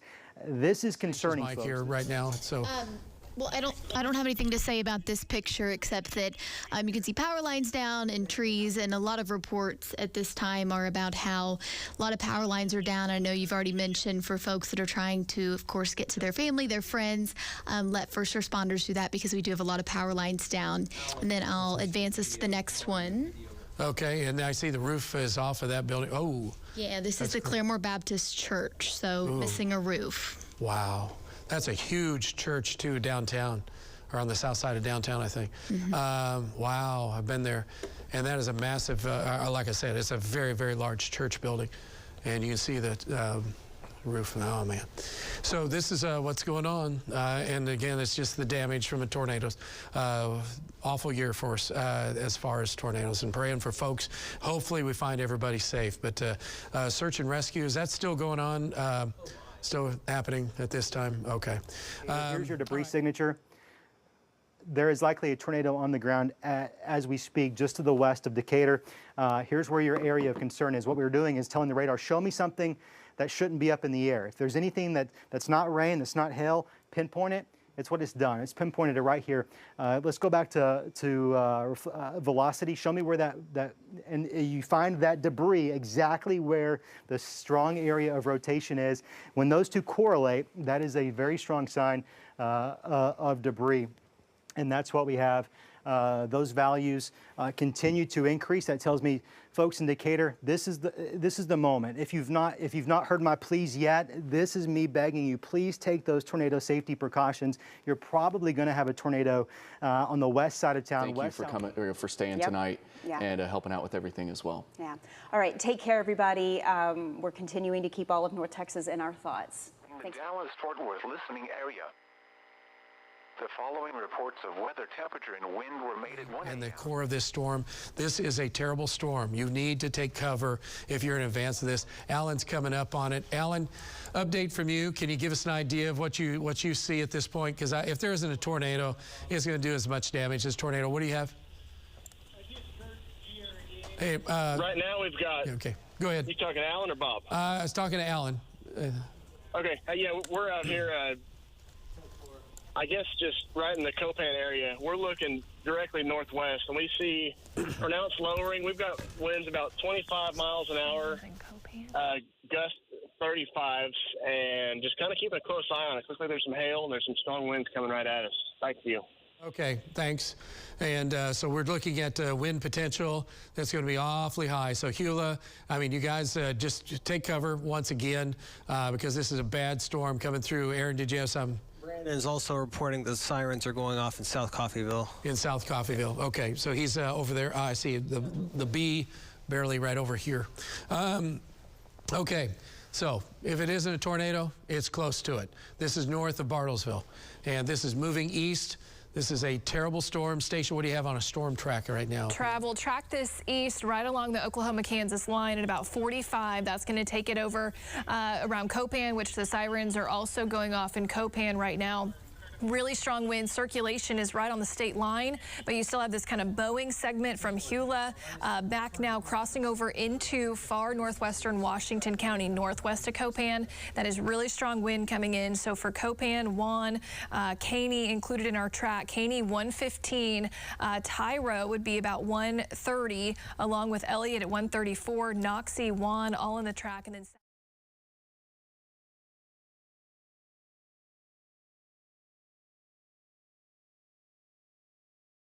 Montgomery County. Okay, as circulation now appears to be just on the south side there. All right, this is a bad storm. Aaron, did you have something? Did you? Oh, were you talking to me? Oh, you're talking to the station. Okay. Excuse me. One more thing. I'm going to mention just about the storm over in Arkansas, because that's going to be kind of scary for the folks there. We do have a confirmed large tornado that's over there. Just want to point that out. So that's moving into Decatur. Which is, this is getting to be a very life-threatening situation. You need to be in your safe place right now. And we can see that white area, that is where the debris is. So again, Ionia, the Decatur area, cannot stress it enough. We've seen it on the camera. It's been confirmed. So again, this is a life-threatening situation. We're in Benton County. The storm is heading towards the Decatur area.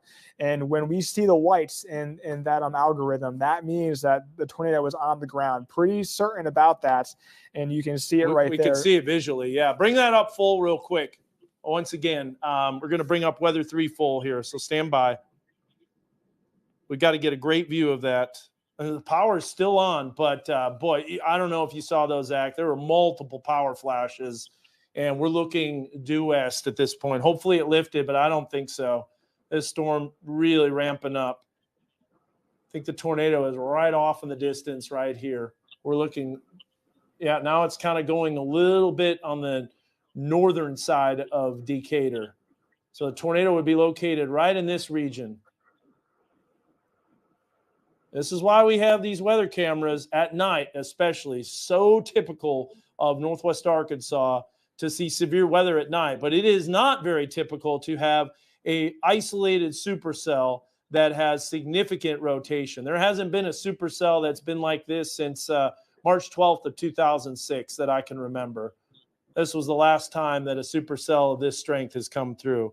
It's been several years, almost 2 decades.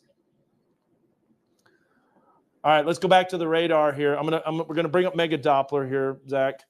Mega Doppler with, look at that debris signature. So Decatur, west, Ionia, you can see that as well. 1,000 feet up into the air. That's a pretty strong tornado, right? The Weather Service has to assess those after the fact, but it generally gives us an idea, yes. Radar estimates are anywhere between an EF2 to an EF3. It's a Doppler radar estimate based off the fact that the wind speeds are as strong as they are and the debris is where they're at. Gives us a pretty good idea, EF2 to possibly as high as an EF3 tornado. Right now moving through Decatur. Get to your tornado-safe locations. Grab it. It's going to come very close to you. I think it may take it just to your south, but if you live south of Gravette, boy, now's the time, folks. Stephen, zoom in. Let's get some more roads. South of Gravette, north of Decatur. I'm going to come over here so I can see these out. Huntington Drive, Mount Olive Road, County Road 384, Limekiln Road, Mount Olive Road, Georgia Flat Road, Leonard Road, Mount Olive Road. I've said that one a couple of times. If you live there, take your tornado safety precautions. South of Gravette, north of Decatur, very strong, possibly as strong as an EF3 tornado right now on the ground. Okay, back me out. Let's get a broader perspective here. Those winds just keep us spinning. You see how you just see the spin, and we're only looking at a 15-minute radar loop here, and it has been spinning like a top right now moving through Decatur. It's not moving very quickly. In fact, it's almost just like as low down as you can get. That is some very intense circulation right there. It's a ways away from the radar, but 163 mile per hour gate-to-gate shear right there. And it kind of depends on what spot you're looking at. I mean, we can look at this spot right here, 82, can't see, 82 versus 98. I mean, that's coming up on, that's 180, right? That's 180 mile per hour gate-to-gate shear. And we can see the debris. Radar is picking up on the debris. Again, this is coming down the highway here. This is coming right down 102, or just south of 102. It's coming into Decatur. Decatur, again, let's get in that safe spot right now. This is a dangerous situation. We need to take cover. We need to take cover right now.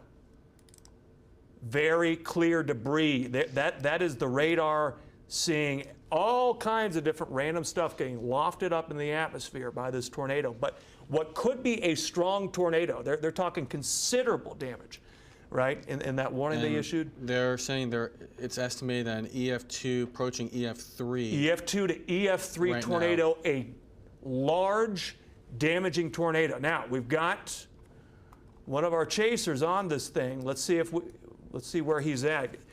Here, I can actually pull up. 1 second. In Benton County, Arkansas, 2 tornadoes, both near Decatur, on the ground. We know that because we're seeing debris lofted in the air. Now's the time to take those tornado safety precautions. If you're just waking up, I know it's the middle of the night. Here's what I'm going to ask you to do. Turn the volume up on your televisions. Stream us on your app. We'll walk you through the storm until the threat is past, but I need you to take care of yourself. I need you to get to that centermost room. I need you to put as many walls between you and the exterior as possible. 2 distinct areas of rotation. One's to the southwest of Decatur. That's going to be moving really close to Bentonville. The second one's going to pass just to the south of Gravette, getting really close to Gravette. It's now an anticyclonic tornado. Those are a bit rare, so we're going to see that try to take more of a northeasterly track. It's going to bring it really close to Gravette. I suspect there's going to be a new tornado warning at any moment, but we're just not seeing it yet. Back me out just a bit. I want to look at the broader perspective. Rain mode, please. Thank you, Stephen. You're doing a great job. Here's the primary concern. This one that's going to be just now almost due east of Decatur, just to the west of Bentonville, northwest of X and A. Go back to velocity. I'm going to put my finger right there.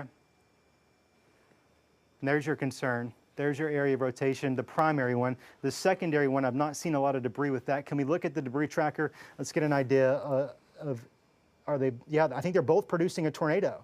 I think we've got 2 different debris signatures right there.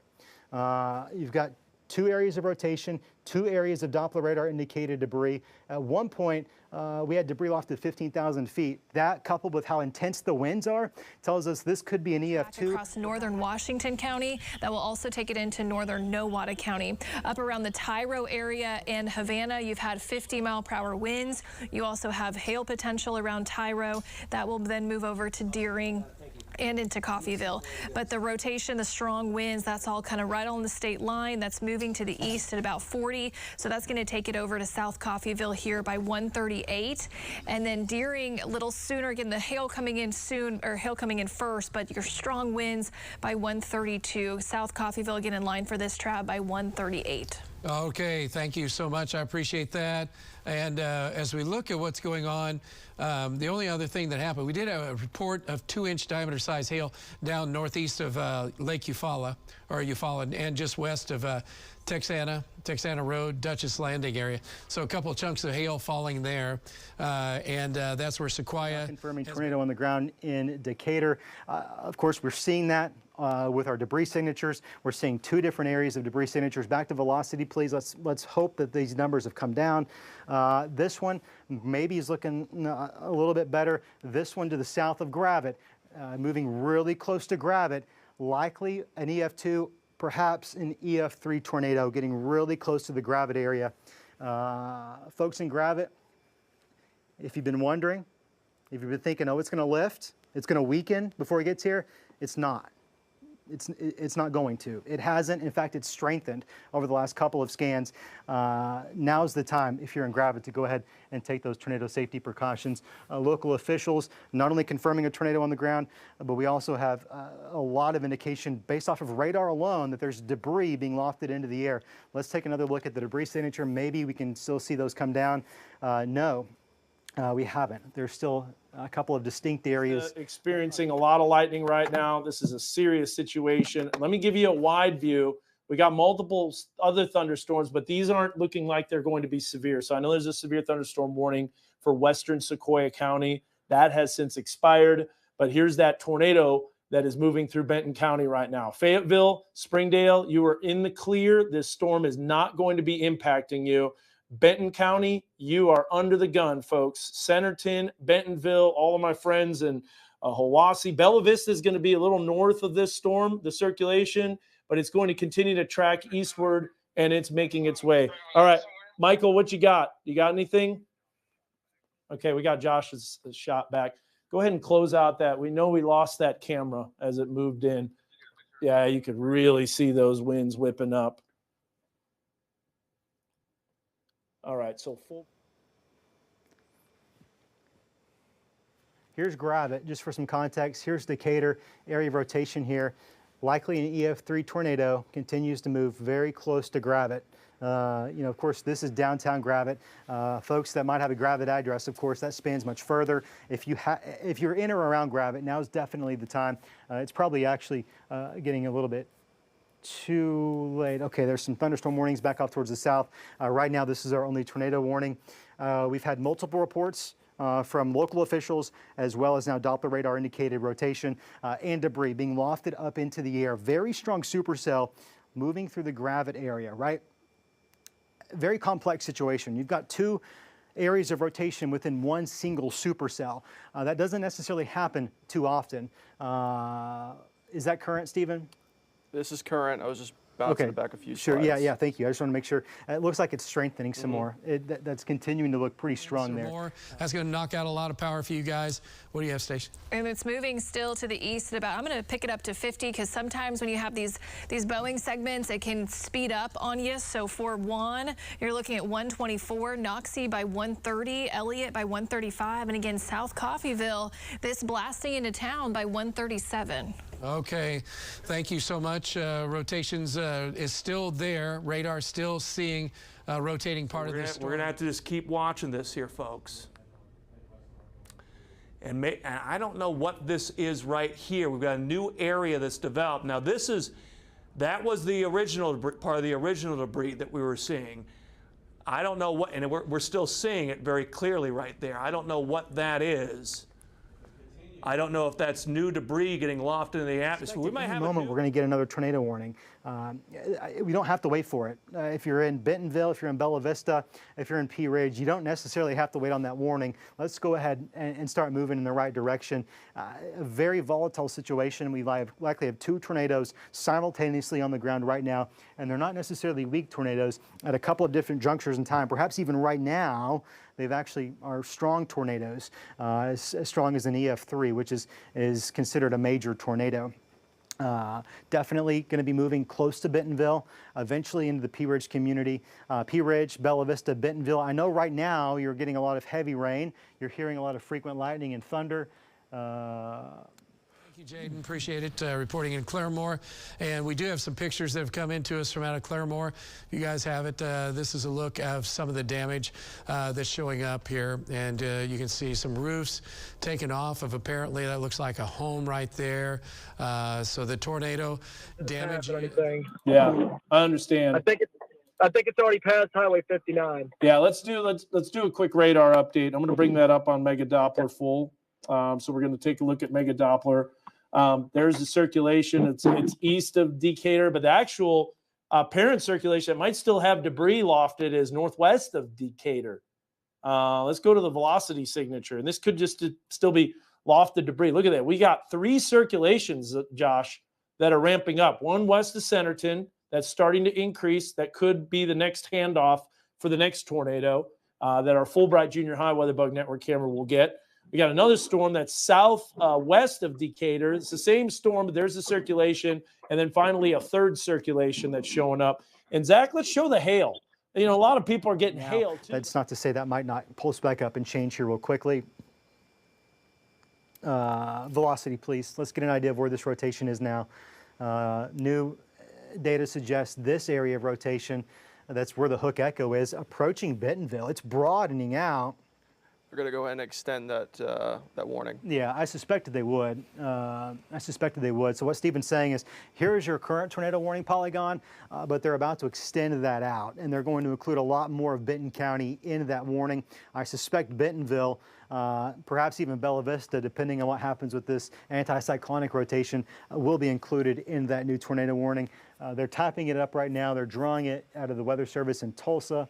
But it's not been populated yet. They're still working on it. I'll tell you, right now, while there is some strong winds and it is still definitely rotating, it's not rotating as strong as it was. As that gets closer to Bentonville, we're seeing some good indications, but it's rotating at an intensity that still warrants a tornado warning. It means that there's still danger right now in the Centerton community. It's probably still raining heavily, indicator. It's probably still pretty volatile there, indicator, but the area of rotation primary has moved towards Centerton, and that's going to be passing very close to Bentonville, very, very close to Bentonville. If that tightens back up, we may have issues there. Let's go back.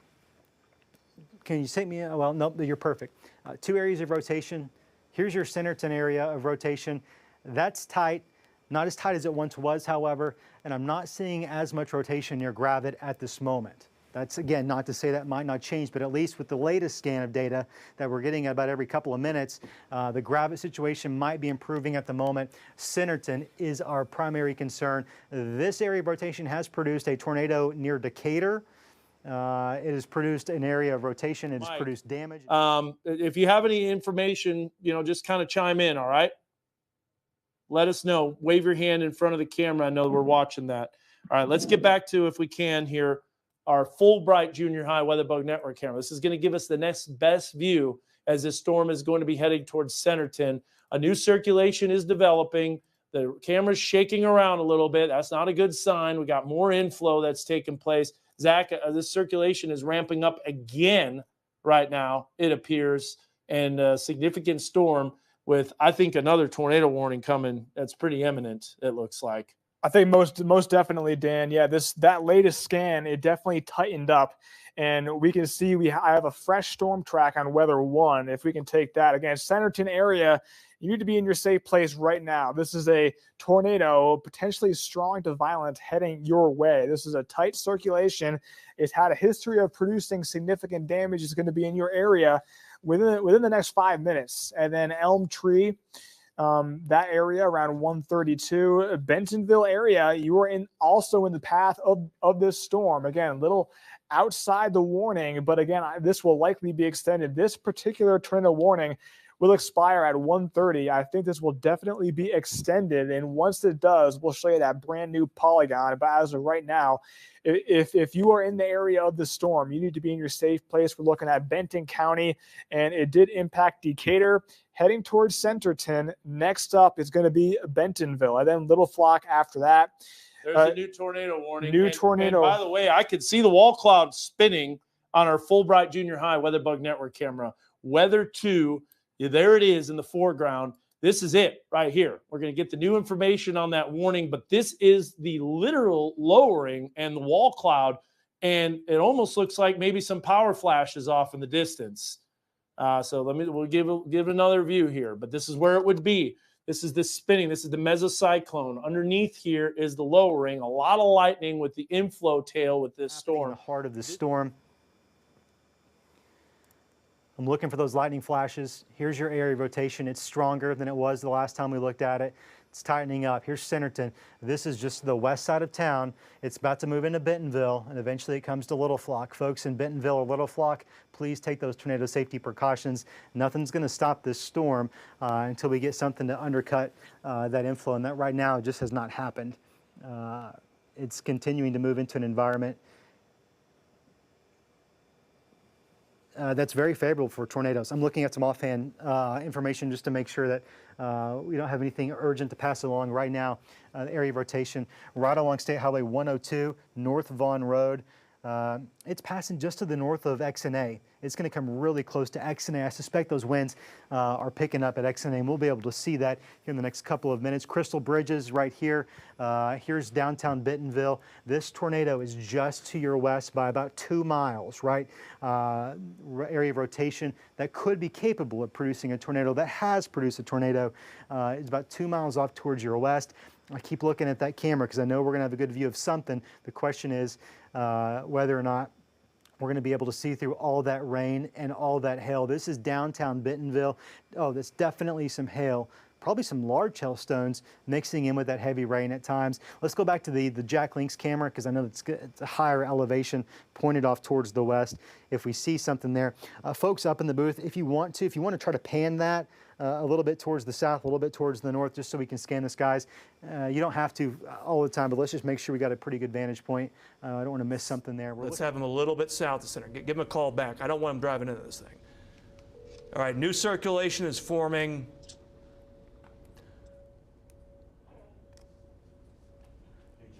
There's the new tornado warning. Now, this is not a confirmed tornado warning because now we're not so sure if a tornado is on the ground. We were confident of it before, just west of Decatur, maybe even south of Decatur. There may have been another tornado there. Now the confidence is not as high. And for Decatur specifically, you might stay in that safe spot just a little bit longer, just to be careful. But I think you'll be able to come out of your safe spot here pretty soon. Decatur, Gentry, I don't think. Didn't call your street out. All of Centerton is right now dealing with very strong rotation right on top of you. An area of rotation that has produced a tornado just off to your west near Decatur. Likely a very strong tornado. At one point, 5-10 minutes ago, we had debris lofted so high in the atmosphere that our studies suggest it has to be an EF2, perhaps even an EF3. We're talking a very violent tornado, and that rotation's right now on top of us. Let's back that up slightly more. Looks like there may be something there as well. That radar data may be a little bit behind. There's certainly something happening in those two areas of concern. Here's your rotation. Got a couple more pixels coming up. Suggests to me this storm is really tightening back up again. It's going to try to wrap up. I think it's going to try to produce another tornado. Here it is. You can see those winds really tightening up. You can just see it spinning. Okay, can you push me back off towards the west just a little bit? I want to get some more downstream folks. Okay, so it's probably bouncing from Tulsa to Fort Smith. I believe that's going to be, yes. Okay, let's leave it right there. I want to stay with the Fort Smith. Back it up slightly. Give me all of Benton County in the picture. Perfect. Perhaps two areas of rotation once more. There's a lot of damaging wind coming out of that storm at the minimum. I think, though, we probably have the potential for a tornado at any moment, just given how tight these areas of rotation continue to be, how strong the rotation is. We've had debris at multiple junctures. We're looking from the Bentonville camera. I don't see anything. That report. Now we're looking off to the way. We can see the lowering, and you can see the amount of lightning, and there's a lot of backlit lightning too. So what that means is we should be able to see if there's any type of cone or funnel that's starting to come down. We'll get a good view of it, and that's the only thing you can do at this time of the night besides power flashes. All right, Josh, you got new information. We'll go to your report. You are in Decatur. Tell me what you're seeing, and I don't know if we still have your shot up. Yeah, I think my shot might be up right now. I hope it is because I'm right in front of some debris.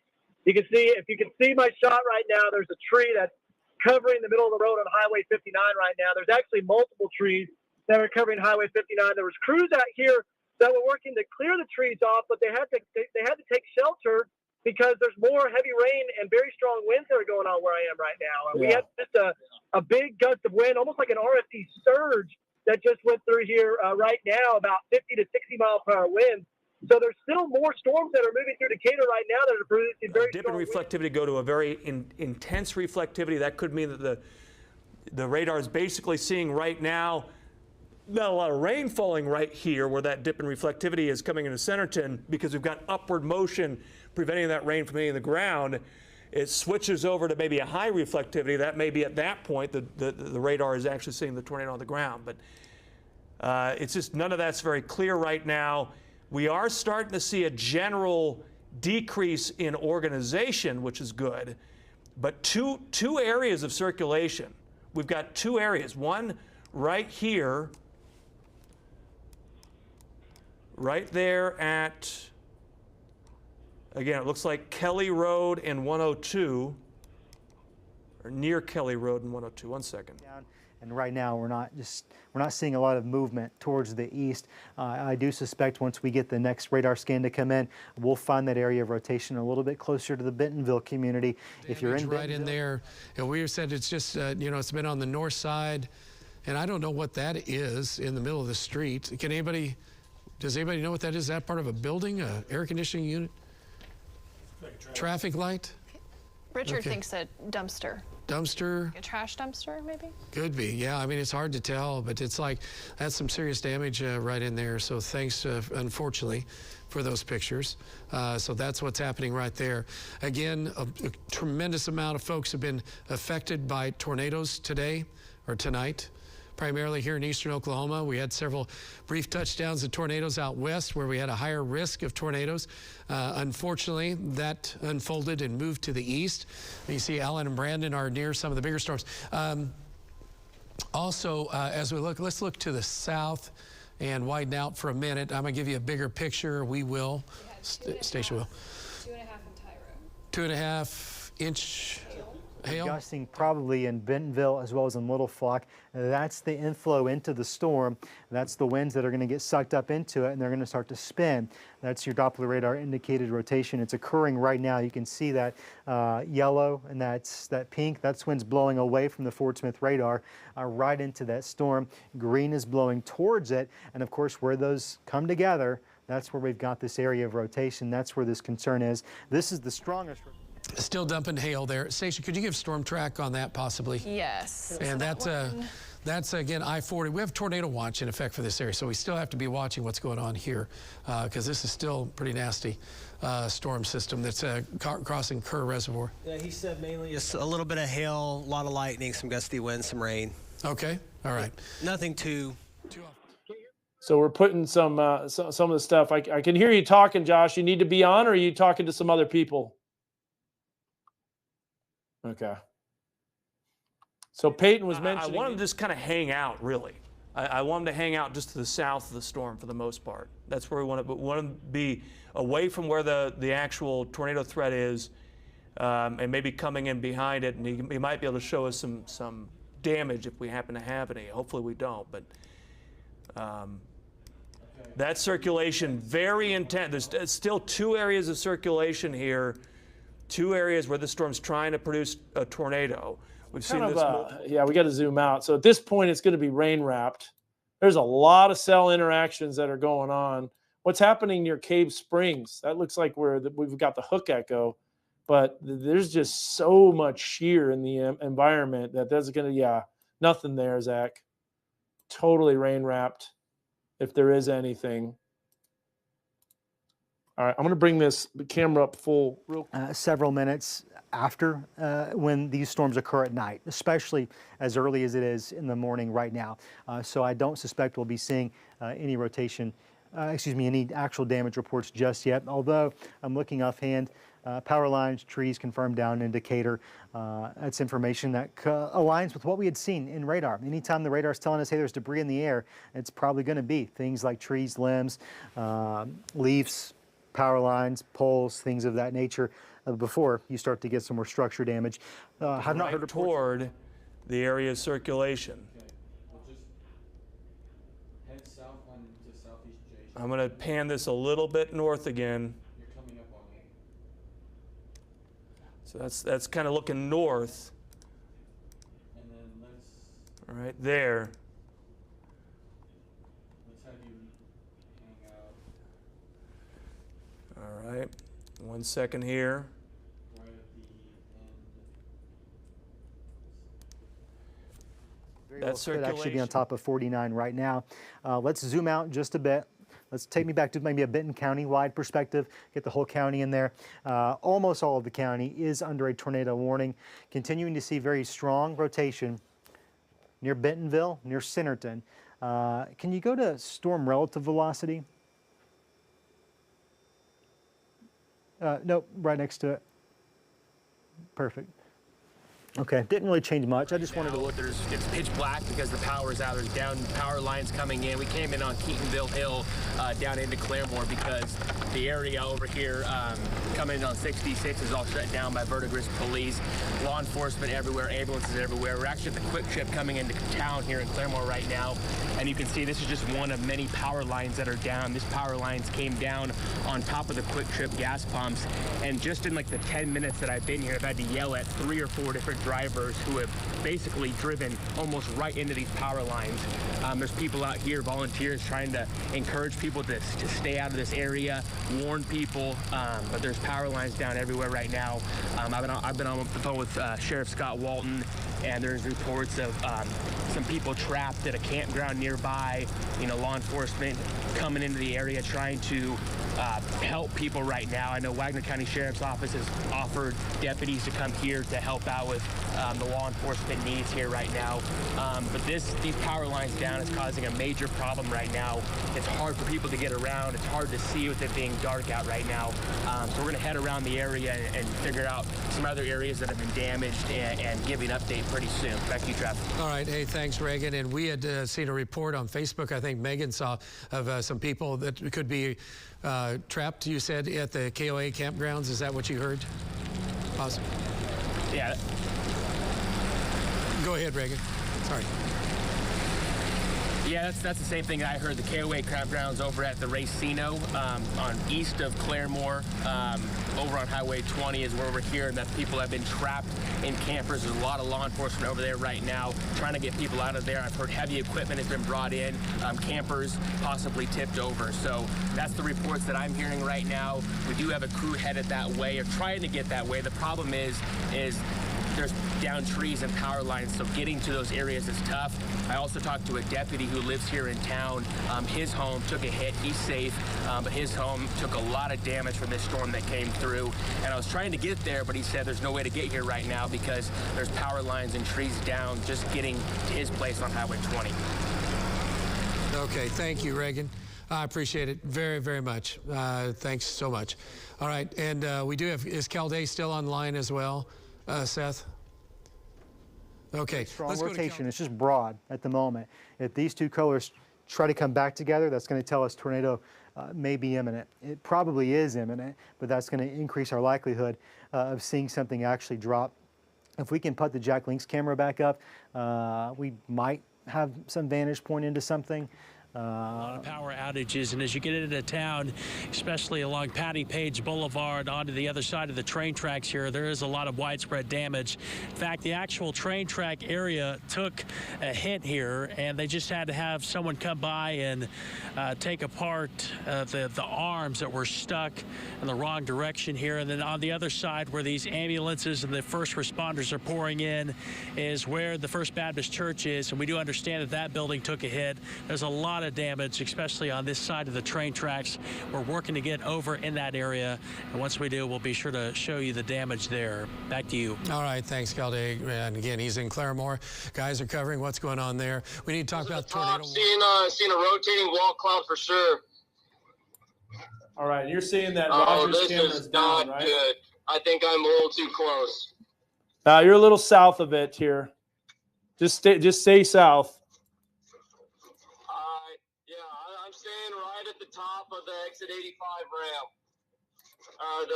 The part, the overpass part, to see when it crosses the I-49. All right. Yeah, I'm going to bring up some cameras here. Let's do this real fast. So we want to do see some showers here in Springdale, some showers to the southwest of Fayetteville. That could help us. Those showers can sometimes get in the way of that supercell. It can cut off the inflow that this storm has had largely unimpinged for the last couple of hours. So that could be helping us out. With that said, very bright colors here still showing up. You're looking Who live. should I catch right there? Say Alan right now. Alan? Okay, let's talk to Alan for a second and see what's going on. Alan? Yes, sir. We're east on 10 right now, keeping an eye out to our north, and we've got a pretty nice little lowering directly to our north. We're trying to get to a better vantage point where we can get a camera out that way, but I can definitely confirm we do have some lower cloud bases than we had about 3.5 minutes ago through this way. Okay, thanks, Alan. Appreciate that. All right. That's from our JB Hunt camera there. Trying to get the Embassy Suites to come up as well. Here. And this is also an area where the rotation is. Rotation is passing over Bentonville right now. And you can see, given how much rain is falling, given the size of those hailstones, it's going to be tough to actually make out any actual tornado. You know what, folks? I'm fine if you want to leave the downtown Bentonville camera up. Because that's where our rotation is. It's moving pretty much right over Bentonville. I'm going to keep looking at radar data off screen. If you're in Bentonville, Crystal Bridges, Little Flock, Prairie Creek, Grimes Elm, Lexington, Brightwater. Now's the time. You were in the path of the storm. It continues. And in Bella Vista. But we've got Peyton that's located on the south side of the storm as he's tracking it. And he's got an idea of the clear slot. I'm seeing those winds really ramping up. Looks like a lot of power outages. This is definitely a very scary scene. I know the viewers are definitely a little bit concerned with this storm. Please be in your tornado safe place. Not the way you want to have to deal with your Memorial Day weekend, that's for sure. North of the AMP, it's going to stay north of Cave Springs. So Cave Springs, we're not really we're not really in that tornado risk at the moment, but that could change. The primary area of circulation right now is clearly right over Bentonville, and our camera is looking right there in the direction of it. It's, again, the signal's getting lost off and on, and I don't know if we've lost it permanently now. I don't know whether it's because of the storm, if it's because of the wind blowing it around. I don't know what's going on, but we're not seeing anything from that camera right now. It looks like potentially on the northwest side of Bentonville, where Scott's pointing right now. That bright color right there is that tightest rotation that we're seeing right now. I think that rotation is trying to strengthen. It's definitely looking a bit more organized.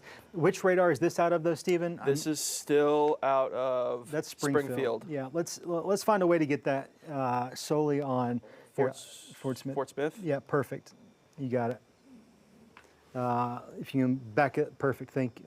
It's bouncing around, trying to get the best. Springfield one. Let's leave it right there. That's going to be perfect. Fort Smith. Yep, okay. So we're sampling now from the Fort Smith radar. Actually, Stephen, I think that's Tulsa. Area of rotation minimally up in the sky. So Little Flock in our safe spot right now.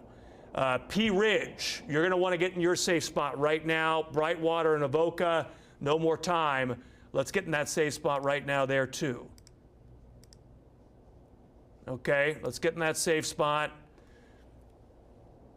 Again, that interior room, first floor, still not a confirmed tornado on the ground, but that circulation very, very intense still. It's rain wrapped, okay? It's a rain wrapped circulation.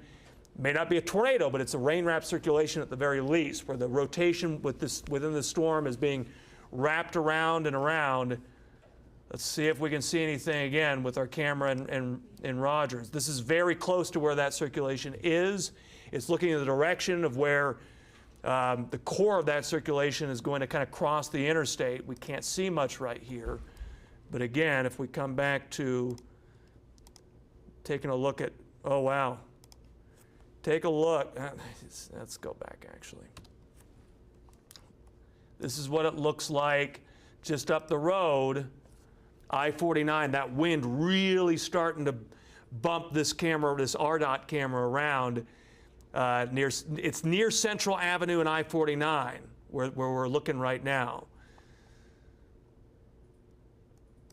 Dangerous situation here, folks, very dangerous. I saw a new update come in there. It's moving slowly, but it's still certainly there. I'm going to take another look at debris tracker. Do we have any debris? And I don't, maybe I do see something. Let me back this up. Stephen, you got the mouse? Yeah, you got it now. Okay. I'm going to back this up over the last 15 minutes and see if I don't see anything. I don't think so. I don't think I see debris with that latest scan, which was concerning at one point.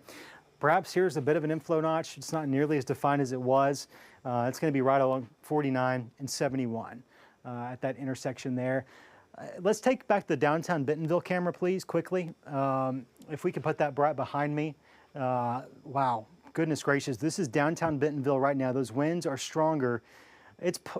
Those winds are stronger. You've got hail mixing in. Very violent situation out there. This is really close to where that rotation is. Very close to where that rotation is. If you live anywhere in Bentonville, you're probably experiencing this right here. The fact that we've got areas of rotation passing right over downtown Bentonville. This is our live picture. I don't know how much longer we're going to have this. I suspect we'll probably see some power outages here real soon. This, to me, is very concerning. I think we're going to start to see some more damage reports coming out of that area here real soon once this starts to pass. A live look right into downtown Bentonville. Tornado warning in effect for nearly all of Benton County. Very strong rotation in Bentonville. Brand new data continues to show those winds are picking up speed and they're starting to wrap back up. Back to radar, please. You're going to see right here where we're looking at, that's very concerning. That if there's not a tornado happening right now, it could be very imminent for Bentonville. Avoca, Garfield, Prairie Creek, Pea Ridge, slowly but surely the storm's going to be moving your direction. We just lost the camera, as I was afraid would happen. If there's not a tornado happening right now, you've got damaging winds that could cause just as much damage as a tornado. Zach, this is just behaving so unusual where you have so much circulation. There's the ramping up of the circulation, but I think let's look for debris if we. Oh yeah, there's this. Let's look for the tornado debris signature. I hope we don't see any type of debris yet. Okay. Yeah, we got Zach. Yep, Peyton, we got you. Power flash. Okay. Right exit 86. I was under the overpass, telling people not to park under an overpass because things really tighten up, and things were really tightening up, and then the power just flashed.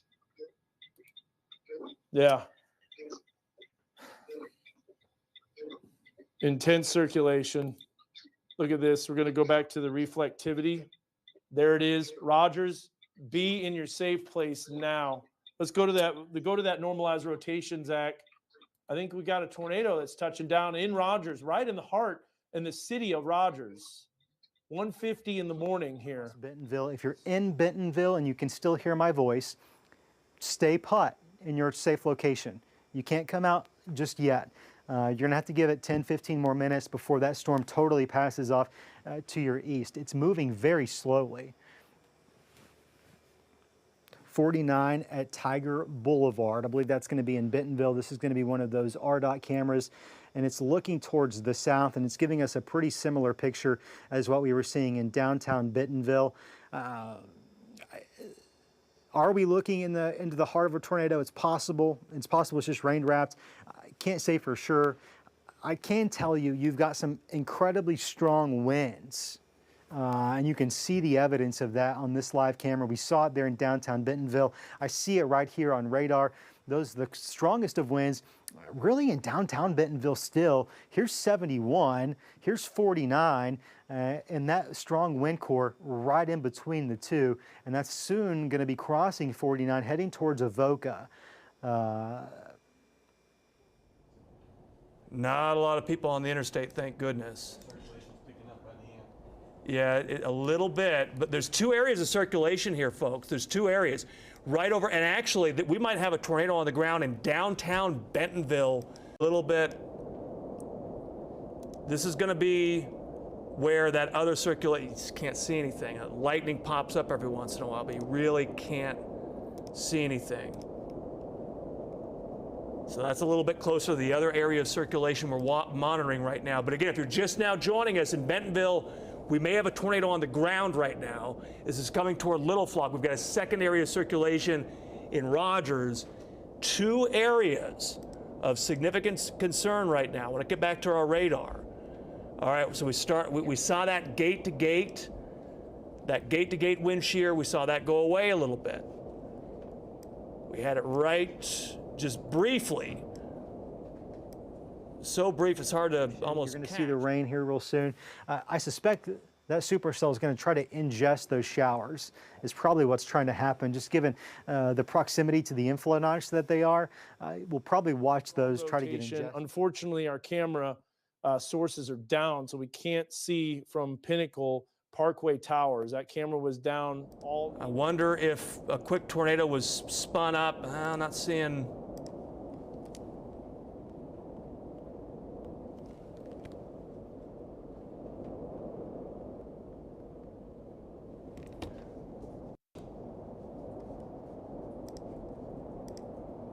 Let's take a look at this from Fort Smith as well. So the area, new area of circulation that we're worried about from Fort Smith looks to be more into Rogers. Taking a look at it from Tulsa. Oh, wow, this thing's trying to spin up over Rogers. It really is. We're seeing it from both Tulsa and Fort Smith. So we briefly over Bentonville, quick spin up, trying to go up. Now we're seeing it right over Rogers, much more so.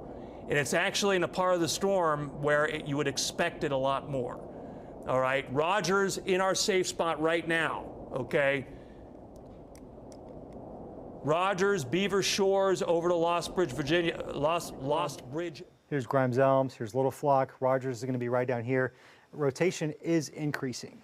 You can see that as evident on radar, right? You can see that strong couplet. A couplet's the big scientific term for just area of rotation, right? Very strong. It's very pronounced, riding pretty much right along 49 and 62. Let's take a look at debris signature. Let's see if we've got anything. Nothing pronounced. This is a bit suspect to me. Looks a little suspicious near South Arkansas Street, just to the south of Little Flock. Maybe just some poor data. I would need to see some blues mixing in before I had any confidence that we actually had a tornado there. You'll go back to velocity. Thank you so much. Maybe trying to form right there. Okay. Downtown Rogers, new tornado may be trying to form. Boy, that does not look good right there. Again, coming right into Rogers.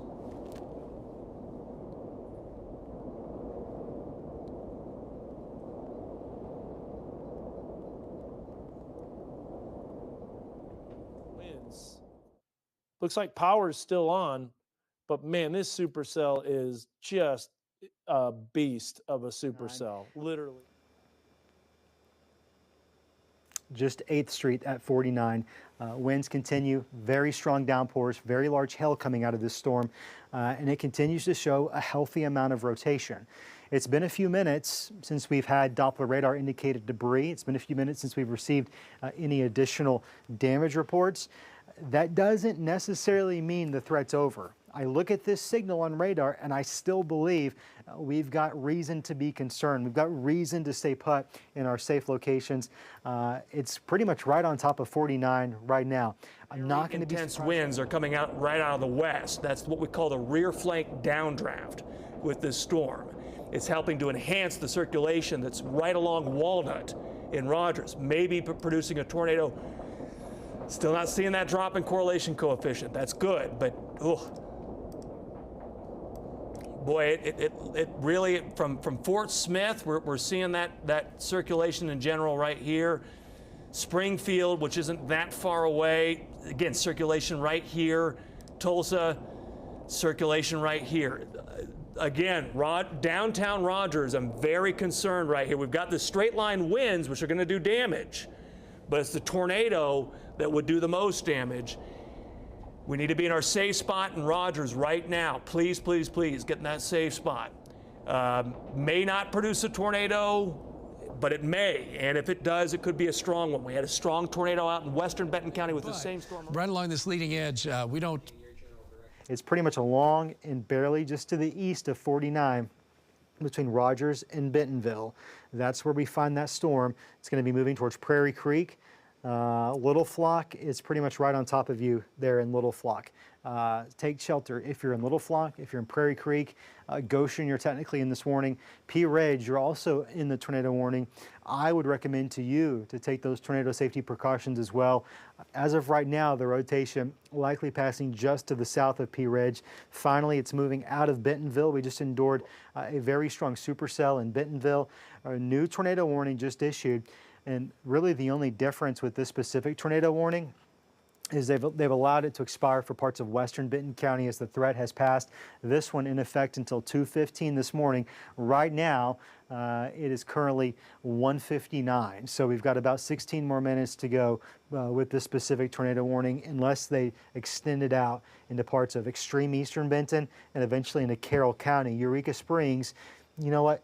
It's still well off to your west, and it is moving slow enough. I would just start getting ready if I'm in Eureka Springs, okay? I didn't get that. Now 6,600 folks in Benton County without power. That number's don't drive around. We don't need people coming from out of town into town unless you're actually asked to come over to help. It would just help us, our emergency rescuers and people coming in. They need to be able to get into all areas of town because this is scattered kind of throughout the town. Have you been driving around and been able to see some of the damage? What are you seeing so far? Actually, my house got a little bit hit. Okay. We have a tree down in our front yard. We haven't been able to see because it's so dark. All the electricity and all of Clemmore's out. So basically, what I drove through our neighborhood and stopped and talked to people, and the huge trees up. Very, very intense here. Very intense. This thing's moving slow. Again, that's been a kind of a blessing. Wow. Oh my goodness. The spin up with this thing really keeps going up here, folks. And we're seeing it from Springfield. We're seeing it from Tulsa. We're seeing it from Fort Smith. Again, right over the downtown area.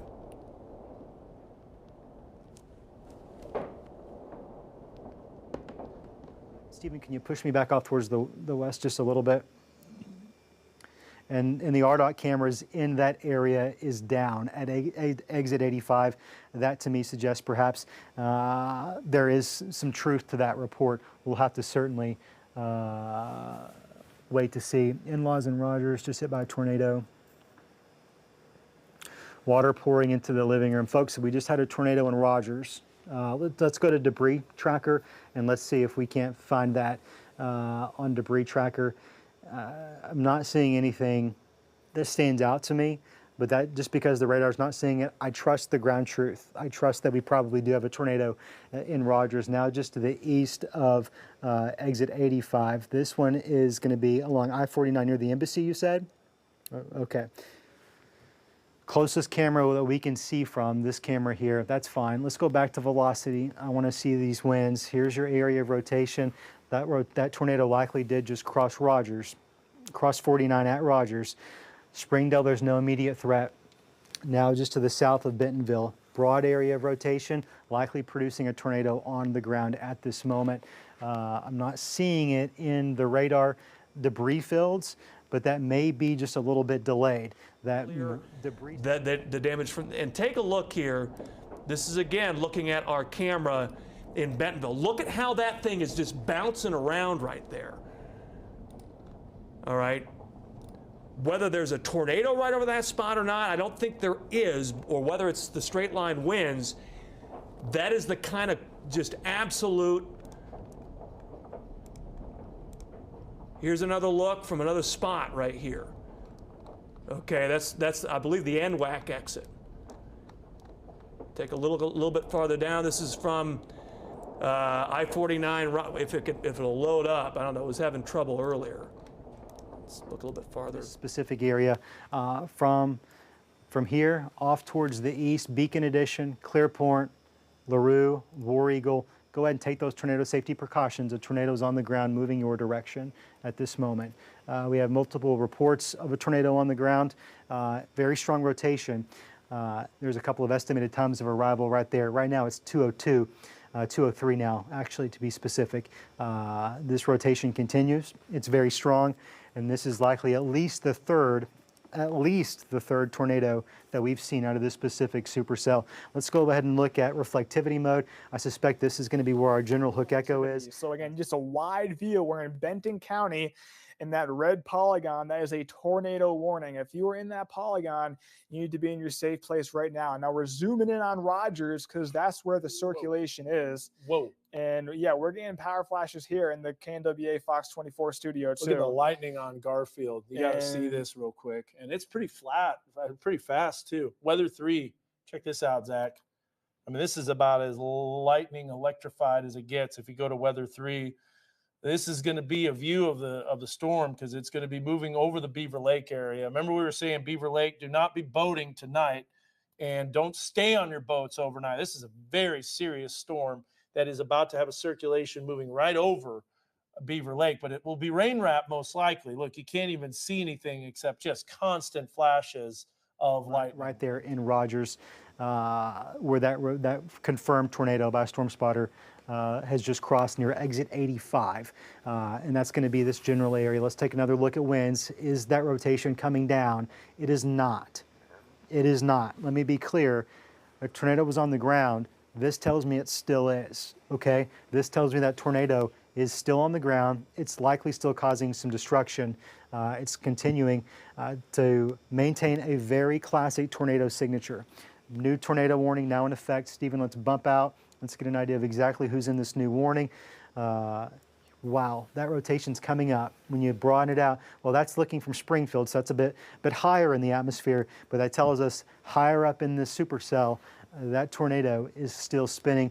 We now have that tornado warning in effect for parts of Carroll, parts of Madison County, now in line for that tornado warning, now in effect until 2:45 this morning. Doppler radar indicated rotation, storm spotters on the ground confirming a tornado right now moving through parts of Rogers. That's going to be exit 85, Dixieland Road, not far from the promenade. This is looking from I-49 at C values, little drops here and there. Looks like we had one around the amp earlier, but hard to say what that would have been. This thing's still spinning. It really is still spinning. Hey, Nathan, could you do me a favor? Could you turn the AC down just a little bit? It is, I don't know why, but it's quite warm in here. Thank you, sir. Eastern Benton County, parts of western Carroll, and extreme northern Madison County. Eureka Springs is under the tornado warning, as is War Eagle. War Eagle is in the old one. You're also in the new one. Stephen, if you could just bump, okay, we're in the Fort Smith radar here. You're right. Here's your area of rotation. It's very broad, but it's very strong. Reports of tornado, possible tornado, continue to see more reports of damage come in. I suspect that's going to continue. This was likely over a pretty populated area, so it's likely not going to take long to see some additional reports of tornado damage coming in from the community. Here's my number, 479-785-5000. Let me know if you have damage. We hope you don't. We hope everyone's staying safe. We're going to get you through this. I think we're going to have a ways to go. This is a long track supercell. It's not showing any signs of weakening. At times the rotation broadens out, but it pulses back up and it tightens back up. And my fear is that's going to continue. My fear is that's going to continue into Carroll County. Right now, the immediate threat to Rogers, tornado on the ground in Rogers, multiple reports of damage coming out of the Rogers community, especially near exit 85. That's going to be Dixieland circulation. You know, this kind of, and is that the new tornado warning they're issued? Till 2:45. Okay, that's the new tornado warning. They just everyone extended turn their phones off there. Okay. But that, again, that's why we tell you, keep your phone next to you when you go to sleep at night. It doesn't matter. You don't have to have an app. It makes no difference. That phone is going to give you the alert. Whether you have an app or not, you're going to get the alert, okay? Just got to have it on you. Some of the tightest circulation right now is probably around Montanay. So Bentonville, we're now in the clear of the tornado threat. We're good to go there in Bentonville. We still have some intense winds. We still have some rain coming down, obviously. But things should be generally starting to quiet down there. Look, Echo, right here. War Eagle, there's no rain falling. You're in the actual hook echo. Here's where that strong southeasterly flow is pumping right into that storm, and that's where we're starting to see those winds spin right here. Now on the east side of Rogers, east of 49, pushing closer and closer to War Eagle, strong rotation, numerous reports of damage coming out of the Rogers area, and that storm's likely not going to weaken anytime soon. We're going to push that that tornado warning until 2:45 for Carroll and far northern Madison counties as well. You've got some time, even though I know right now in Eureka and in parts of Madison County, I know it is. Thank you for that. Let's go now to Lynx 1. This is out of Pryor. This is Sidney Clark. That's a tornado. You can see it with the WeatherBug network camera. But there's that live radar winds. Now, there's a lot going on here where there's multiple areas of rotation. Remember, the radar beam is pretty high up, and we're looking at the radar from Springfield here. Let's look at it from the Fort Smith area if we can. So we can tell that we're looking at a different radar source. So if you change radars, that'll give you a view, and this is the exact reason why Zach is looking at it from Springfield. This is just all congealed. We're seeing radar winds that are going. But right over Beaver Lake now.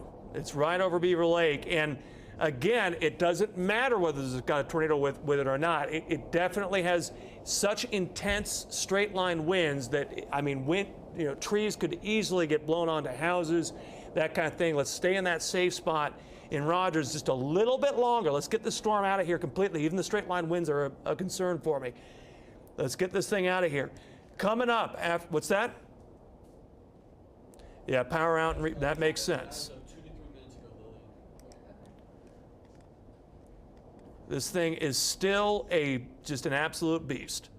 Okay, still a beast. And now we've got a new storm behind it that's going to make a run at the northern part of the county. We'll see what happens with it. This one right here, though, folks, this one looks very rough as well. The stuff out here, you know, we'll keep an eye on it, but it's nothing like I mean, you look at the shape of this storm and the movement of it, I mean, it almost looks like a hurricane, like a miniature hurricane moving across Benton County. The Rogers Police Department called and said a tornado crossed Walnut going south. 2 units were hit. All right, so what we saw on correlation, what we saw earlier just south of Walnut that looked like a tornado was on the ground, they're confirming at least there's damage there. Now, did they see the tornado? They said that they saw a tornado cross Walnut. They saw the tornado. So they saw the tornado crossing Walnut? Walnut going south. Yep. 2 of their units were hit. All right. So look, the Rogers Police Department is right off of Walnut. Or no, it's a little bit south. Where is it at? Golly, I got to get my bearings straight here. But I think it might be actually a little bit south of Walnut. A little bit south of Walnut. But it's near Walnut Street. And so I don't know whether they saw it from around the police station or whether they saw it, one of their patrol officers saw the tornado. Lots of trees down. Lots of trees down, okay. Mm-hmm. Where just in Rogers in general, any Rogers specifics? in general, yeah. A lot of people are saying they're seeing trees down on their house. There's one at the Rogers Aquatic Center. All right, trees down. New Hope. Trees down at the Rogers Aquatic Center. Okay. Which is right near here, for sure.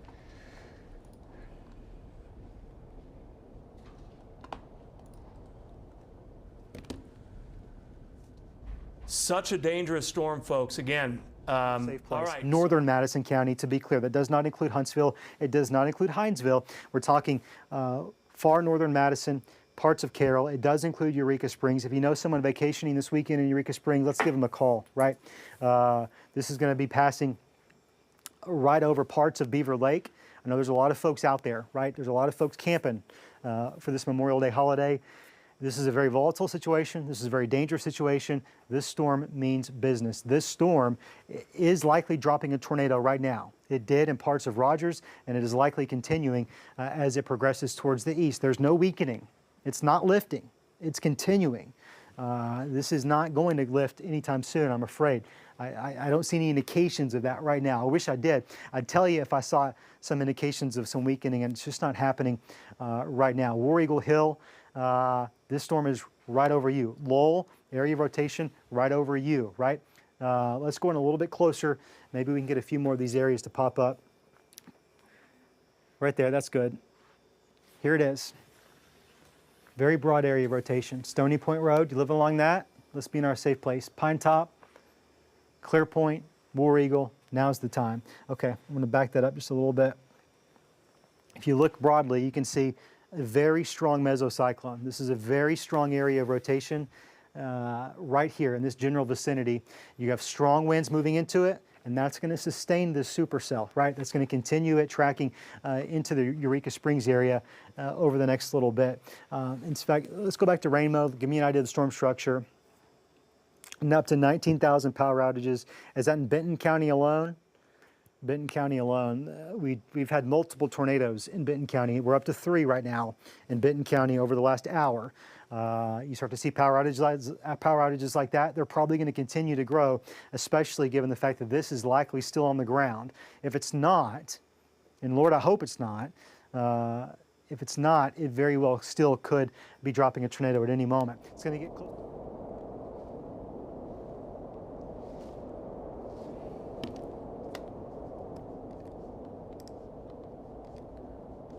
All right, folks.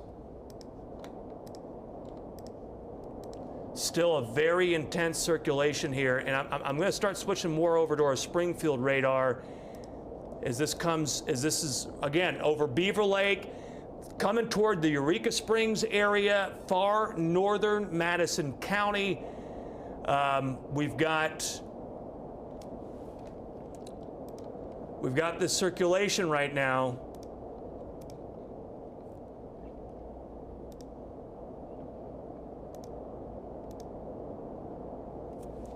We've got this Pine Top area. Let's see here. More trees down near NWAC, North trees down near NWAC. Street, Olive and Hudson. Okay. Taking a look at our camera. I can't see much from our camera at NWAC right now. Yeah, we can't see anything from any of that.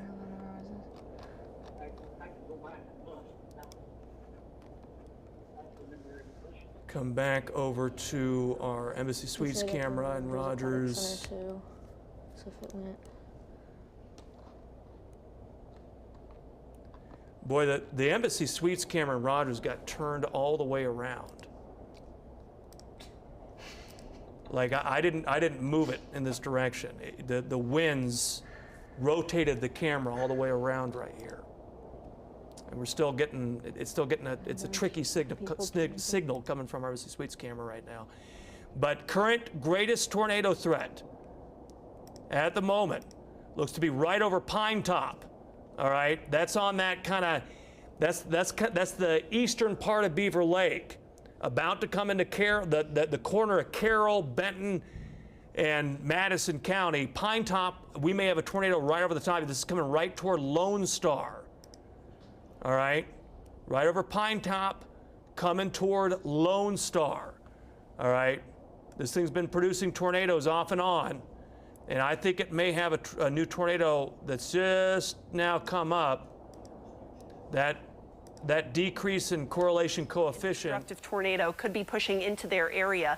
Again, we've already received confirmed reports, so it's time to move into your safe place if you live in this region. Again, the main area of concern likely just now pushing just to the south of Eureka Springs, likely going to stay to the north of Clifty and War Eagle right now, but across Pine Top and Eureka Springs, this is the area to watch very closely, as here in the next few moments we're going to get an update on that current storm position, and it's moving relatively slowly, so we're going to see this continue to push in over the next 10 to 20 minutes.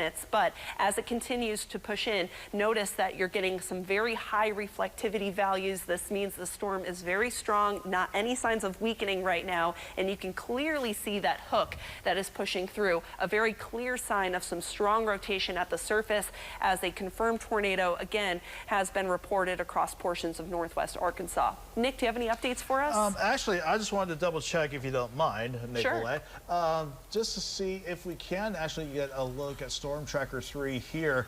Looking a little bit messy here in terms of bringing the system on here, but Ron and I were keeping an eye on things behind the scenes here. Ron, you've dealt with Storm Tracker 3 longer than any of us here. Would you say that that area of rotation is trying to pass south of Eureka Springs, or how do you see things on your end? Well, first of all, I'm looking at the camera in Eureka Springs. The lightning is really intense overhead right now, and I'm sure that that's unnerving to folks going on. Again, Steve says that the inflow is really strong into that storm, and is a potential indication that there could be a tornado at any moment right along the Benton County, Carroll County line. And again, that could be, it could be a couple of different spots. It could be right here just the southwest Eureka Springs. There's also another little lobe in far southeastern in southeastern Benton County. So that'll be passing east of War Eagle. And right now, you're getting some really intense rain, and there's probably going to be some hail coming down in the Eureka Springs area. And as Nicolette was pointing out just a few minutes ago, that's going to be extremely large hail. Anywhere up to, could be up to the size of tennis balls with that storm. There's a tremendous amount of lift with that thing going on. And so I would really, you know, be hunkered down in Eureka Springs right now, certainly in the center of the house, and get away from any windows, skylights, and things like that in your house. I would get away from all of that too, especially with that large hail. They can come right through those skylights. Go ahead and put... Stephen, you're doing an excellent job. Meteorologist Bella Grace also now in the building. Full team coverage here. Very violent situation moving through. Here you can see we have two giant trees that have been completely knocked down, completely uprooted, all in front of this house over here. And they are also twisted up in these power lines. The city actually just pulled up as we were about to go live with y'all. They're getting ready to clear these trees. They're waiting on confirmation that the power was shut off over here, but they're gonna get ready to clear the road and start getting some. This is uncommon for Arkansas to have these long track tornadoes. It happens, right? We all know of the stories of it happening, but it doesn't happen very often. That's what's taking place tonight. And you can see this is going to continue pushing off towards the north and east. War Eagle is where this rotation is right now, but it's pretty much getting ready to move right into northwestern Madison County. Northwestern Madison County. And they can try to get to you instead around the Claremore area. Here's the storm as it continues to move off to the east. We still have this as a severe thunderstorm warning. So now, and there could be a little bit of merging going on. Could we loop that just a little bit, Stacia, please?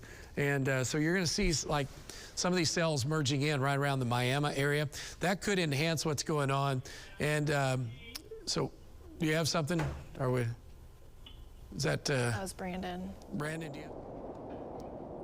Mainly just a little bit of debris in the road right now, but the fact that he's seeing as much as he is gives me the impression that there's going to be a lot of limbs, a lot of trees down. Looks like he's coming up on something else right here. Tree in the road right there, at least a branch in the road. Again, this is along Walnut. And looks like he's coming up on some more damage here. Another tree in the road along Walnut.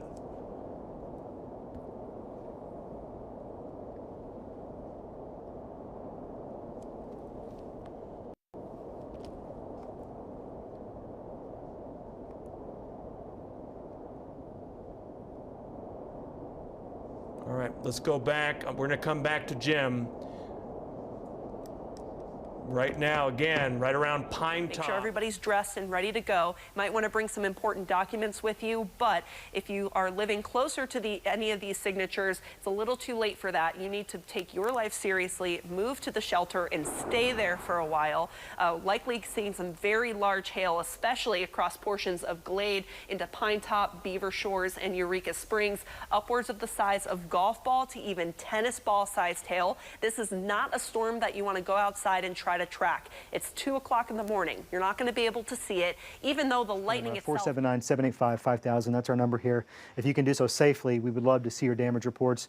Keyword safely. Please don't put yourself in danger. This thing is putting a lot of us in danger. We'll be picking up on more debris over this area. There's just so many more trees. Out in western Benton County, we actually saw a pretty significant dip in values, CC values, but this is even more significant, and it might just be because... Yeah, you're absolutely right, Nicolette. Like, even if there's somehow nothing confirmed in progress, you're talking about a lot of turbulence, a lot of winds, either rotating inside the storm and strong updrafts coming into play, too. So not only is that strong updraft trying to produce golf ball-sized hail, all of that constant turbulence, I've almost lost track of how long it's been this non-stop lightning from our Eureka Springs camera. Yeah, and you're absolutely right. It started actually quite a bit ago as these storms were approaching, and it's only gotten worse. So let's take radar again. Currently a very active scene across Eureka Springs right now, as we are getting a lot of lightning and some rotation as well reported within this storm as well.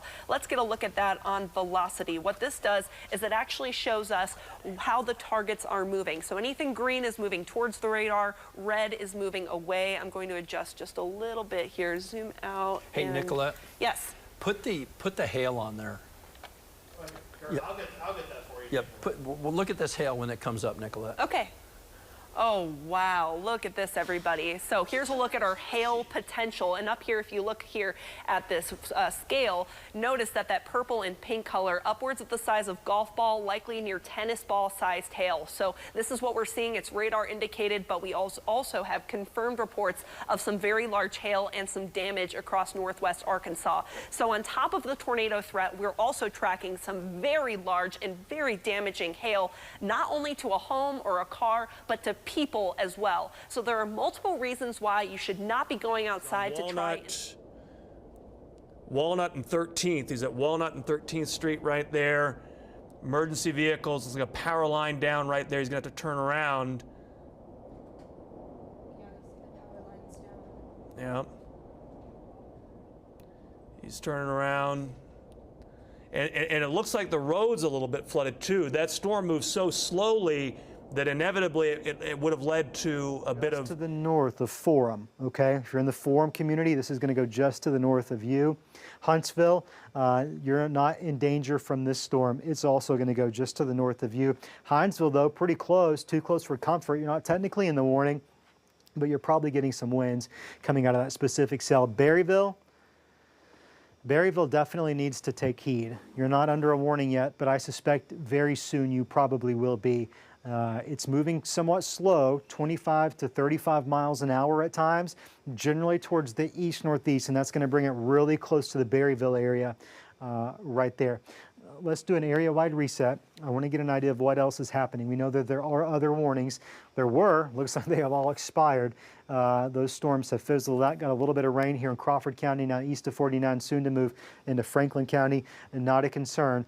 This is our sole concern right now. This storm moving out of parts of southeastern Benton. Just a tad, but not a good reason to come out of your storm shelter. Again, a very serious storm right now across northwestern Arkansas, and we need to take this one very seriously. There are also quite a bit of campgrounds across northwestern Arkansas, and this is going to continue to progress towards north central Arkansas. So give your friends and family a heads up if they're in a campground, because this is not a storm that you can withstand in a tent or a camper. This is one that you want a building with sturdy walls and a sturdy shelter for the time being. And this warning is going to continue, likely going to see it extended into the 3 o'clock hour as it then pushes towards Berryville and up towards Urbanette as well. So lots of reasons to stay in your shelter right now across Eureka Springs. I'm actually going to put a storm track up here just to show you what you can expect. And wow, a fresh look at that hook. A fresh update on that forward speed, Nicolette. They've ramped it up a little bit, yes. moving east at 35. Yeah, so what we actually saw happen, we had that first and secondary hook. Now that first hook has actually fallen apart a little bit, likely still getting some very large hail pushing into Eureka Springs. But now our main concern is now that secondary hook, which was already a bit stronger than the previous one. Now past War Eagle, a lot of lightning in this area, just over Pine Top. So you need to be in your storm shelter if you're not already in this region. Look a bit more elongated like that. Stovepipe tornado, perhaps. We'll see. A bit more skinny right there, giving a bit of a different feel to it. Wouldn't necessarily call that a stovepipe, that tornado there. Back to live radar, please. Thank you so much, folks, for sending those in. We really hope, for your sake and your family's sake, that everyone's okay. We've not heard of any reports of fatalities or injuries, and we consider that good news. We've got, I'm looking out into the newsroom. We've got our full teams coming in, and we're going to work to bring you the information that you need to get you through this storm safely, as well as any recovery effort, information that we can pass along to you. Here's our primary concern. Area of rotation getting really close to Eureka Springs, just to the south. We'll go a little bit closer in on this specific storm. Wow, really strong hook echo right there. Here's Eureka. I know we have some folks watching. I've seen your messages. Right to your south, barely to your south, is where we have this concern. That's where this rotation is right now. Now let's go ahead and look at velocity. Give me those winds. Still very strong. Concerning cell, and it's pushing off to the east, I'd say around 20 to 25, 27 miles an hour. So this is the main area of concern. Pushing into the areas of West Liberty by 237, Cabanal until 307. I'm just going to cover this very briefly to show you where it's heading after that. Green Forest by 322 out towards likely the rotation part of the storm staying south of Yoakum, but I will say the storm is still producing quite a bit of hail across across Eureka Springs. That rotation a little bit farther south, but still lots of hail, lots of lightning, and likely some very strong winds in between 60 and 70 miles an hour. Again, this is not a storm that you want to go outside and track. It is dark outside. It is likely going to be rain wrapped. It's going to be very hard to see, even though there is quite a bit of lightning. That is another reason why you should not go outside. Lightning is a really big hazard on top of near tennis ball sized hail, and that's coming down very high from the sky. So it has a lot of time to pick up that speed and velocity, and eventually once it hits the ground, it's coming down incredibly fast. That's what does damage to cars, homes, and people if you're caught outside in this storm. So again, give your friends and family a little bit of good news in this data alone. You look back off towards the west, we had much stronger indications of larger hail, these purples moving through Bentonville. I'm not sure what he's looking at right there, to be honest, but I'd like to get Jim on the phone. Let me, who's calling Jim? You are? All right. Call him, tell him I want to give him a call. I want him to call. Well, hold on. William, check with them back there, see if he can call into production. If he can't, he can call into my cell phone. I'll have William do that. Lily, you talk to Jim. All right. We'll go back to radar. This is essentially asking the atmosphere what's different than what we're seeing right now. So essentially anything in red, that's just some general rain and whatnot, but we are seeing some different colors across West Liberty and approaching 23 right here. So there's likely some sort of debris getting picked up by the radar indicated right here. And we can see that with these different colors mixing in. So that is not good news. And we've also seen that hook redevelop upon itself, and it's actually gone through a couple of cycles of this, but you can clearly see that rotation just over West Liberty with lots of lightning surrounding it. Not a good picture for us, but again, take this thing very seriously and don't move out of your shelter until the coast is clear, until that warning expires, or until you hear the coast is clear from any of our other partners. But the main concern with this storm is that rotation, potentially producing a very large and destructive tornado, and additionally across Eureka Springs, likely getting some very large hail. And again, I think let's see if we can pull that back up again. All right, so overall, it actually has weakened just slightly, but still seeing some very large hail in portions just off to the east of Pine Top and to the north of West Liberty. This is kind of the central part of the storm that is producing the highest impacts. Ron, do you have an update for us? Yeah, so they're reporting about dime-sized hail in Eureka Springs. I've also, Nick, can you put on that camera? Yeah, because well, what I've done is ahead. I've angled it to the south and kind of lifted it up, but we're looking right into the heart of where that potential tornado would be, and the lightning has just been really intense. It's probably actually have to move it a little bit more to the south and east, but the lightning is really super intense over Eureka Springs right now. It looks like the main area is passing to the south of town, and the heavy rain is going to start to weaken here in Eureka Springs. Probably within the next few minutes or so. Okay, put the radar back on. And so, again, we're watching this now. It also looks like the storm is actually wrapping up a little bit, so it may go through another cycle, at least for a little while, because what's happening, so what's happening, see is how the bottom part of this is becoming really elongated, and the inflow here is getting pinched off. And so what's happening is that the air's coming up and down the backside and around, and what's happening is it's folding in on itself, and that cuts off that circulation. So it'll cause whatever tornado is down in here to wobble a little bit, and then we may see it try to reform. But I wouldn't be surprised if they carry this tornado warning a little bit farther, maybe over towards the Green Forest area here very quickly. So I wouldn't be surprised if folks in Berryville, you get the sirens here pretty quickly, even though the polygon is technically not over Berryville.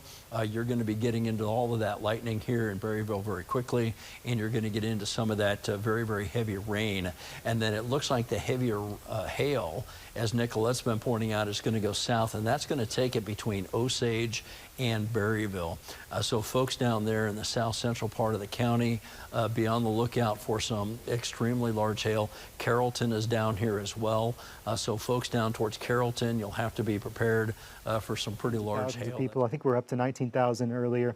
Okay, Benton County's been canceled from the warning.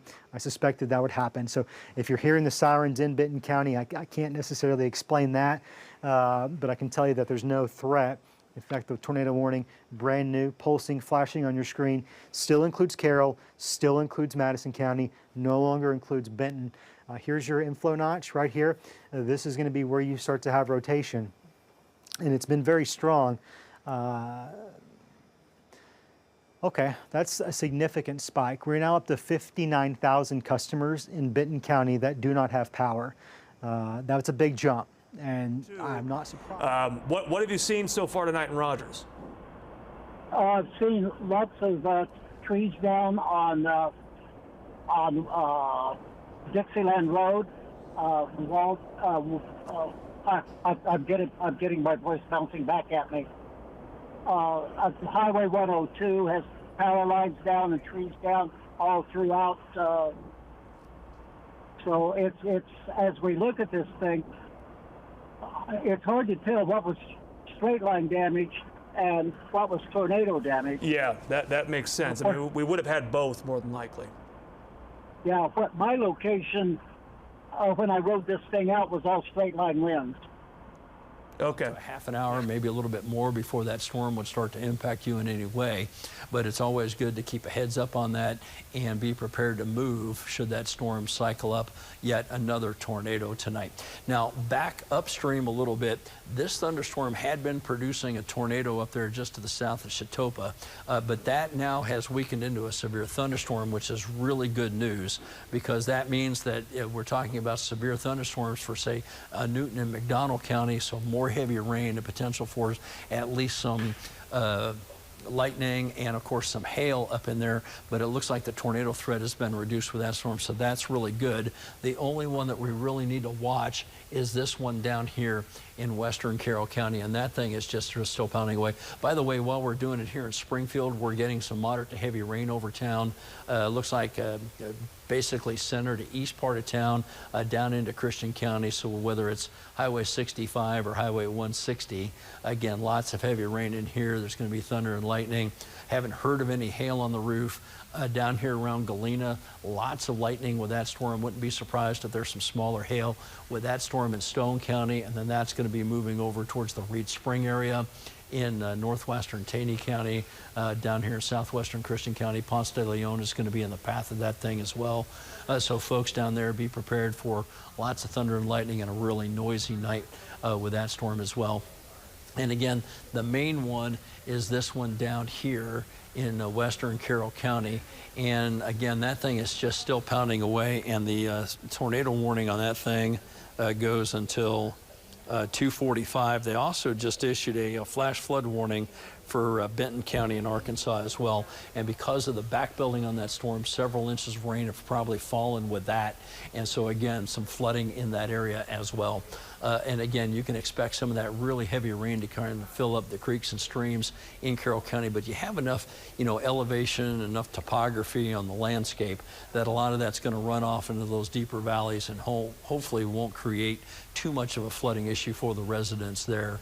But again, watching that system extremely carefully. Nick, has there been any new reports from the Weather Service in Tulsa on that? No, surprisingly, mum's the word, but I will say the Weather Service in Little Rock, because it goes right into Boone County, their territory. Sure. And I'm sure they're talking on the phone. On that one as well. I'm sure they're talking on the phone. You want to? All right. We will, while we're at this view here, we're actually going to back up and do just a quick reset. It is about 2:36 on this Sunday morning. You are watching again KYTV, KSPR, and any of our sub channels that we are on the air with. Our continuing coverage, and it's a little interesting to see this extension of the tornado watch in northern Arkansas, and that's going to be in place until 10 o'clock in the morning. It'll be interesting to see how that unfolds, but for the rest of the Ozarks, especially the Missouri Ozarks, that is still a tornado watch populating until about 5 a.m. And I think I know what's going on here. With this particular product that we're showing you here with the watches, it's based off what the National Weather Service puts out. Note how back in St. Louis, the National Weather Service is putting out additional tornado watches for areas south of St. Louis. And there, Springfield has filled in the rest of the eastern Missouri Ozarks with a tornado watch in place. So for Springfield, for example, your tornado watch is still at least set to expire by about 5 o'clock in the morning. But with that newest extension, let's see if that has changed for the Springfield area. Nope. I'm bringing up this new tornado warning. It looks like there's a new one. Yeah, there it is. Okay, it just shows up now, 3:45, and this is for an extension, Eastern Carroll County. And we will go back to radar to keep an eye on what's really going on right now in terms of warnings. Again, areas to the north and west of Springfield, this is just moderate to heavy rain and just regular storms trying to fill in. And that arcs all the way back through Pittsburgh, Kansas, almost near Fort Scott, and arcing back down west of Joplin, back near Columbus, Crestline, and Galena. There is a Galena, by the way, in southeastern Cherokee County on the Kansas side. We're watching this supercell, which thankfully is just severe thunderstorm warned, working across Ottawa County. It looks like they threw in new warnings for McDonald County too. But before we touch base on what that severe thunderstorm warning is all about, looks like a new tornado warning in place. It looks like they're going to continue that tornado warning in the eastern Carroll County. Yeah, until 3:45. So what they're saying in the chat, Nick, is that so they call this a meso, right? So it's a meso low or low pressure system, and what they're saying is that the rotation in this has actually increased. So even though it looks like it may be cutting off, the spin in this thing is getting a little bit tighter. They're also saying there could be hail to the size of ping pong balls with this. And the winds are going to be extremely strong with this as well. They've had some other reports of some damage around Claremore with this when it was over in Oklahoma. So this is the same thunderstorm. It has been a long-lived supercell thunderstorm. And right now it looks like the main core of this rotation is going to move over here, probably just to the south of the Berryville area, and then just to the south side of the Green Forest area between there and Osage. So folks south of Green Forest all the way down to Osage, I need for you guys to be in your tornado shelter now. And again, they have extended that warning on to the east to cover the rest of the Carroll County area. So again, it's moving out of northern Madison and covering the rest of eastern Carroll County right now. Notice the lightning. We've been showing you that on our Eureka Springs camera. That is just crazy strong lightning. The number of strikes that are happening there within a 3-minute time period is probably in the hundreds. And again, very strong. The inflow into this is very strong. The circulation in this continues to be very strong with that as well. And so even though it is a radar indicated tornado, because of the hills and stuff in there, remember, the definition of a tornado is a violently rotating column of air in contact with the ground. So that's the important part of that definition.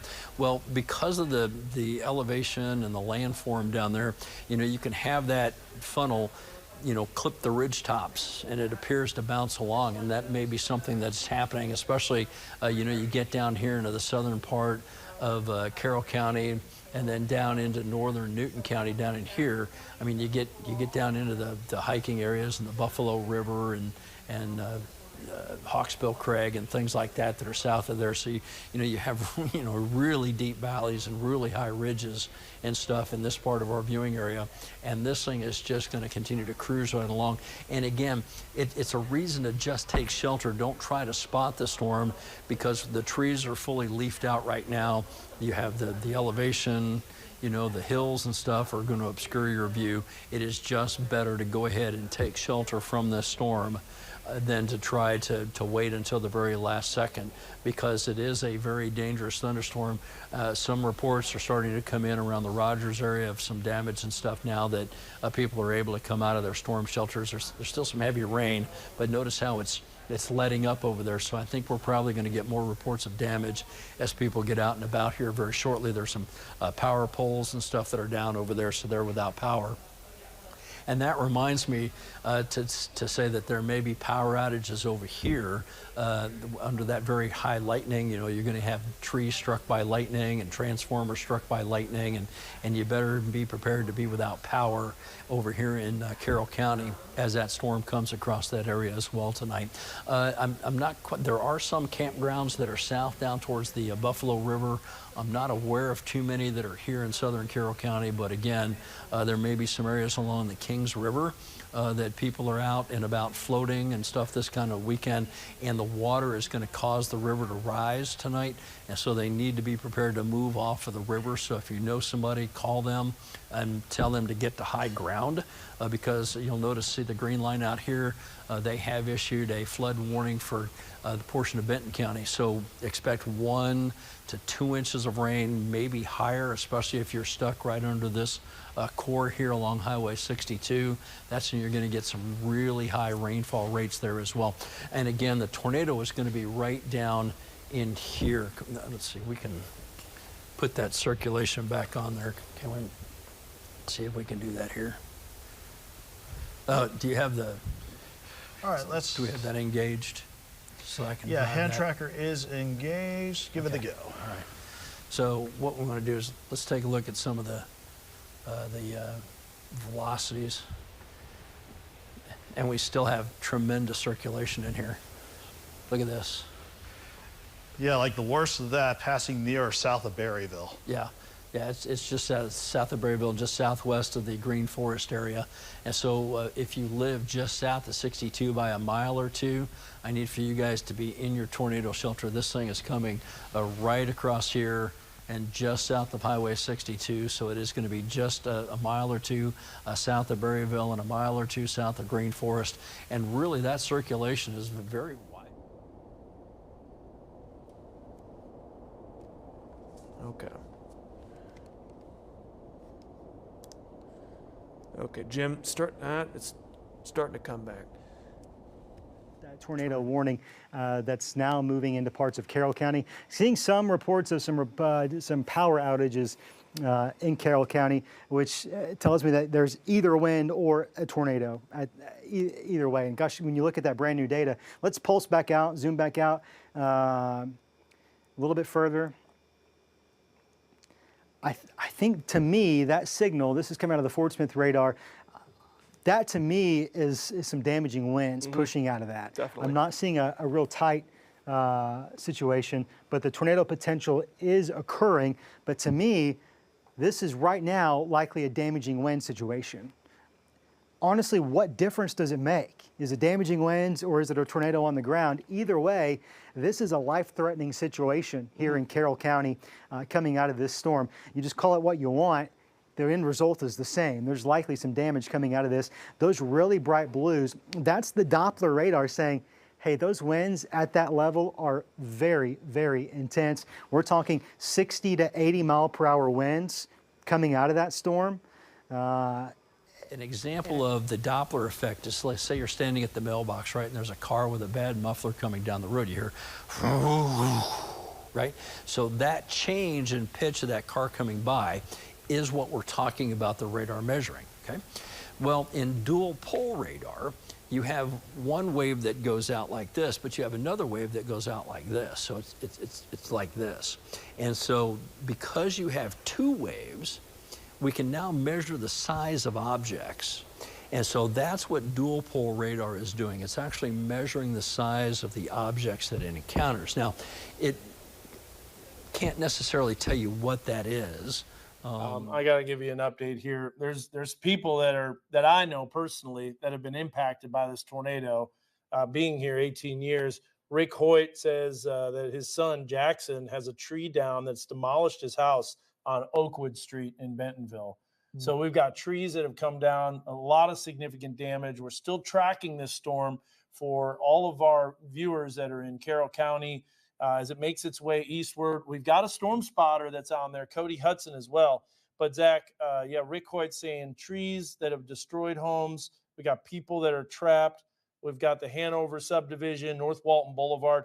This went right through the heart of Bentonville and Rogers with tornado damage. Just something that you hate to see.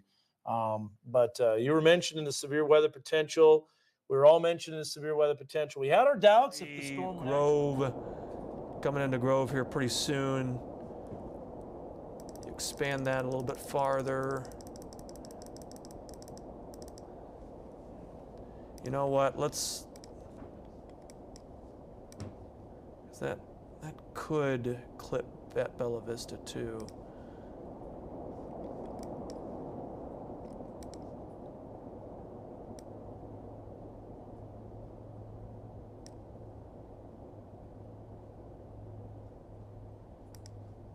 There we go. Bella Vista at 337. If that can move just far enough south, that might clip Bella Vista. If not Bella Vista at 337, Pea Ridge maybe at about 345. You know, Garfield area around 355, something like that. We can extend this out a little bit farther so we can include some of those towns. Pea Ridge 349, okay. 349 Pea Ridge, the second storm coming in behind the first one. And then, let's see here. Cassville 344. Seligman 350. So a few extra towns in there. And Seligman, if Seligman around 350, then Garfield would be around the same time. I mean, they're very near each other, so kind of gives you an idea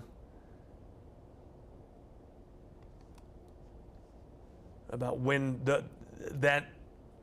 And again, that's a storm that's going to be a damaging wind and hail threats. The tornado threats really exclusively right now with this storm that's still over Carroll County. Areas of Highway 62, you're probably getting some really large hail right in here as well, at this reflection point right in here. And so my guess is there's going to be really large hail in that portion of the storm as well.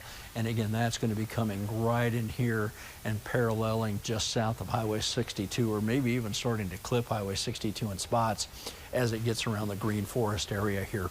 And again, look at all the lightning. I mean, the bolts start out as big and then they fade as they get a little bit older. But this is all the lightning that's fallen in the last 3 minutes.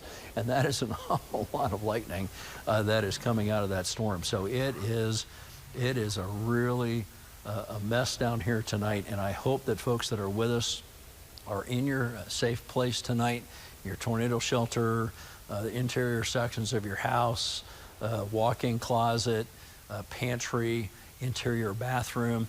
Make sure you grab some blankets or some pillows to cover your head. Make sure you have your phone with you and your KY3 First Alert weather app. Also, we want you to make sure you turn up the sound on your television set so you can hear instructions in case you lose power. If you lose power and you don't have the television anymore, remember you can streamline on the KY3 First Alert weather app, and I know we're doing that tonight. And so you can get information that way as well. There's a little bit of a delay, but it's better than no information at all. And so I would continue to be, really vigilant down in here. I know it's going to be a long time. The storm now is only moving east at about 25 miles per hour, so it has slowed down. So it's going to take a long time for this storm to actually clear Carroll County. And so you're going to feel like you're under this thing for a tremendous long period of time. So make sure that you take along a little something. If you've got the kids with you tonight, make sure they have something that they can do to keep them occupied, because they're going to get a little bit antsy tonight, and we really need to keep them in the tornado shelter area, and we want to keep them safe, and we want to keep them calm. And in fact, really remaining calm is going to be the best thing. Even if we do have structural damage tonight, the interior sections are those portions of the house that tend to survive. And that's why I want to put you there to be safe. If you have a basement, go there. Get under the stairs, get under a sturdy piece of furniture. Lots of folks have pool tables in your basement. Get under that. Those are typically really sturdy, because if they have a slate top, they've got to be really sturdy. Again, take pillows and blankets with you. Maybe take some snacks. Have your storm safety kit with you. Make sure the kids are dressed. Make sure that you're dressed. If something happens, we want you to, have proper shoes on your feet. If you have a helmet, like a bicycle helmet, keep that as well. Keep that. You don't have to put that on, wear that around the house. I mean, the kids might think it's kind of fun. You can make a game out of it. But you'll want to have that close by in case something happens. And you'll want to be ready to go and be safe very quickly and act very quickly, but very calmly. And so make sure that you do that. Don't get all hyped up tonight. We're going to make it through, but you can see there's 2 areas of really intense lightning. Look at this. There's one down here by the tornado, and then there's another one that's up here by the very heavy hail. So that's kind of an interesting development to unfold with that thunderstorm tonight. Now it's actually starting to move just a couple of miles to the south. We'll come back to Jim here in a second. I'll keep an eye on the stream, see if he's catching anything. When I come back to this, now this is now exclusively in Carroll County, and Carroll County is not technically in our viewing area, but I want to stay on top of this. I know most people there watch Springfield, but we'll stay on top of this here for a little bit, give another update on it.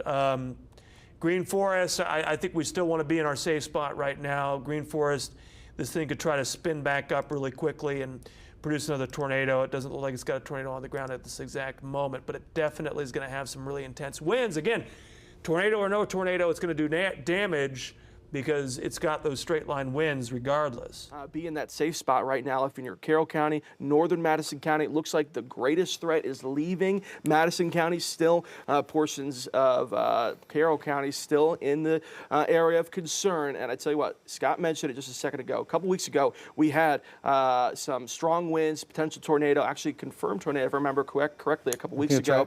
Right. That was Osage, that was Carrollton. These folks have seen this in a short amount of time, and it's potentially happening again as we're tracking that next spot of rotation. So some good news, a point of clarification. Earlier I reported you some campground rescues.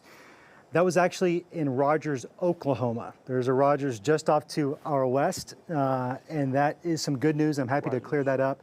I think I know we definitely have 3 confirmed tornadoes in Benton County.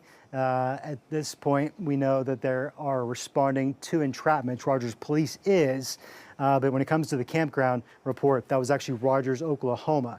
Sometimes in these situations, they become very fluid. You get a bit of fog of war going on. So what I can tell you, though, is Rogers, Arkansas Police responding to some entrapments, just not necessarily at a campground. So good news for what it's worth. Continuing to see strong rotation here in Carroll County, and that's soon going to go.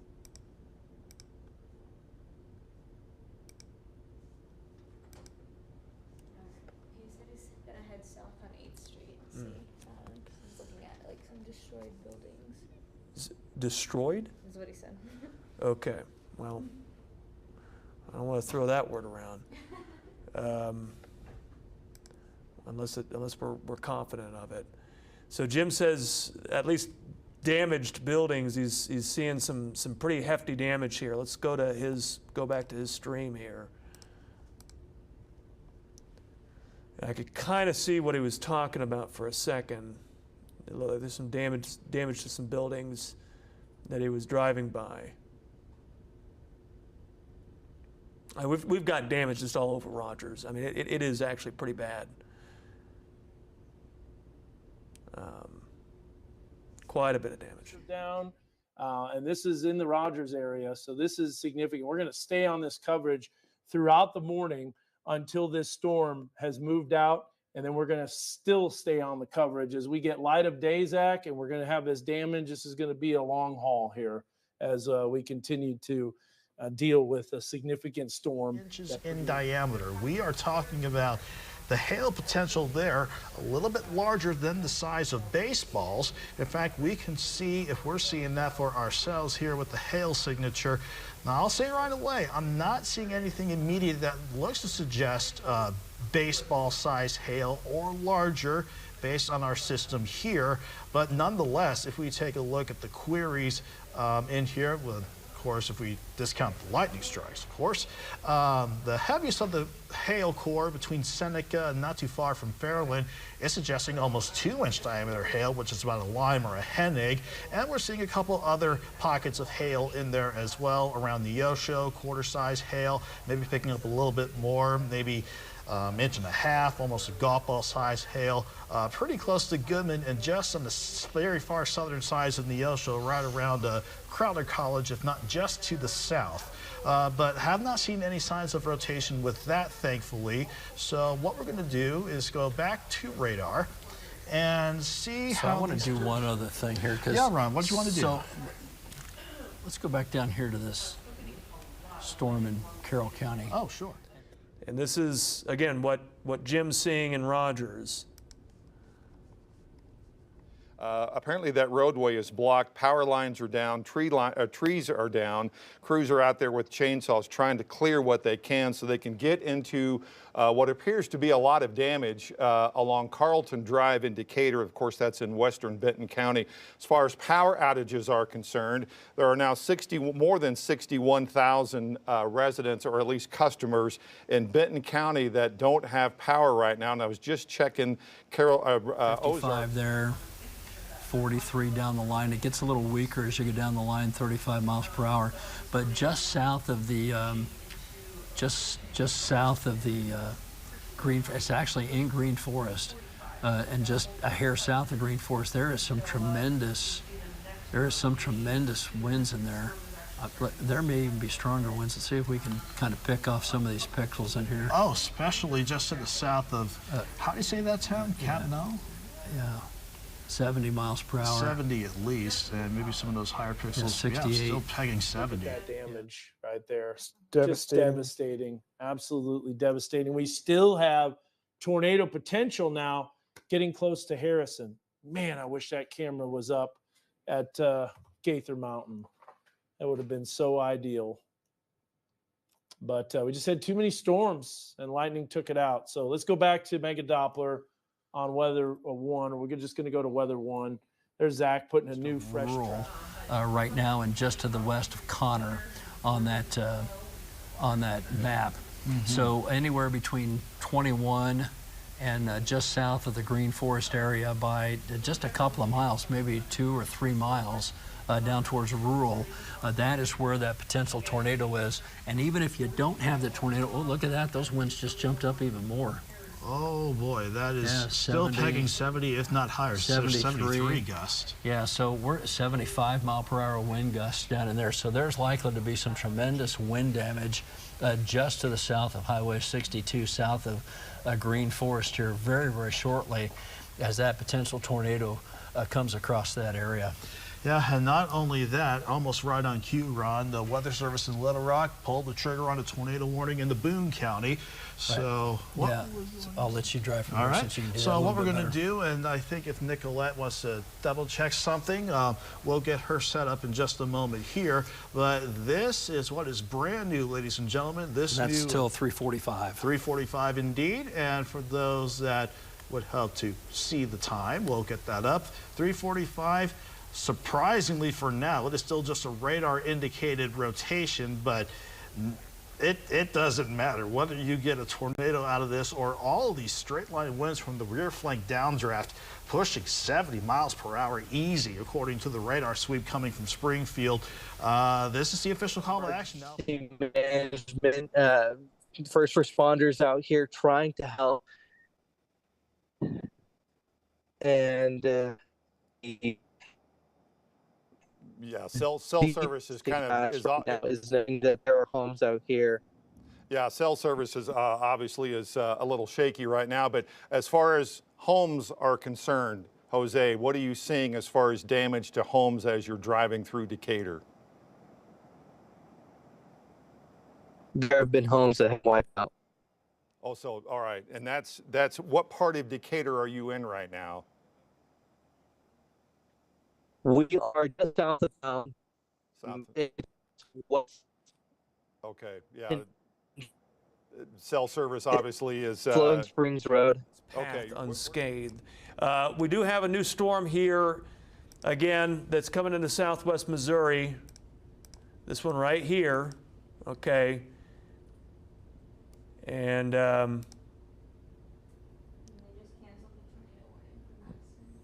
so it looks like it's just Carroll County. Yeah, now they've issued a new tornado warning for Boone County, none for Madison, yeah.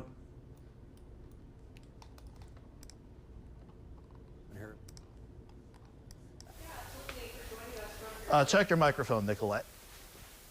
Sorry about that. There If we you're go. joining us from Harrison or across north central Arkansas, we are tracking a storm that has already produced a large and destructive tornado. While the rotation has kind of come across and become more disorganized and then re-strengthened, we now have a tornado warning, which does include the Harrison area until 3:45. So really all across Boone County, just about the entire county is included in this warning. And it's a good time to get your stuff together and start to move to your tornado shelter. That could be a bathroom, a closet, something with as many walls between you and the outdoors. Ideally, a storm shelter, something underground. But lots of campsites in this area, and it is Memorial Day weekend. So give people a heads up. If you know that they're camping across this region, make sure they know that this storm is heading their way, because it is destructive, at the very least, with some very high winds, upwards of 60 to even 70 miles an hour. And this storm has already produced some very large damaging hail as well. We've received reports of trees and telephone poles down. So it's a good time to move to your safe place. Even if there isn't a tornado on the ground,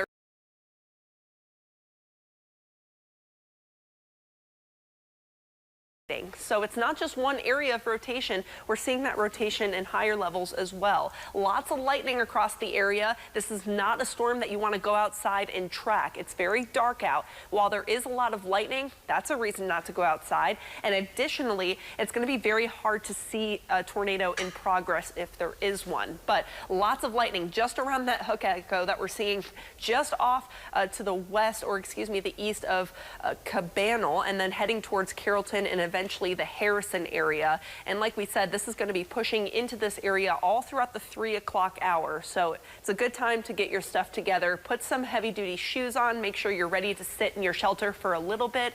Make sure your phone has been charged up and you turn that up all the way. You're going to want to stay in this shelter for quite a while over the next 30 to 45 minutes across Boone County. Now, if you live off to the west of that, you need to be in your shelter right now, especially across Carrollton, because that rotation is moving in pretty quickly. With this tornado warned cell, we've already seen a destructive tornado confirmed in portions of northwestern Arkansas, and now we're dealing with it pushing into north central Arkansas. Lots of wind shear in this area, and there's still quite a bit of instability present to keep this storm going, and it's not weakening right now, so we've got to take this one seriously and move into your safe zone.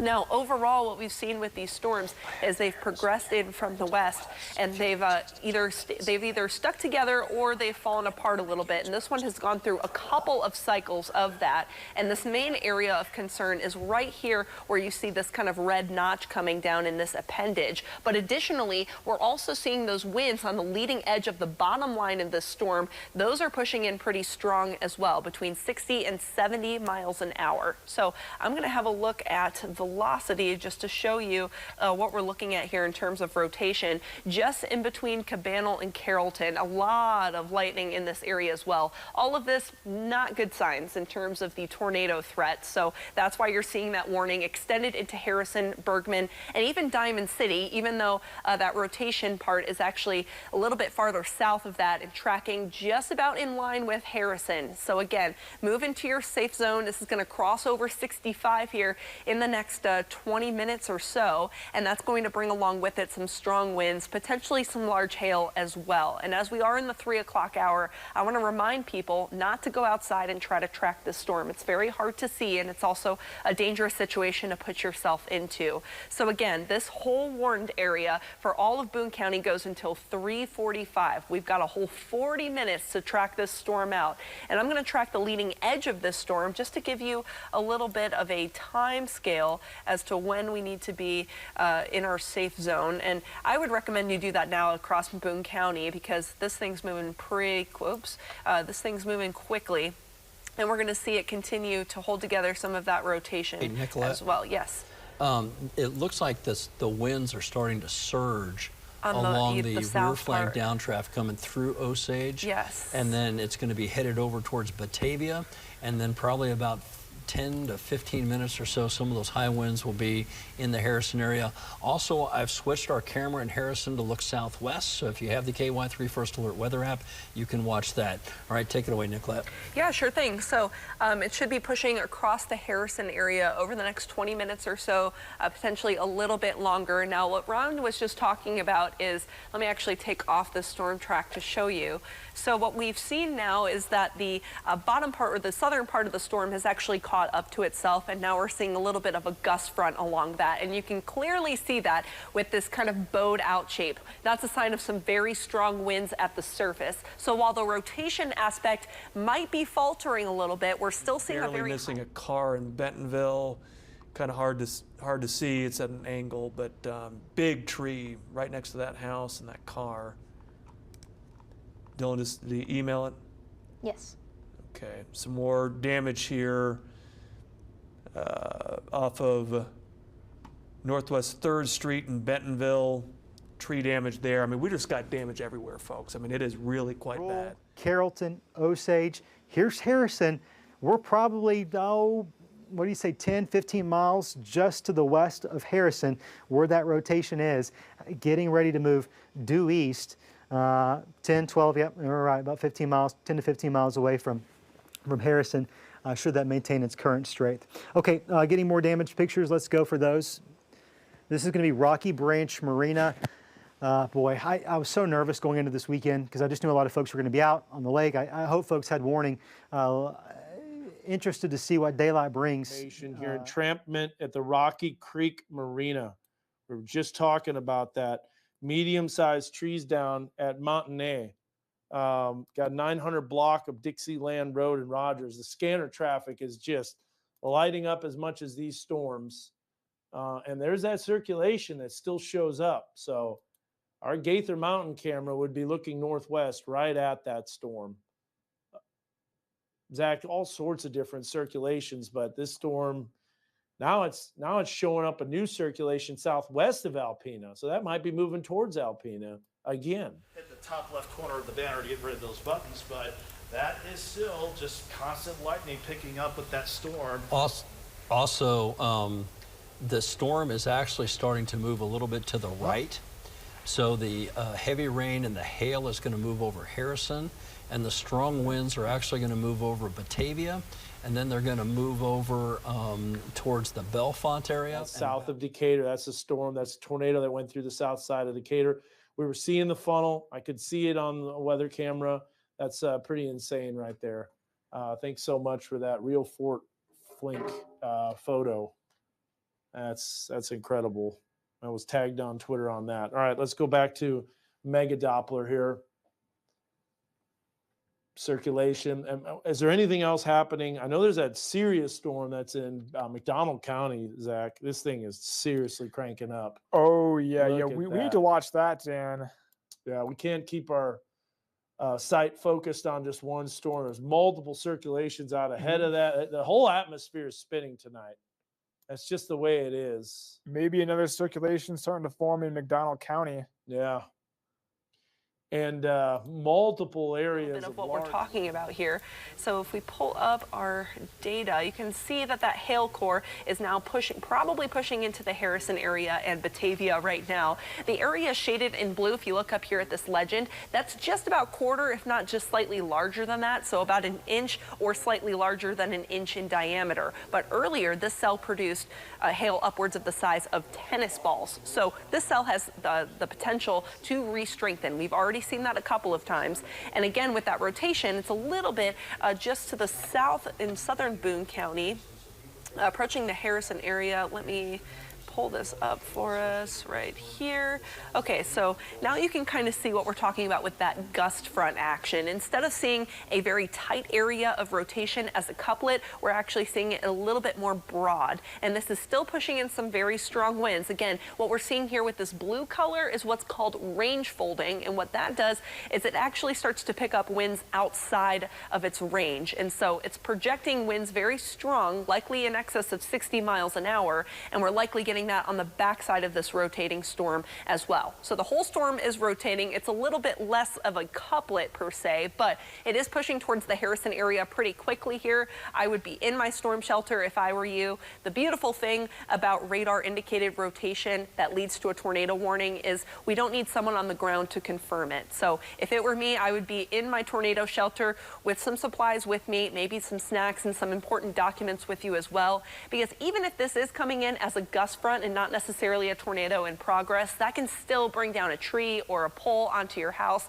and that can do quite a bit of damage. So it's time to take this cell very seriously, as we have over the last several hours. Now, if you're tuning in with us outside of north central Arkansas, I did want to show you overall, we are still looking at some thunderstorms across the region. We are still looking at a severe thunderstorm warning across Christian County right now. A lot of lightning with this current cell right here, and we're likely getting in on a little bit of hail action as well. There's also a pretty strong thunderstorm just over in Webster County. That's also producing quite a bit of lightning, but it's not severe. Everything else, though, is just looking like general thunderstorms and some rain across West Plains, Mountain View, and Houston. Some moderate rain mixed in there as well, with some more thunderstorm activity over towards Cassville and Branson. But clearly, our main area of concern is, again, down in north central Arkansas, pushing into Harrison right now. And if you live in this area, if you live across Boone County, again, you're likely hearing those sirens, and it's a good time to move to your storm shelter, whether that's a closet or an interior room in your house. You want as many walls between you and the outside. Remember, even things like twigs can be picked up and thrown into a house like a toothpick. So keep that in mind. But these very strong winds coming in, again, with this bow echo, a good sign of some very strong winds at the surface, we're likely going to get at least a little bit of tree damage there, if not worse. So this whole storm is rotating and can drop a tornado at any time. It already has produced a very strong and large destructive tornado closer to Rogers. While that rotation has fallen apart a little bit, it can still produce a tornado, and it can still produce some very high winds that can be life-threatening. And keep in mind, if you're heading out, maybe you're wanting to track out the storm yourself and try to see it out on your front porch, not a good night to do that, because we have lots of lightning in the area. That's a big concern through Memorial Day weekend, is the lightning threat, and additionally, we have that high wind threat as well. So take this cell very seriously. Boone County, you're still in this warning for another 30 minutes or so, and we're going to continue to track this out as we are seeing lots of lightning. And we did pull up that camera for you. I'm going to pull it back up. Here's a live look at Harrison right now. We are looking at some hail. It's relatively small here what I'm seeing on camera, but we could see this ramping up as the main part of the storm is starting to push into Harrison right now. So lots of lightning across this area. A good sign that that storm is staying pretty strong. And if we're taking a look back at radar, I'd say that hail's probably bigger than, it's probably around quarter size the way it's coming down in front of the camera there. Yeah, it almost looks like a meteor shower almost really on our does. camera. Yeah, you can see it. Been lit. Yeah, you can see it streaking down, that lightning kind of picking up on that as well. Hail is very reflective. It's very easy for us to see on cameras and even radar if it gets large enough. But the good news is overall, it's not looking too large on our cameras, and getting a look at radar, it's not looking too large on there as well. If we pick up our hail tool here, we can actually see what kind of hail we're looking at. And across the Harrison area, the highest hail amounts are a little bit larger than quarter size, and this is just off to the north of Batavia. So Harrison, the hail actually might get a little bit bigger here in the next couple of minutes, but to no surprise, lots of rain in this region with quite a bit of lightning as well. Have we received any reports of anything in progress in terms of a tornado or any wind damage coming in from the National Weather Service? Well, I can tell you that in looking at the radar image that I'm looking at over here, the winds are surging to the south and east. And there is a bow echo that is starting to form. Oh, there's yeah, you called it, Ron. So there is the severe thunderstorm warning that they just put out. And again, it is moving to the south and east. There's still a hook in there, which is actually just to the southwest of the 65-62 junction in the northwest side of Harrison. So that is going to impact the airport. And then, as you were pointing out, we have the large hail in Harrison, and then the really strong winds. And at one point, when I was clicking around, I thought I saw a wind of almost 80 miles per hour with that.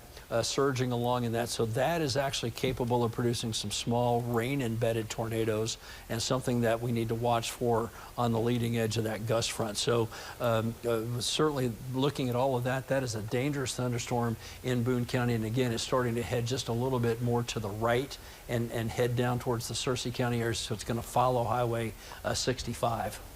Gotcha. Nicolette? Yeah, so what we saw just a few scans ago, we saw that more of a couplet style turn a little bit more of a gust front, which means we're seeing some very strong winds starting to outrun the southern part of the storm. And I've tracked that out for you with the strongest winds coming in with that gust front that has prompted a severe thunderstorm warning. That's going to be pushing into Gaither by around 3:19, just south of Harrison by 3:24. Now, this is for the severe thunderstorm warning. The tornado warning is a little bit closer and centered around Boone County. That's where we've seen the general rotation. But in terms of those strong winds and that hail threat, it's actually going to push a little bit farther to the south and east. In Decatur, covering news where you live, Jose Carranza, 5 News. Back to y'all. All right, Jose, if you can hear us, you're on Falling Springs Road. Is that that's just west of Decatur? How far out of Decatur are you on Falling Springs Road? So it comes out, what would you say, Joel? Maybe about half a mile out of town? Yeah. Okay. So just off of 102. We're in the west side of Decatur, and we've got more emergency crews coming through here, more first responders. I think that's an ambulance. But was there any damage that you saw yes. as you drove into Yeah, so we're on the Decatur? west side of Decatur.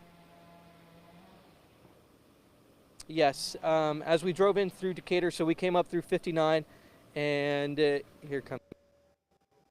Oh, okay. There's.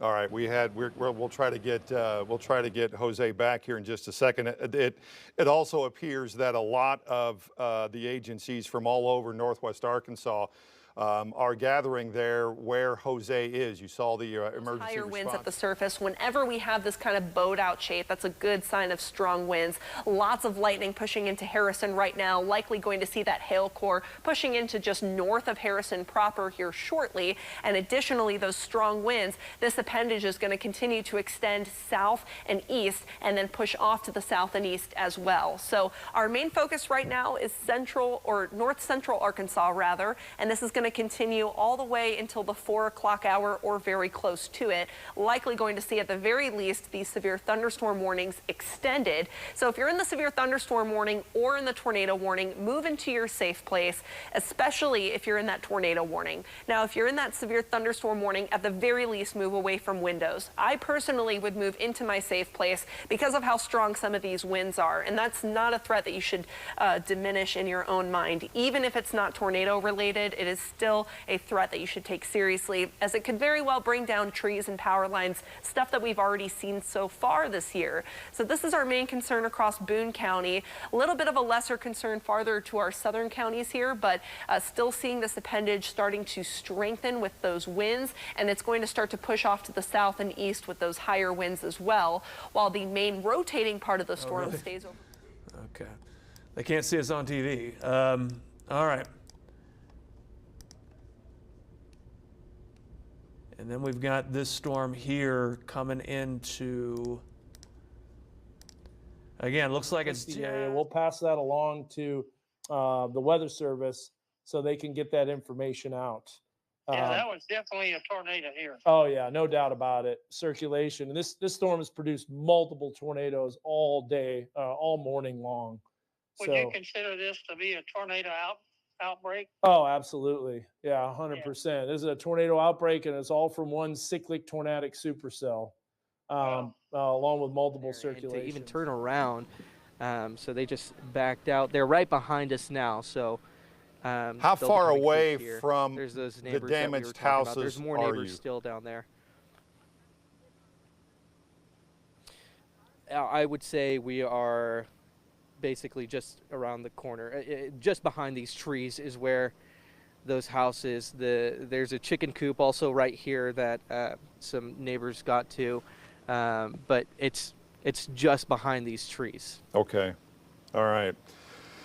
All right, Jose, we'll check back in with Jose Carranza here in just a few moments. We could stay on this this picture or this live picture from Falling Springs Road, and just to give you an idea where that is, it comes out of Decatur and goes west into, or as you move closer to Newton County and eastern McDonald County. They are now triggering severe thunderstorm warnings for southern Lawrence and all of Berry County in southwestern Missouri. If we take a look at that query for everybody here, this storm is trying to pack a bit of a punch until it expires at 4 o'clock this morning.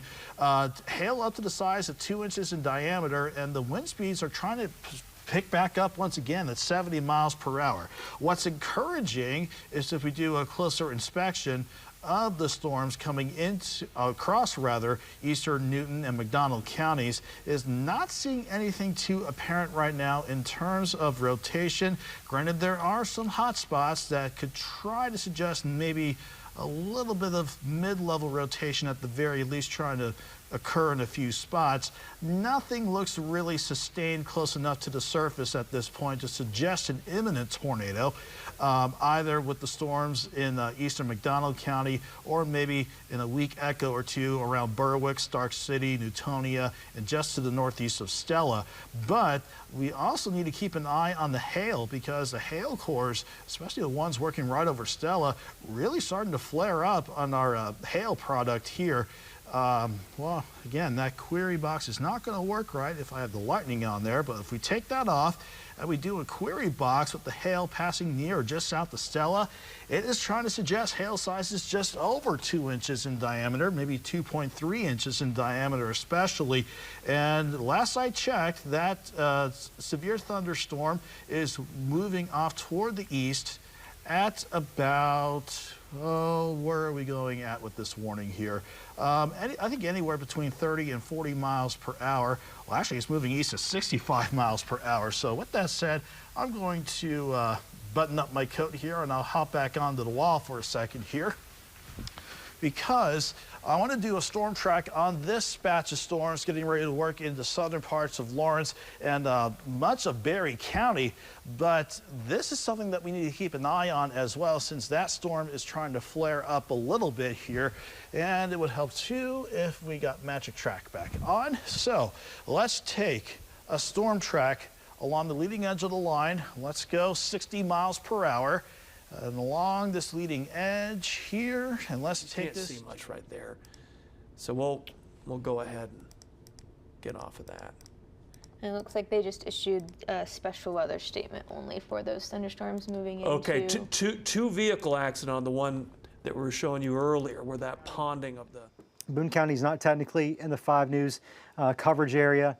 But there is a tornado warning continuing for the same supercell that moved through.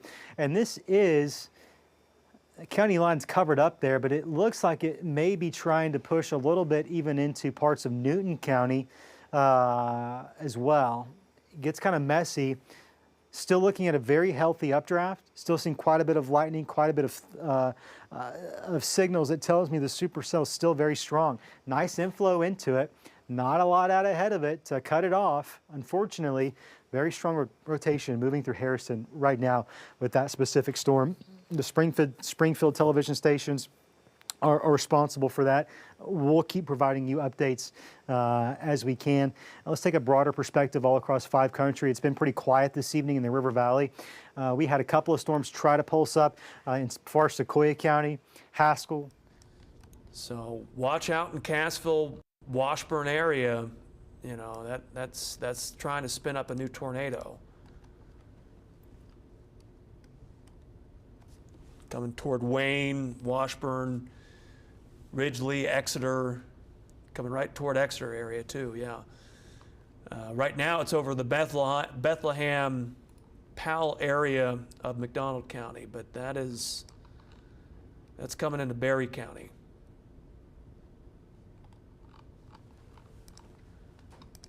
And it is really trying to spin up right there. Yeah, the circulation with that storm is definitely intensified. That may be about to produce a new tornado. Now that's going to stay north of Benton County,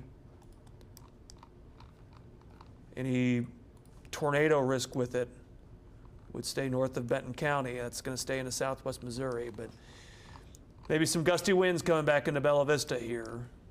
Pea Ridge area too.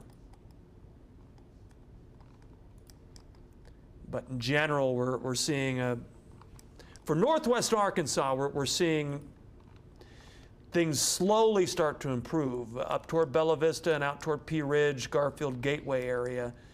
We'll see how much of this storm in McDonald County clips you. Some of it certainly will between Bella Vista and Gateway and Pea Ridge, Garfield. But for most of northwest Arkansas, things are generally winding down. I haven't checked in with Jim here recently. Let's go back to Jim's feed. And again, he's still seeing, I don't know, he might be coming home. Get an idea of how similar in sizes and shapes these returns are. And now, if we see a lot of similar returns, like showing the colors here in like the reds or maybe these higher colors in the banner up here, it's really showing very similar shapes and sizes. So we're talking about very likely rain and a little bit of hail. It's when we go into these cooler colors here on the low end of the correlation coefficient product here, that's where we need to get worried about maybe some tornado debris being lofted, because at that point it's the radar saying, hey, I'm picking up many objects of many different shapes and sizes. Unfortunately, fortunately, that is not what I'm seeing on the board here as we continue to track this tornado-warned storm across parts of Boone County. You could still kind of argue maybe a little bit of inflow still trying to come in here. That inflow splitting the difference between Gaither and about Valley Springs as you go south and east of Harrison along US Highway 412. But if I were to zoom the radar back out just a little bit, we can see that, let's see. I'm thinking that severe thunderstorm warning is still a good call. Showing some of the rear flank downdraft winds. Maybe it's getting just outside of the range of the Springfield's perspective in terms of the radar product. But again, like Ron and Nicolette have pointed out, any of these rear flank downdrafts here trying to extend beyond this tail end of the storm in Harrison could try to push winds 60, maybe up to 70 miles per hour. So that's what we're watching as this severe thunderstorm warning still holds for northern Newton County, Arkansas, northwestern Searcy County, and areas just to the southwest of Yellville. Before I hand things back over to Nicolette here, if she's, well, actually, let me allow Nicolette here for a second. Do you have anything you want to bring to our attention, Nicolette? Oh, I just wanted to mention that we have quite the line of storms pushing into, not necessarily Greene County just yet, but pretty soon here, we're going to start to hear some more thunder, get some more lightning, and potentially a hail threat here pushing in. At the very least, a flooding threat across all of the Ozarks starting to set up right now, Nick, and we're seeing that line starting to come in from the west. And you're absolutely right, and it's a great point that you brought up too about the flooding threat here, because some of the flash flood warnings that we've seen come on down here, Nicolette and everybody else at home, some of the flash flood warnings that are out, for example, down in Benton County, Arkansas, that was where radar from Tulsa's perspective already picked up 2 to 4 inches, and that's just what already came on through. We're just trying to see if additional development can just exacerbate that potential flash flooding concern. And like Nicolette pointed out, from the Springfield radar's perspective and from Storm Tracker 3, it's just steady rain across parts of Greene County right now, but we got a line of storms looking like 60-mile-per-hour wind gusts trying to work away from Carthage, Carytown, Lamar, I-49, working out of Jasper and Barton counties. Not seeing any signs of immediate rotation with that, but that has triggered additional warnings for the Stockton area, Stockton Lake, central, southern Cedar County, all of Dade, and I think the northern half or the northern third, if you will, of Lawrence County, stopping just shy of Mount Vernon. And then we got to watch this line as well. But before we dive a little deeper into that part of the line, let's do another quick storm track. Well, this is kind of encouraging. Looks as though they're going to hold on to that tornado warning for Harrison County just a little bit longer, but downstream, Nicolette, and I'm sure you've seen this before, happened many times, a downstream severe thunderstorm warning. And for the life of me, I keep mixing up if that's Baxter County or Marion County in northern Arkansas. I know it's one of those two, but downstream just east of, you know what? It's kind of funny. We have a map back here for crying out loud. It's Marion County. That's what it is. I tell you though, it's folks, all covered in rain. It's hard to see those lines. It's one of those nights, folks. We thank you for bearing with us here. We do have our footings sounded pretty well here. But downstream here, we've got at least another severe thunderstorm warning out for the western half of Marion County. That includes areas from Yellville, not too far from the Bull Shoals Lake, and Dodge City as well, and even including Diamond City as well. So actually, no way for anybody to come in and turn off whatever. That's not good to hear. Lots of fences blown down, lots of trees blown down, power lines. Some of the trees and so forth out of the roadways to get those emergency first responders into where they need to go, that they just ask you to please don't go because it just ties up traffic. We have Jose Carranza, who was in Decatur, who was trying to get into Decatur, or at least the heaviest, the hardest hit part of Decatur. They have now cleared that road, so we should be checking in with him here in just a few moments. Okay, let's do the road conditions and show you what it looks like there.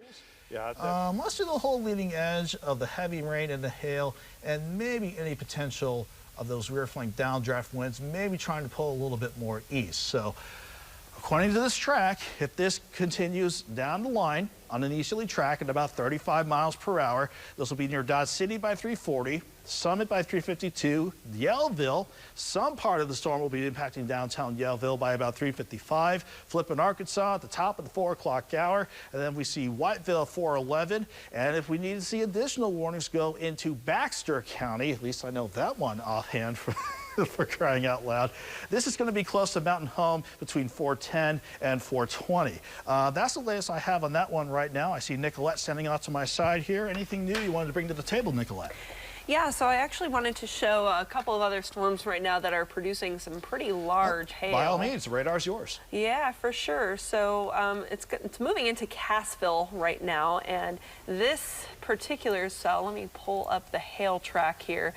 This particular cell has been producing hail, potentially upwards of the size of 1.5 inches to even 2-inch hail, and they have put a considerable damage threat on this particular warned cell. So this is for Berry, Lawrence County as well, pushing into Cassville and just staying south of Purdy with some of those larger impacts. But what we are seeing as well is we're also seeing some very strong winds. And while the rotation overall isn't very concentrated nor organized, this is still a very strong sign from some very strong winds. Nick, did you have an update? And actually, as you were about to pull up velocities, Nicolette, you saw that tornado icon on the left side. The National Weather Service in Springfield actually pulled the trigger on a tornado warning encompassing far northeastern Taney County and southwestern Douglas County. Oh, I see. Doesn't look quite impressive right now, but there is a little something trying to spin up close to Bradleyville and the far northeastern parts of Taney County. And I just saw this warning pop up here, so I don't know the specifics offhand, but I can go back behind the scenes and get that information for you. Yeah, let's see. It's moving northeast at 25 miles an hour, so I'm going to get a track on that for you. Yep, and for now, it looks as though it's just radar indicated. And I think you said that right, correctly here, northeast at 25. Yes, so I did put a storm track on there. Again, this is over towards, you said northern Taney County and then into, is that Ozark County? I believe that's Douglas County. Oh, Douglas County, sorry. Okay, yeah, so. But yeah, like Bradleyville, that's the very far northeastern corner of Taney County, and where Ava is, that is Douglas County. Okay, gotcha. So just over Bradleyville, getting a little bit of rotation here. It's not very strong, it's not very pronounced, but it is enough to issue that tornado warning. That's the beautiful thing about Doppler radar is we can tell if there's rotation without having someone on the ground to confirm it. So I would be in my tornado shelter if I were you. If you hear the sirens going off across Taney or Douglas County, it's time to move into your shelter, especially out towards Rome. By 3:53, the storm will be passing through your area. Jackson Mill, closer to around 4 o'clock in the morning. And while we haven't received any reports of an actual tornado in progress, this is still indicative of some very strong storms in the area. A lot of lightning in this region as well, likely getting in on some at least small hail, at the very most around 1 inch, maybe even 1.5 inches in diameter. Now, the larger hail is a little bit closer to Monette and Cassville right now, but still, this storm has been warned for a tornado, and this is going to continue. Let me get a look at that. This warning goes until, let's let's see, is it 3:30? Or no, it's I thought I 3:30 said right that. now. I apologize. No, you're good. It's not popping up for me. Well, I got it behind the scenes here too, Nicolette. That's going to continue until 4 a.m. And that other tornado warning icon that popped up, they actually issued a downstream tornado warning to encompass parts of, well, it's the southern storm, Boone, Marion, Newton, and Searcy. So we're kind of have to bounce back and forth between the two and give them equal time. But so far, we only have just 2 tornado warnings on the board right now. That's right. So we have this now secondary tornado warning that does include Yellville, and let me get a look at this here. So this is going to be moving east at 30 miles an hour. So I'm going to put a track on this because we did see that hook kind of redevelop there. So let me get a track on that. Let's go to properties, and we'll go 30 miles an hour due east. All right, so we're going to track this out for you. Here's a general look at where this cell is heading. Again, off to the east around 30 miles an hour, and that hook has kind of redefined itself. You can kind of see that ball there forming. So this is heading out towards Bruno by around 4 o'clock. Sooner than that, that's going to be Everton, as well as Olvie at around 3:39. I would be in your tornado shelter right now. You want to move to an interior room in your house with as many walls between you and the outdoors. Ideally, a storm shelter, something underground. That's going to keep you the safest. But we're at the very least, we're dealing with some very strong winds, and we're also looking at some rotation as well. Let me pull that up on velocity so you can see a little bit of what we're looking at. Yes. While you're doing that, I'm going to talk real quick about southeastern Webster County, just east of Seymour, and this is going to be to the north of the Cedar Gap area, right there on the Cedar County, Wright County line. It's about a quarter to a half a mile. We're getting winds of over 50 miles per hour in that area. We're also seeing some broad rotation east of Diggins to Seymour as well. There's some really strong rear flowing winds into these thunderstorms. So there's winds on the backside of this thing that are almost 40 miles per hour around Diggins coming out of the north and east. There's some really strong winds over in southeastern Webster County, and folks between Diggins, Seymour, and then north of Cedar Gap need to be prepared to be without power. So this is going to incorporate areas around, say, AB Highway in southeastern. Let me get a little bit better handle on some of this, but we need to get some of these roads because there's really strong winds over here. County Road 22. Really high winds over there. This is going to be just north of Highway 60, County Road 216, County Road 640, County Road 225, the outer road over by the railroad track along Highway 60. Some really intense winds are right there at the Webster County, Wright County line right now. Yeah, it looks like we do have a tornado warning in that area right here, just over Seymour or just off to the east of that. Right, yeah, we have some really strong winds, and there's a really tight circulation right around State Route F in western Wright County right now. So folks off of County Road F, I need for you to be in your tornado shelter. There's a circulation in that area in the southwest part of Wright County. So folks over there northeast of Cedar Gap need to be in your tornado shelter immediately. Yeah, this is just off to the north and west of Mansfield. Probably going to see quite a bit of lightning moving into this region, as well as some hail developing as well. But you can see that couplet right here, that rotation just over Seymour, likely crossing over into Wright County right now from Webster County. This is off to the east of Fordland, so you're in the clear from this current cell. But the people that are in this warning, like Mansfield, just to the south of Hartville, eventually towards the Norwood area, you all need to be in yourself or your safe place immediately. You want to put on some sturdy shoes, make sure everybody's dressed, and go ahead and grab yourself a phone charger or maybe some important documents if you have time. I will say if you live close to the Webster and the Wright County line, it is a little too late for that. You want to move to your shelter right now if you're not already there. If you're hearing the sirens, it means you need to move to shelter. So it looks like just to the south of Hartville, that's the leading edge of that warning here, and this is going to go until 4 o'clock in the morning. warning. So over the next 20 minutes, we're going to see this cell push into Wright County, and we're going to see it continue to cross over 5 right here with all of this lightning and those strong winds as well, which are rotating, and a lot of these storms are rotating. We actually have several tornado warnings right now. So let me pull up reflectivity to show you all of those. We have, Nicolette, we have 100 miles an hour of gate-to-gate shear. So we have a little over 50 miles going outbound and 46 coming inbound. And which cell? Is that the same cell? And that's the cell in southwestern Wright County. That is that's about, I'd say about 5 or 6 miles northwest of, maybe 7 miles northwest of Mansfield. Okay. The wind fields in there are tremendous. This thing is going to be about 4 miles or so south of State Route V and State Route F. So it's going to be east. It's going to be right along State Route F right now is where the main tornado is going to be, right at County Road 650. So the circulation is going to be right over County Road F and County Road 650, and that's going to move over towards County Road 803, 664, south of the old County Road 662. And some of these may be some really old county road numbers, but we're getting winds that are really tremendous in that area. So there's likely to be some rotation, and there's going to be some tree damage, maybe some power outages to people that live in that area.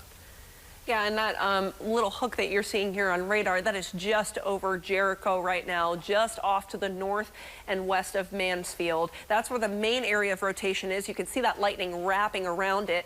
That's not good news. That typically means that storm is staying pretty strong and sticking together. So this warning again goes until 4 o'clock in the morning, another 15 to 20 minutes here on this current warning. But we also have multiple tornado warnings elsewhere, and I wanted to show you an overview of that. So let me get out of this storm track, and we're just going to zoom out to show you some of those warnings. Now that tornado warning that was coming out of Taney County and into Douglas County, that's still considered to be a strong storm that is still rotating, though I think the rotation has dropped off just a little bit. We're still seeing a lot of lightning in this region, so stay in your safe place if you can. And we also have that tornado warning down encompassing Yellville as well. So multiple warnings going on, lots of lightning and some rotation here as well. Let's pull up that rotation. This one by far is the strongest rotation down in north and central Arkansas. This is going to continue to push into this region over the next 15 to 30 minutes, and this warning does include the Flippin, Yellville, Ralph.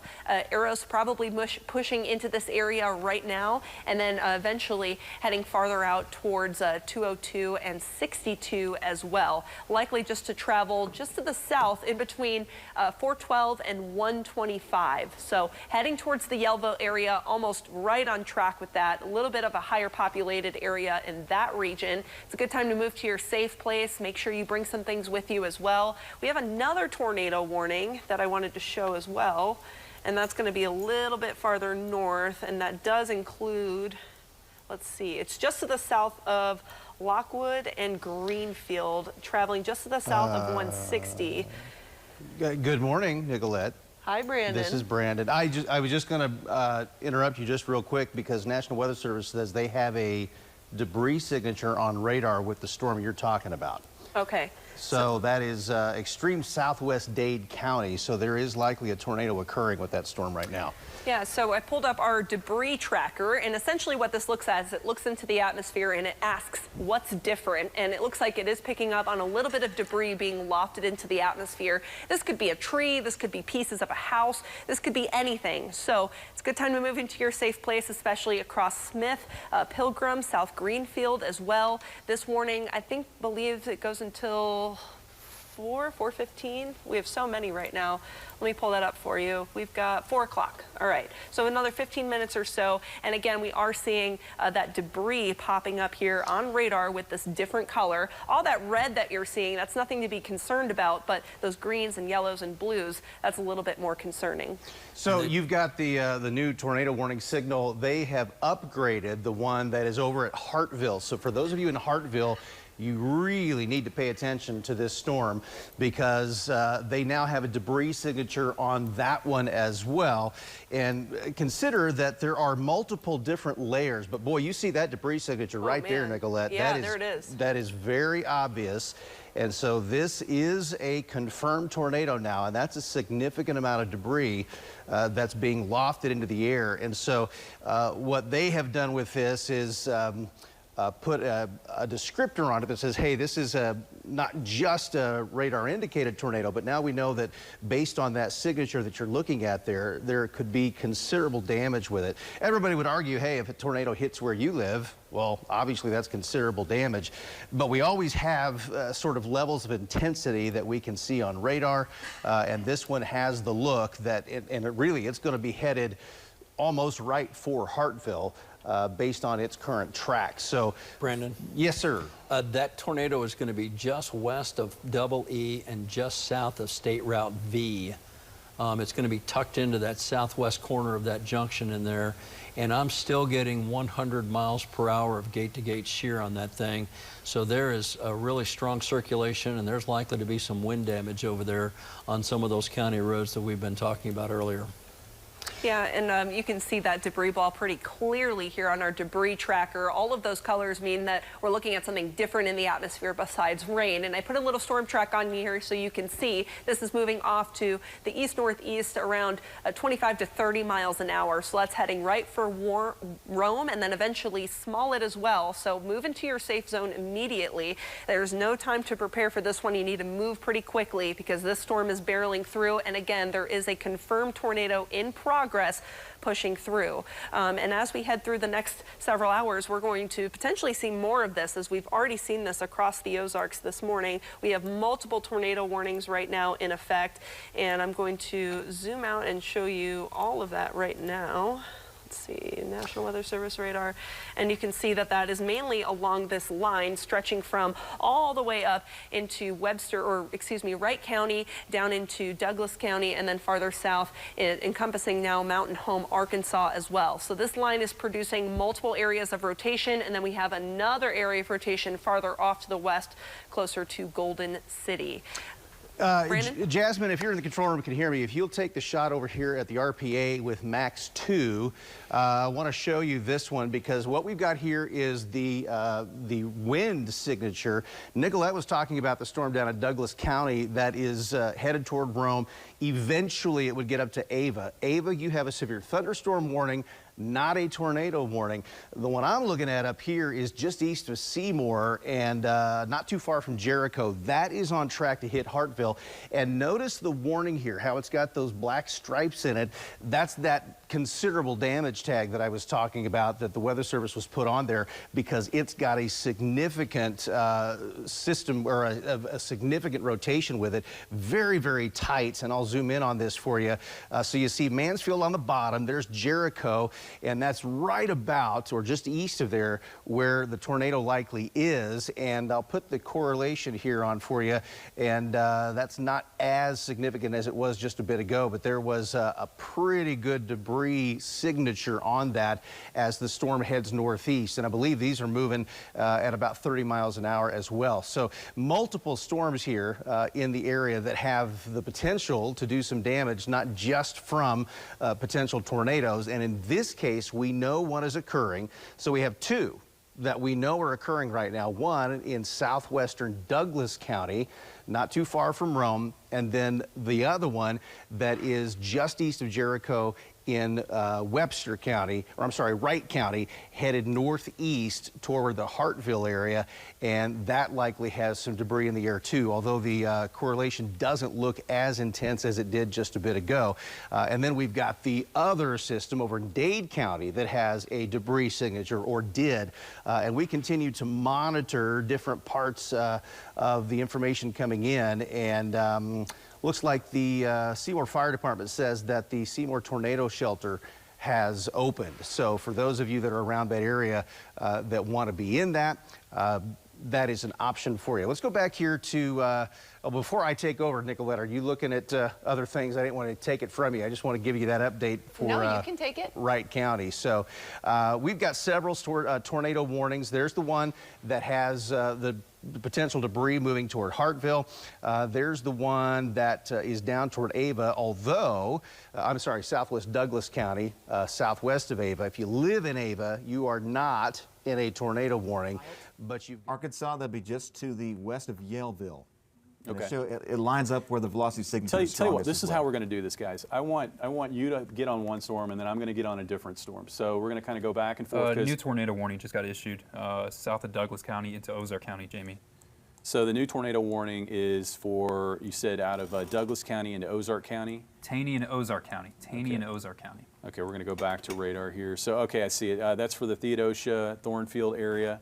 That radar indicated, but we've got several that are still confirmed tornadoes. I do want to hit on this storm down near the Yaleville area. That still looks to be a very serious looking storm. On radar right now, you can see there near Piatt, there it is right there. This is the circulation, very close to Piatt, and it looks like we've got a debris signature, as you said, with that one. Looks like that is just to the south of Highway 412 in the Piatt area. So I think we probably still have a tornado on the ground, and it may be very close to Highway 412 based on what I can see on radar right now. Looks like that tornado is east of Piatt on the ground. We did have a debris signature with that. Let's take a look, see what it looks like right now. You can see this is the debris signature right here, Piatt. So we had a tornado on the ground generating debris to the south of 412, and it looks like that tornado is now located roughly in that area. To the north of 412. Let's see if I can get some, I got some city streets to pop up there. I'm going to zoom in on where this is located. It looks like it's pretty close to snow right now. And I would guess that that tornado again is located pretty close to Rita Road. Moving east at about 30 miles an hour, and it may have some quarter-size hail with it as well. So let's click that. I think it's going to go right to, nope, this is a new warning. So we're tracking several here.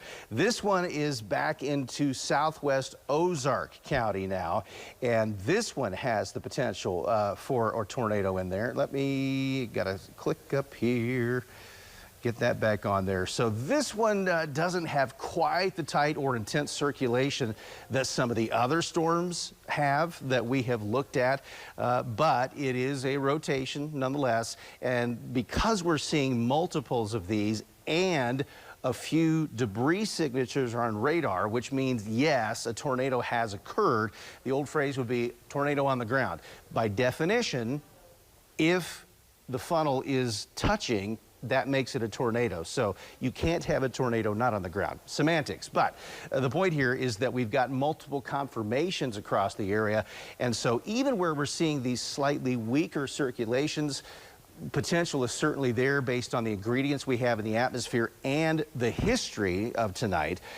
We're seeing this one as the potential. So this one's moving northeast, and that's going to be moving up just west of Theodosia. Now, Theodosia, you're inside the tornado warning, but we're looking at this area.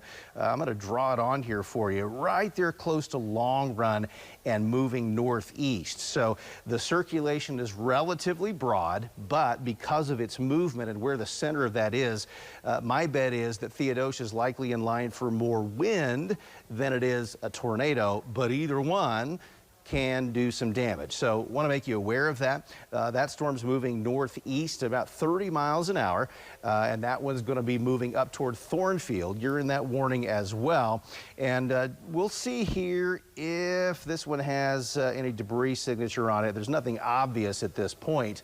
However, those of you around, especially north of Theodosia, so I would say between Theodosia and Thornfield, that's really where you need to be watching this thing and be in your tornado shelters right now. So on Highway 95, I would say just north of Theodosia, running up through Long Run right now, that's kind of the core area in the next several minutes that you need to be in your tornado shelter. For those of you around Notting Hill, Hammond, Thornfield, pay attention, keep watching us.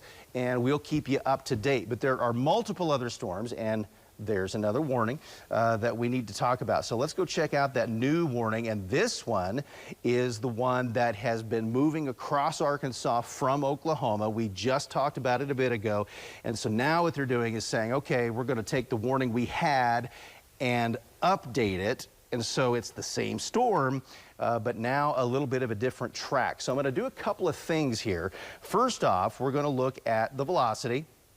And this one tells us what the wind is doing inside the storm, and it is a very tight circulation just to the west and south of Yellville. So for those of you who live in the southern part of Marion County, and specifically near Yellville and near the Flippin area, you need to be in your tornado shelter immediately. Now, this circulation is broad, but it's got many circulations within it. This is I've not seen something quite like this, but we've got a circulation that's really tight just south of Pyatt, and then a second one that is just southwest of Yellville. And so it is possible that this storm, we call it a supercell, has a broad circulation with smaller circulations rotating around in that storm. So we know in this case that the storm does have a tornado occurring because of its history. And in this case, there still is a debris signature there coming up toward the Yellville area, and another one close to Pyatt. Now, sometimes it's difficult with all of this mess. It looks like, how are you seeing that, Brandon? There are a couple of things to note here. First off, what we're looking at is the area that has, you go from the reds and I guess we'd say kind of oranges or dark reds, more toward the green and specifically shades of blue. So you notice that kind of around the Yellville area. Okay, this is within that notch that's coming in. And then if we look up there toward Pyatt, you see that signature right there. There is a tornado occurring right now just south of Pyatt. Not a question, because the radar can see debris. It sends out horizontal and vertical pulses, compares the two, and when you see something that's not round or close to it, you know it's something that would not normally occur in nature. That may be all sorts of shapes and sizes, which is debris lofted by a tornado. And we're hitting that from the Springfield radar, which means it's pretty stinking high up in the atmosphere. And we know that that's a tornado that you really need to be aware of. And now it looks like that has jumped just to the northeast of Pyatt. So these circulations, the radar will typically take about 2 to 3 minutes to update as it goes around and does its vertical scanning. And so the area we're looking at right now is just northeast of Pyatt, north of Turkey, and headed to the northeast, which means based on that track, it's going to go between Dodge City and Flippin. But remember, there are a few circulations within this that have the potential to produce a tornado warning, or a tornado. So there are several storms to watch. This one, again, very tight circulation there, just north of Turkey and moving to the northeast. Now, on that track, it would at least indicate some threat for the Flippin area. But those of you around Yellville, while you're not close to that specific area that we know debris is being lofted near the Turkey area, you still have a pretty broad circulation very close to you. I would say there could be more than one tornado with this storm, and that one has potential to move kind of right up toward the Flippin area. So if you're within the southern half, roughly, of Marion County, don't discount this. This is something you really need to take seriously, and there's very likely some pretty big Jose, hail. if you can hear me, how far out of Decatur are you? And I would imagine the path that got you out there, a lot of damage. It's probably 15 minutes out west of from Decatur, so about, what would you say, Joel? Maybe 3 miles. You had the maps up. 5 or 6 miles out from Decatur. At least the downtown area. We're seeing people start to come out now. But yeah, we're 5 or 6 miles west of Decatur Town Center. where they're still trying to clear out a path. Are those folks come walking out there, Jose? Are those first responders? Yes, I'm not hearing the chainsaws anymore. In fact, it looks like a touchdown maybe between Bellefonte and Valley Springs. And I think that, this thing has been on the ground since then, tracking across Marion County, passing Jamie, north quick, of 412. Go ahead. We're still looking at that one tornado-warned storm north of Theodosia. Now it's northwest of northeast of Theodosia, just to the west of Gainesville, north of 160. That circulation is still in play. That tornado warning continues. That direction would put it in the Wilhoit area coming up probably the next 10 to 15 minutes. Okay, and I'm just trying to kind of take a quick peek at some of these other storms. We've still got, I mean, we still have a tornado-warned storm in the Hartville area. That circulation appears to be just southwest of Hartville. It does look much weaker. I can't say that. That's good news. Looking at the Dade County storm, that tornado warning has been lifted. And it looks like, really, I think the main storm that we're concerned about right now is the one near Theodosia, which is a radar-indicated tornado. Not confirmed, but radar indicated. So we're seeing the circulation. And then we've got this storm that is currently tracking through the Yellville area. It looks like that we've got two different areas of circulation. One is one was located to the north of Highway 125 to the west of Summit. So still seeing a circulation there, but it appears that we've got a new circulation that is developed to the southeast of Yellville. You can see that pretty nicely right here. So here's Yellville. This appears to be the new circulation. Here is the old circulation right here to the east-northeast of Piatt. We're still, I'm going to take this information off, we're still, I still see a debris signature with that circulation north of. The Little Rock office down there is almost concerned about another tornado that's trying to happen in Yellville. Two areas of circulation that they're trying to pinpoint. That once, it's just southeast of Yellville. They're highlighting kind of both areas that could be happening. Yeah, so, you know, we've got, and like I said, we've still got a debris signature with this feature up here. So I think we've still got a tornado on the ground there. And it looks like here south of Yellville, we may have a new tornado developing to the south of Yellville. That is in the tornado warning. If you live here along 412, running east out of Yellville, south of 412, this is the general area that circulation is going to be moving through. Areas up toward Flippin, Cotter, Gassville. These are all communities that are going to be in the general path of these two circulations that we're tracking. One of them has been producing a tornado, we know that, to the west of Summit. And I'll put this back on radar just so we can see what that looks like. So to the west of Summit. So we had a tornado on the ground. I think we still may have a tornado on the ground there to the west of Summit. But now we've got a new circulation that's showing up here to the east of Yellville. So that bears watching too. So we've got, basically two different areas that we're watching very, very closely. One is located here, and then the other one is located up here to the west of Summit. I think the Summit circulation, I think that tornado, it may still be on the ground, but I do think it's starting to weaken based on what I can see here. But the circulation near Yellville, east of Yellville, that one appears to be taking off. Let's go ahead and track these. I'm going to go ahead and swap this back over to velocity data because I just want to get a better feel for the exact motion that these circulations. If or not that is still occurring, a little bit of uncertainty there, but because we know it has, it just kind of ups the ante a little bit to know that you need to be taking shelter from this. So right around Hartville is kind of the target area right now, and this would be imminent, really, as this has had a history and is one of many storms that we've been watching through tonight. Let me back out here.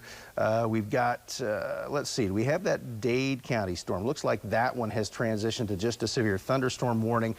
Notice, though, that still has just a little bit of a hook on it, that south end of the storm. If you were to go just south of Greenfield, you see how that yellow and red kind of sticks out just a little bit. Also, very likely, some pretty big hail for that area just northeast of Greenfield. And golly, there's some real heavy rain up there toward Bolivar as well. And I don't know, it's been a while, but that is one massive severe thunderstorm warning. It may be difficult for you to see it, to trace it. So I'm just going to go in here and real quick turn off the radar layer. Look at that box. It goes from Greenfield to Stockton all the way to Stoutland, Lebanon, Marshfield, Fairgrove. That means all of Dallas County, all of Polk County, when they just issued a flash flood warning for you as well. Not hard to imagine why, as you've got tremendously heavy rain falling right now in and just south of Bolivar. And I'll tell you what, Nicolette, I'm looking at that storm just south of Bolivar. That's got a bit of a notch to it as well. And that storm did have a tornado warning just a little bit ago. So lots going on this morning. Yeah, I don't like that little notch on there. And just to mention, for those of you who are in Greene County, we are under now a severe thunderstorm warning. Not seeing a tornado warning with this one, but again, we did see that appendage kind of coming into northern Greene County. So if that were to be upgraded to a tornado warning, that would likely include Willard, Ash Grove, as well as Sackville and Cave Spring. Walnut Grove is getting hit with that right now, but not currently a tornado warning, just something that we're watching closely with that appendage kind of tracking down. It was previously a tornado warning, but we have multiple tornado warnings in effect along this line, stretching from up towards Wright County down into Ozark County, and then farther south into Marion and Searcy County as well. So this line right here is producing several tornadoes, if not bringing some very strong winds, lots of lightning, as well as some hail as well. I did want to show you some of that hail, especially down in north central Arkansas. That's where it looks to be the largest. And if you look up here towards our legend, you can see this is about quarter size or potentially even larger, with a lot of that lightning stretching around the area of rotation. So that's a sign that we could have some very strong rotation trying to come down to the surface in the form of a tornado. Regardless, it's a good idea to move into your safe place. If you live in the Mountain Home area in Arkansas, Bull Shoals, you're a part of this warning, as well as Buford in Arkansas. The strongest part of the storm is pushing through Yellville right now. So if you have any damage reports after the storm well moves out, you can go ahead and email those to us, but don't go outside right now. Across all of the Ozarks, don't try to go outside and try to find a tornado or try to find damage right now. It's very hard to see. There's lots of lightning in the area, and there's also that high wind threat as well. On top of that, we've got multiple tornadoes that are currently in progress. It looks like we did get another warning, so I'm going to zoom out to make sure I'm not missing anything here. But that was a look at our hail potential as for right now. So in terms of that other warning, let me jump out here. Okay, so it looks like they just extended the one over in Ozark. For that. Let's see what the details are. Why did they reissue that? Observe, the reason that new warning was issued, it was confirmed. And honestly, based off rotation there in Yellville alone, I have no reason to doubt that. It's moving towards Mountain Home. It's moving towards Flippin. If you know somebody there, here's the thing. It's the middle of the night. Call them and wake them up. Don't take it for granted. This is the worst possible time for a tornado to happen, to move into Arkansas. It's not only the middle of the night, but it's Saturday night into Sunday morning on a long holiday weekend. You really couldn't draw up a worse timing for storms to move through. Statistics tell us that nocturnal tornadoes, those that move into the area overnight, are 2 times as likely to be deadly as opposed to those that move into the area during the day. So we hope that statistic doesn't pan out to be true in this case.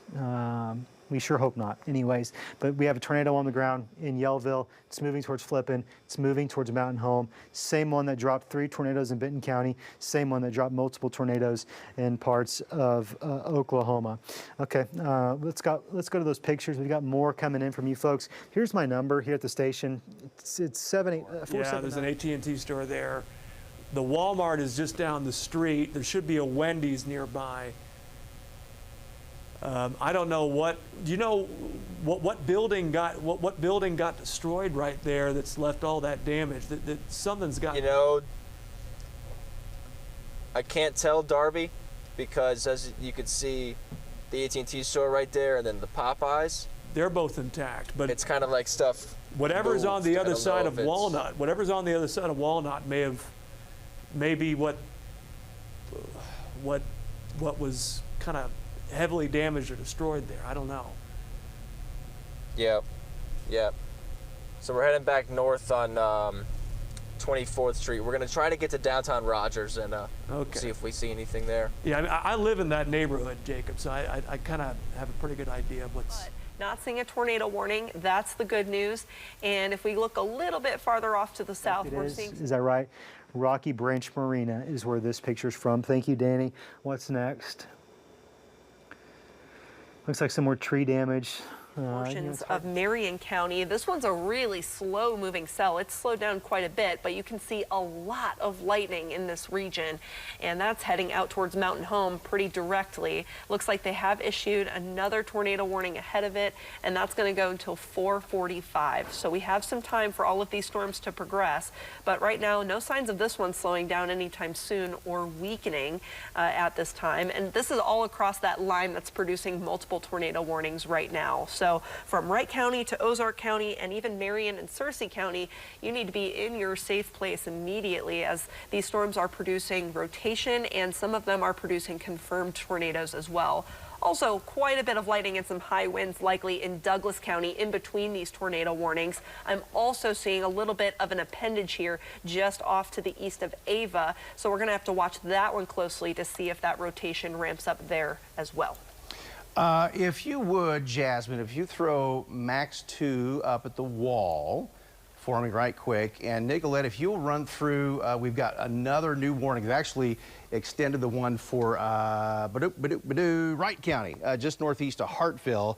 But if you'll run through and see if you can find any reports. I know there's some 1-inch hail reports and things like that that have been put in, but we certainly have at least some threat for tornadoes you see up and down the line here as we go through time. So, Jasmine, can you put Max 2 up instead of 1? We do have a confirmed report of a large tree down taking power lines with it in Seneca, Missouri. In Seneca, okay. Off so of that's Rhonda and Grand. That was, yeah, ways out from a while ago. So that storm certainly has potential here to be, well, this is part of the line that is in the area now. And so we've got multiple tornado warnings, as you can see, all the way from now Dallas County. That is a new one. Then we've got Wright County. We've got portions of Ozark County. And then we've got probably the largest supercell storm of all of them down here in northern Arkansas. So I'm going to go first of all, I'm just going to remove this because I've got the right, whoops, I got to hit the right button here. I'll bet we have the tracking off, do we not? Nope, we don't. Hold on one second. It doesn't like me. That's what Nicolette said, and she might be right. So we'll see. I guess it's not going to do it. What in the Sam Hill? All right, well, you know what? We're going to have to do this the old-fashioned way. So we are looking at, I don't know why this thing doesn't want to work. I'm going to go back over here to the table here and just do this manually, but let's start here with the storm that is down in Dallas County. So this is a new tornado warning, and this is a storm that really you can see is really part of a larger line that runs from roughly Buffalo and points just north of there to almost Lewisburg, all the way back down to Bolivar. So if we look at the wind field in this, you notice there's that little bit of brightness there. It kind of goes from the green to the bright blue. That is the bit of a circulation that we're seeing, and that's moving northeast. So those of you around Buffalo, that's where the storm is occurring, and that's where you need to watch. So I'm going to draw a track from this. Whoops, that's the wrong button. Well, how about that? That's a cool little 3D, I guess, but that's not what I meant to show you. So let's go back home, so to speak, and go back to the regular old radar. I apologize for that user error. So we'll just zoom in here. So that storm's moving northeast. I got to get the... We're gonna... No, we're going to have to turn around and go back west. Yeah, let's go ahead and turn around then. I want you to still, I want you to You keep. can see these power lines. Yeah. I want you to keep trying to work your way to downtown. I know we're getting blocked at every turn, but keep trying to get toward downtown. We're gonna keep watching kind of what you're seeing. We were too tall to go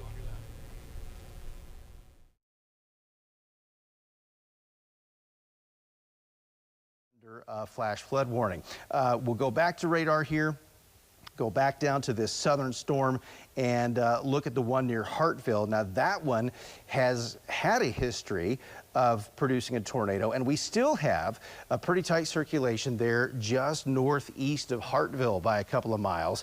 And if we take this track out, you can see some of the spots that may be included in that. You live way over to Graff and up toward Manus and even up toward Burney Ford. You're all in that tornado warning, and I'll draw a track on this for you so you can kind of see the timing on this. And I'm going to go right from the circulation and puts it at Grimes Mill at about 8 minutes from now. So Grimes Mill at 4:24, but this is a broad circulation. So for those of you who live particularly just west of Latham Mill, let's just say north of Highway 38, now northeast of Hartville, it'd be east of Highway 95, and all the way from there, I would say, I'm sorry, west of Highway 95, my bad. Highway 5 is what I'm thinking. So east of Highway 5. The highway, here, hold on. I want you to take a right here, if you can hear me. We missed it, sorry. I'm trying to communicate to Jacob Adams, who's driving for us right now. Okay. Well, take a right when you get a chance. Take a right coming up here? Yeah. When we get a chance? Well, no, you'll have to wait till you get to 24th Street, really, I guess. But when you get up to 24th Street, take a right. I'm going to say it's going northeast at about 35. I mean, that's been roughly the speed. This one's going northeast at 20, actually. So we'll track that out. That one is moving generally in the direction of Manus at 20. So if you live in Grimes Mill, looks like that's going to be in your area at 4:34 this morning. And it should be in the Manus area here along Highway 95 at about 4:45. So roughly another 25 minutes or so from now should be up near Manus if it continues to hold together. Manus, Grimes Mill, under this tornado warning, you need to be taking precautions for a possible tornado. And you can see how that tornado warning, it's kind of triangular shaped. It extends up toward Competition, all the way down toward Ben Davis. So I think that's in anticipation of this circulation maybe trying to wrap up toward the north or possibly even head off to the east. Just to kind of play it safe, that whole area is under a tornado warning. I think at this stage of the game still, though, I think I'm most concerned about the storm that continues to track slowly out of Marion County and now into Baxter County.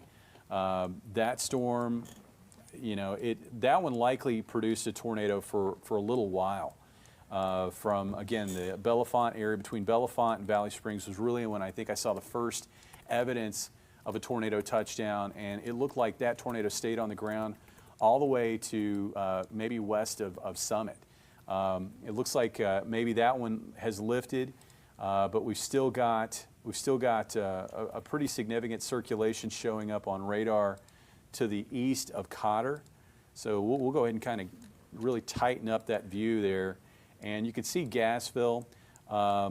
Looking at our wind fields, it looks like that circulation is located roughly about there. That's where I would put it. So west of Buford, southeast of Gassville.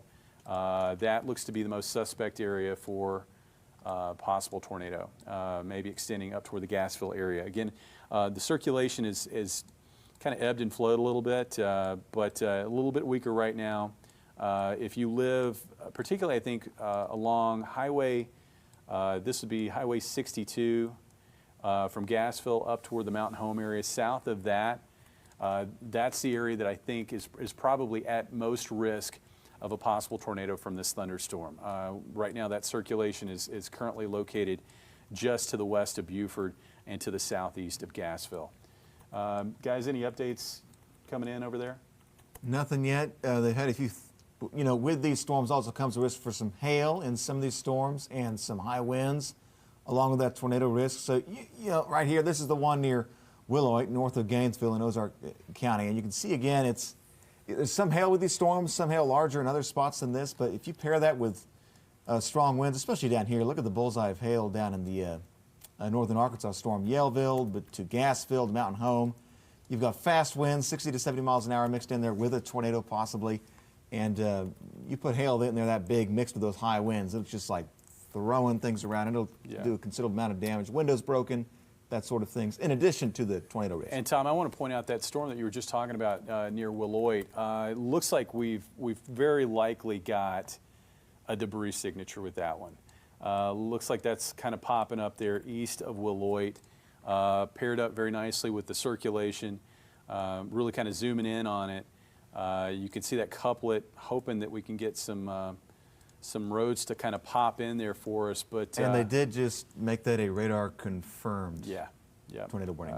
So this is what we're looking at. So you see the circulation, and then there's the drop right there. So this is why we're pretty confident that we've got a tornado on the ground here just to the east of Willoit. I'm going to go back to our velocity data. That circulation is located. Let's see if I can get some roads to just pop in for me. That circulation there is located over a very rural part of Ozark County. This is east of Willoit, east of Highway 5, south of Highway 95.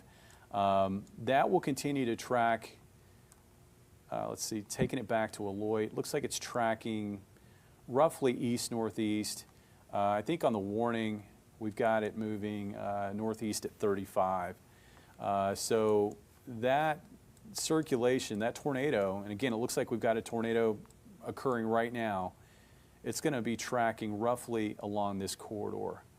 And so that's a lot of ground. That's going to take it across northeastern Ozark County over the next 10 to 20 minutes. It looks like that circulation could be pretty close to the county line here. Ozark and Douglas County line at about 20 minutes or so from now. So roughly about 4:44 this morning, I think it's going to be pretty close to the county line. But it looks like we do have indeed a tornado on the ground. We're getting a debris signature.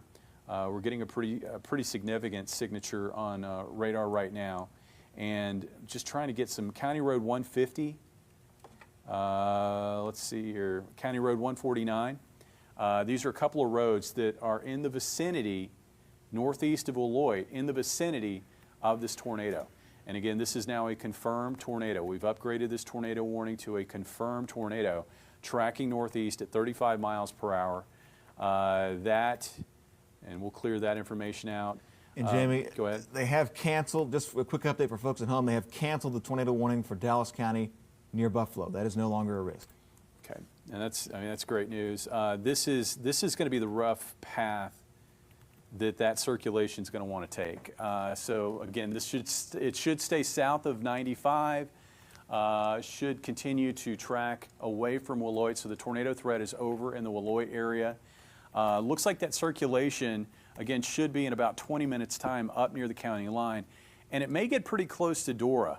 At this point, it looks like based on the motion that it's currently taking, it should stay just to the northwest and north of Dora. But if you live in Dora, especially because there's not a whole lot of communities between Willoit and Dora, but if you live in and around Dora, please take shelter. Possible tornado with this one. Right now, I think we have a tornado on the ground. It is radar confirmed, and it is tracking northeast at 35 miles per hour. So we've got a radar confirmed tornado here in northeastern Ozark County. Guys, this warning that's in eastern Douglas County, is that? That's for the same storm. They're running off that same storm? The same one, yeah. Okay. They may be suggesting maybe it's trying to go, maybe make a northerly turn, but that's for the same storm. Okay.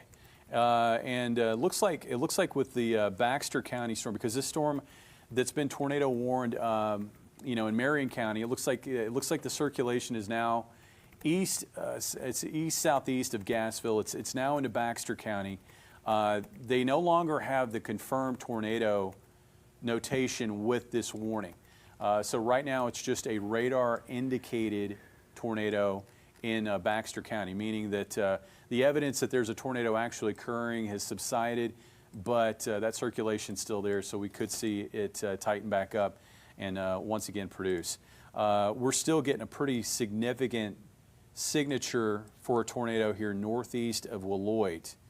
And it looks like that's going to be located right on top of County Road 150, State Highway N here, north of Willoit, is roughly where that tornado is located. So I'm going to go back up to the north, and let's see if we can kind of highlight where I'm seeing that. Got to try to match things up as best I can. It looks like it's southwest of Brixie. Hopefully I can get some roads to kind of come in. Oh boy, kind of looking at different radar products here. Just kind of want to make sure I'm looking at the right things. But okay, so Jamie, you were looking at parts of was it Douglas County near Van Zant? Mm-hmm. Okay, they're hinting at that circulation. So that tornado warning is still including, that does include the tornado in Ozark County, but it is worth watching that little circulation just to the southwest of Van Zant. The Weather Service is looking at it as well, and they may change that warning to include for that circulation. Okay, and still watching this other... I guess that what we would say is more intense situation here than what might sometimes be the case. And so, did we turn Magic Track off? Is that the deal? Because it's no worky. Ah! It works now. I watched her check it. I love it when stuff works. Okay, let's go back here to the regular radar, and we've got several storms we want to talk about. Now, this has gotten really kind of messy. We don't have the classic hook. We don't have a really tight signature as far as the wind goes, but we have had at times. And so you see, we've got one circulation right down here. We've got another circulation right down here. That's the one I believe that they're talking about. This one's moving northeast, and so the tornado warnings that you see here for northern Ozark County and then the eastern half of Douglas County are essentially related to the same storm, but it's not got the classic look that some of them have had overnight. Doesn't mean you can't have damage from it, but certainly that is going to be a storm to watch, and eventually this whole line, so you've got the individual storms moving northeast, and then you've got the circulations within that are creating the potential for some tornadoes, and that's what we've got moving northeast. I don't know how I did that, but we're going to turn that off, I believe, I hope. Let's see, radar, and then National Weather Service. There we go. That's a whole lot prettier. In any case, very, very heavy rain. There's probably going to be some hail in it. Remember that circulation we talked about right here? So there's a little bit of a hook there. This is kind of a rural area of northern Ozark County.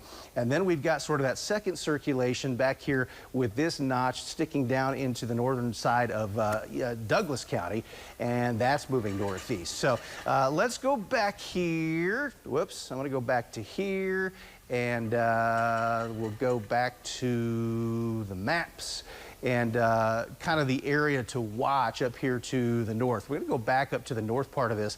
Very heavy rain in Kabul, Mountain Grove, and then we've got this other tornado warning northeast of Hartville. That's been kind of a long-lived storm that has had various levels of circulation within it.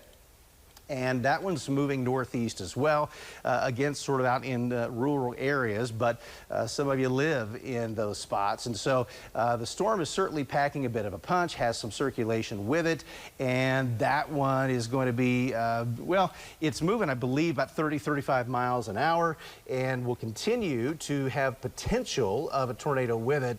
And not anything real big there in western Texas County yet. Certainly that could change as we go through time. Then we got this other big storm producing some really heavy rain up here in, well, the southern, let's just say most of Dallas County right now.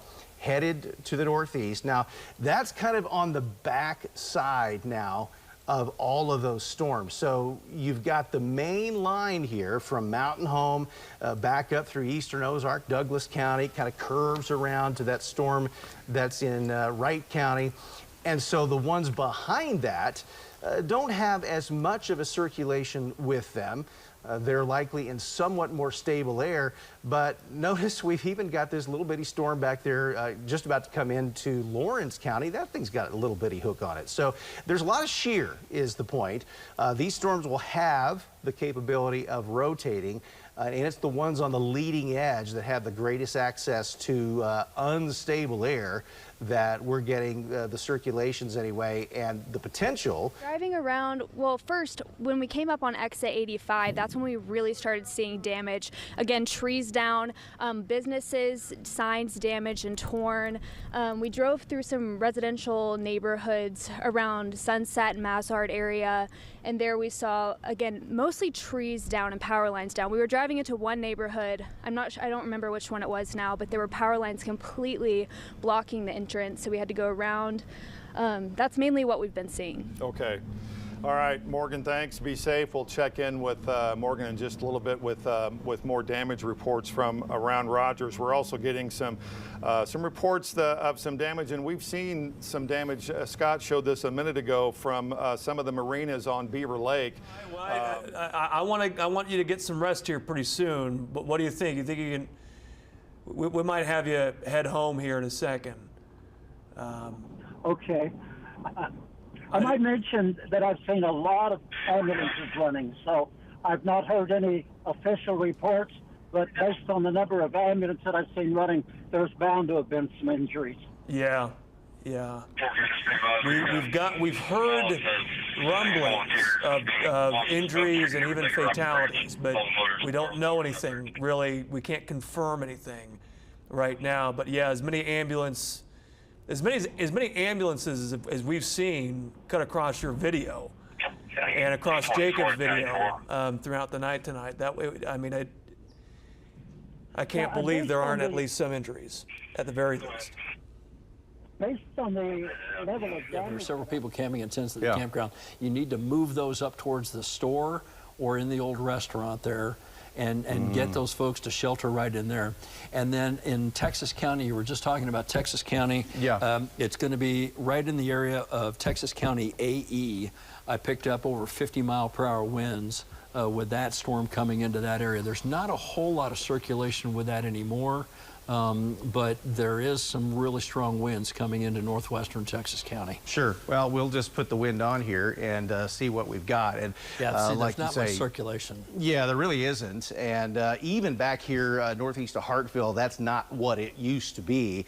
But that does not mean you can't have high winds. And keep in mind, so far this season, we've had a few instances where after the fact, the storm surveys have said, okay, we had an EF0 here, top winds were 75 miles an hour. Guess what? Thunderstorms can do that anyway. It just doesn't spin in that case. So you can still have damage that's equivalent to a small tornado when you don't have a tornado. You just have the wind. So either way, these storms are still dangerous. And where you see these really big pockets of intense lightning, that's where we really have the strongest upward motion within these storms. You're very likely going to have at least a little bit of hail, but some very, very heavy rain. And you'll notice they match where you've got the really bright reds, or I guess the dark reds, but that's where the most intensity is. I want to show you back down here to the north of West Plains, and Ron was talking about this.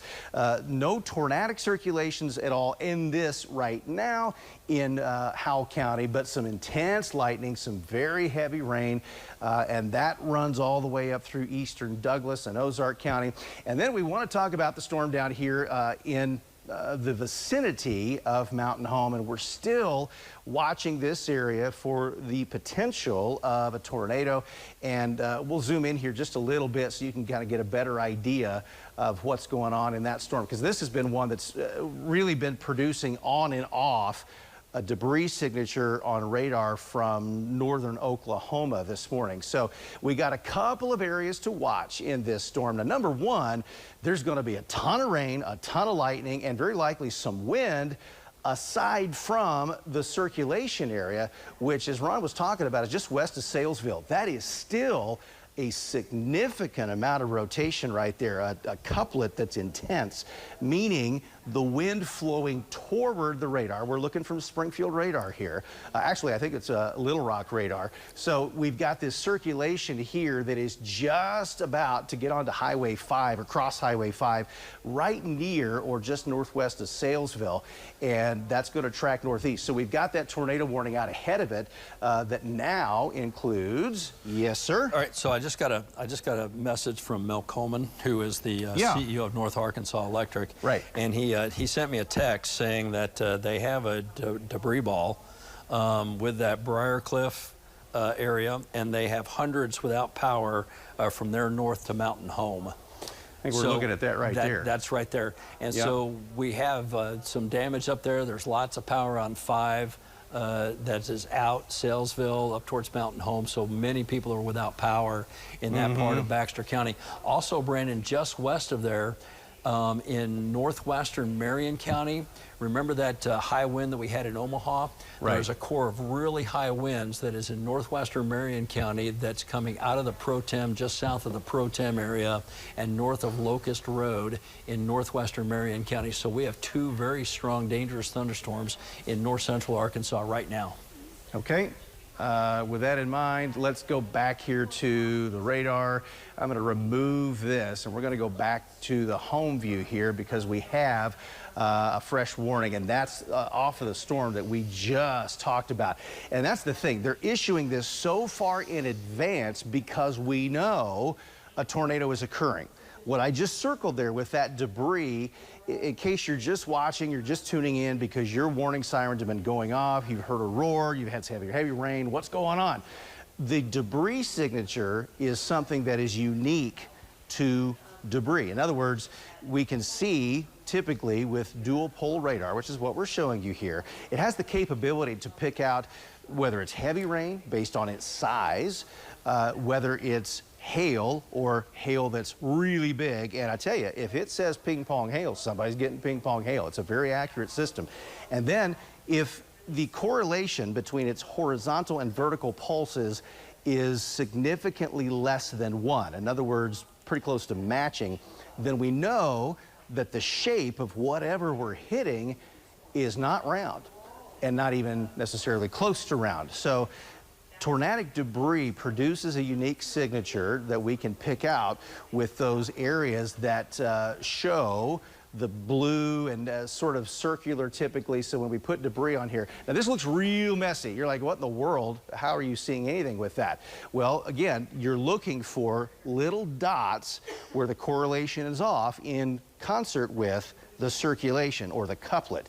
And so when we match those up, then we know that we have a tornado occurring, and that's been the case with this storm that's tracked all the way from north of Tulsa late last night and now is just south of Mountain Home, real close to Salesville. We do have a couple of other tornado warnings, not as many as we had. Let me, in fact, just put the warnings on here, and I noticed that they just did another one down here. So they've got a couple of different circulations they're watching here, which can be confusing. But let's just zoom back in on that so that you can see what we're doing here.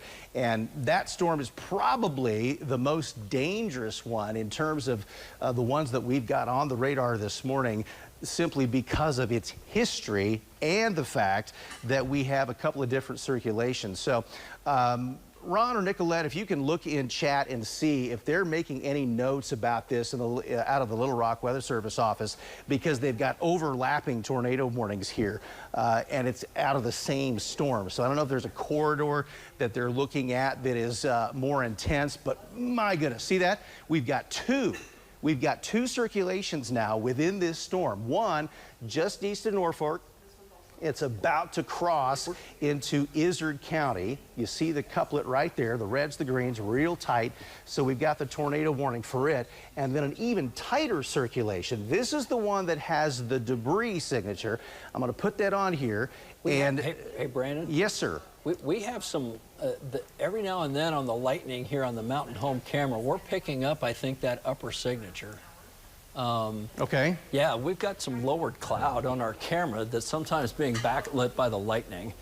You can kind of see it. Can we, yeah, switch over that camera right quick? It's, see the cloud in yeah. there? It's, see how it's kind of lowered in there? A little bit. It's really tough to see because of the light. There it is. See, it's kind of on the right-hand side of the screen, right there. Right. See it? A little bit. Yeah, it's almost like the funnel. If we can pause the lightning, that'd be great. Yeah, it'd be great, wouldn't it? But it's on the right-hand side of the screen. And you said we're pointing to, what direction are we pointing here We were pointing now? east-southeast. Okay, so we've moved it. Yeah, I'm trying to move it around to find the. Yeah, because we know there's a tornado happening. A little bit more to the southeast. Just a touch. Okay, so that one, if you look at the top of the screen here where it says Mountain Home, I think I'm following you here, Ron, if you were to look between the words Mountain and Home and go straight down. Right there, right in the middle. Yeah, real right there, close to it. Every now and then it's being lit up by the, right there, see it? Boom. All right, so for those of you to the east-southeast of Mountain Home, and if you line it up, it's with that upper spin that you had on the velocity signature. Yeah. So if you can go back to the computer here, first off, we have the debris signature. Okay, you see that right there. That's the tornadic debris that's being lofted. And keep in mind, we're hitting this from the Springfield radar.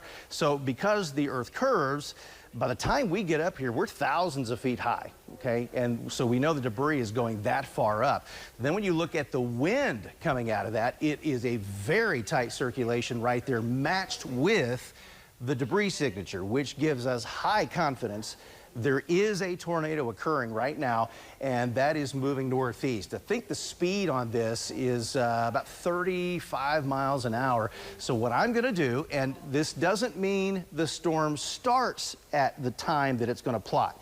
It means the tornado will arrive roughly at the time that it plots, okay? So I'm going to draw right there from the center of the circulation, and we're going to go northeast, and it's got Viola at about 5:34, so roughly 45 minutes. Now, there are undoubtedly many of you who live between Viola and where the tornado is.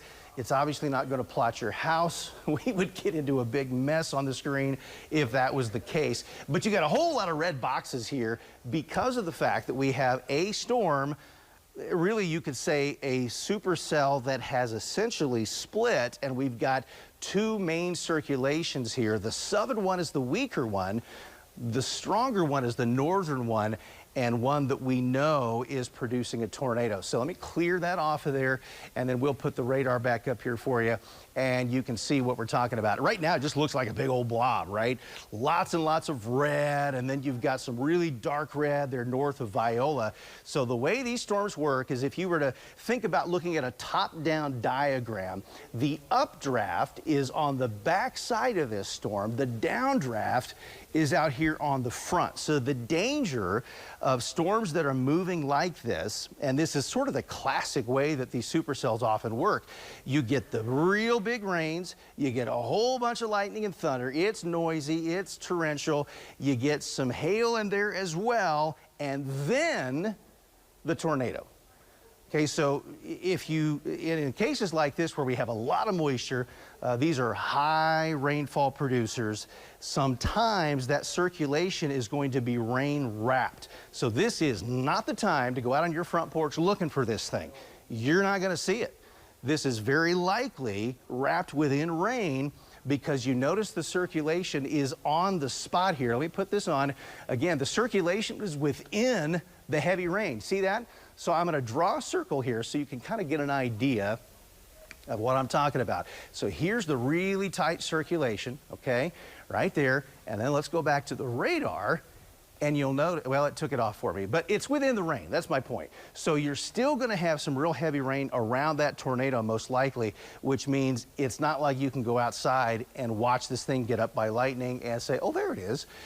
Very unlikely in this case. So this is a formidable storm. We know a tornado is occurring. It is going to be on the back side of where you're getting all this real heavy rain, intense lightning, and probably some hail within that as well. In fact, we'll put that on here just to see. Yeah, you can see here, you're talking close to quarter size anyway, or perhaps in that size range, but this is a really strong storm. It's on the southern end of where all these storms are occurring, so it's got all the fresh inflow and all of the energy that it needs, which is why it has survived for hours. All right, so I just got off the phone with the National Weather Service in Little Rock. Okay. And they are getting a debris dropout signature. So they are confirming that they have had some damage down there. They're also confirming what you saw earlier, which was 2 circulations, one over Briar Cliff and one by Jordan. Okay. And so this thing may have double. And if you take our camera, there it is. I think it's just there in the watch it to sort of the left side. Yes, to the left side. And you can see the lowered base. It's a little bit obscured by some of the rain. But I think that that's the tornado that we're looking at right there over Briar Cliff. So I had it actually angled up too high in the clouds a little bit, but I lowered it. See it right there? So you can kind of see it being occasionally lit up by the lightning. It's not, you know, super big, and it's kind of hard to see at times, but I think that's it, because occasionally you'll get the wall cloud lit up, and it extends down from there. Yeah, so what you were talking about, debris fallout signature. So, you know, you have the core, which is the circle area we're looking at, and then as that debris kind of spans out or spreads out and continues to fall through the cloud, then we're hitting a larger area of it, and it starts to get less defined. Right. Right. It's interesting to watch this just to see. Golly, there's so much lightning out of it. What we can pick up, yeah, with the lightning in this thing. And it is moving away from us a little bit, so we are going to get the backside. So we may really get a decent, you know, if we can kind of keep the camera on it in the middle of the night. It's too bad it's not light. We'd be able to see a lot better signature out there.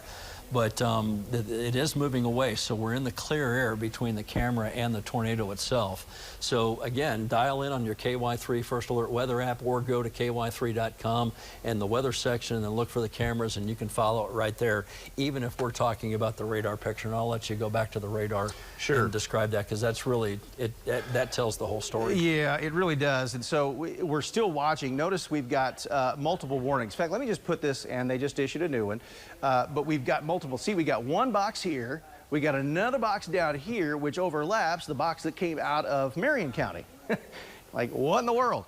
Well, that's because we have 2 circulations here. So remember, while we have the main storm, which is a large one, it's right over there west of Viola. I'm talking about the most intense part. If you're watching from Viola, you're like, Becky, it's storming now.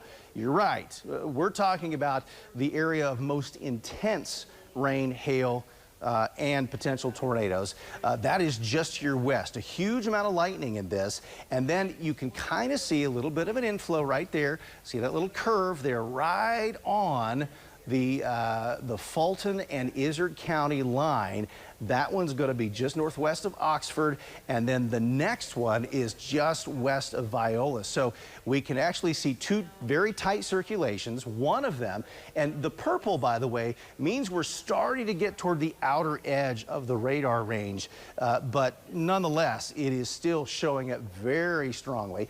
And then here's that real tight one that has had the history of the tornado to the east of Mountain Home. We're trying to see that with our camera. That's about to move into Fulton County.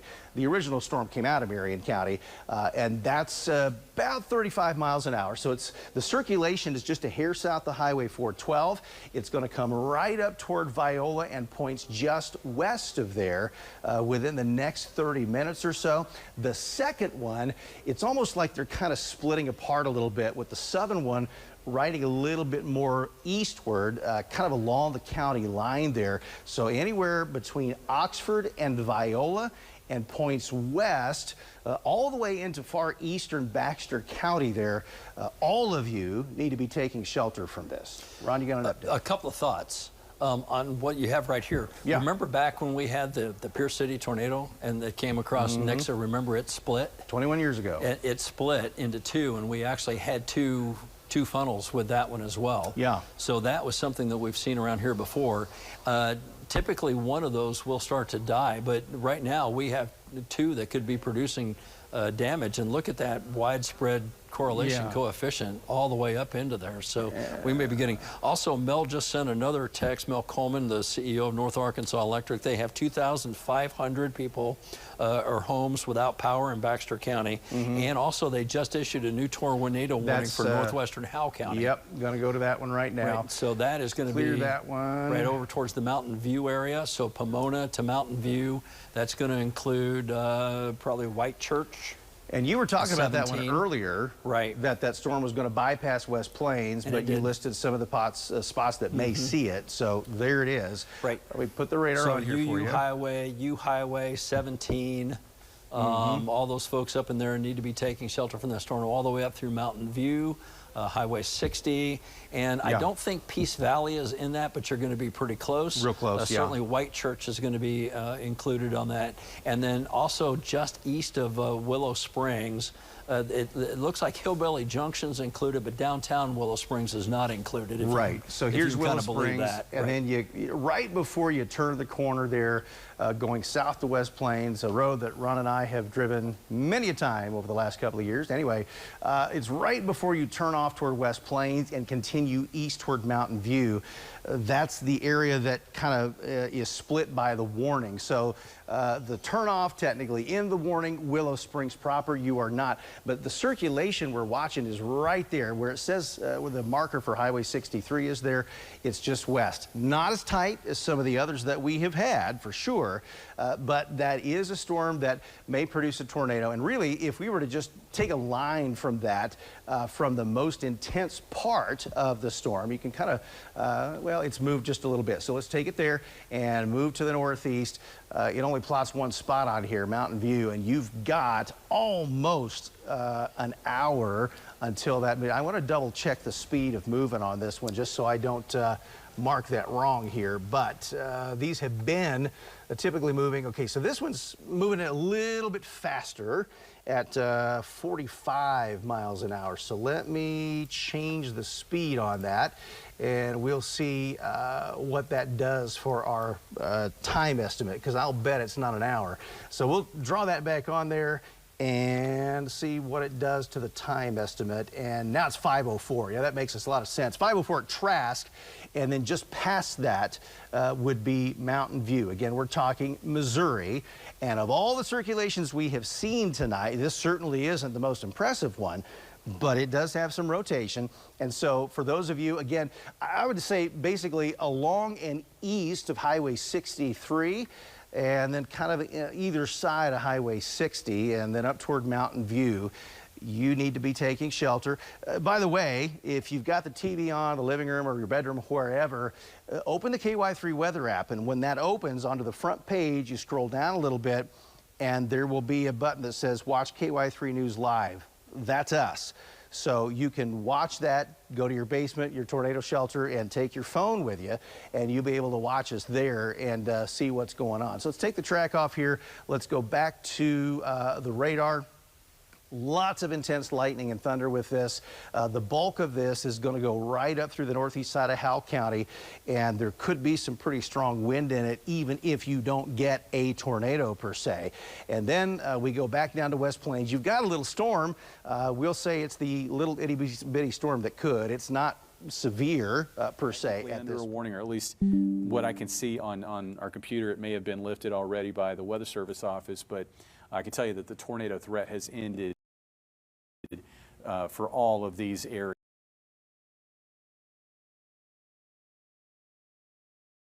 Further downstream into Fulton County. And earlier, Matt was watching. Yeah, Jamie, before we go to the activity in Howell County, if we can flip over to Max 2, I want to draw attention to what's happening in Bull Shoals Lake. I'm not expecting very fast winds that are approaching the lake. Wind gusts somewhere between 60 to 70 miles per hour starting to push into this area. And this is once again an area that we have a lot of campers out for Memorial Day weekend. that God forbid someone's trying to ride the storm out in a tent or an RV.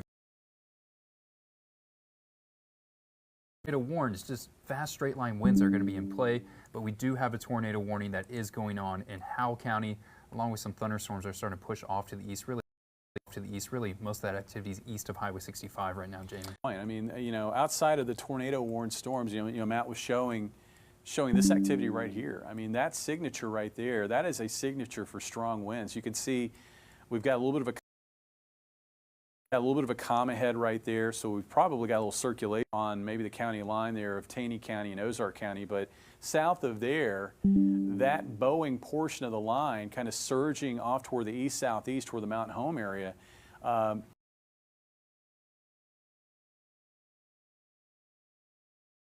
Strong winds with that, and we've still got a couple of different tornado warned storms. The main one has to be this one that's in Fulton County. This storm has had a history of producing tornadoes, and it looks like it's had a history of producing tornadoes. I mean, we were watching it in Oklahoma do it, we were watching it in Benton County producing tornadoes, and now it looks like it's been producing tornadoes in our area here in north central Arkansas. That storm, still tornado warned over Fulton County. It has once again weakened. The overall structure of the storm also looks a little more disorganized. Good news. Hopefully that is a trend that continues. Still looking at some tornado. As we stop this, you can see moving into the Mountain View area. We've still got this cluster of thunderstorms. When we look at the velocity data here,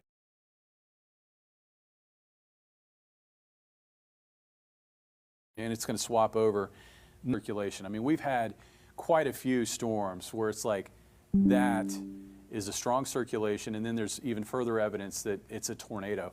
I don't see that right now with this particular storm here in the Mountain View. Looking at a different product just to make sure I'm not missing anything at this stage of the game. I don't see much there in northeastern Howell County, and I hope that trend does. The most concerning storm. It's still tornado warned. Not seeing here in the last scan, I am seeing that circulation kind of pop back up again. Let's see here. We're going to swap back over. Looks like it's located east of, there we go. You can see that right there. So we've still got this little notch, and right there is where we've got a circulation. That's to them. I'm not seeing a debris signature right now. That's good news, but I am still seeing a pretty good couplet. Let's see if we've got an updated, got some updated wind data here, and that's not updated. It looks like that circulation is currently located, we just got a new scan right there. That circulation is located here to the southwest of Salem.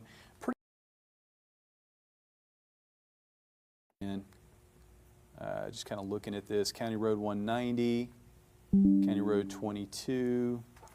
Looking to see if I can get. You know, I mean, if a tornado hits where you are, probably gonna wake you up. But what we have seen so far, a lot of trees down, power outages, and okay, so I'm reading a new report here. So basically, there's a chat room that emergency managers, law enforcement, media folks like myself, and National Weather Service are all in. And so the warnings, the storm reports, all are in sort of this data clearinghouse. A house reported to be damaged on Starkey Road.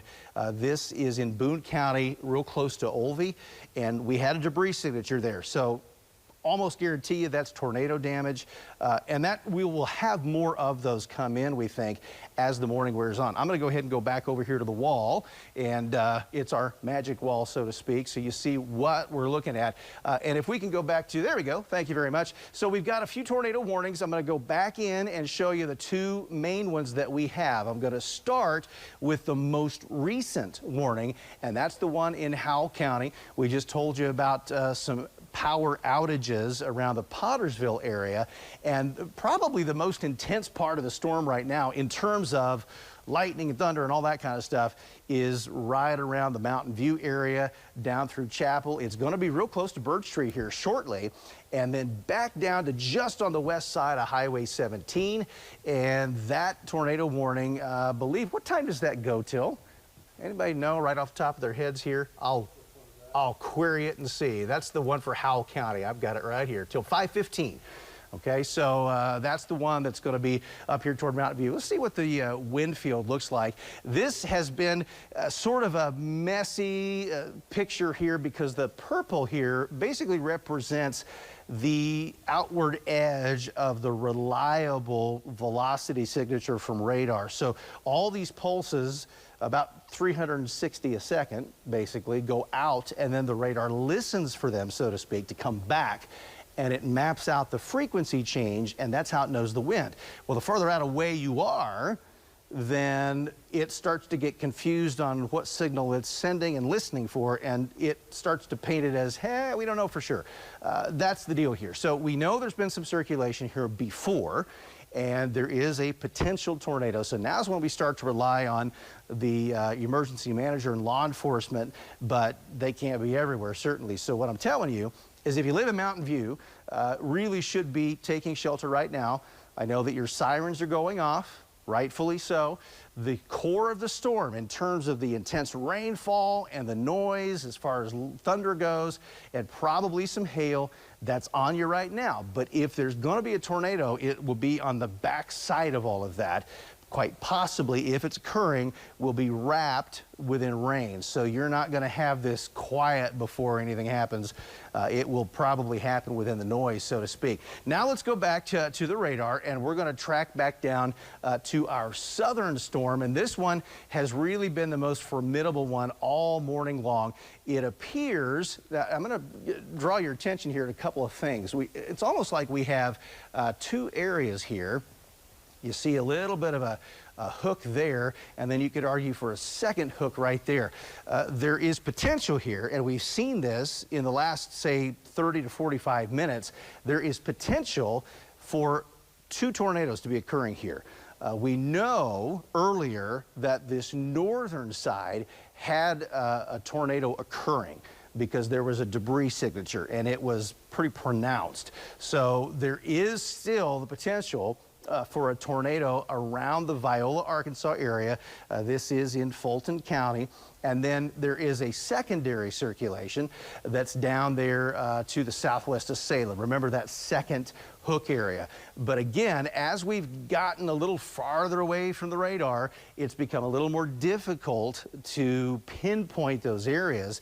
And that's not uncommon, but we still have an area. So where you see all of this blue here that's in a straight line pretty much from Salem going southeast, that's not one massive debris signature, most likely, but we're kind of at the outer edge of the radar sensitivity as far as the Doppler stuff goes. And so we can't tell for sure, but there is likely a tornado occurring in that, and they just issued that new warning as a result of that. So they've been issuing warnings to kind of update the scenario as these storms unfold. Well, thank you so much. You're welcome. So while you're doing that, Brandon, yes. I'm going to kind of talk about a few other things that I've noticed. First of all, in Marion County, we're getting winds to about 40 miles per hour as that storm surges out of Boone County down towards the Yellville area. So folks there need to be watching out for some high winds that are moving there. In the tornado warned storm around Mountain View, there's quite a bit of lightning. It's at the very edge of our limit over here in Storm Tracker 3, but occasionally I'm picking up some circulation around Mountain View. It's kind of broad. But there have been occasionally some 60-mile-per-hour winds with that. And if you switch this over to Max 2, there is some rain in the Springfield area, so we are getting some thunderstorm development, but it is not severe in Springfield. So if you live in Springfield, you're getting some rain, you're hearing some thunder, that is not severe. However, notice that there is a developing line of thunderstorms now in our northwestern counties out in here.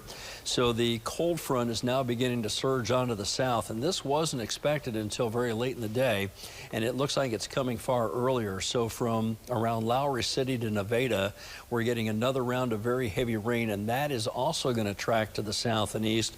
I doubt that one's going to produce tornadoes, but it could produce some high winds, and it also could still produce some very large hail with that as well.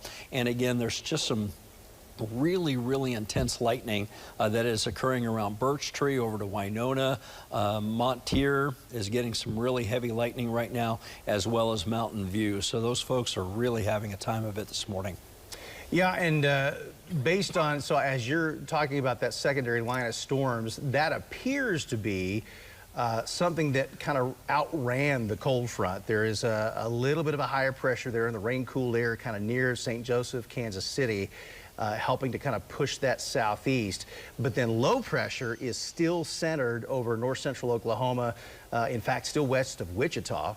And then there's a secondary low up there near the Missouri River in western Iowa. So the front itself is still back to the west. Now, the question is, of course, and Nicolette's working on this now, whether all this rain-cooled air essentially trumps the cold front. Right, yeah, exactly. So, you know, the cold front may or may not do anything later today as it comes through, simply because of all that's happening now, where it sort of depletes the energy, so to speak. So the big question mark for later today is whether all this runs away, the sun comes out, we get unstable, and then the cold front comes through.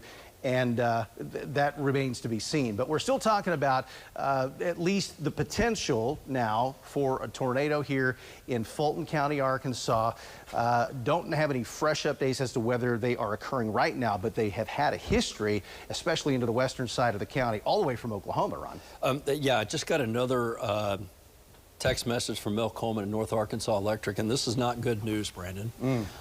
He says that the transmission lines feeding into Baxter County are out. And so the power outage that they have in Baxter County, because the major transmission lines, means that people could be without power for some time on Sunday.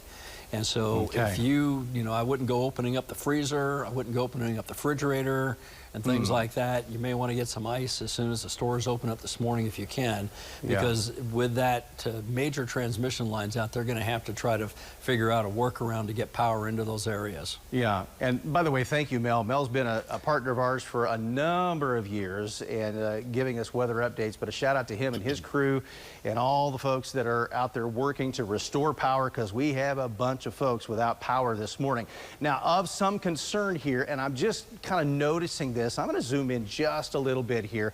And, you know, to some extent, we're flying with a blindfold on, in the sense that all of the information we're giving is based on radar. Okay, what we try to do, and we can't do it now because of the time and the fact that it's still dark, is match up what we see on radar with reports that come in from storm spotters or law enforcement and the like. We don't have that right now, at least not very many reports, and you can't see much. So the storm that is likely producing some big hail here, right there northeast of Salem, kind of arcing back to almost Viola, primarily north of Salem. Probably some pretty good hail in there. Just real quick, I'll put the hail tracks on here. Yeah, we're kind of in some pretty big hail here that may have affected Salem. Now, this isn't what's happening now. It's what's happened just before now. And there's probably some quarter to maybe slightly larger hail in there. But there is also still a pretty good circulation here. And now this has increased again a little ways south of Salem and then back up to near Salem. And you see they just put that new tornado warning on there. That's the little icon on the left. But the wind field and the debris field, it's beginning to get a little harder to see this far out. But we know a tornado has occurred. We can't tell you exactly where that has happened quite yet, at least as far as right now. We know we've had some reports of tornadoes across the Ozarks in the overnight time frame. We are still getting some of those reports, and quite frankly, I think there are going to be a lot of reports coming in as people get up. but there is a fresh tornado warning with a still current threat with the storm that is running through just north of Salem right now. So notice we have sort of this really heavy rain, especially there north of Salem, but there's this sort of hook area, right? It's not, you know, what some of you may recall seeing on the internet at some point with some storm where it's really tight and pronounced. But nonetheless, you have the signature here. And remember, this is the southern storm of this whole batch. So it's not having to fight for the warm, moist air coming in. It's pretty much had access to it all night long. It's got very strong shear. It's been spinning. And at least on occasion, we have had debris signatures across northern Arkansas, including in Boone County, Baxter County, Marion County, and now to some extent in Fulton County. And I have a feeling that when it's all said and done, this may be one of those rare long track tornadoes.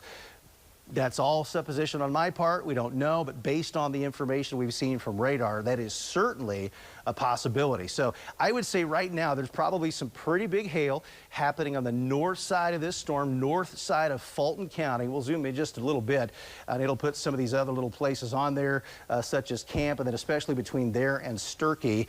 I would say probably golf ball size hail in this. Based on the signature from radar. There's still a lot of lightning.